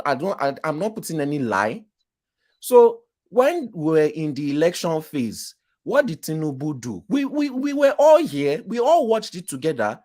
He was looking for favor from the north because that is how you win election in Nigeria. It is won by regions. You need the support of someone or a region in order to win the election of Nigeria. You cannot be fighting everyone and expect that they will vote for you. No. All right, we've gotten past that phase. After the election, where did the mob go to? Southwest. Now, in the next election, do you think that Labour Party, if Obi should run again, even if he goes back to PDP, do you think he will get as much votes from the Southwest as he got during this last election? No.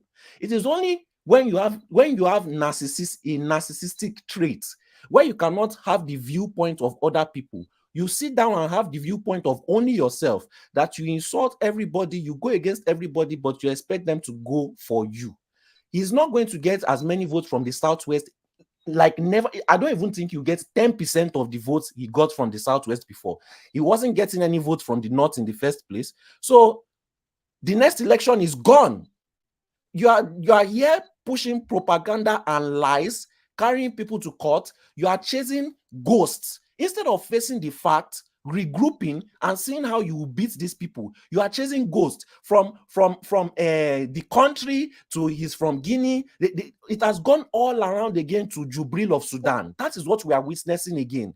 Another Jubril of Sudan. And you want to win election with this Jubril of Sudan. You've gone to his school, you've gone to go and check certificates, you've gone to go instead of re-strategizing. That is the part of a loser, a chronic loser. Not a winner.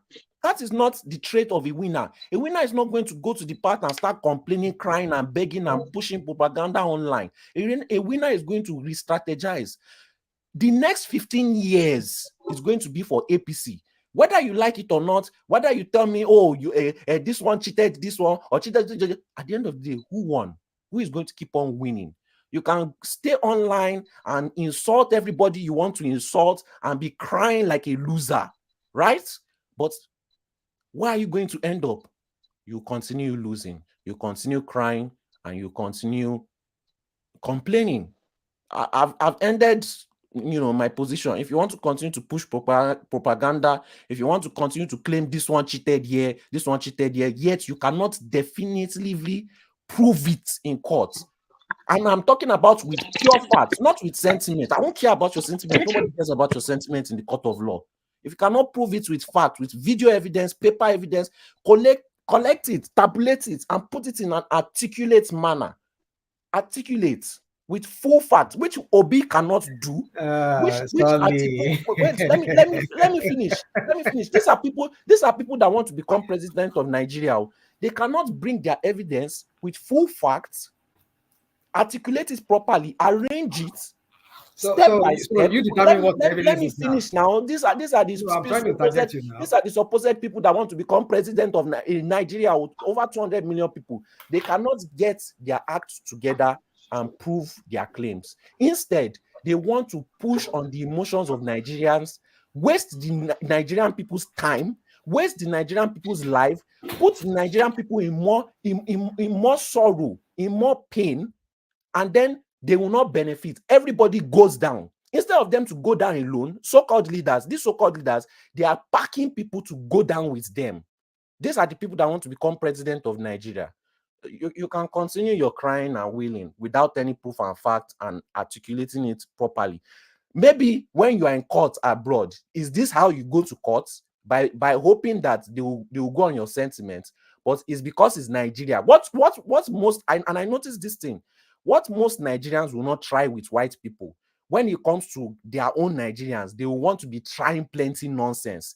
Things that they will never say to white people or say with white people. When you are talking with white people, they will try to make sure that everything that they have is with full proof and with facts. But the moment they are talking to Nigerians, they just start talking anyhow, start saying things without proof, start saying things without fact, because they know that Nigerians feed off emotional talk.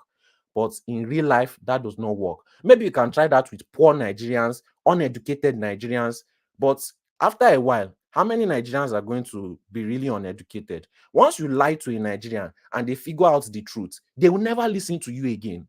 So you are losing more followers. I can bet it.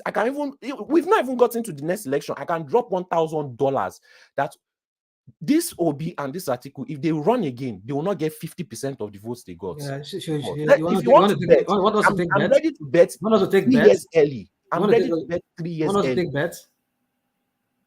You want to take bets? Yes. If I'm ready to bet. Obi will not get that money. 50% of what he got before. Yeah. Okay, let's take the bet then. Are you ready? Well, let me hear. Yes. All right. No, Tatete alone. Sorry, thank you so much. That was a very great submission. Yeah. Prince Daddy, I've been calling your name all the way through. Are you there? You came in, Prince Daddy. Finally. I've been calling your name since. How are you, my brother? Yeah, I'm good. I think I need like a couple more minutes. I stepped away, Okay, but that's fine. I'll get back. Fine. Thank you. That's fine. Let's hear from Mr. Triumph. Yeah. Good day, everyone. Hello. Good day, my fellow panelists, and good day in the comment section. I've been hearing you people for the past few hours. It's so much interesting. Even when I slept off, I was still hearing you all in my dream. And I woke up again. We are in your dream. We are in your dream. I said that. That's all right. Yeah. Let's hear from you. Yeah. Okay. One thing is that I decided to come in because of somebody, but you've kicked him out already. Understand? No. I have to kick him out. Yeah. I understand. That's the rule. That's the rule over here. So one thing is just that he has to stop criticizing a certain group of people. He has to stop. If really he lives in the Western world, he has to stop. One thing is that's the problem we have in Nigeria. We are trying to unite, where some people they come to come and separate us, and that's what we call when you do 3 steps forward, you use 5 steps backwards. That means we are the one losing. And again, that if he was here, I would just say a certain words in his own dialect, he will understand.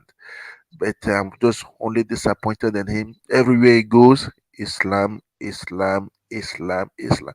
I do business with them. I eat with them, I joke with them, I eat with them. They invite me even, and they are one of the most successful people here in France. And I know what I learned because of them.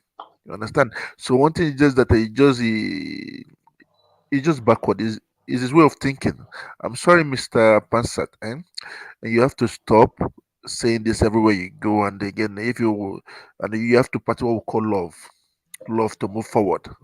That's why they complain that Igbos doesn't love themselves and they don't have respect. It's only online they complain. They say things, but in front they run away. When they see police, they run away. They run away. I know them very well. I know many jobs they do here in Europe. They come online, they start talking. Eh? It's unfair. It's unfair. It's unfair. Okay, let me go back to the point. What you people have been saying. I had Mr. Rational. What's Mr. I like him. We I don't like use him a lot. my brother. We don't use Mister here. Just call him Rational Mind. Yeah. Okay. Je m'appelle Monsieur Rationnel, right? N'est-ce pas? Yeah. It's a mode of respect. When we see somebody like that, we say Mister. It's a mode of respect. Yeah. I understand We what you know, do. we know. Oh, yeah, we Okay. know. But we tend No, not to use that they name, don't you know. respect me here now. People like the co-hosts here don't respect me. You know, they just look at me like idiots, and they tell me I'm idiot. Rational Mind, you know I respect you now. You have been my brother now. You're my big brother now. So, but we don't use Is that your Mister uncle. here. Rational Mind Yeah. is your uncle. Yeah. Oh yeah, that's what I said. My big It's brother. okay. It's My okay. uncle Let's is my just go on. brother now. Let's go on. Sorry, right, You go are my on. uncle now. What's wrong with you? You don't want to. No, Okay.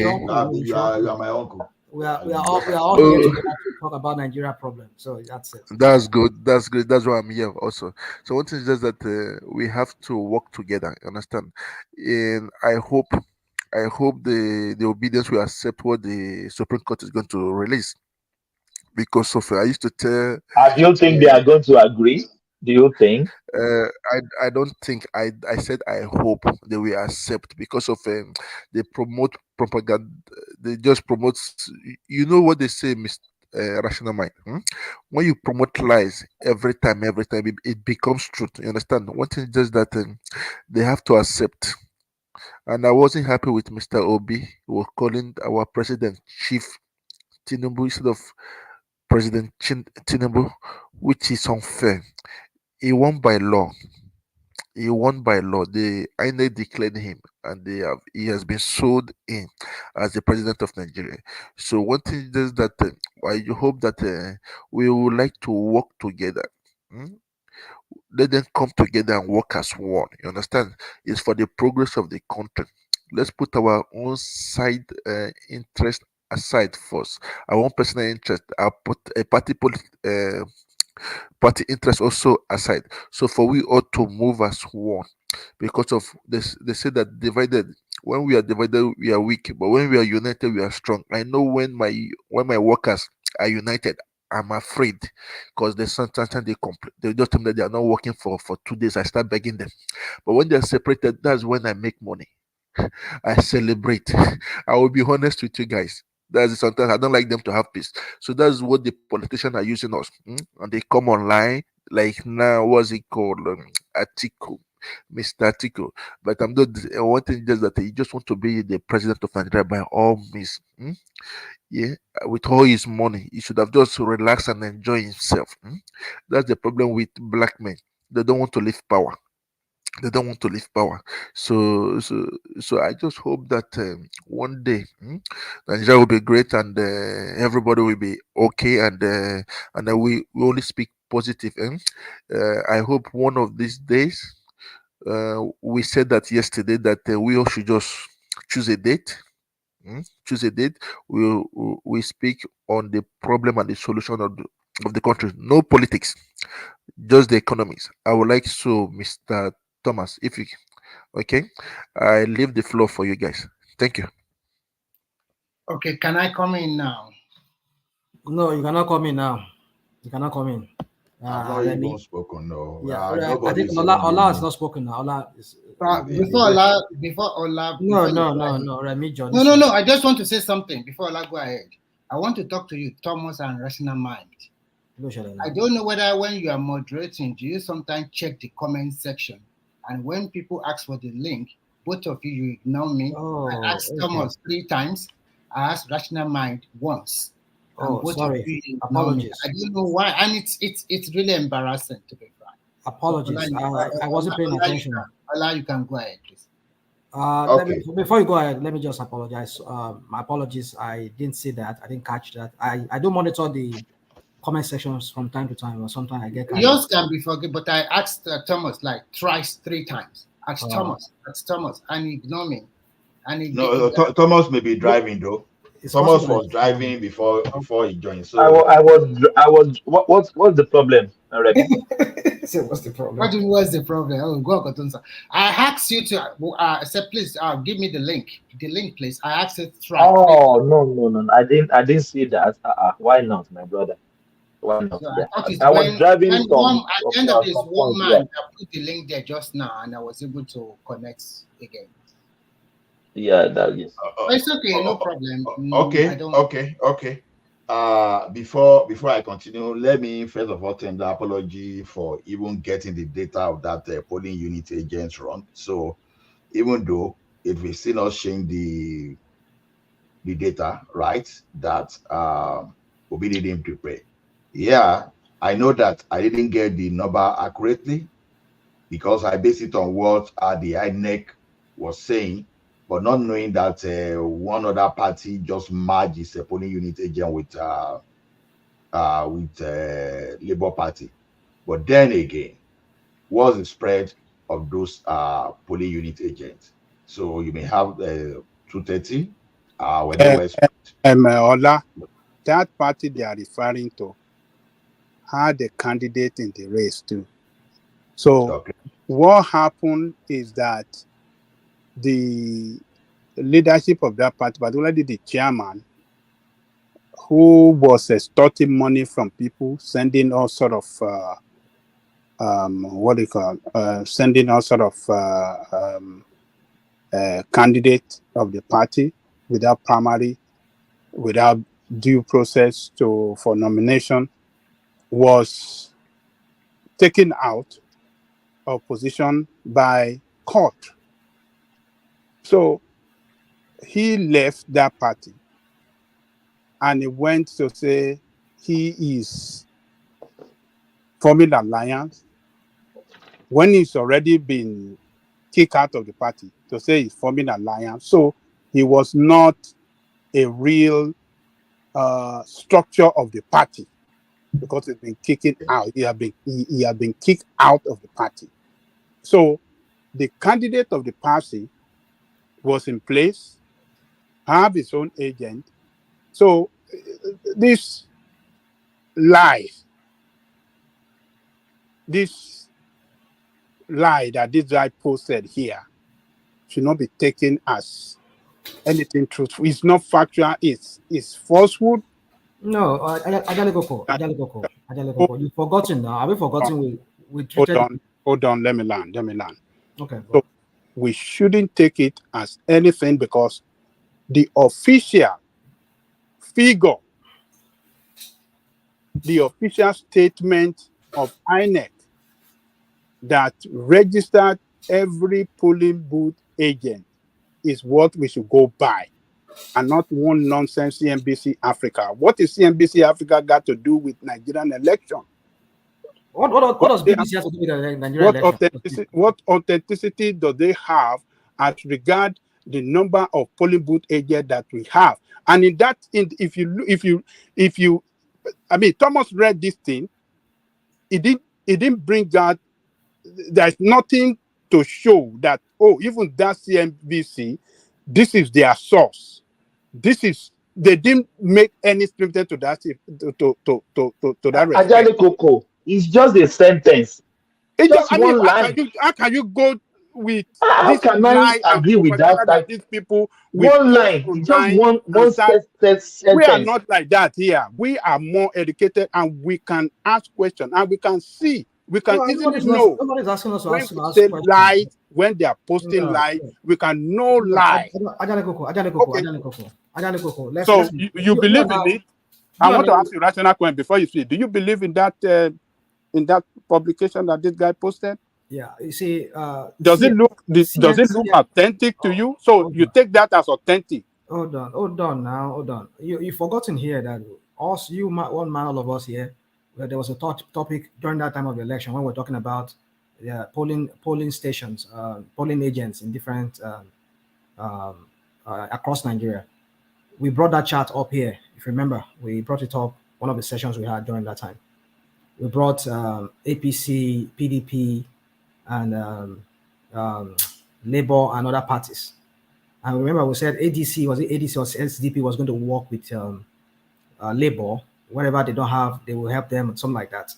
Was it Sarah Reporters or maybe was it the Gazette? That was what he found that that article that we deliberated on that very day here.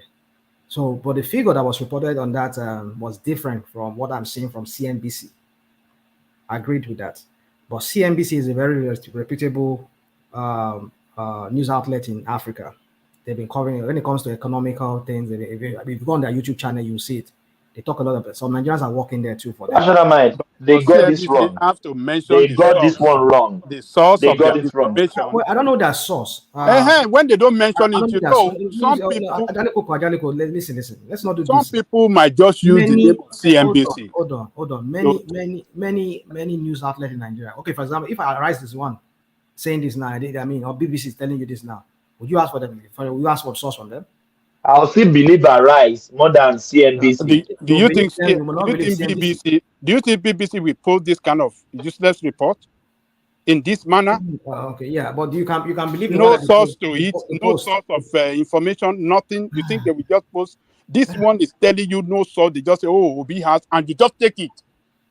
I don't know how they come about it. It might not be CNBC. Some people might just be using the name of CNBC. No. That's what I'm saying to you. You do not know. If you don't know, you say you don't know. There's a CNBC Africa. There is CNBC Africa. Go on their YouTube channel. You will see them. They are very well established in Africa. They do a lot of reporting on economy and all of that, and politics. We have been around for a long time. We know when they are reporting like this, they have to quote a source of their information. They did say it there. I don't know where they got it from. No. You have been. We have all been around for a lot. We read articles. We read newspaper. Not every article now. They always attach source. They do their own research themselves. Not every article they give us source. Okay. Well, as the case may be, I still believe that Labour Party lacked that proper structure for them to win the election. Because my point is this, like I asked the other time, Labour Party themselves as a party, I want to believe that they never believed they won the presidential election. It is only Obedient and Obi that believe that even within themselves, especially Obi, within themselves, because when you look at the body language, when you look at the tactics being deployed, you will know that, you remember that that biblical story of those two women that were fighting on a child. The mother will say, "Oh no, you cannot split there's no way you were going to split my child." The other one say, "Oh, cut the child into half and let her just." So already the body language and your statement will tell the loser and the person that won, because some wanted the military to take over, some wanted interim government. So if you believe you truly won, for example, why not staying on that part of that thing you won? Why will you prefer interim government? Why will you prefer military takeover? So it simply means that everyone supporting this cause of we won, the rig goes out, you are just deceiving yourself. You know the truth, you decided to self-deceit, to tell yourself to turn your deceit to your own personal truth. So that is that. Now, the new turn now is what is interesting, because I've been so worried that all these people that are trying to pull the president down, not only they are now pulling the president down along the line, they are pulling Nigerians down. They are making things difficult for Nigeria. They are rebranding the image of Nigerians. So it would be shameful for me to start supporting those desperado, those people that think you don't have to do the right thing, those people that think the country is only lawful. We are doing the right thing when your own wishes becomes reality, where your own wishes can bulldoze others. So if it is only when you won that you believe that, oh, the country is moving forward, and then you are not being truthful to yourself. Now the woto now, they're now giving to Obi. You understand? I like it when you call yourself my enemy, you push something to me, and instead for me to get too worried and now to be too distracted, and I push another thing for you now to get worried about. So our holy angel that can come and tell us about his background. I'm not saying what they laid against him is true, but at least he now has some job on his hand now for him now to come out to think properly and come and debunk all those allegations. So let him be facing some distraction too. Why the government now what we should be doing with Tinubu now is, Oga, come. All these your promises that you will hit the ground running. Start doing that and let us see you, instead of people distracting him. So let them go and face that. And sincerely speaking, like the way I will apologize whenever I go wrong, I will expect any obedient on this platform too, because I'm challenging. Because everyone that knows me is that, when I got something wrong, I will apologize. I will tell you that I got this thing wrong. You are not going to pay me for that. I'm not going to be shameful because I come out to tell you that I got something wrong, because I'm not expected to be omniscient. So that's where I see. So the woto is a very good one.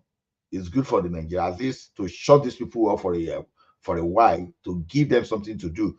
Even Atiku that is talking himself, I can still remember very well in this Obasanjo book, because it still talked about the mystery, about the background of Atiku.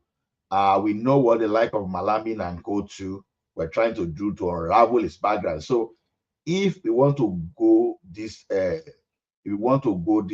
so micro, then there's no idea. I will engage Atiku about on Ali Button. I will engage Atiku on his background too. So Atiku should come and tell us about his lineage, how he became a Nigeria, whether he's truly a Nigeria or how he just became a Nigeria. So I will give him some of those assignments to actually undo, for us to move forward. So to me, I think we should now focus more. But Ola, are we not? Are we?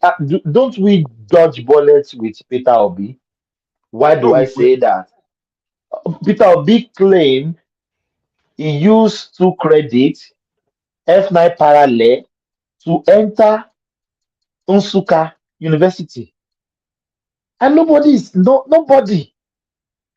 in obedient camp are saying, how did that possible? Even he failed English. Somebody that wants to study philosophy failed English. It's just Madam Sita just said something. People will talk about Peter Obi. Peter Obi will debunk it. Everybody will agree with what he said. But when it comes to Tinubu, there is nothing Tinubu camp will say about Tinubu. They will never agree. They will never agree. I don't know when Peter Obi got his admission to the university. There was a time that it was not purely on charm. There are several ways you could get to Nigeria University in the past. So the only thing is, I'm not going to give Obi the expo to what he's going to say, because even though let me give you an example. When my papa, you understand, my papa left the military and wanted to further his education in the university. I still saw all those questions that he did for the entrance exam to OAU, UI. Eventually, he went to UI, right? So there are other ways that the university then will, attend. So maybe Obi use some other resource. He can come and clarify. So I won't just say because this Labour Party guy said it that okay, I will take it because if I take it 100%, so what separates me from obedience that I still that I see giving CSU woto when CSU is telling you, an institution that has survived over 100 years, that has produced many great people, and all of a sudden, because you want to have your way, all of a sudden, CSU is no longer a reputable institution. All of a sudden, you suddenly believe that a university, with just because of Tinubu, we now change the narrative of the entire history. You understand? That is how some, not all, that's how funny some obedient can be. So if I just go ahead and believe what the other guy said about Obi without giving Obi his own fair share of time to debunk, then I'm not different from such kind of obedient. But Ola, what is stopping not to come out by now? It's almost going to 48 hours now. Yes, that's what I'm saying now. The time because he was saying he would do what he would do. So let us see how he will debunk. The problem is this: when someone alleges that you do something, even within yourself, if you know that you do not do that thing, and in an attempt for you to try to debunk and debunk and debunk, they are taking your time away. And that's one thing. That's the one strategy that people are not looking at when we are talking of Tinubu. For how many decades did people talk about Wole Soyinka just getting top class from the university? The guy didn't talk for almost for more than 30 decades until recently, when someone just said, I wonder where they got the information. And this story, we heard all these things right from as small as I was. We heard all those stories. So to me, if a good strategy sometimes, if someone accuses you of something, as long as that thing is not going to push you, it's not going to cause you to be jailed, sometimes you can ignore, allow the person to go and prove it, to waste his time, to waste his energy. So now they are accusing Obi now. With his mouth, it came online that, okay, this is what I would have done if it were to be in the shoe of Tinubu.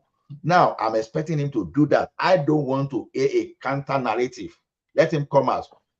Trust me, even if it comes out with all the evidences that all those things alleged against him were all false, believe me, another one will come. Another one will come. That is how they take your attention away from important things. So when you look at it, when you look at the irony of it, or let's say the metaphor of this situation now, you will now see that exactly what they are bringing to Tinubu now is just a waste of time. You are taking his attention away from the real things so that it can be dealing with something that average Nigeria has no business with. You understand? So to me, this is a good development because no camp have that monopoly of propaganda. So everyone can, But Ola, if what this guy told us on that video is propaganda, I will be very disappointed in them. They don't need to prove propaganda for propaganda. No, it doesn't make any sense. Thomas, don't be disappointed because politics, people think politics now is bad to used to be those days. Do you know that politics in those days, in the late 70s, because the like of Papa Jale Koko will be the one that will be saying something before 1960s. But let me say in the late 70s to the 80s, even to the 90s, before they didn't allow Abiola to get to that place. You see, when they are doing politics with a pay. You know where people will be. See, one thing is to sing Goriote, and one thing is just to begin a course. See, the history of your family that you don't know, even for you to say you want to become the counselor of the world, honestly, you will know the history even back to up to like 500 years backward. You all those things, they will table it before you. You will the way someone great grandma married the great grandpa, all those things you will hear during the story. So the story of those days are the story that those say they will break bottle, they will carry they will carry machetes, they will beat themselves to coma, and they will use second. See, go and look at what happened in Ondo State in 1983 alone. You'll be afraid of what they call politics in the days. So I think the politics is not even getting better in time of violence, because when you are the violence, those the honesty, you don't really want to encounter it. You understand? You know, the situation that led to the country even forming mobile police. You know what they used to call them that time? Kill and go. You know, so Kill and go. Kill and go. when you see the net they used to cover their head or their helmets, and you see some of them put this dark shade, and in fact, for those people that could not even separate between the military, you will even think soldiers were coming. You know, these people were well equipped, not all these kind of mopo that are now taking to this mopo.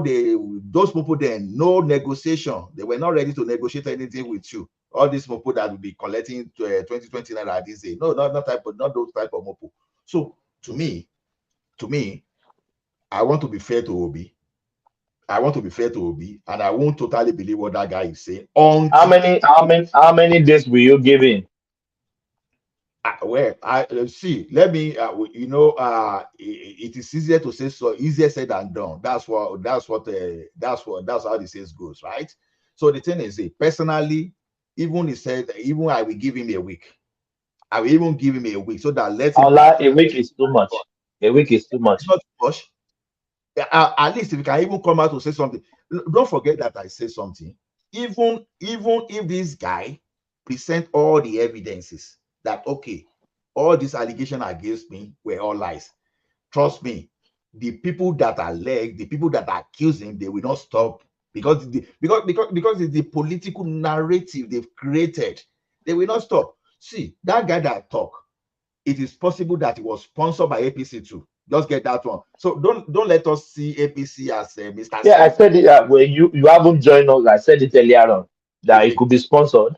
Yeah, exactly. So it could be working for his money too, using propaganda. Let us use propaganda to finish ourselves. So I won't just jump up. Oh no.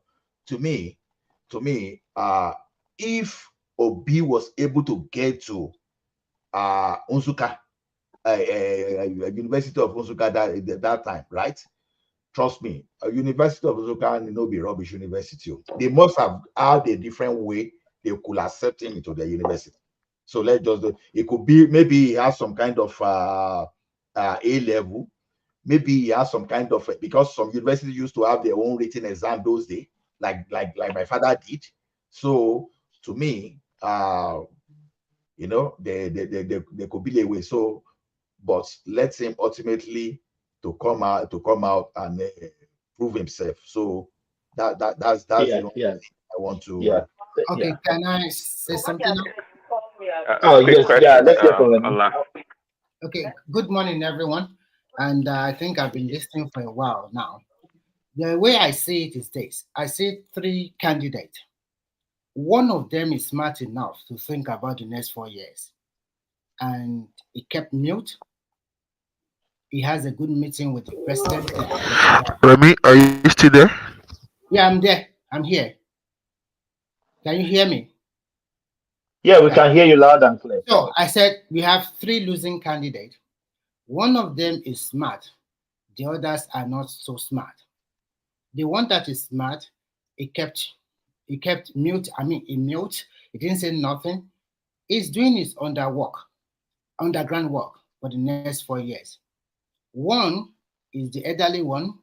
Think this is his last chance, and this my last chance. I have to give it all my best. But unfortunately, he didn't get the result he expected. He has an alliance with Obi from the day one. that if Obi can weaken APC in Southeast, and Yoruba politics is liberal, and he knows that he might win 1 or 2 states in the Yoruba land, and he might get a chunk of votes from Lagos and the rest. But unfortunately, his game plan worked in Osun, but in other states, it didn't work. Now, it's true giving everything he has now, because he knows that at 80-something in the next 4 years, his chance is quite slim. The other person is playing a game of, if I don't get it, let this country burn down. If I don't get it, let no Southeasterner get it in the nearest future. That is the game he is playing. And that is a dangerous game. He's not prepared for the next 4 years because he knows in the next 4 years, he's not going to have the big backers like Obasanjo, Atiku, and whatever, or the owner of Nigeria that supported him this time around. So he's playing a game that if we cannot get it, then we can as well go our own way or let the country burn down. That is the propaganda they are playing. And some Nigeria, because of they don't know what is going on. They supported this guy. I asked myself a very good question.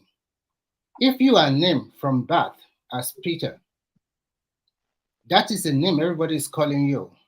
Why do you want to do your WAEC? And then Peter is missing. You have been bearing this name up to like at least during his time, maybe 18 or 19 to write WAEC or whatever.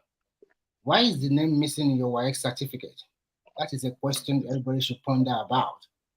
I'm not totally saying it's a fake WAEC result. Apart from the result, I don't know what yardstick they used to make him give him admission at UNN. I don't know. So that's the question everybody should ponder about. You just take the name given to you. Everybody knows you by that name. They call you by that name. And that is the only name missing when you in your WAEC certificate. So many discrepancies about his own record too. When you go and look at other people, you want to search their inefficiency or deficiency or whatever. What about yours? Now they are coming after you. Please don't be surprised. It might not make any word pressed or whatever. It won't say Dan. Look at him, and his own is that he will keep mute, and the attack dog will be spinning it all around like before. It won't come out and make a press or whatever. So at the end of the day, what he really wants, he didn't get it. And this will make a lot of people to dislike me more, to dislike him more. Now, just opposed to the present situation, I think if I were President Tinubu, I'll just continue to do my stuff, govern the country in my own ability to make things better. But at the same time, I'll play back. Because you cannot say whatever you like about me, and then you're going to get away like that. This is politics. Politics is a dirty game. If you don't want your name to be dragged in mud, or you don't want people to tell you the story like Ola said of your great-great-grandfather, don't step in. It's the same thing all over the world. The way they play it might be different, but the end game is still the same thing. Everybody wants this power, but it can only go to one. So if you look at America, everywhere is the same. Only the way they play might be a little bit different, but the end game is the same thing. But this Nigerian contest is taken too far. The same set of people you want to rule, you want to be a president, but you are not laying a good foundation. Kwankwaso is doing a fantastic job. He kept muted. You know what he wants? That is the way to do it. It will continue to go all over the country in the next 4 years to plead for votes, preparing himself for the next 8 years to compete with whether Shetima or maybe what do you call it, the NSA or whatever they are going to put from the Northeast, and he has a Northwest in his pocket. If he can get his Northwest in his pocket, I doubt, but at least if he can build his alliance in the Southwest and South-South, then he's a formidable opponent in the next 8 years. The rest are playing a game of two hands today, and that is not a good politics. As a politician, you must see yourself. I'm 61 years old now. How old am I going to be in the next 7 years?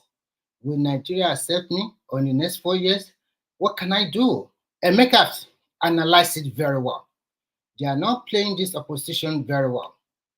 They are just continuing to come here, certificate or no certificate, that is immaterial, it's irrelevant.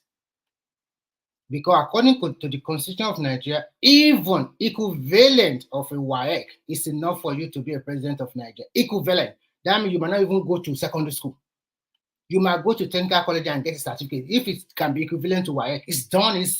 You can use it. If you go to some conferences equivalent to WAEC, it's good enough. It does not really matter whether you go to, you can be homeschool and then you get a kind of that's equivalent to WAEC, then you are okay to go for this election.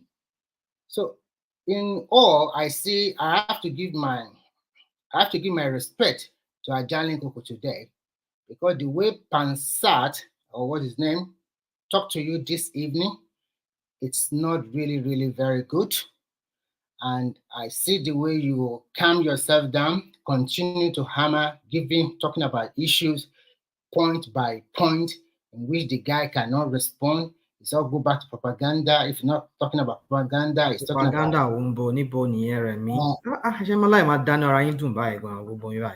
okay, I will give you an instance. You guys are discussing about issues. What is the propaganda? No. Let me talk. You ask the question. Let me respond to you. Did you look it up? Can I respond to you? You made a statement. Let me respond back to you. You said something is a propaganda when there's no then let me respond. You give me a chance to respond. There was a day, even before today's something, he called this platform a Christian platform. And I have a beef with him that day. And I think Thomas was not happy. And today, he was discussing about issue, and before you know it, he jumped to religion again. And before you know it, they continue to jump. This is propaganda. This is a divisive element. It's a way. Is it trying to come here? And what about people that does not believe in Christianity or Islam? So you are trying to make it. You are trying to divide, whether from Christian or Muslim. You don't know everybody's background. I can be a Christian. What about my mom or my dad? Maybe they are Muslim. Does that mean they are bad? So, and Ajahn Koko kept his cool. And I think when you go that route, you and Thomas kick him out, and later you brought him in again. That guy is a divisive element. And he's tried to use this platform to instigate sometimes. And I'm pleading with the owner of this platform. He should check his SSs, because it's not good for this platform. The people here, everybody are free to express their mind, but we will never talk about this religion or that religion, or trying to divide, along tribal lines, or try to instigate. Because sometimes he instigates, calling on the youth. The youth at Dosa is calling on them. If you are doing like that, and I am also doing like that, and some people that believe in the Yoruba cause or in Tinubu also doing like that, what do you think this platform would be? So I'm calling on one man to check his SSs, and if you can time people. If you talk too many, then you cut it off and let other people talk, no matter what you're saying. There must be rules and regulations. And the last election have rules and regulations. It does have processes that people should follow. When you guys were talking... Remy, hold on, you continue.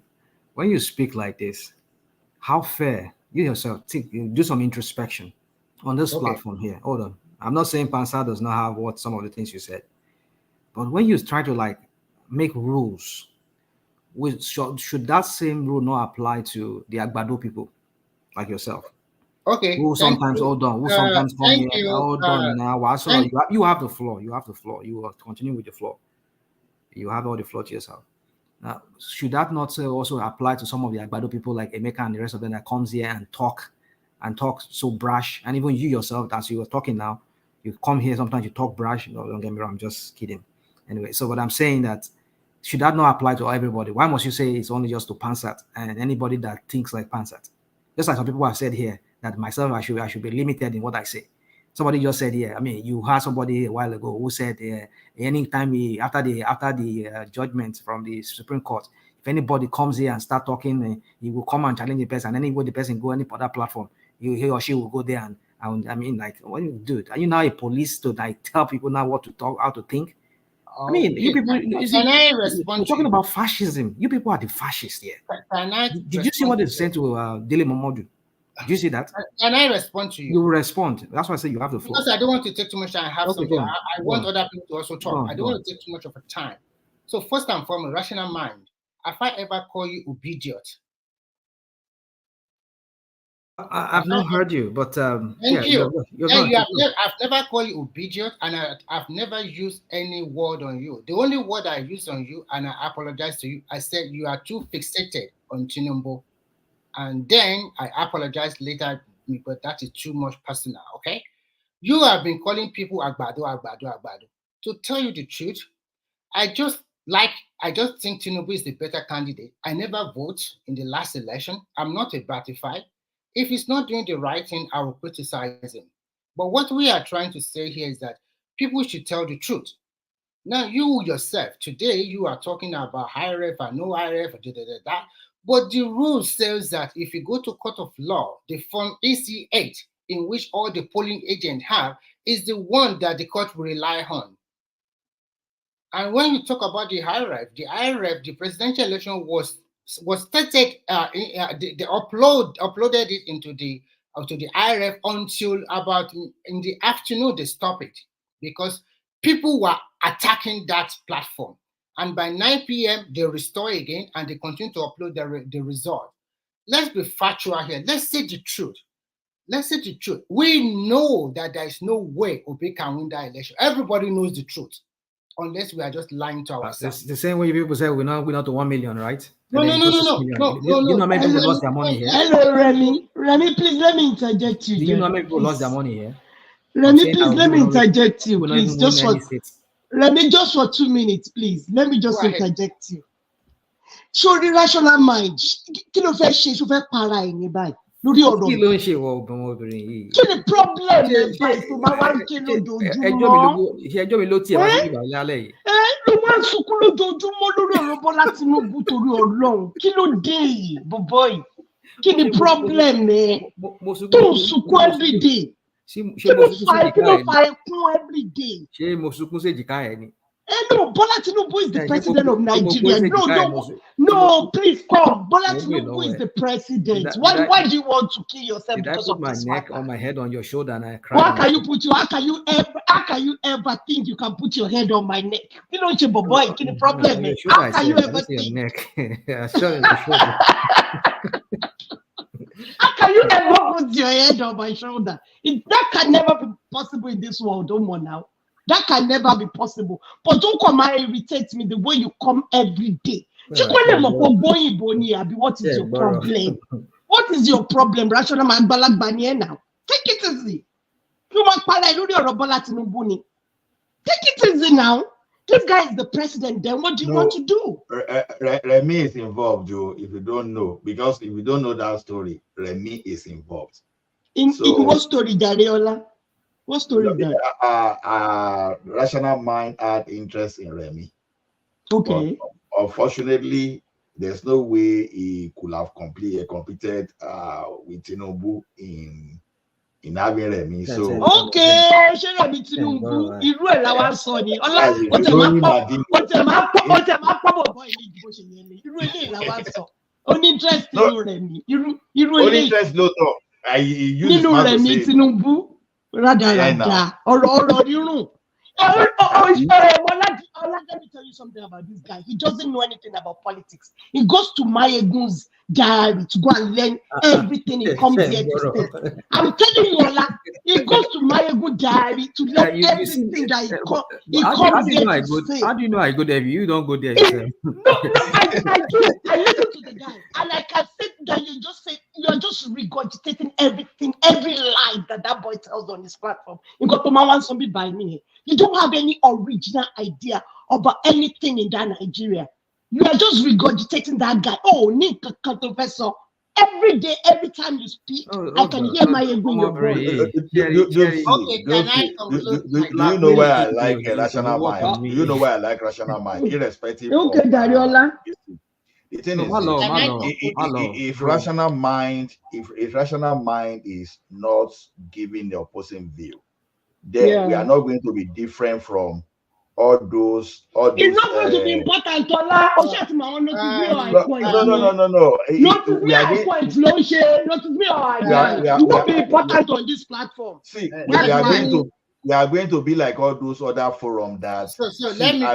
I went to those forums immediately. I spoke like this, they just shut me down because they know that okay, they won't allow you to speak. So sometimes we need the likes of Rational Mind, the like of Uptown, the like of Ekene Sagifada, because at the end of the day, what we learn is what matters. Because if we keep telling everything, if all of us just sleep and just place our heads, we face the same side, then we are not telling ourselves the truth.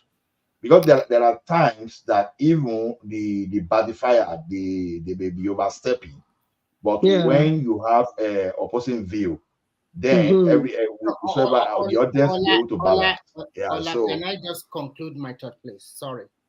Okay. I think Rational Mind have the freedom to express his opinion, but he must express his opinion on factual and the truth. Like you people do your own factual and the truth here, right? So are you trying to agree? Are you agreeing that most of what you are spilling out? No. Don't give me that crap. I don't agree. Don't give so me that crap. Let me finish. So you people come here and you give facts, because of Tinubu, right? No. This is not because of don't blackmail people with all this your facts. No. Emotion and everything. I think sometimes you should understand the way people are coming up. For me, I want my country to be better. But I see some people here, they are happy when the news coming from their country is bad. And some people here, they see that the country will never change. But I have seen pocket of development in Nigeria. You might call that the country is not moving, but if you go around Nigeria, especially the state capitals, they are not the same way they look compared to this time around. 20 years ago, Lagos State does not have a light rail. Today, they have one, and they are going to come up with a red line again.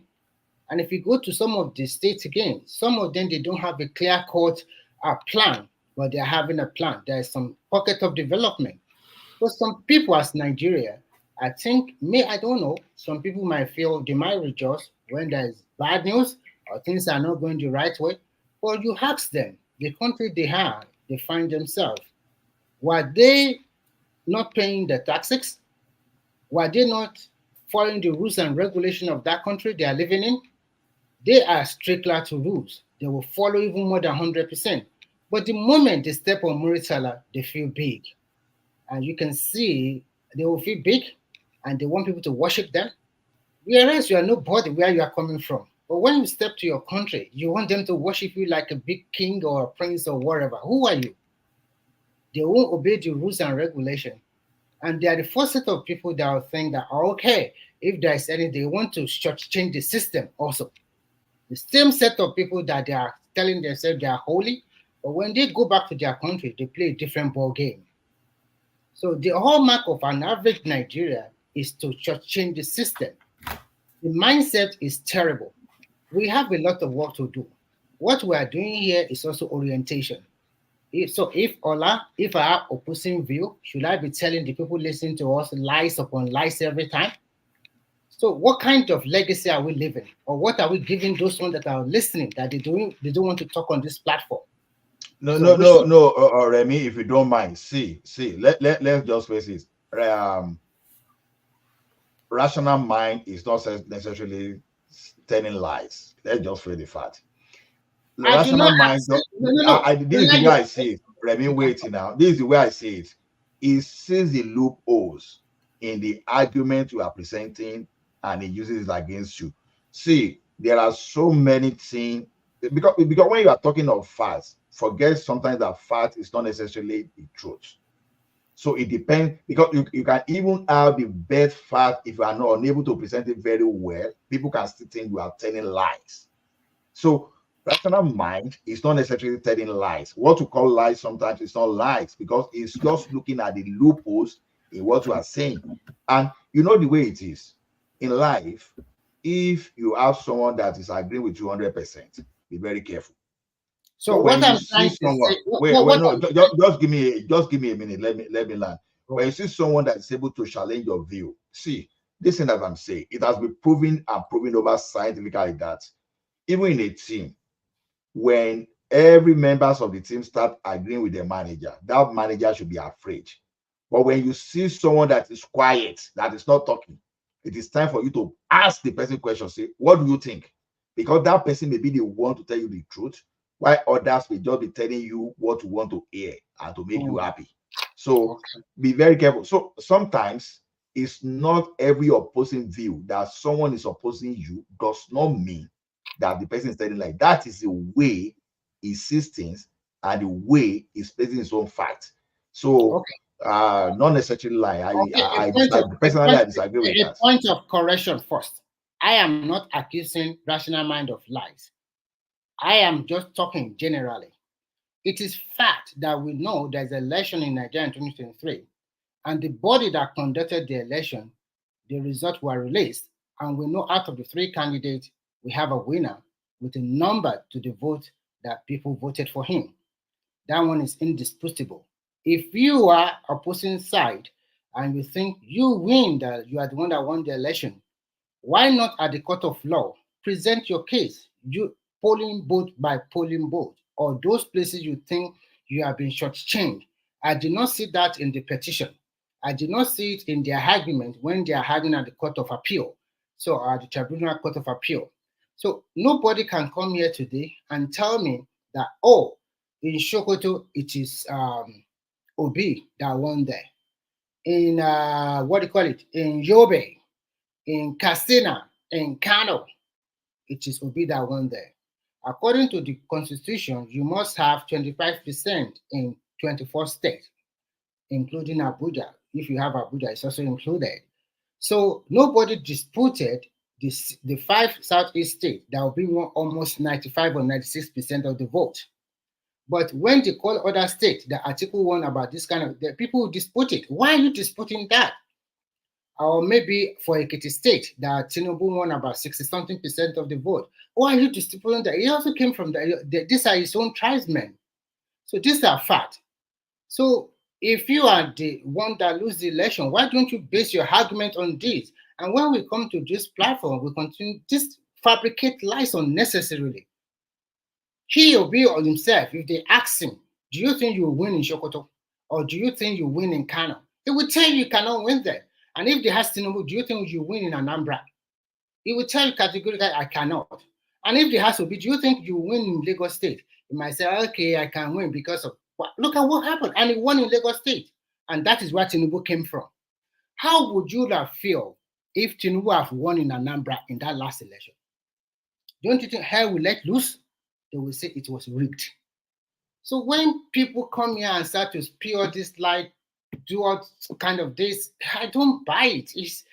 If you are a politician and you are smart enough, you know you have another chance in the next 4 years. But if you are not smart enough, then you put all your eggs in one basket at now, and somebody will smash all your eggs at a go. And that is the end of you. And that's what I think it happens to Obi and Atiku. I rest my case. So, thank you. Prince Daddy want to talk or what? I can see. Prince Daddy. Yeah, thanks a lot. I was gonna say, Allah, you've been extremely kind and generous to Rational Mind. Really, it's not so much that. What's that supposed to mean? But why? Why? Because we Well, it is are true. see.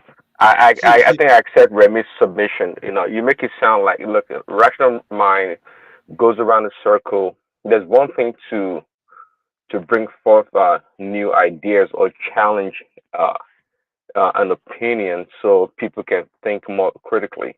But that's not the case for Rational Mind. You know, they just want to poke holes. And when people try to tell him that, hey, what is the meaning of corruption? Then he asks the same question back to that person.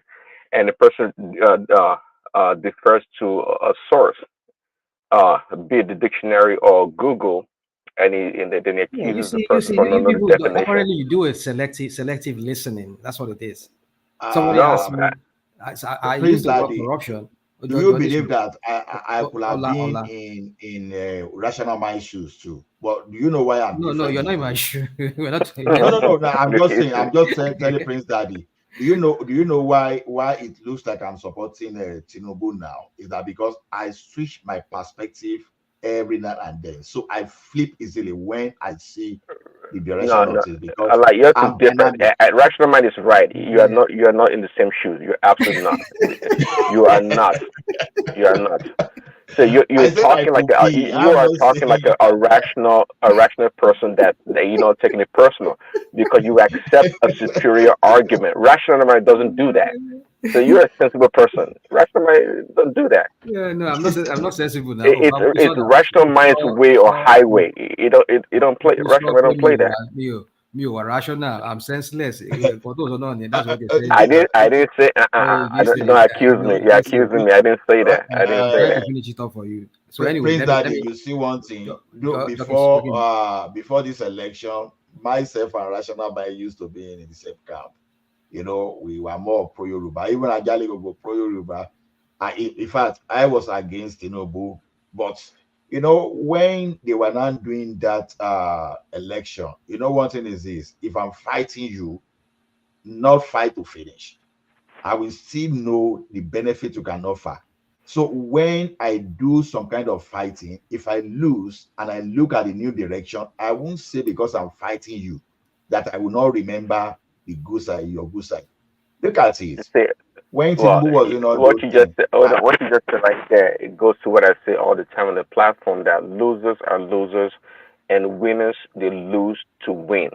You're an example of a winner, because if you recognize that you lost or you saw something better, you will switch and accept the superior argument or a better way to go. But some people wouldn't do that, and you know that. Not everybody does that. Not everybody will choose the right path. Everybody does that. Must everybody do it because you do that? Everybody do that. Okay. Let me put this to you, Prince Daddy, because I've heard you many times quote the Bible, which made me wonder: Is this guy really? Does he have roots in Christianity? Don't go there. That's not the criteria. Let him go there. Let him go there. Not the criteria.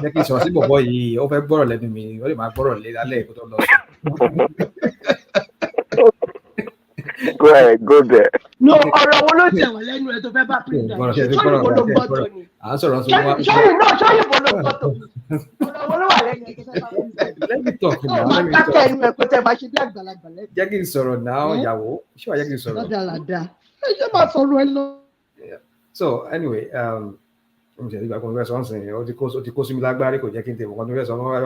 anyway, Prince Daddy, I'm a quote the Bible. You know, this is just the normal Trumpers. That's what they do. Hypocrisy, and you know, like their leader whom they are following. And so Prince Daddy, do you know the painful parts about rational mind? Yeah. Do you know the painful? What pains me? What really pains me inside my house whenever I'm listening to this guy called Rational Mind is that if you're arguing from a point of view that you are the original owner of that thought, I didn't have any problem with you. But when you go and plagiarize somebody, then you come here, you start arguing with people that have blame. That this is You've been plagiarizing my ego every day. You can talk as if you pretending to be brilliant on this platform. Hold on, farabalẹ̀, farabalẹ̀. That's not what's painful. What is painful that he's not the owner of all these things that he is saying. That is what is painful to me. You don't understand. That is my pain. How do you know? Hold on. I don't even hold on. Because I listen to apparently boycott my ego all the time. So I know whenever you're talking, it's as if you're just talking everything. You just repeat virtually everything this boy says every day. That's what you do. You see, you're gradually sounding like Ajali Koko that sound like the APC guy. That's what it is. You can do. You can design your own certificate. It's done in America. That's it.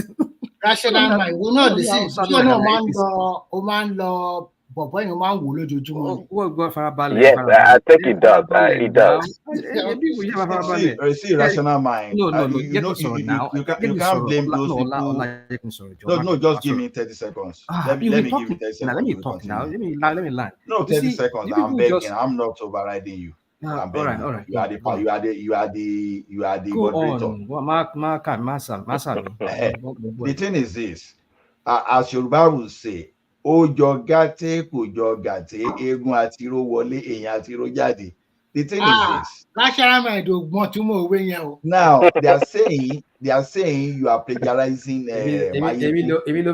now your narratives are similar to what Mayegun presents day by day. So it makes it easier for people to believe that, okay, before you come here, you first of all go and listen to Mayegun. Probably the day you will not listen to Mayegun, you will not come here. So any day you listen to Mayegun, you will come and present exactly what Mayegun. You know what's so painful to me? That guy, Mayegun, I don't dislike him. Wait, I don't dislike Mayegun. I listen to him because he's a very brilliant boy. He attacks Bola Tinubu every day with his research. No, wait, with his research and everything, with his knowledge. That's what he uses to attack Bola Tinubu, and he uses that platform to make a lot of money. But he will want rational mind. Tamawa pretend to be brilliant on one man's platform, plagiarizing somebody else. You're not doing it now. You guys don't know what. Check out rational mind. Check out for plagiarism. Understand you don't do me loco. Hey, you understand you don't do me loco. You don't do me loco, so for me. Papa, you have to tell me rational mind. Okay. Okay, so Dupe said to think rational mind will need to gain from what he's doing. Mayegun is using his own to make money.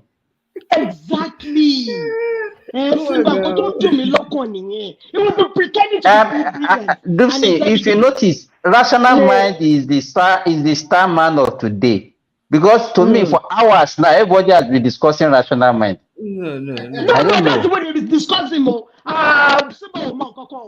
to the comment section. Okay, try. Just for more than about him every day. The comment about I want you to comment.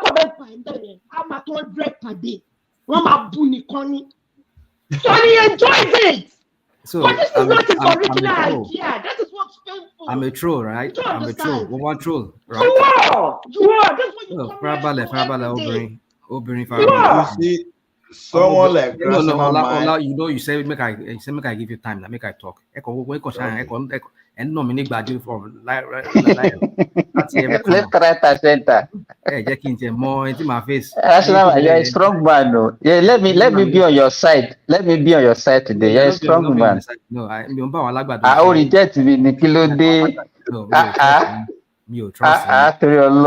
Trust me. I want to be on your side today. More far and free for you now. Don't be on my side. No, thank you. All right, so let me Dupe alone. Dupe, how do you know if I'm not even Mayegun himself coming here disguising like somebody else? They won't look different. Won't look AI. Let's see if he disguising. No. Mayegun is exceptionally brilliant. I listen to him a lot. The guy is very brilliant. Yes.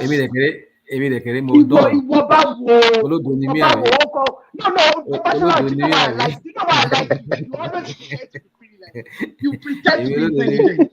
You almost pretend to be intelligent. That's what you do all the time. You pretend. You think every day I go to Mayegun, I come here, I come and talk, Abi?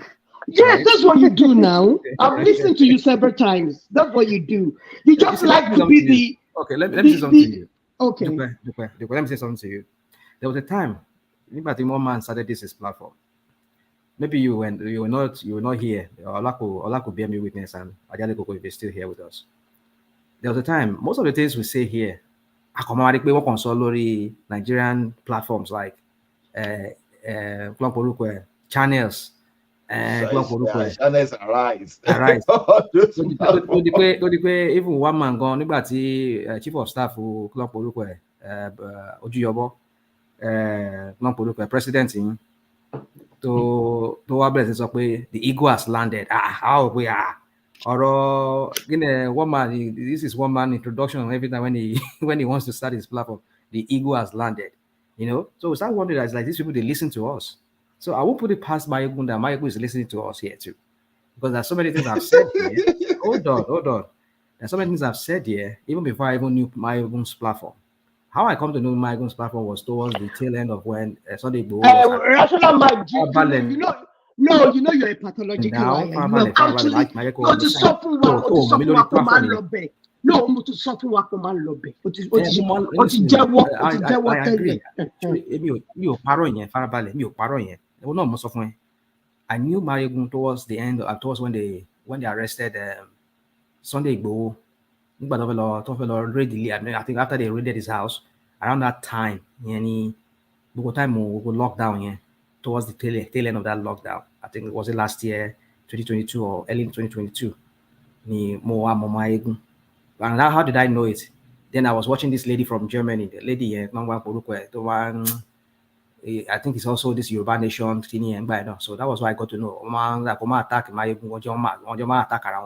That was when I now went to the guy's platform and now say, this guy gets some nice content. So content here, that was what really got me captivated on it. It gets nice content and sounds sort of like myself and him, we see high on certain things. So I started seeing that some of the things he said on his platform is something that we have already deliberated here maybe many months or even a year ago. So possibly, could it be that he's listening to us too?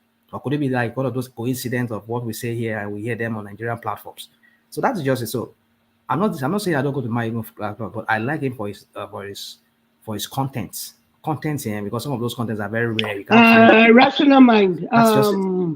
Rational mind. Mayegun and one man, they're totally different. They don't speak the same. They don't present the same topics. They don't even do anything the same way. You are one man and Mayegun. They are totally different people. So you are the only one on this platform that regurgitates Mayegun. You are the only person. I don't regurgitate Mayegun. You are the only person that does that on this platform. Dipsy. Yeah. You should learn that you cannot win this war against rational mind. Why can't you just... No, you cannot try to pay me back. Just leave him. Just leave him. We will not admit. People are listening to us worldwide. I don't want you people coming here and blackmailing me. Like, this is this. You come here because you are emotional. You this. I mean, like, don't start. If you know my antecedent on this platform, you understand where I stand on this matters. I've always had this view. I can't stand lawless people. I can't stand corrupt people. I'm not saying I'm a saint. But he will go January now. You are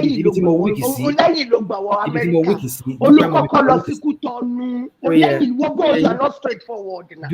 You are not straightforward now.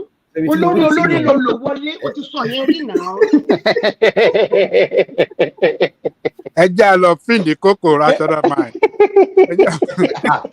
Ajálẹ̀ ògbẹ́ ṣì wá bẹ̀. Ọgbà everybody fọkàn àwọn ọ̀dọ́.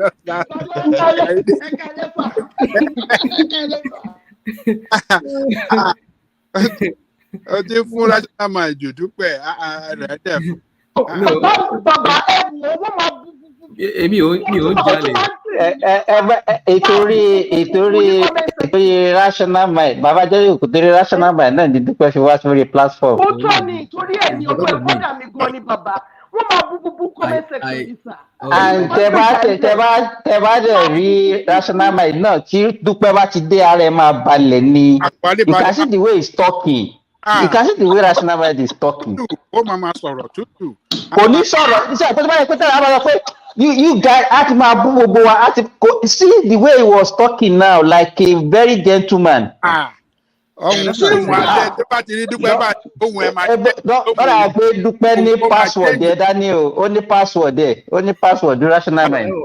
Ẹgbẹ́ sọ̀rọ̀ yìí is a married woman, ẹ má yẹ ká máa sọ̀rọ̀ báyìí ká má máa disrespect ẹ̀. Ẹ̀wọ̀n ṣe ní sílùú àti bàbá jáde kòkó ọlọ́pàá jẹ́ pàbí. Ẹ jẹ́ ká wádìí rational mind. Ìtọ́jú ó ti gba kútọ̀, ó ti gba kínní, Bàbá òun fúnra rẹ̀ ló sọ bẹ́ẹ̀ ó lóun gbà kúkọ tó wọlé òun fúnra rẹ̀ ló sọ bẹ́ẹ̀ mi ò parọ́ mọ́. èmi ò lórí wọ̀lú ó gba Morocco lọ sí Libya gba Libya Morocco wọn yẹn. mo wà Nàìjíríà. ó Nàìjíríà náà ó Nàìjíríà. ẹ farabalẹ̀. Mediterranean ló gbàdé Europe kó tó fly dé. mo wà Nàìjíríà báyìí ready. ọgbọ́n oríṣiríṣi làwọn èèyàn ń lò náà láti délùú yìí. èmi ò lórí fi wọlé mi ò lọ́gbọ́n lórí mo sọ fún yín mo ṣe wọlé mo wà Nàìjíríà green card mi ti ready. ó ti ready báyìí green card mi ti ready. But who gave you green card? Your madam, right? Madam gave you green card, right? You said what? And ṣé ọ̀la ṣó máa dá rational mind lónìí ó yẹ kó mọ̀ pé rọ́ ló ń pa náà. No, I believe in. Honestly, I believe in. Pé kí ni?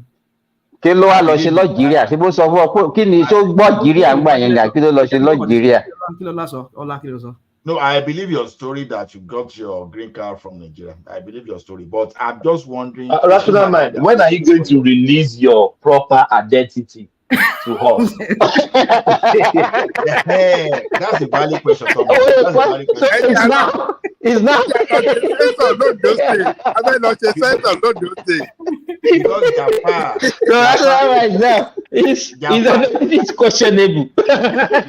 Because Jafar later denied you. Because Jafar used to refer to you as his cousin, right? Because you are Yoruba Fulani. So all of a sudden now. Àwọn Yorùbá Ìgbò. Ó ti sọ pé Ìgbò ló náà rí o. Ọ̀dà tí rántí orin Orlando yẹn tó ní lójúlé ọ̀kàkà ká ṣe sẹ́ńsọ̀. Àbọ̀ mi tí Rational Mind ti wá o lóńdó ṣe. Rational Mind say is a Nigerian now. I'm a Nigerian. I mean, I'm a pan-Nigerian. No, you say Prince Daddy. Rational Mind has a questionable identity. So we have to.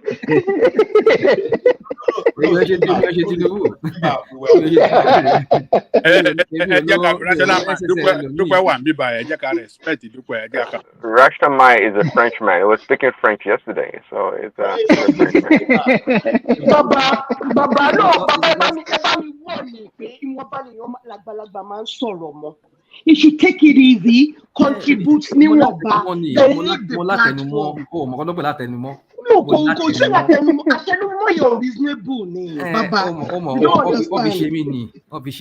No, Baba Dalemo, you understand me, sir. You should just talk níwọ̀nba, then you should leave the platform from other people. No, make their own contribution. Minister, yes, I'm a buffer. Oríṣiríṣi ló wà lára Rational Mind. Ètò ẹ̀ ló ti ń rí bẹ́ẹ̀ tí ó bọ̀ wípé àwa Yorùbá máa sọ̀rọ̀ díẹ̀. Ṣùgbọ́n Rational Mind ti kúrò ń bẹ̀. Ẹ̀jẹ̀ oríṣiríṣi ló wà lára. Baba Jele Koko. I want to ask you a question. Ó sọ pé ẹ̀jẹ̀ àwọn Igbo wà lára wọn. Igbo gan wà ń bẹ̀. I want you to ask you a question. I want to ask you a question about Rational Mind. Because I just got to know him maybe in the past few months. And since I came here, he has changed his name twice. I want to know how many times has he changed his name on this platform, please? Because Rational Mind was Rational Mind.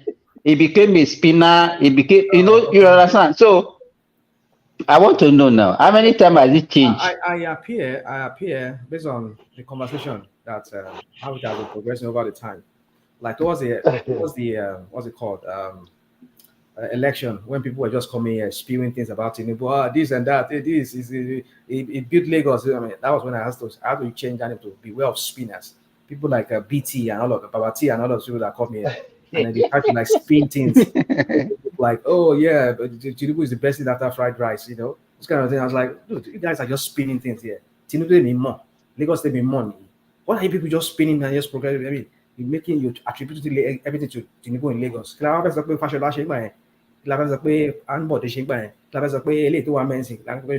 mean, what did even Jack Conde told that was there before him? When people are ascribing everything, just spinning things about Tinubu and making it look like Tinubu was some kind of god. That was what I get. So, Okay, okay, but when you are bearing rational mind, what influenced that one? Hold on, that was at the beginning. At the beginning, I came with that name. Well, first of all, it was Nordic Coin. That's my company name. Yes, you were Nordic Coin once before. Yes, I want to remember that. Nordic Coin. That was like Yes. for a few months, like for 3 months. I did that. Then I switched to Rational Mind. That was at the Bugatti, this Nnamdi Kanu and this fight and everything. Jubri. But Rational Mind, before you, what is happening with Nnamdi Kanu? Are they just forgetting? Well, Is he having his day in court? I think the court will leave him. That's what I think. But somebody was saying, let me go back to somebody that this lady was accusing me, because I sometimes when I listen to his contents, I kind of see reason there. But if you listen to Ezekome, he's saying that he's optimistic that the Supreme Court will free him. But I think if you listen to what this guy that you people were praising here some few days ago, this oil magnate that now they said the reason why they come to APC was because Ifeanyi Uba, thank you, Ifeanyi Uba, he has his own AMCON or AFCON, is some huge amount of money that is owing, and that was supposed to pay back. If not, they will take him to court and he will go to jail or something like that. So now he had to go to do. Remember what Oshewole once said: when you come to APC, your sins are forgiven. Your sins are forgiven. So he quickly just decamped. And if you listen to what his party people, YPP, released some few hours ago, or was it yesterday? They released a press statement. It says he said he knows why he left YPP, and they are but Rational Mind.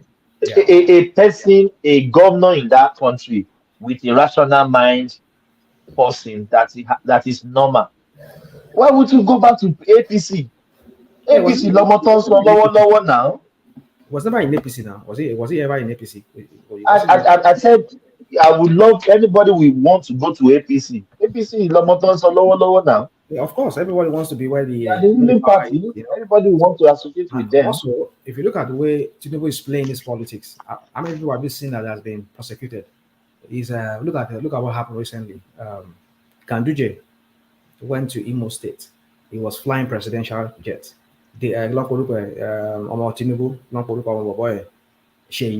Sheyi was going to Kano to go and play polo or polo near polo then. And then look at the radio on presidential. So the kind of impunity that we're seeing in Tinubu's government right now is just alarming. And look at the guy that he put there as EFCC. I mean, you just kind of wonder, you know. So my point is that, you see, APC is just a bunch of criminals. They're all criminals in that party. Wow. So what you just cited now?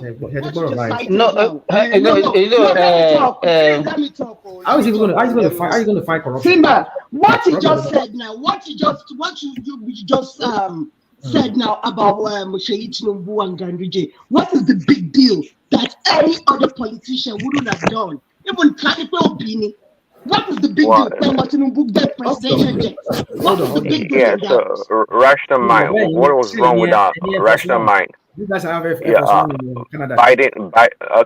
Biden's son, his son took a flight with him to China. Took a flight with him. You know, look at what you just said. With him, with the president.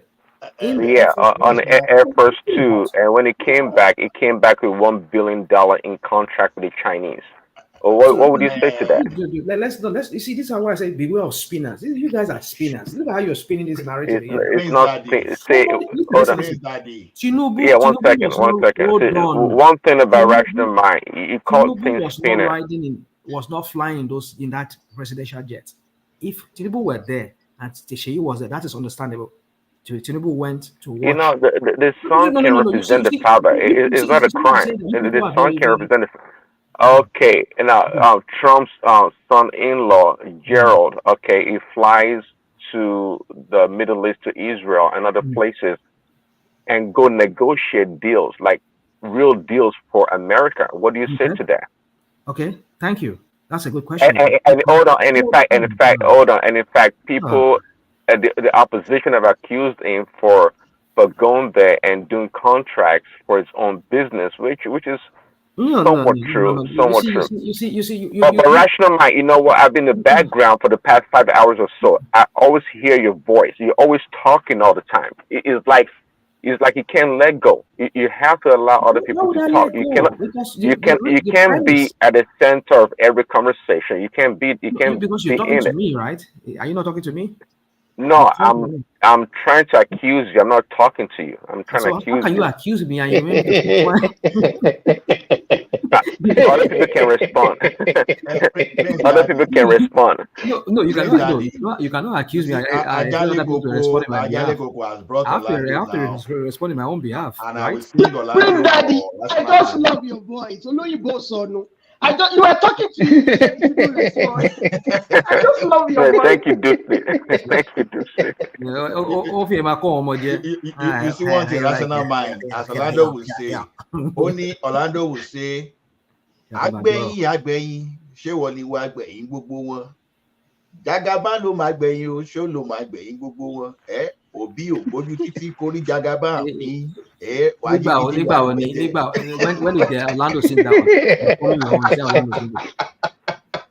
No, my rational mind. Ola is that Orlando reincarnate. Yeah, no. Yo, look, Jagaban, because you didn't listen. Are you a fan of Orlando? Before you know, if you are not a fan of Orlando, if you know, I have a playlist of him here on my YouTube here. You want to compare yourself that you have playlist. Me, where we say my papa, he APS. You know all those APS that they use that day. You know, he go raise it up. I will climb, go they play that thing there. You know, when they release you go remember this song now, Erimose Leke. Where you say that was around 76 or 77. You say Lọ́dún tó kọjá nasu ẹgbẹ́ pákó làgbọ́ synchro system unity sọ ní aládé, you know, all those things. So what are you talking? You know, ìyàwó gbowó ọbẹ̀ ó fi bá sí Erimose Leke. I mean, let me go. So my point is that I don't even know whether I'm going to start from Prince Daddy. You know, when you use this, you try to bring some hypothetical situation or some situation whereby that looks like you want to support. I mean, he went to Middle East on a message from the president, which is Trump, then to go cut some deals, especially with this the new embassy they were trying to open in is it in Jerusalem, and also some other deals that he had with the Arabs. I mean, with the Saudi Arabians. He went to do all of these deals and all of that. Maybe in the process he did his own, but it was at the behest of the president. That is like an envoy, just like when you're sending. Yeah, but who said she was not? That's understandable. But we're talking about somebody. Who said she was not? Hold on. We're talking about somebody who just wants to go and watch football, and he flew the presidential jet. I mean, what's the height of? Rational mind. That's your storyline. Oh, that's your storyline. It's more than that. It's more than that. If we talk about it's more than that. No, you don't want to talk about it. We talk about his Prince Daddy, and what he just said now is exactly from Mayegu. What he's just telling you now, that storyline is from Mayegu. I'm not joking. This guy is so indoctrinated, but Mayegu, that was the way Mayegu analyzed. I'm not joking. I listen to the guy. I don't hate the guy. That storyline is from Mayegu. That is why I'm not happy with rational mind. If you argue like an rational mind, hold on, rational mind. You forget that. Hold on, you forget that. 1 second. That the president's son is almost is in direct contact with the president. He is as important as any other official. Going out. It's true. You can't say no. So if it's just an ordinary son, how come they give him the red carpet? How come they did that? You think they don't know what they're doing? He's a minor. Hold on. Like when Trump was there, Melania's son, he was a minor at that when he was there. That is understandable as a minor. But this is, you see, it's okay. Let me this same Ruben about it that you people were praising here because it was validating the criminal president that we have there. Who has criminal case? No insult, please. No insult. Don't insult the president. All right, I hear you. Don't insult the president. president my foot. When what's it called? I even forgot that when I want to talk like that. You see, when you target me like that, I just forget. I mean, I'm talking about okay, now. Tinubu is Yeah, not a criminal, I'm to be talking honest, about. because Ruben Madabati, he said something. He said, "What is wrong with all these presidents' kids? When they are adults, they should be like go and carve their own niche for themselves. Go and start their own Man, life." I heard him say that. Oh No, no, listen. we all heard him, and that doesn't make too much Listen. sense. You know, Listen. let's not pretend. Okay, let's not pretend that every son will grow up and to supersede their father or be great. Listen, there's nothing wrong. I think I give up. I give up. Apparently, you people cannot be helped. You cannot be helped, and you live here. You live here in developed countries, and then you wish something different. You turn Nigeria to monarchy system. What is wrong with you people? Okay, I mean, what happened? What happened to Kennedy? John Kennedy's You see, you go children? and Did you they go ever and come dig, up greater than him? you go and dig out some kind of excuses that I don't even understand. That where you are getting all of them from. And none of them even stick. You brought out Trump's son-in-law. You brought this guy that flew with his father to China for some whatever the business, American business deal with China. You bring that one did not stick. You're bringing the Kennedy. I don't even know you're talking No, about. I was trying to draw a parallel You whereby cannot draw. Give it up. Give family it up. members, they Just give it also up. are in the affairs of Prince the. Daddy. Prince Daddy, just give it up. Just admit I'm not, that. no, Just admit unlike that you, your I'm not trying to president is make an argument for argument's sake. I'm just your, telling you that these things happen. It's not your, a big deal. It's your absolutely not a big deal. president. If Sheyi was not that important, why would they go all the way to give him a red carpet and welcome him and treat him like a VIP? Because Nigeria is a banana There's republic. value. See, you can No, deny it. Okay, because rational, but there's value to Sheyi. no, There's there's no absolute value. value There's no to Sheyi. value. There's no value. There's no Okay, value. yeah, right. Nobody voted Okay. for him. Nobody voted for him. No, for information, nobody Well, voted see, for him. that of course nobody voted for him, but guess who can Rational mind. Let me say this. walk into the I can't president's understand it. room I at can't any understand this time? reasoning. This reasoning is just Guess who can walk into the president's room at any Prince time? Daddy. refuse to be Prince Daddy, conditioned to let this me your say reasoning. this. All of you people's reasoning. Prince Daddy, let me say Rational mind. this. Rational mind. It's an Rational insult mind. to one's thinking.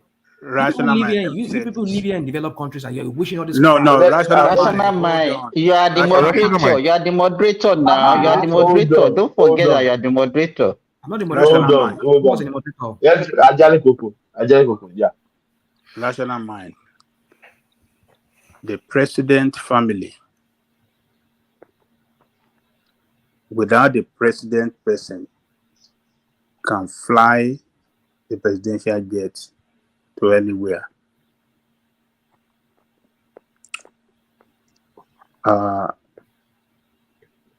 For many reasons, and the most important reason is for their security.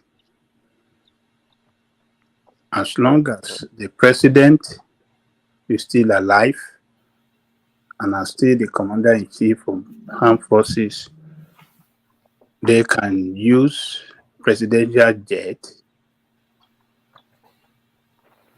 and use it to anywhere. How many times did Eric Trump fly Air Force Hold One? on. You answer that question. How many times did he fly? Hold on. How many times did you hear of America is different from Nigeria. We're not the same.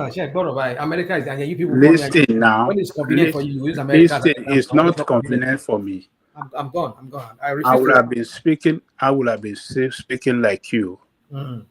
But No, I'm not surprised now. You're not speaking like me anymore because yes, I would have been speaking like you now on this subject matter. But I'm not going to speak like you because during the time of what do you call it, Buhari, Thomas, if you can remember, Buhari's daughter traveled with presidential jet to somewhere. To somewhere, yes, I remember. And we Very well. tweeted it here. We were not bashing her. We are saying all sort of things. Hey, this is the worst thing that is happening. Then I think the second day, the issue came up on our Rice News, and Dr. Abati was speaking to it. And what he said was that, look, in Nigerian context, the the presidential jet is not only meant for the president, but for him and his family. And he said that with his knowledge of how it was, he said that with his knowledge of what In the Aso Rock, you know, what his experience of what he in the experienced, what media he aids knows, to what he Ajale knows. don't we see American presidents and their daughter coming out from that F1? No, The one that that America is normally different. That America is different. Nobody can fly presidential jet in America without president inside. That one is different. inside Yes. is different. Yes. But the family is allowed to enter it. No, they can travel with him, but they cannot fly They with can him. travel with him. Yeah, But that's what Papa I'm saying. Jariwoko, we have different type of presidential jet, so we have to know, because there is also the popular one that Tinubu use is actually Nigeria Air Force. Yes, the Air Force One. So and I don't think the one that this one that they are claiming that they saw them with is not Air Force One. No, it's Nigerian Air Force. It's not Air Force. No, it's not Air Force One. It's not Air Force One. No, there's no Air Force One. Nigeria does not have Air 5. So it's everything it says Nigerian Air Force. Even the one. No, they have Air Force One. Nigeria No, we don't have they have one. One. They have one. Rational mind. Yeah. Stop arguing. So, Dr. Abati, let me land. What are you Dr. talking Abati about? said, It only let me says land Nigerian Air now. Force on it. Nigerian Air Let me Force. land. I didn't know which one is one or two. Let me land the Okay, rational mind. It's So not to everything that you will argue or fight I will for. argue No. everything with you people because people are Listen saying to you me. spew crap here. Let me tell you what I heard from the people that knows better than all of us. Okay, let us hear. Okay. But he knows better than us. He worked in the House of Rock. But what did he say? He knows what this he is. said is that is not what you are saying. Hold on. Thomas, go and play it for us. Come and play it for us. Why use this thing? So Abati said that they have fleet of that presidential jet, about 6, not only one. So when you see his family member flying in one, it might not necessarily be the number one. And he said that is the way it's operated in Nigeria. Family can fly, president family can fly the jet, might not necessarily be the number one, but one of these fleet of presidential jet can fly to any part of the world just because of their security. That is number one. And at the authority of the president. President can authorize Bajabia Mila to fly presidential jet outside Nigeria or to anywhere. Yes. President sending him Everybody. Yes. Without the president inside.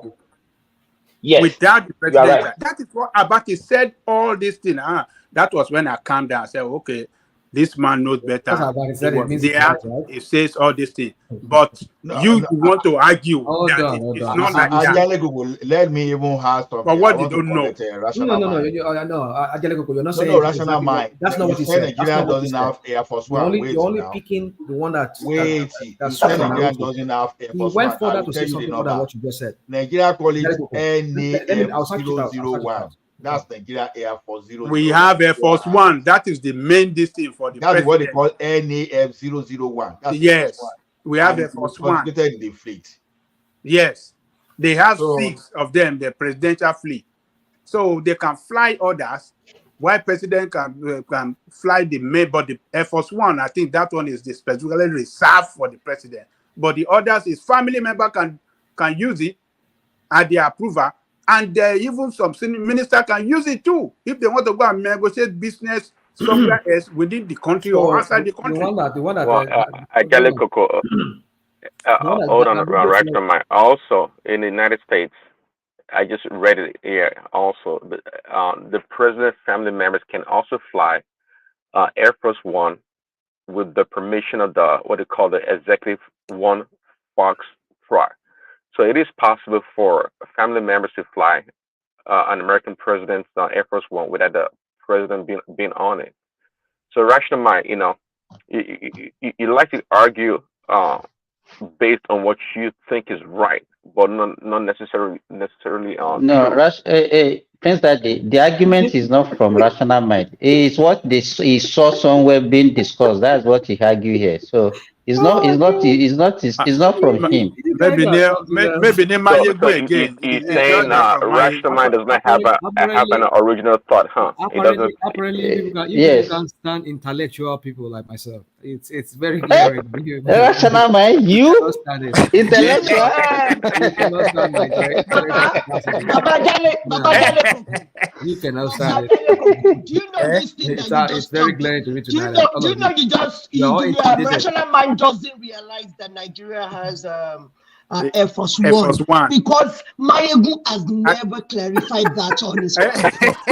That is why he doesn't know. The guy doesn't know anything. That's the problem. You know, say He doesn't know anything. one Rational mind. second. It's so unfortunate that you don't even know that we have Air Force One. No, we Hold don't have on. Air Force One. All we have is We kind of NAF. latch into We thank what God that we have this no. platform We to don't have Air educate, Force One. but educate, rational mind does not do to any educate research. people He like doesn't do any Rational Mind. research. We know that.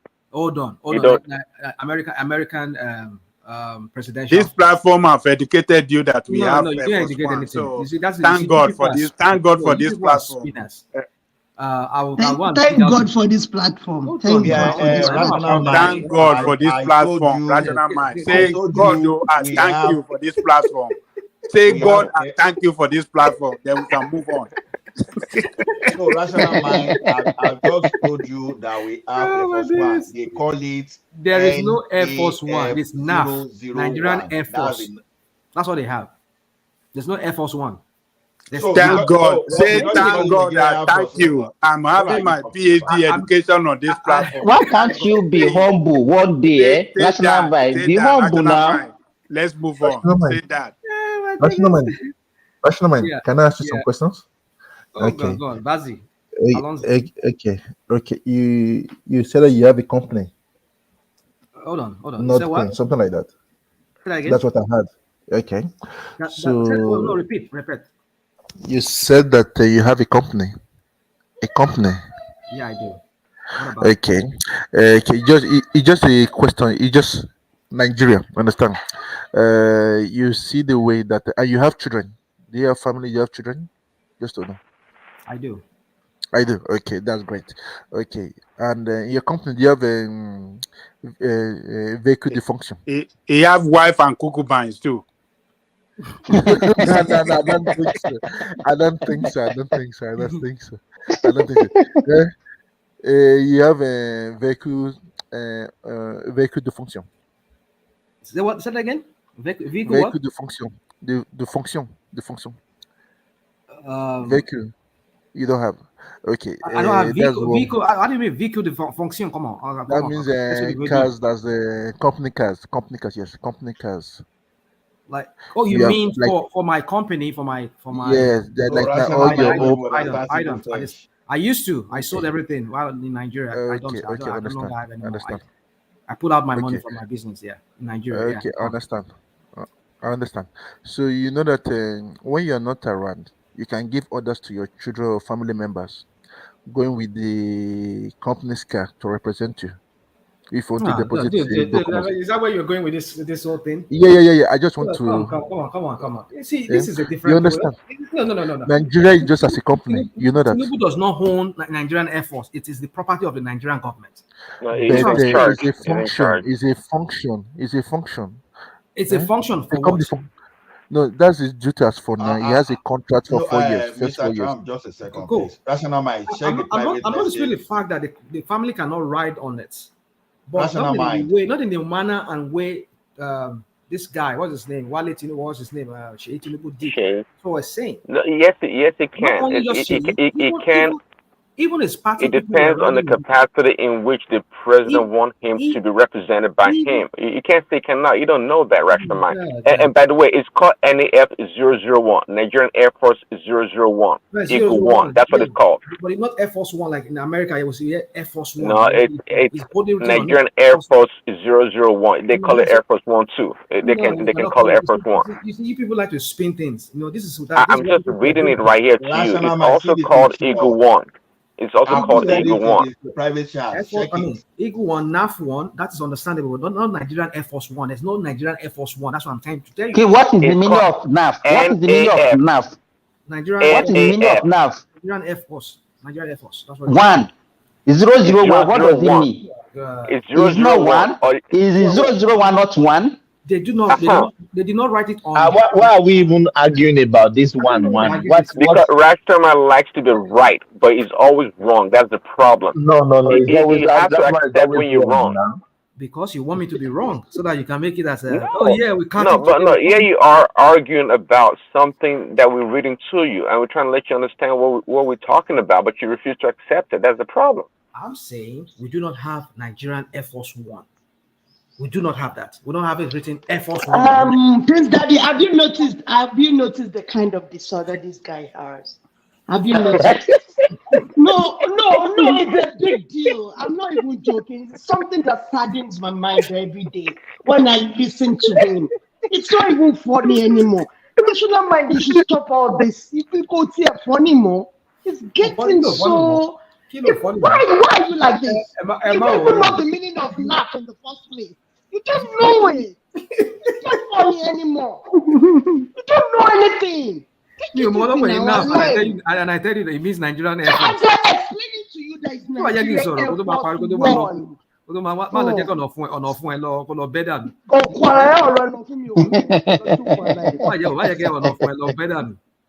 NAF means Nigerian Air Force. That's what it means.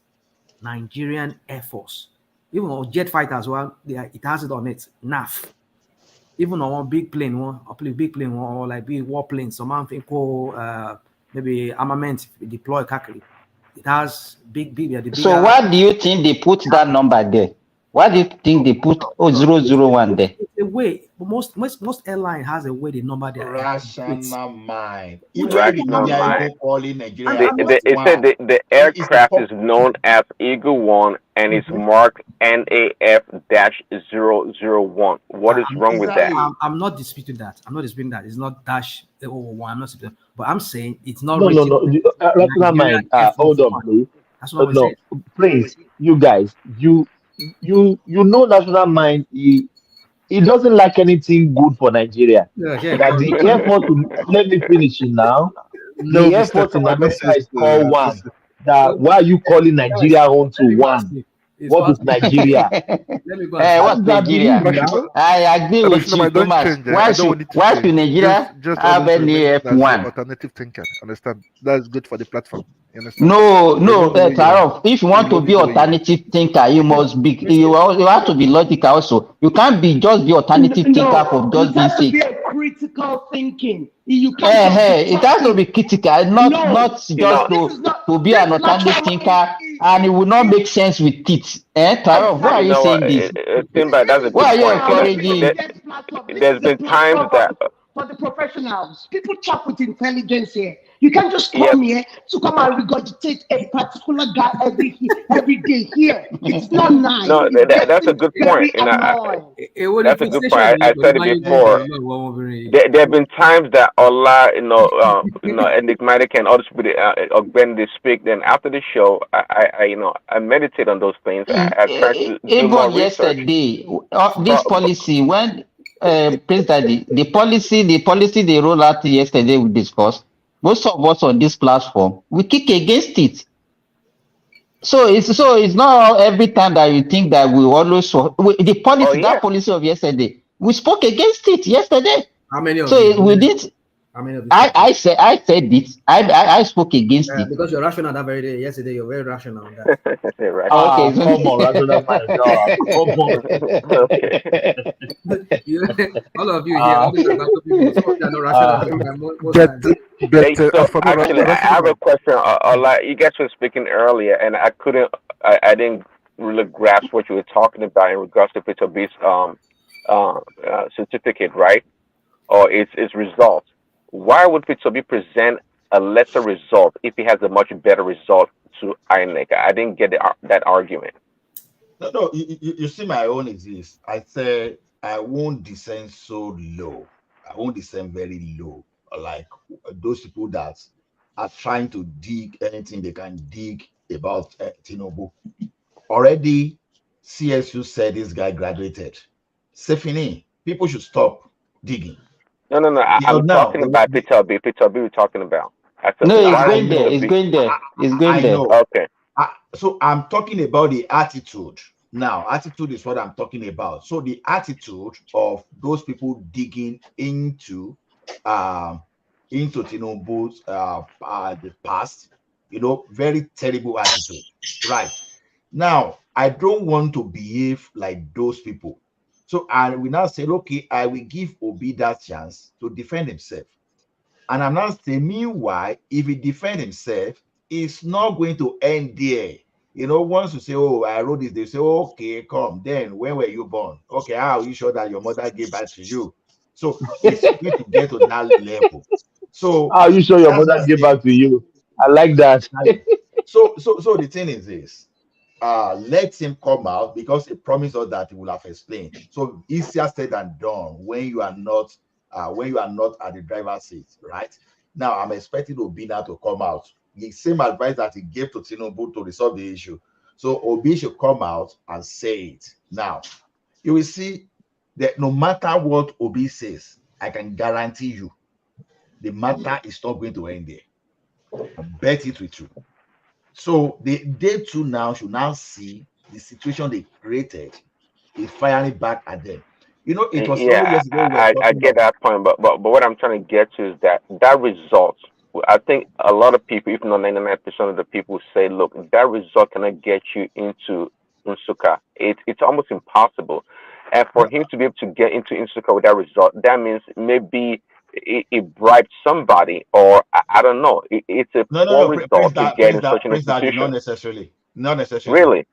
Oh, okay. You see when my dad was writing his university exam after he left him in the Don't country. give idea, Mr. Ola. Don't give idea, Mr. Ola, because later there No, are no, no, no, people no. listening to. I'm talking from the experience. No, I'm damn too I serious. understand. I'm not even joking.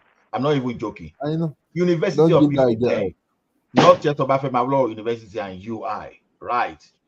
My dad wrote the entrance examinations. Meanwhile, you will not just go and do all those things too, because there are two ways. You can have the advanced, this a Cambridge Advanced GC, or you see have some entry level. So it was not like all this current day jam they were doing. So they used to have a kind of their own entrance exam that we write based on school then. So that's why I'm saying I want to give Obi that benefit or the benefit of the doubt to prove himself. How? Because I don't know when he attended university.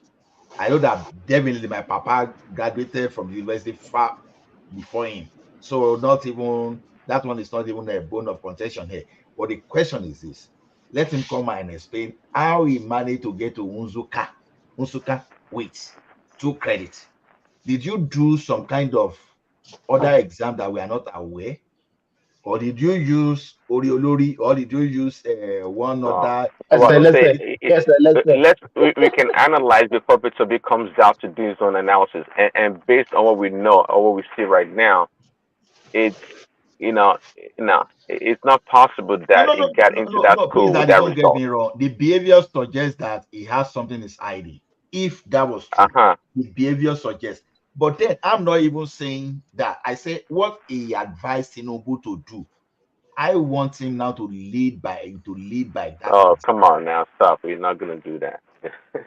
So then He's that not means gonna do it's that. easier said than done. So they will now feed the monster they are creating. I even want But no, Obasanjo to but come out. look at it. Hold on, look at that press conference.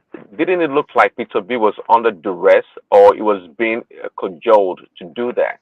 So it was the press conference was not Peter B's idea or mine. He did it because he was told by his master to do so. He knows better. Peter B knows better. He has things in his skeleton in his closet. He knows better, but he was And you forced see to how do that. Udeyi started distancing himself from him. If you see the what Udeyi said in the airspace, everybody started some of the followers now have started doubting him. You understand? Why? Because Why they doubting him? For what? see, like we said before, even sometimes when you are lying to the people, the liars know that they are lying because they know what they want to achieve.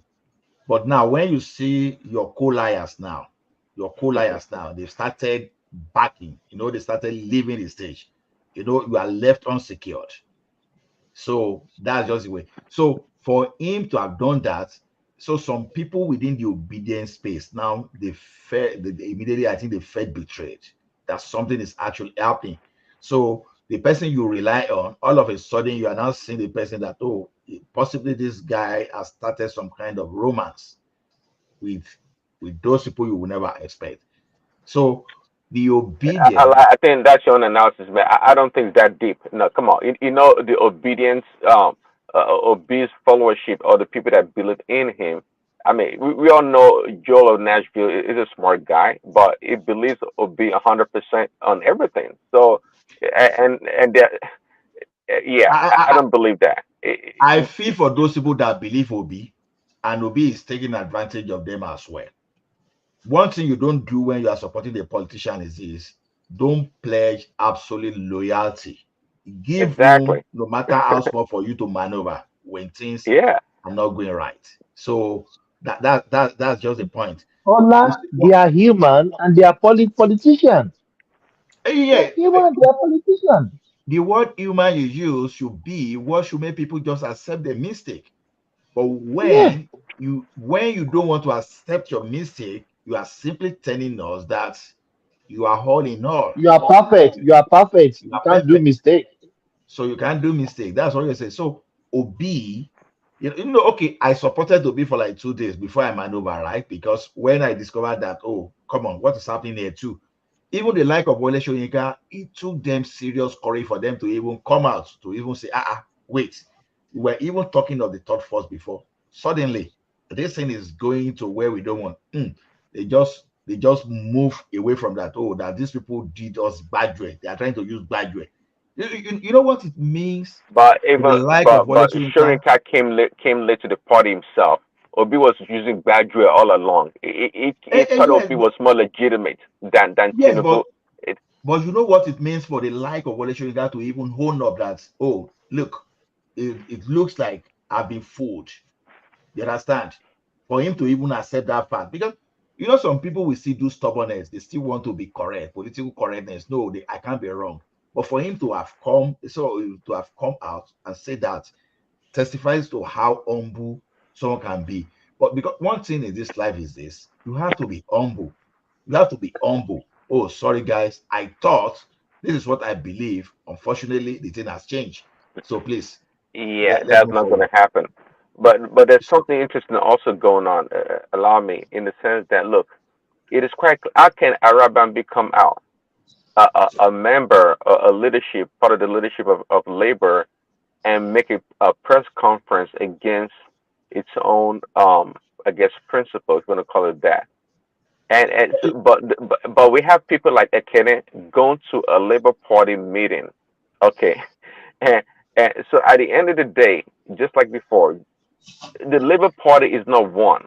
And I think we said it here before that Peter B is going to abandon the Labour Party and go elsewhere. He's going to do that. He has I abandoned agree them with you. already. I agree Allow with me. you. So what happens to people like Kennedy? Because we all know that the Labour Party is already factioned. There's an Igbo faction. There's maybe Yoruba faction, and maybe others. It's not the Labour Party is not one. We all know that, and now it's become more regional politics again in the Labour Party. There's no way that the Labour Party is one party. It doesn't matter if Peter B is there right now or not. But if, of course, we expect Peter B to leave, and when he leaves, then what happens to the Labour Party? But Prince Daddy, you think somebody like Ekene that is going to Labour Party meeting now, if Obi leaves Labour Party, he will still continue to be a Labour Party member? He is doing that No, just because I don't. Obi is I there. don't think so. Exactly. That's the Yes. point. Yeah. You see, Labour Party, they were just themselves until this matter of obedience just entered, and they saw opportunity to promote their party because the momentum that the obedient movement was gathering that time would just be an opportunity for them to reposition themselves and capture power to themselves too. So you won't blame them. But like I said, once you see that this your strategy or your mission is just a mission that you cannot accomplish, so you don't say, okay, it's just like you are going to somewhere with your car, your gas is about to finish, and you know that even where you are going to, you are late to the place, you can no longer get to that place, and there's no gas station along the line. You are just saying, I must go to this place, I must go to this place. When the remaining gas that you are supposed to use to go back home, you are not doing that. You just say you must go until your vehicle will break down after the gas dries up and you are stranded in the bush. That is exactly where Obi and Obedient are taking Labour Party to. But when they realize that, no, see, this happened to be mission to nowhere, they just move away, because naturally, Obedience should not be Obi should not be and Obedience should not be talking about against CSU certificate with respect to Tinubu, and the party will be saying, oh, see, we are not part of this. So immediately the party is dissociating themselves. What does that tell you? It's telling you that, no, we've seen enough of this guy. We can't be following this guy around. This guy cannot be fooling. So that was why I said the other time that even Labour Party as a party, the other members there that are not so desperate, they know that they did not win that presidential election, because all their body languages, everything they are saying is telling you that they strongly believe that they didn't win that election. Only people that believe that we won that election are the Obedient, that they think they are more loyal to Labour Party more than those people that started like Labour Party, and those people that are the direct beneficiary, of that party. So to me, that's just the way I see it. So is just like I said, I enjoy the woto because now it has started. Now it's not going to stop. And Ola, can I interject?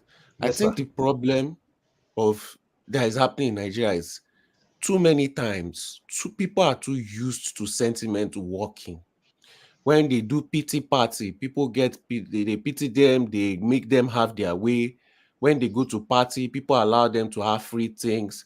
But the moment you step abroad, and little by little, sentiment stops working, you start having to use your common sense to start saying that, I have to follow rules, and that's the only way I can go through life outside Nigeria. That's when that pity party will stop. The mentality of Nigerians is sentiment, because it works in that environment, but it only works up to a certain point. And that's what these people don't understand. They are trying to use that same sentiment to win election, and it's not working for them. So they are confused, but they are still trying because that's the only thing that they know how to do. It's just sad. It's just sad. You see, the problem is this, where they got it wrong from day one. Even if I want to say, although this may not be entirely true, so if I want to say, I would have even said that the Obedience, they made that election so easier for Tinubu to even win, because the day one, immediately the guy just signified his extension like this. All of a sudden, and they shake. Baba they pull for this thing. Baba they wait for pipes. But Ola, That's so Peter Obi disgusting. makes Tinubu the president now. Peter Obi makes Tinubu the Exactly. president. Exactly, because Yes. it got to say people, it got to say some people now say, okay, there's this one of my popular woman, used to be my friend on Facebook, Adenike, may his soul continue to rest in peace. It got to say, the woman said, oh my goodness, this hatred is so much. I'm supporting Ola, why are you going too Tinubu far? now. We have Gideon on this platform. Why did he support Tinubu? You understand? Some people, just because It's of that because of the hatred, hatred. they just change. Say, okay, for people to be so hateful. It was that time that I started digging. Then I now saw the Princeton University interview, and I now saw that the case study that they were using in the innovation class. You understand? In innovation class. So, and also these guys, Princeton University and Ivy League University, is actually is actually using Tinubu and Fashola as case study for students. So for such prestigious university to have this kind of trust and belief in this guy, so This guy has achieved something. So I came on the forum there that said, okay, I challenge people. I want to see those people that, even if na Nigeria university, the institution that, okay, I've tried to even refer to this paradise that will be turned Anambra to. You know, when I started digging, when I know that even arguing with people, because the first blackmail will say, okay, are you in Anambra? You were not living there, all those stuff. Even when you even have your investigation, or when you have some kind of Google account, you can even use to look at Anambra, and you even did some bad to even see what was happening in Anambra. You have your facts, but you know that it will be so complex to even relay this into those people that were spreading propaganda. And I asked, okay, it's one little tools that I know that is very common. You can even throw to people that are ready to learn, is to go and use the financial accounting of the states. And let's look at the financial accounting of the states. It's when Tinubu, when Obi was there, and let's even see all this story you are talking about. At least I'm expecting, when you are talking of the balance sheet, all those projects and everything, I like to see that in the financial statement. I would like to see all those money that will be claimed that he saved. Meanwhile, his successor came and said this guy was using thinning and lading just to confuse people. You are telling people that you save money, whereas the same money you sign it out just for the thing to take effect once you leave the office, and you are deceiving people. So that is lying, and it's on record, because the like of Soludo, they have their reputation to protect. You know, we are talking of those people that have consulted for IMF and World Bank, that tomorrow they can still do the same thing, because these are the professors that they have articles, they have papers, they have journals that people in the academia they are using, they are referencing. So those guys, they don't just go out and rubbish their reputation. It said poverty index doubled while Obi was the governor of Anambra State, and people were saying it was like when a simple visit to the Nigerian Bureau of Statistics data will just tell you otherwise.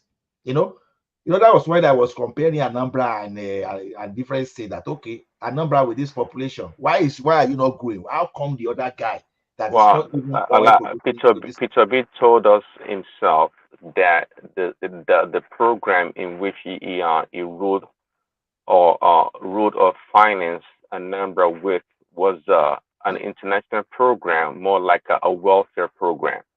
Yes, he said it himself. Even though it took pride in it. It took pride in it. Is this, I don't know, something about millennial goal or something like that. Peter B said himself. But it didn't say that way. It didn't have to say that way. We can read the meaning and what it meant. You see one thing, Prince. People can throw anything around. You know, I even made a joke when people were saying, "Oh, he attended that VAD," all those things when they were. But I said, "Me too. I attended that VAD now." And when one guy truly wanted to believe that I attended that VAD, I say, "Calm down. No, that's not what I mean. I did CS50, and CS50 was done by Harvard. So you go to YouTube, CS50 computer science program is from Harvard. So I can claim by going to EDX or YouTube to attend the David Malan program and claim that I attended Harvard. Not be Harvard too. So you know there were a lot of but what I'm saying here is that Peter B. Okay, because we didn't have any creative ideas that came out of Peter B's leadership or governance of Anambra. We don't have it. He said it himself. I can't remember the exact name of the program, but it's a program whereby it's a poverty program kind of with international community whereby you have to do certain things, and that's where they got a lot of their funding. It wasn't because he had the high IGR or he had some creative way of raising revenue or taxes. It didn't have none of that. It didn't have none of that, and because he's a very crafty human being, now it's beginning to make sense. He put the Anambra State money in the bank till the time that he left as a governor, so he maybe can claim the interest. That guy is so crafty. I think that's part of the program, part of the plan has been unveiled, disclosed right now, that people are beginning to understand. That's Peter B for you at work. You see, one man still one question. Hold on. Let's hear from Solly. Solly wants to come in. Yeah, Solly. As for me, where I lost to be was when I was seeing NSAS. They wanted to use that NSAS to divert emotion to again. I now researched what happened in NSAS in Anambra under Obi. Over 100 people, and they pack these people's bodies like chicken. That's where he lost it for me. So I said that it was even worse in Anambra, but they will not talk about it. How can you blame somebody that is not even their fault? But you know that this person you are supporting is his own fault, that over 100 people were gone. Then this is just bias. This is just bias. The person you are supporting's own is even worse. That's where he lost it for me. That's where I started even doing more research into who is this guy really. Because if you can lie about that, human lives, your own people, then what else? Thank you, Direct Solly. Solly, I wrote in the comment section that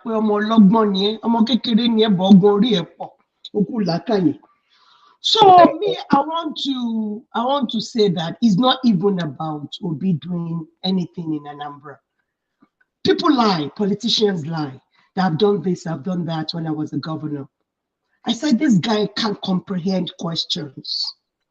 He can't talk intelligently. He doesn't have anything upstairs. That is my own beef with Obi. It's not even about him embezzling Anambra's money or anything like that, because most of them do that. But this guy that you're just eulogizing, that is the next person after Jesus Christ, doesn't even have anything upstairs. That is my beef with this obedience. That is why I'm fighting them. The guy doesn't have anything upstairs. He comes to interview, he would have crammed statistics, because the people he's talking to can never fact check anything. They just listen to him like dummies. That's why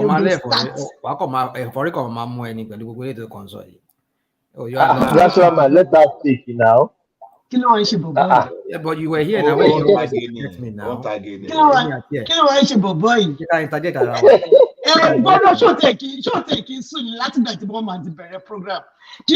Do you know what, guys? Let me tell you something. I'm coming to one man's program. I want to start my program on one man's show. Let me just announce to you guys now. Okay, I will be blocking some people. People like Rashon, you can never come onto my program. Really? Never. I am not doing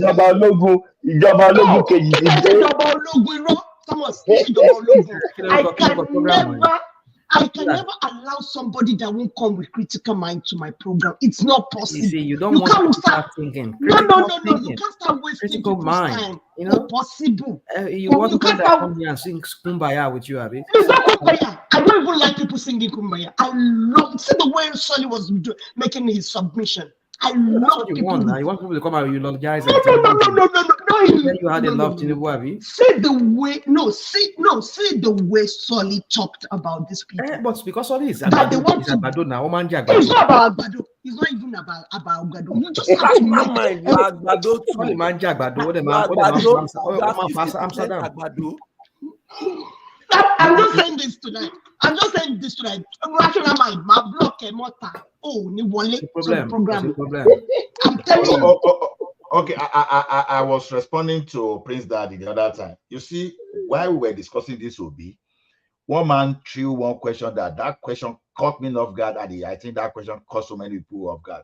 The first thing I thought that I said, look, guy, that I said I took advanced courses in economics. It doesn't make me an economist. So guys, stop calling me an economist. So and I went, because the question then was that, okay, they said that in a developing state, were you even supposed to say you are saving money? Because we are talking of the state where poverty level doubled. And the next thing you are doing, you are saving money. It's just like your children are your children are hungry. Your children, they don't have enough enough skill to equip themselves to sustain themselves in the future. The next thing you say, okay, oh, I want to be saving this money for your future. So now, a developing state truly you have no business in putting the money in the banks when you can use the same money to boost agriculture, to boost some others or other part of the economy. The next thing. So now, without trying to trade the situation, look, why is this guy saving money? Was the guy saving money just because he loved the people of his state, or he was just saving that money to help his business, the business that his is business now? So now, the money is in his own bank.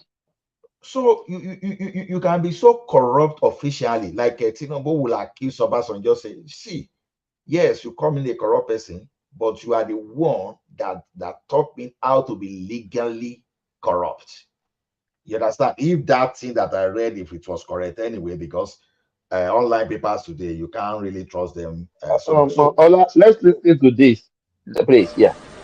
I came back there and told somebody, you don't go to look for foreign investor. Anybody who does is going around the world to look for foreign investor is wasting everybody's time. Foreign investor is like bee and honey. If you put honey here, how the bee will come in, nobody will tell you. I told you Macron finished G20 meeting, flew to Bangladesh, because Bangladesh has just ordered 10 Airbus 350. So you have to go and see them, because they're coming. If you look at all the economic analysis, go and Google where Bangladesh will be in 2030, where they will be in 2050. Nobody knows where we're going to be. With all this lying joke and everything, and people think it's about A or B or C. No. A deputy governor was just asked, you didn't go to school. He said, it doesn't matter. But you filled it. You were the one who said, I went to this school. Nobody forced you. If you know it doesn't matter, you would have said, I didn't go to school. So we imagine your ingenuity as somebody who didn't go to school and was able to come up to this. But don't say things. We have now reached a country where, like Ben said, where people say something and do something else. I asked a woman to queue. He told me, whenever I queue, I don't get anything. This happened to me last year. So whenever I queue, I don't get anything. And after the tribunal decided our case, I called the woman and said, I'm sorry. Whenever I queue, I don't get anything. Because we had somebody going around the world saying this is how he's going to conduct the election. Everywhere he goes, he said, it was the night that I heard what was called real time. Suddenly, he said, no, he can do it anyhow. Why didn't you tell us this anyhow? So that we can behave anyhow when we are voting as well. That is your country. That is what Ben is preaching today. But why are they clapping for him? I defended him the other time, you understand? So, and I still defend him. So, he didn't say anything wrong, but it was just absolute. Olamuni, I have a question. So I've not even been following the platform on this. Is it true that it's possible that Peter B. Lori or University of Tonya be rumor? No.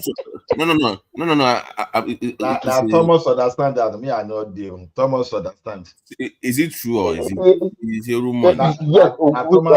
With its WAEC results, it could not be possible. Even Elizabeth Gomez, those ones that live in those ages time, said it is not possible. Baba, that's our elderly father too, said it is not possible to use that kind of result to enter that university that time, because that university was ranked one of the best then, even that you will struggle to enter that university. They said it is not possible to that's why result. So that's I saw the result. Even in today's what any of the now. No, protest. Not even I don't think even maybe technical college. Maybe they will take it in technical college. Baba T, shot kò sórí wọn níbẹ̀, orí olórí ni wọ́n ń lò. Àwọn rational mind, orí olórí ni wọ́n ń lò. But you know, this is a very serious allegation. Hopefully it's not true, because if you talk about Tony, that would I don't. Wow. Okay. I wasn't sure. Let me just check in with you guys to see how far I don't know. I'm a lot of census Londo State. I've had more national mind. National mind. Londo State. Bàbá kò sórí wọn níbẹ̀, orí olórí ni wọ́n ń lò. Lójúlé ọ̀kàkà, ó yẹ ká ṣàyẹ̀wò. Lójúlé ọ̀kàkà, ká ṣe census. Ká mọ ibi tí national mind ti wá Londo State. Ojú ọmọ àlè, àwọn ojú ọmọ lọ. Lójúlé ọ̀kàkà. Bàbá tẹ bá mọ àwọn ọmọ Ondo State dáadáa, ẹnu wá gbó kékeré nínú Yorùbá. Bọ̀bọ̀ bọ́ọ̀ yóò lè sọ Yorùbá kó jágere lẹ́nu. Ẹ lọ ṣe sẹ́ńsọ̀. Mo máa tà ẹ́. Màá tà ẹ́. Ẹ lọ ṣe sẹ́ńsọ̀. Kò lè pọ̀wé, kò lè kọrin, kò lè ṣe kankan. Ó tọ́ ẹnu wá gbó kékeré nínú Yorùbá. Èmi èèwọ̀ mo bá Yorùbá literature. Àti Yorùbá literature èèwọ̀ ni mo. Èmi Dúpẹ́. Wọ́n máa pòwe òní lè pòwe lẹ́nu kò ní lọ lẹ́nu ẹ̀. Wà á kọrin. Èwo láriwo tó ń parí, ariwo kọ́ ni music náà. Kí ló dé náà? Ariwo kọ́ ni music, kábídí fún wa ká gbọ́. Okay, rational mind. Rational mind. Abidi olówe. One No. I don't want to hear you. Your map, now. I want to know whether you are. Mi ò parí òwe fún ẹ. Àmọ́ òwe tí mi mọ̀ tí wọ́n mọ̀. No, òwe tó popular ni now. Òwe Fúlàní ló mọ̀. Ó pa. Okay, rational mind. Wọ́n ní ohun tó ń tọ́ ní ọdún eégún. Dúpẹ́ kábídí fún wa ká gbọ́. Aláti ohun tó ń tọ́ ní ọdún eégún. Èmi ò gbọ́ gbogbo òwe Èkìtì yẹn, mi ò gbọ́. Eléyìí ò kì í ṣòwe Èkìtì. Ohun tí ń tán lọ́dún eégún. Kò ń ṣòwe Èkìtì. Mo ti gbọ́, mi ò mọ òwe tó ń pa. And you are supposed to be my ball. You can. Question. Sorry, Spinner. Question. I'm a city man. Hold on. I grew up in the city. Where don't put me. I won't allow people to put me on the pedestal this night. Where did you learn French? I was surprised. I heard you speaking French the other day. I was surprised. I didn't know you. I've traveled extensively, and Rational mind is from Mali. Rational mind, you say is a Nigerian. He said it himself. I never said I'm a Nigerian. I don't know where you're picking that from. No, from our conversation about a couple of weeks ago, you said it yourself. Bàbá tí gbogbo ilẹ̀ àwọn France ló yíká tó fi wọ Mediterranean níbi. Ara ló kẹ̀rí. Wọ́n gbé rational mind sínú kọ̀ńténà ni àbí? Most away kò ní ṣe. Bàbá mi ò tún lọ́mọ fúnra ẹ̀ ló fẹ́ lọ ara ẹ̀sùn bíbá yìí o. Olórí lòun ló wọlé. No, most away. You see, you know that container they used to put in the shape that will look like a house. Like maybe don't be rational mind. Also there. Enjoy it. We were arguing. Let me remind you, rational mind. We were arguing about all these jazz in Yoruba land. We sọ pé kò sóògùn. We sọ pé there's still ogun. We used one of no owó fúnra rẹ̀ ló sọ ọ́ pé àkókò bí ìmọ̀ bó ṣe ló ṣe kò ṣáà ìgbàjẹ̀ ń kó bá àwọn tó ń gbọ́ program ìwádìí ń kó bá ẹ̀ bó ìwọ fúnra ẹ̀ ló sọ. No, rational mind. It's better to stay with you are very eloquent with your English, so don't try to so those of us that cannot speak English very well, allow us to be using remember multi languages remember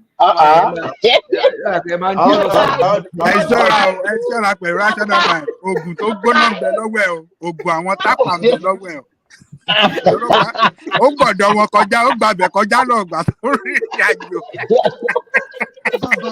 àwọn àfọ àtàpà fúlógún. National mind ti máa ń parọ́ jù irú ẹ̀ ti pọ̀ jù. Olúwa iye. I have done this. Wait a minute. How many jobs have you even done? It was a teacher before. It was once a lawyer. It was an engineer. No, it was internet. No, it was internet lawyer. Internet lawyer. Lawyer. Bàbá tí ọ̀pọ̀lọpọ̀ pé bàbá tí àti Simba jẹ́ medical doctor lórí platform mi kò bá ti sọ fún wa kó lọ medical school ọ̀pọ̀lọpọ̀ aláwọ̀ tó máa já ọ̀pọ̀lọpọ̀ aláwọ̀ doctors. mo àmọ̀rò gbogbo yín àmọ̀ yín o gbogbo ilẹ̀ ò fara jẹ gba ẹ má wọlé. Ó ní sórí kan ó tún mí sí orí o ṣé bí bàbá ti kọ́ nìyí. Bàbá Gani àmì náà porúkọ ẹ. Bàbá Ọbásanjọ́ ni. Bàbá Ọbásanjọ́ ni. Náà porúkọ máa ní èyí tó kọ Apàlàyé. Haruna Ṣọlá ló fẹ́ sọ. Haruna Ṣọlá ni ẹ. Ṣe rí irú àwọn. English. Okay. You know the like of rational mind. You know there's this song that say, "Bínú ilé bá ti dá, adẹ́ta ẹ̀ á máa gbéra rẹ̀, á yan fanda nínú ilé, a ní kò sẹ́ni tó dàbí tòun nínú ẹgbẹ́ wọn. Ẹ máa ríran wò, kò yí tó, ẹ máa ríran wò." Exactly. That's the way rational mind is behaving. If you understand what I just said. So I mean, no, you don't get it. You don't get it. I don't get it. I mean, what did Jesus say now? When there's when you are where nobody to debunk you, you look at yourself. You will see yourself as a person that has attained the highest height. So when you now have someone else to debunk you. No, I'm just being. Let me say to you, I've met people. This one is just a comedy. Don't take it. No, I get it. I'm saying. So I've met people that are more exposed. When you say you've learned everything, in my own right, is now taking you. But I understand your point. I understand where you're coming from. I'm happy for the exposure I've had so far over the years. So, yeah, and I'm always grateful for that. So I'm not saying that. What exposure? Well, you be specific. What exposure? Be specific about what. What exposure? Rational mind. So you got to my share You want me to repeat myself to you? I've never repeated myself. My profile. Dupsy, ṣé kó tún fẹ́ lo gbájú ẹ̀ fún wa ni?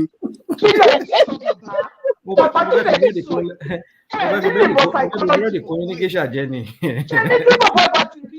Big boys lórí platform yìí aṣàfẹ́ ṣe bí alára ṣẹ́bọ̀ àwọn ṣe bí ara aṣàfẹ́ ṣe when I read clinical accounting or when I read ìjọ òun rẹ̀ lọ́gbọ́n accounting ìjọ ọmọ báyìí ìjọ báyìí bó ṣe parọ́ báyìí irọ́ òṣèlú different professions doing just one person.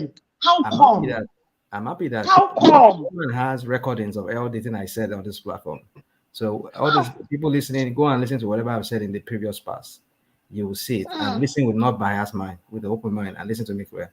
I never said to you that I was a doctor. I will forever be biased. I never mentioned to you. I will forever be biased. But what I will say to you is I've had many exposures to many things. So yeah, that's all. That's how I put it. But I will never say that I'm a lawyer, I'm a doctor, like some people that are Simba would make people to believe that I've said here on this platform. Yeah. So somebody wants to speak with you here. I do not understand though. I don't get it. I do not get it. I mean, is it that Nigerian you don't understand English or there's a problem with the English and I don't get it. Because first and foremost, they say go home. I'm seeing the video, I'm like because yesterday when we was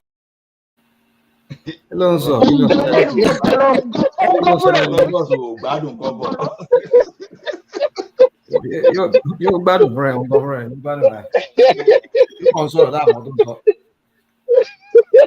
you see one thing. You see one thing. Rational mind.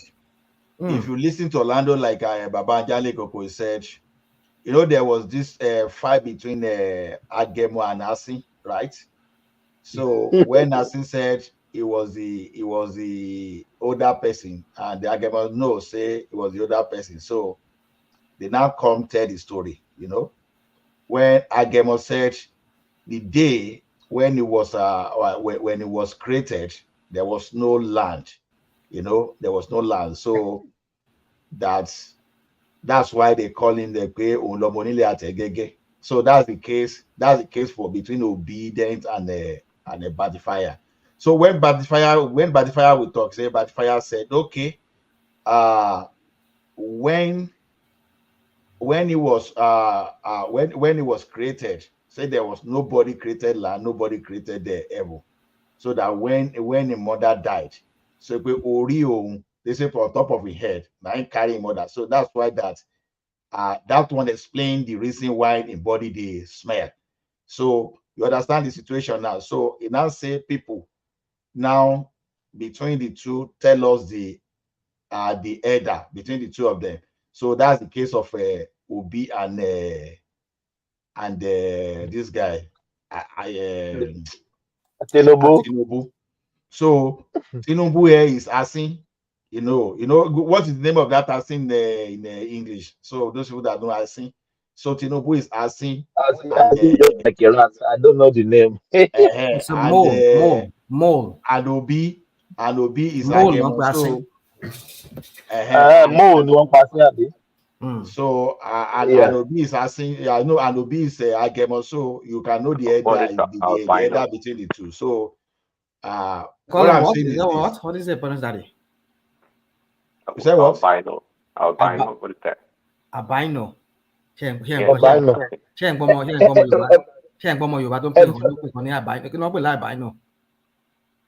We're talking about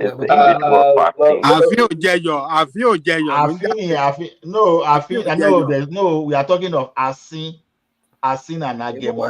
Agemo is chameleon.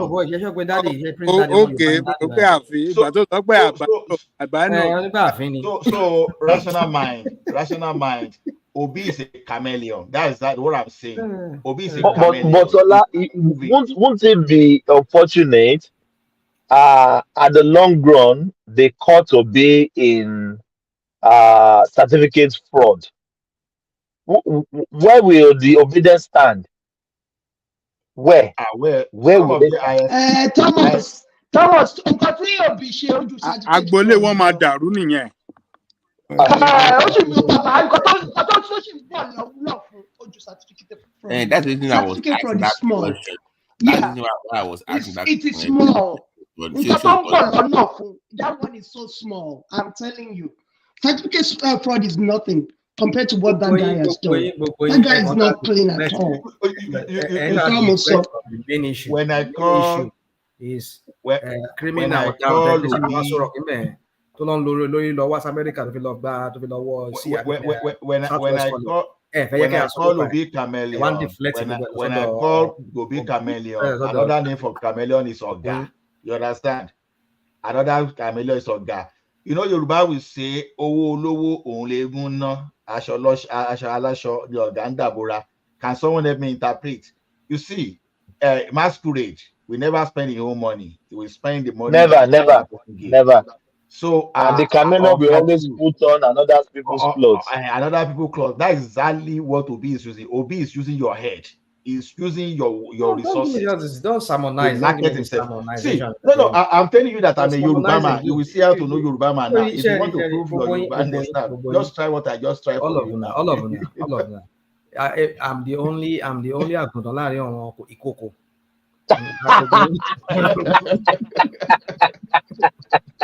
But you can't escape. You can't escape the 9 or 8 color now. Kọ̀lọ̀kọ̀lọ̀ ní ilé àgùntàn wá dáàrin àwọn ìkòkò ọmọ kan máa sán gbogbo egun àtẹrun ẹ̀ wọ́n máa sán gbogbo ẹ̀jẹ̀ ni. Ó yà mí lẹ́nu o. Wọ́n á fi lánu. Hey, Allah, could you click on the link on the chat? Okay, I click on the link. Yeah. So what's the link again? Another propaganda I'm from here now. the staple of the Afin. APC, Abi. Another propaganda from the staple of No, the APC. I didn't mention Albino. I just You don't even mention Albino now. You said Afin. I was narrating the story that our elders will tell us that although some people will tell say it's na Eseifa, right? MOLE. Some people will say na Eseifa when they are talking of the elder between Agemo and Asin, you know. So when two of them were fighting, is that not the Afin right there? Is that not what you're talking about? Not no, I didn't say Afin. Afin. Asin is a type of rat. That poisonous rat that's smell. Prince Daddy thought you said Afin. No, not but I say Asin. Asin is quite different, yeah. Yeah. Prince Daddy was born in. Asadaba náà ti ríyàn tóun náà lè sọ̀rọ̀ sí.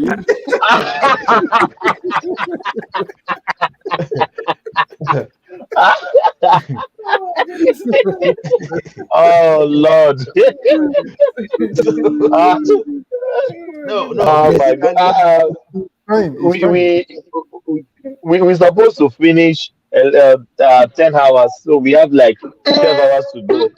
I purposely extended for 1 hour.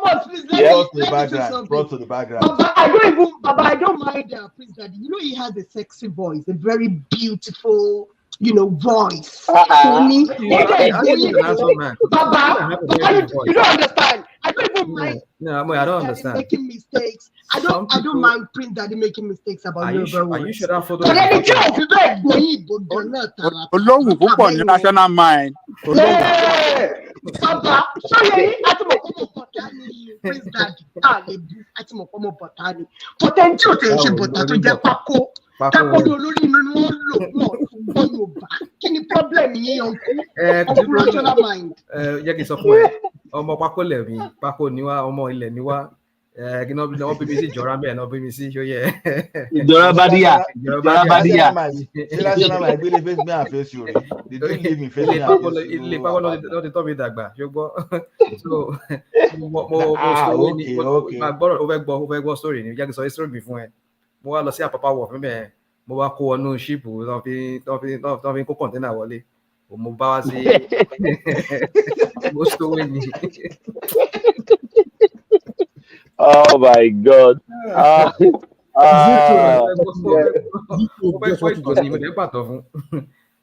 No, this lady is just. Baba, let's always forget Prince Daddy. There's no problem. Even the kind of English he brings onto this platform last song is okay. There's no problem with Prince Daddy at all. He can make any mistake.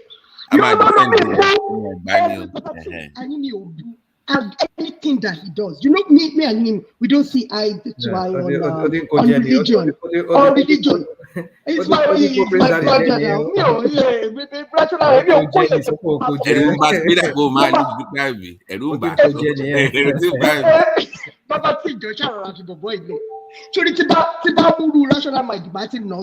Inú ẹ̀ máa ń bí mi gan.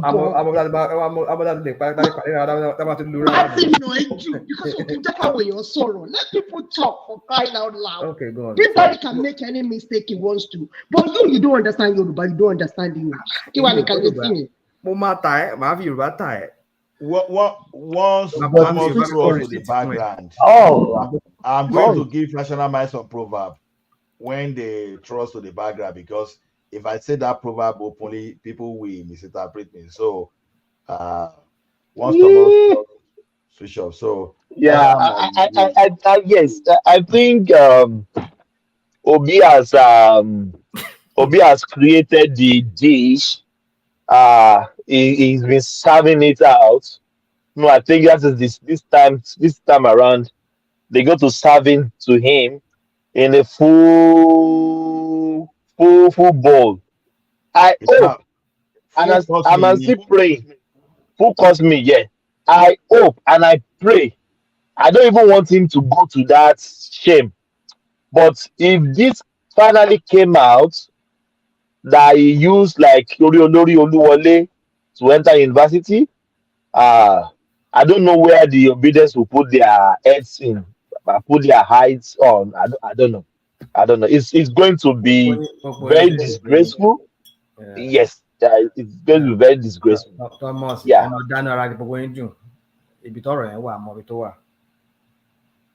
What? Thomas ó dàárọ̀ jàre. Thomas ó dàárọ̀. Yeah, good Bàbá mi night. ajá. Bàbá mi ajá ní kòkó ó dàárọ̀ sà. Dúùsì ó dàárọ̀. Dúùsì kò tó lọ tó ń gbọ́ national mind níbẹ̀ yẹn tó ń gbọ́ ọ̀tí national mind sọ. Màá nà ẹ̀ lẹ́ka. Tá a bá ń sọ pé national mind ló ń ṣe Yorùbá, a máa dàbí pàǹtí kìíní. Ó sọ pé òun máa na obìnrin lẹ́gba. Ṣé o mọ ìtumọ̀ kó nǹkan tó ń sọ yẹn ní national pé màá nà? Ìgbà mo sọ bẹ́ẹ̀ náà, mo ní kó máa lọ jẹ gbé. Ní lọ́wọ́.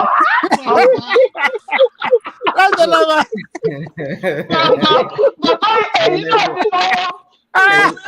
Ẹ̀yin lẹ mọ ìtumọ̀ tẹ́ ilé ìtumọ̀ ẹ̀sìn ẹ̀yin lẹ mọ ilé ìtumọ̀. Ó ní ìtumọ̀ ilẹ̀ Yorùbá.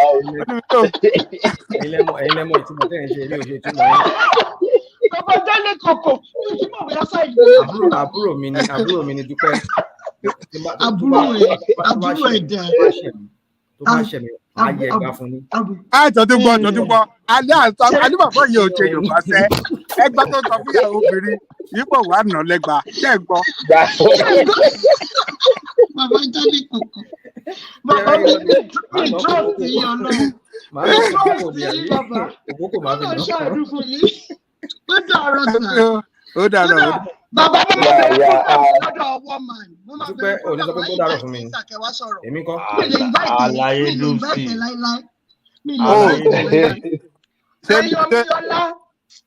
Ṣé lórí woman program ni? Bẹ́ẹ̀ni sà. That's good. Bẹ́ẹ̀ni sà. Mama invite him from time to time, sir. Okay, that's fine. National mind ló máa jẹ́ number one. Number one tó bá kọ́ wọlé. Kò possible bàbá kò lè wọlé. Ọlọ́run. You will see.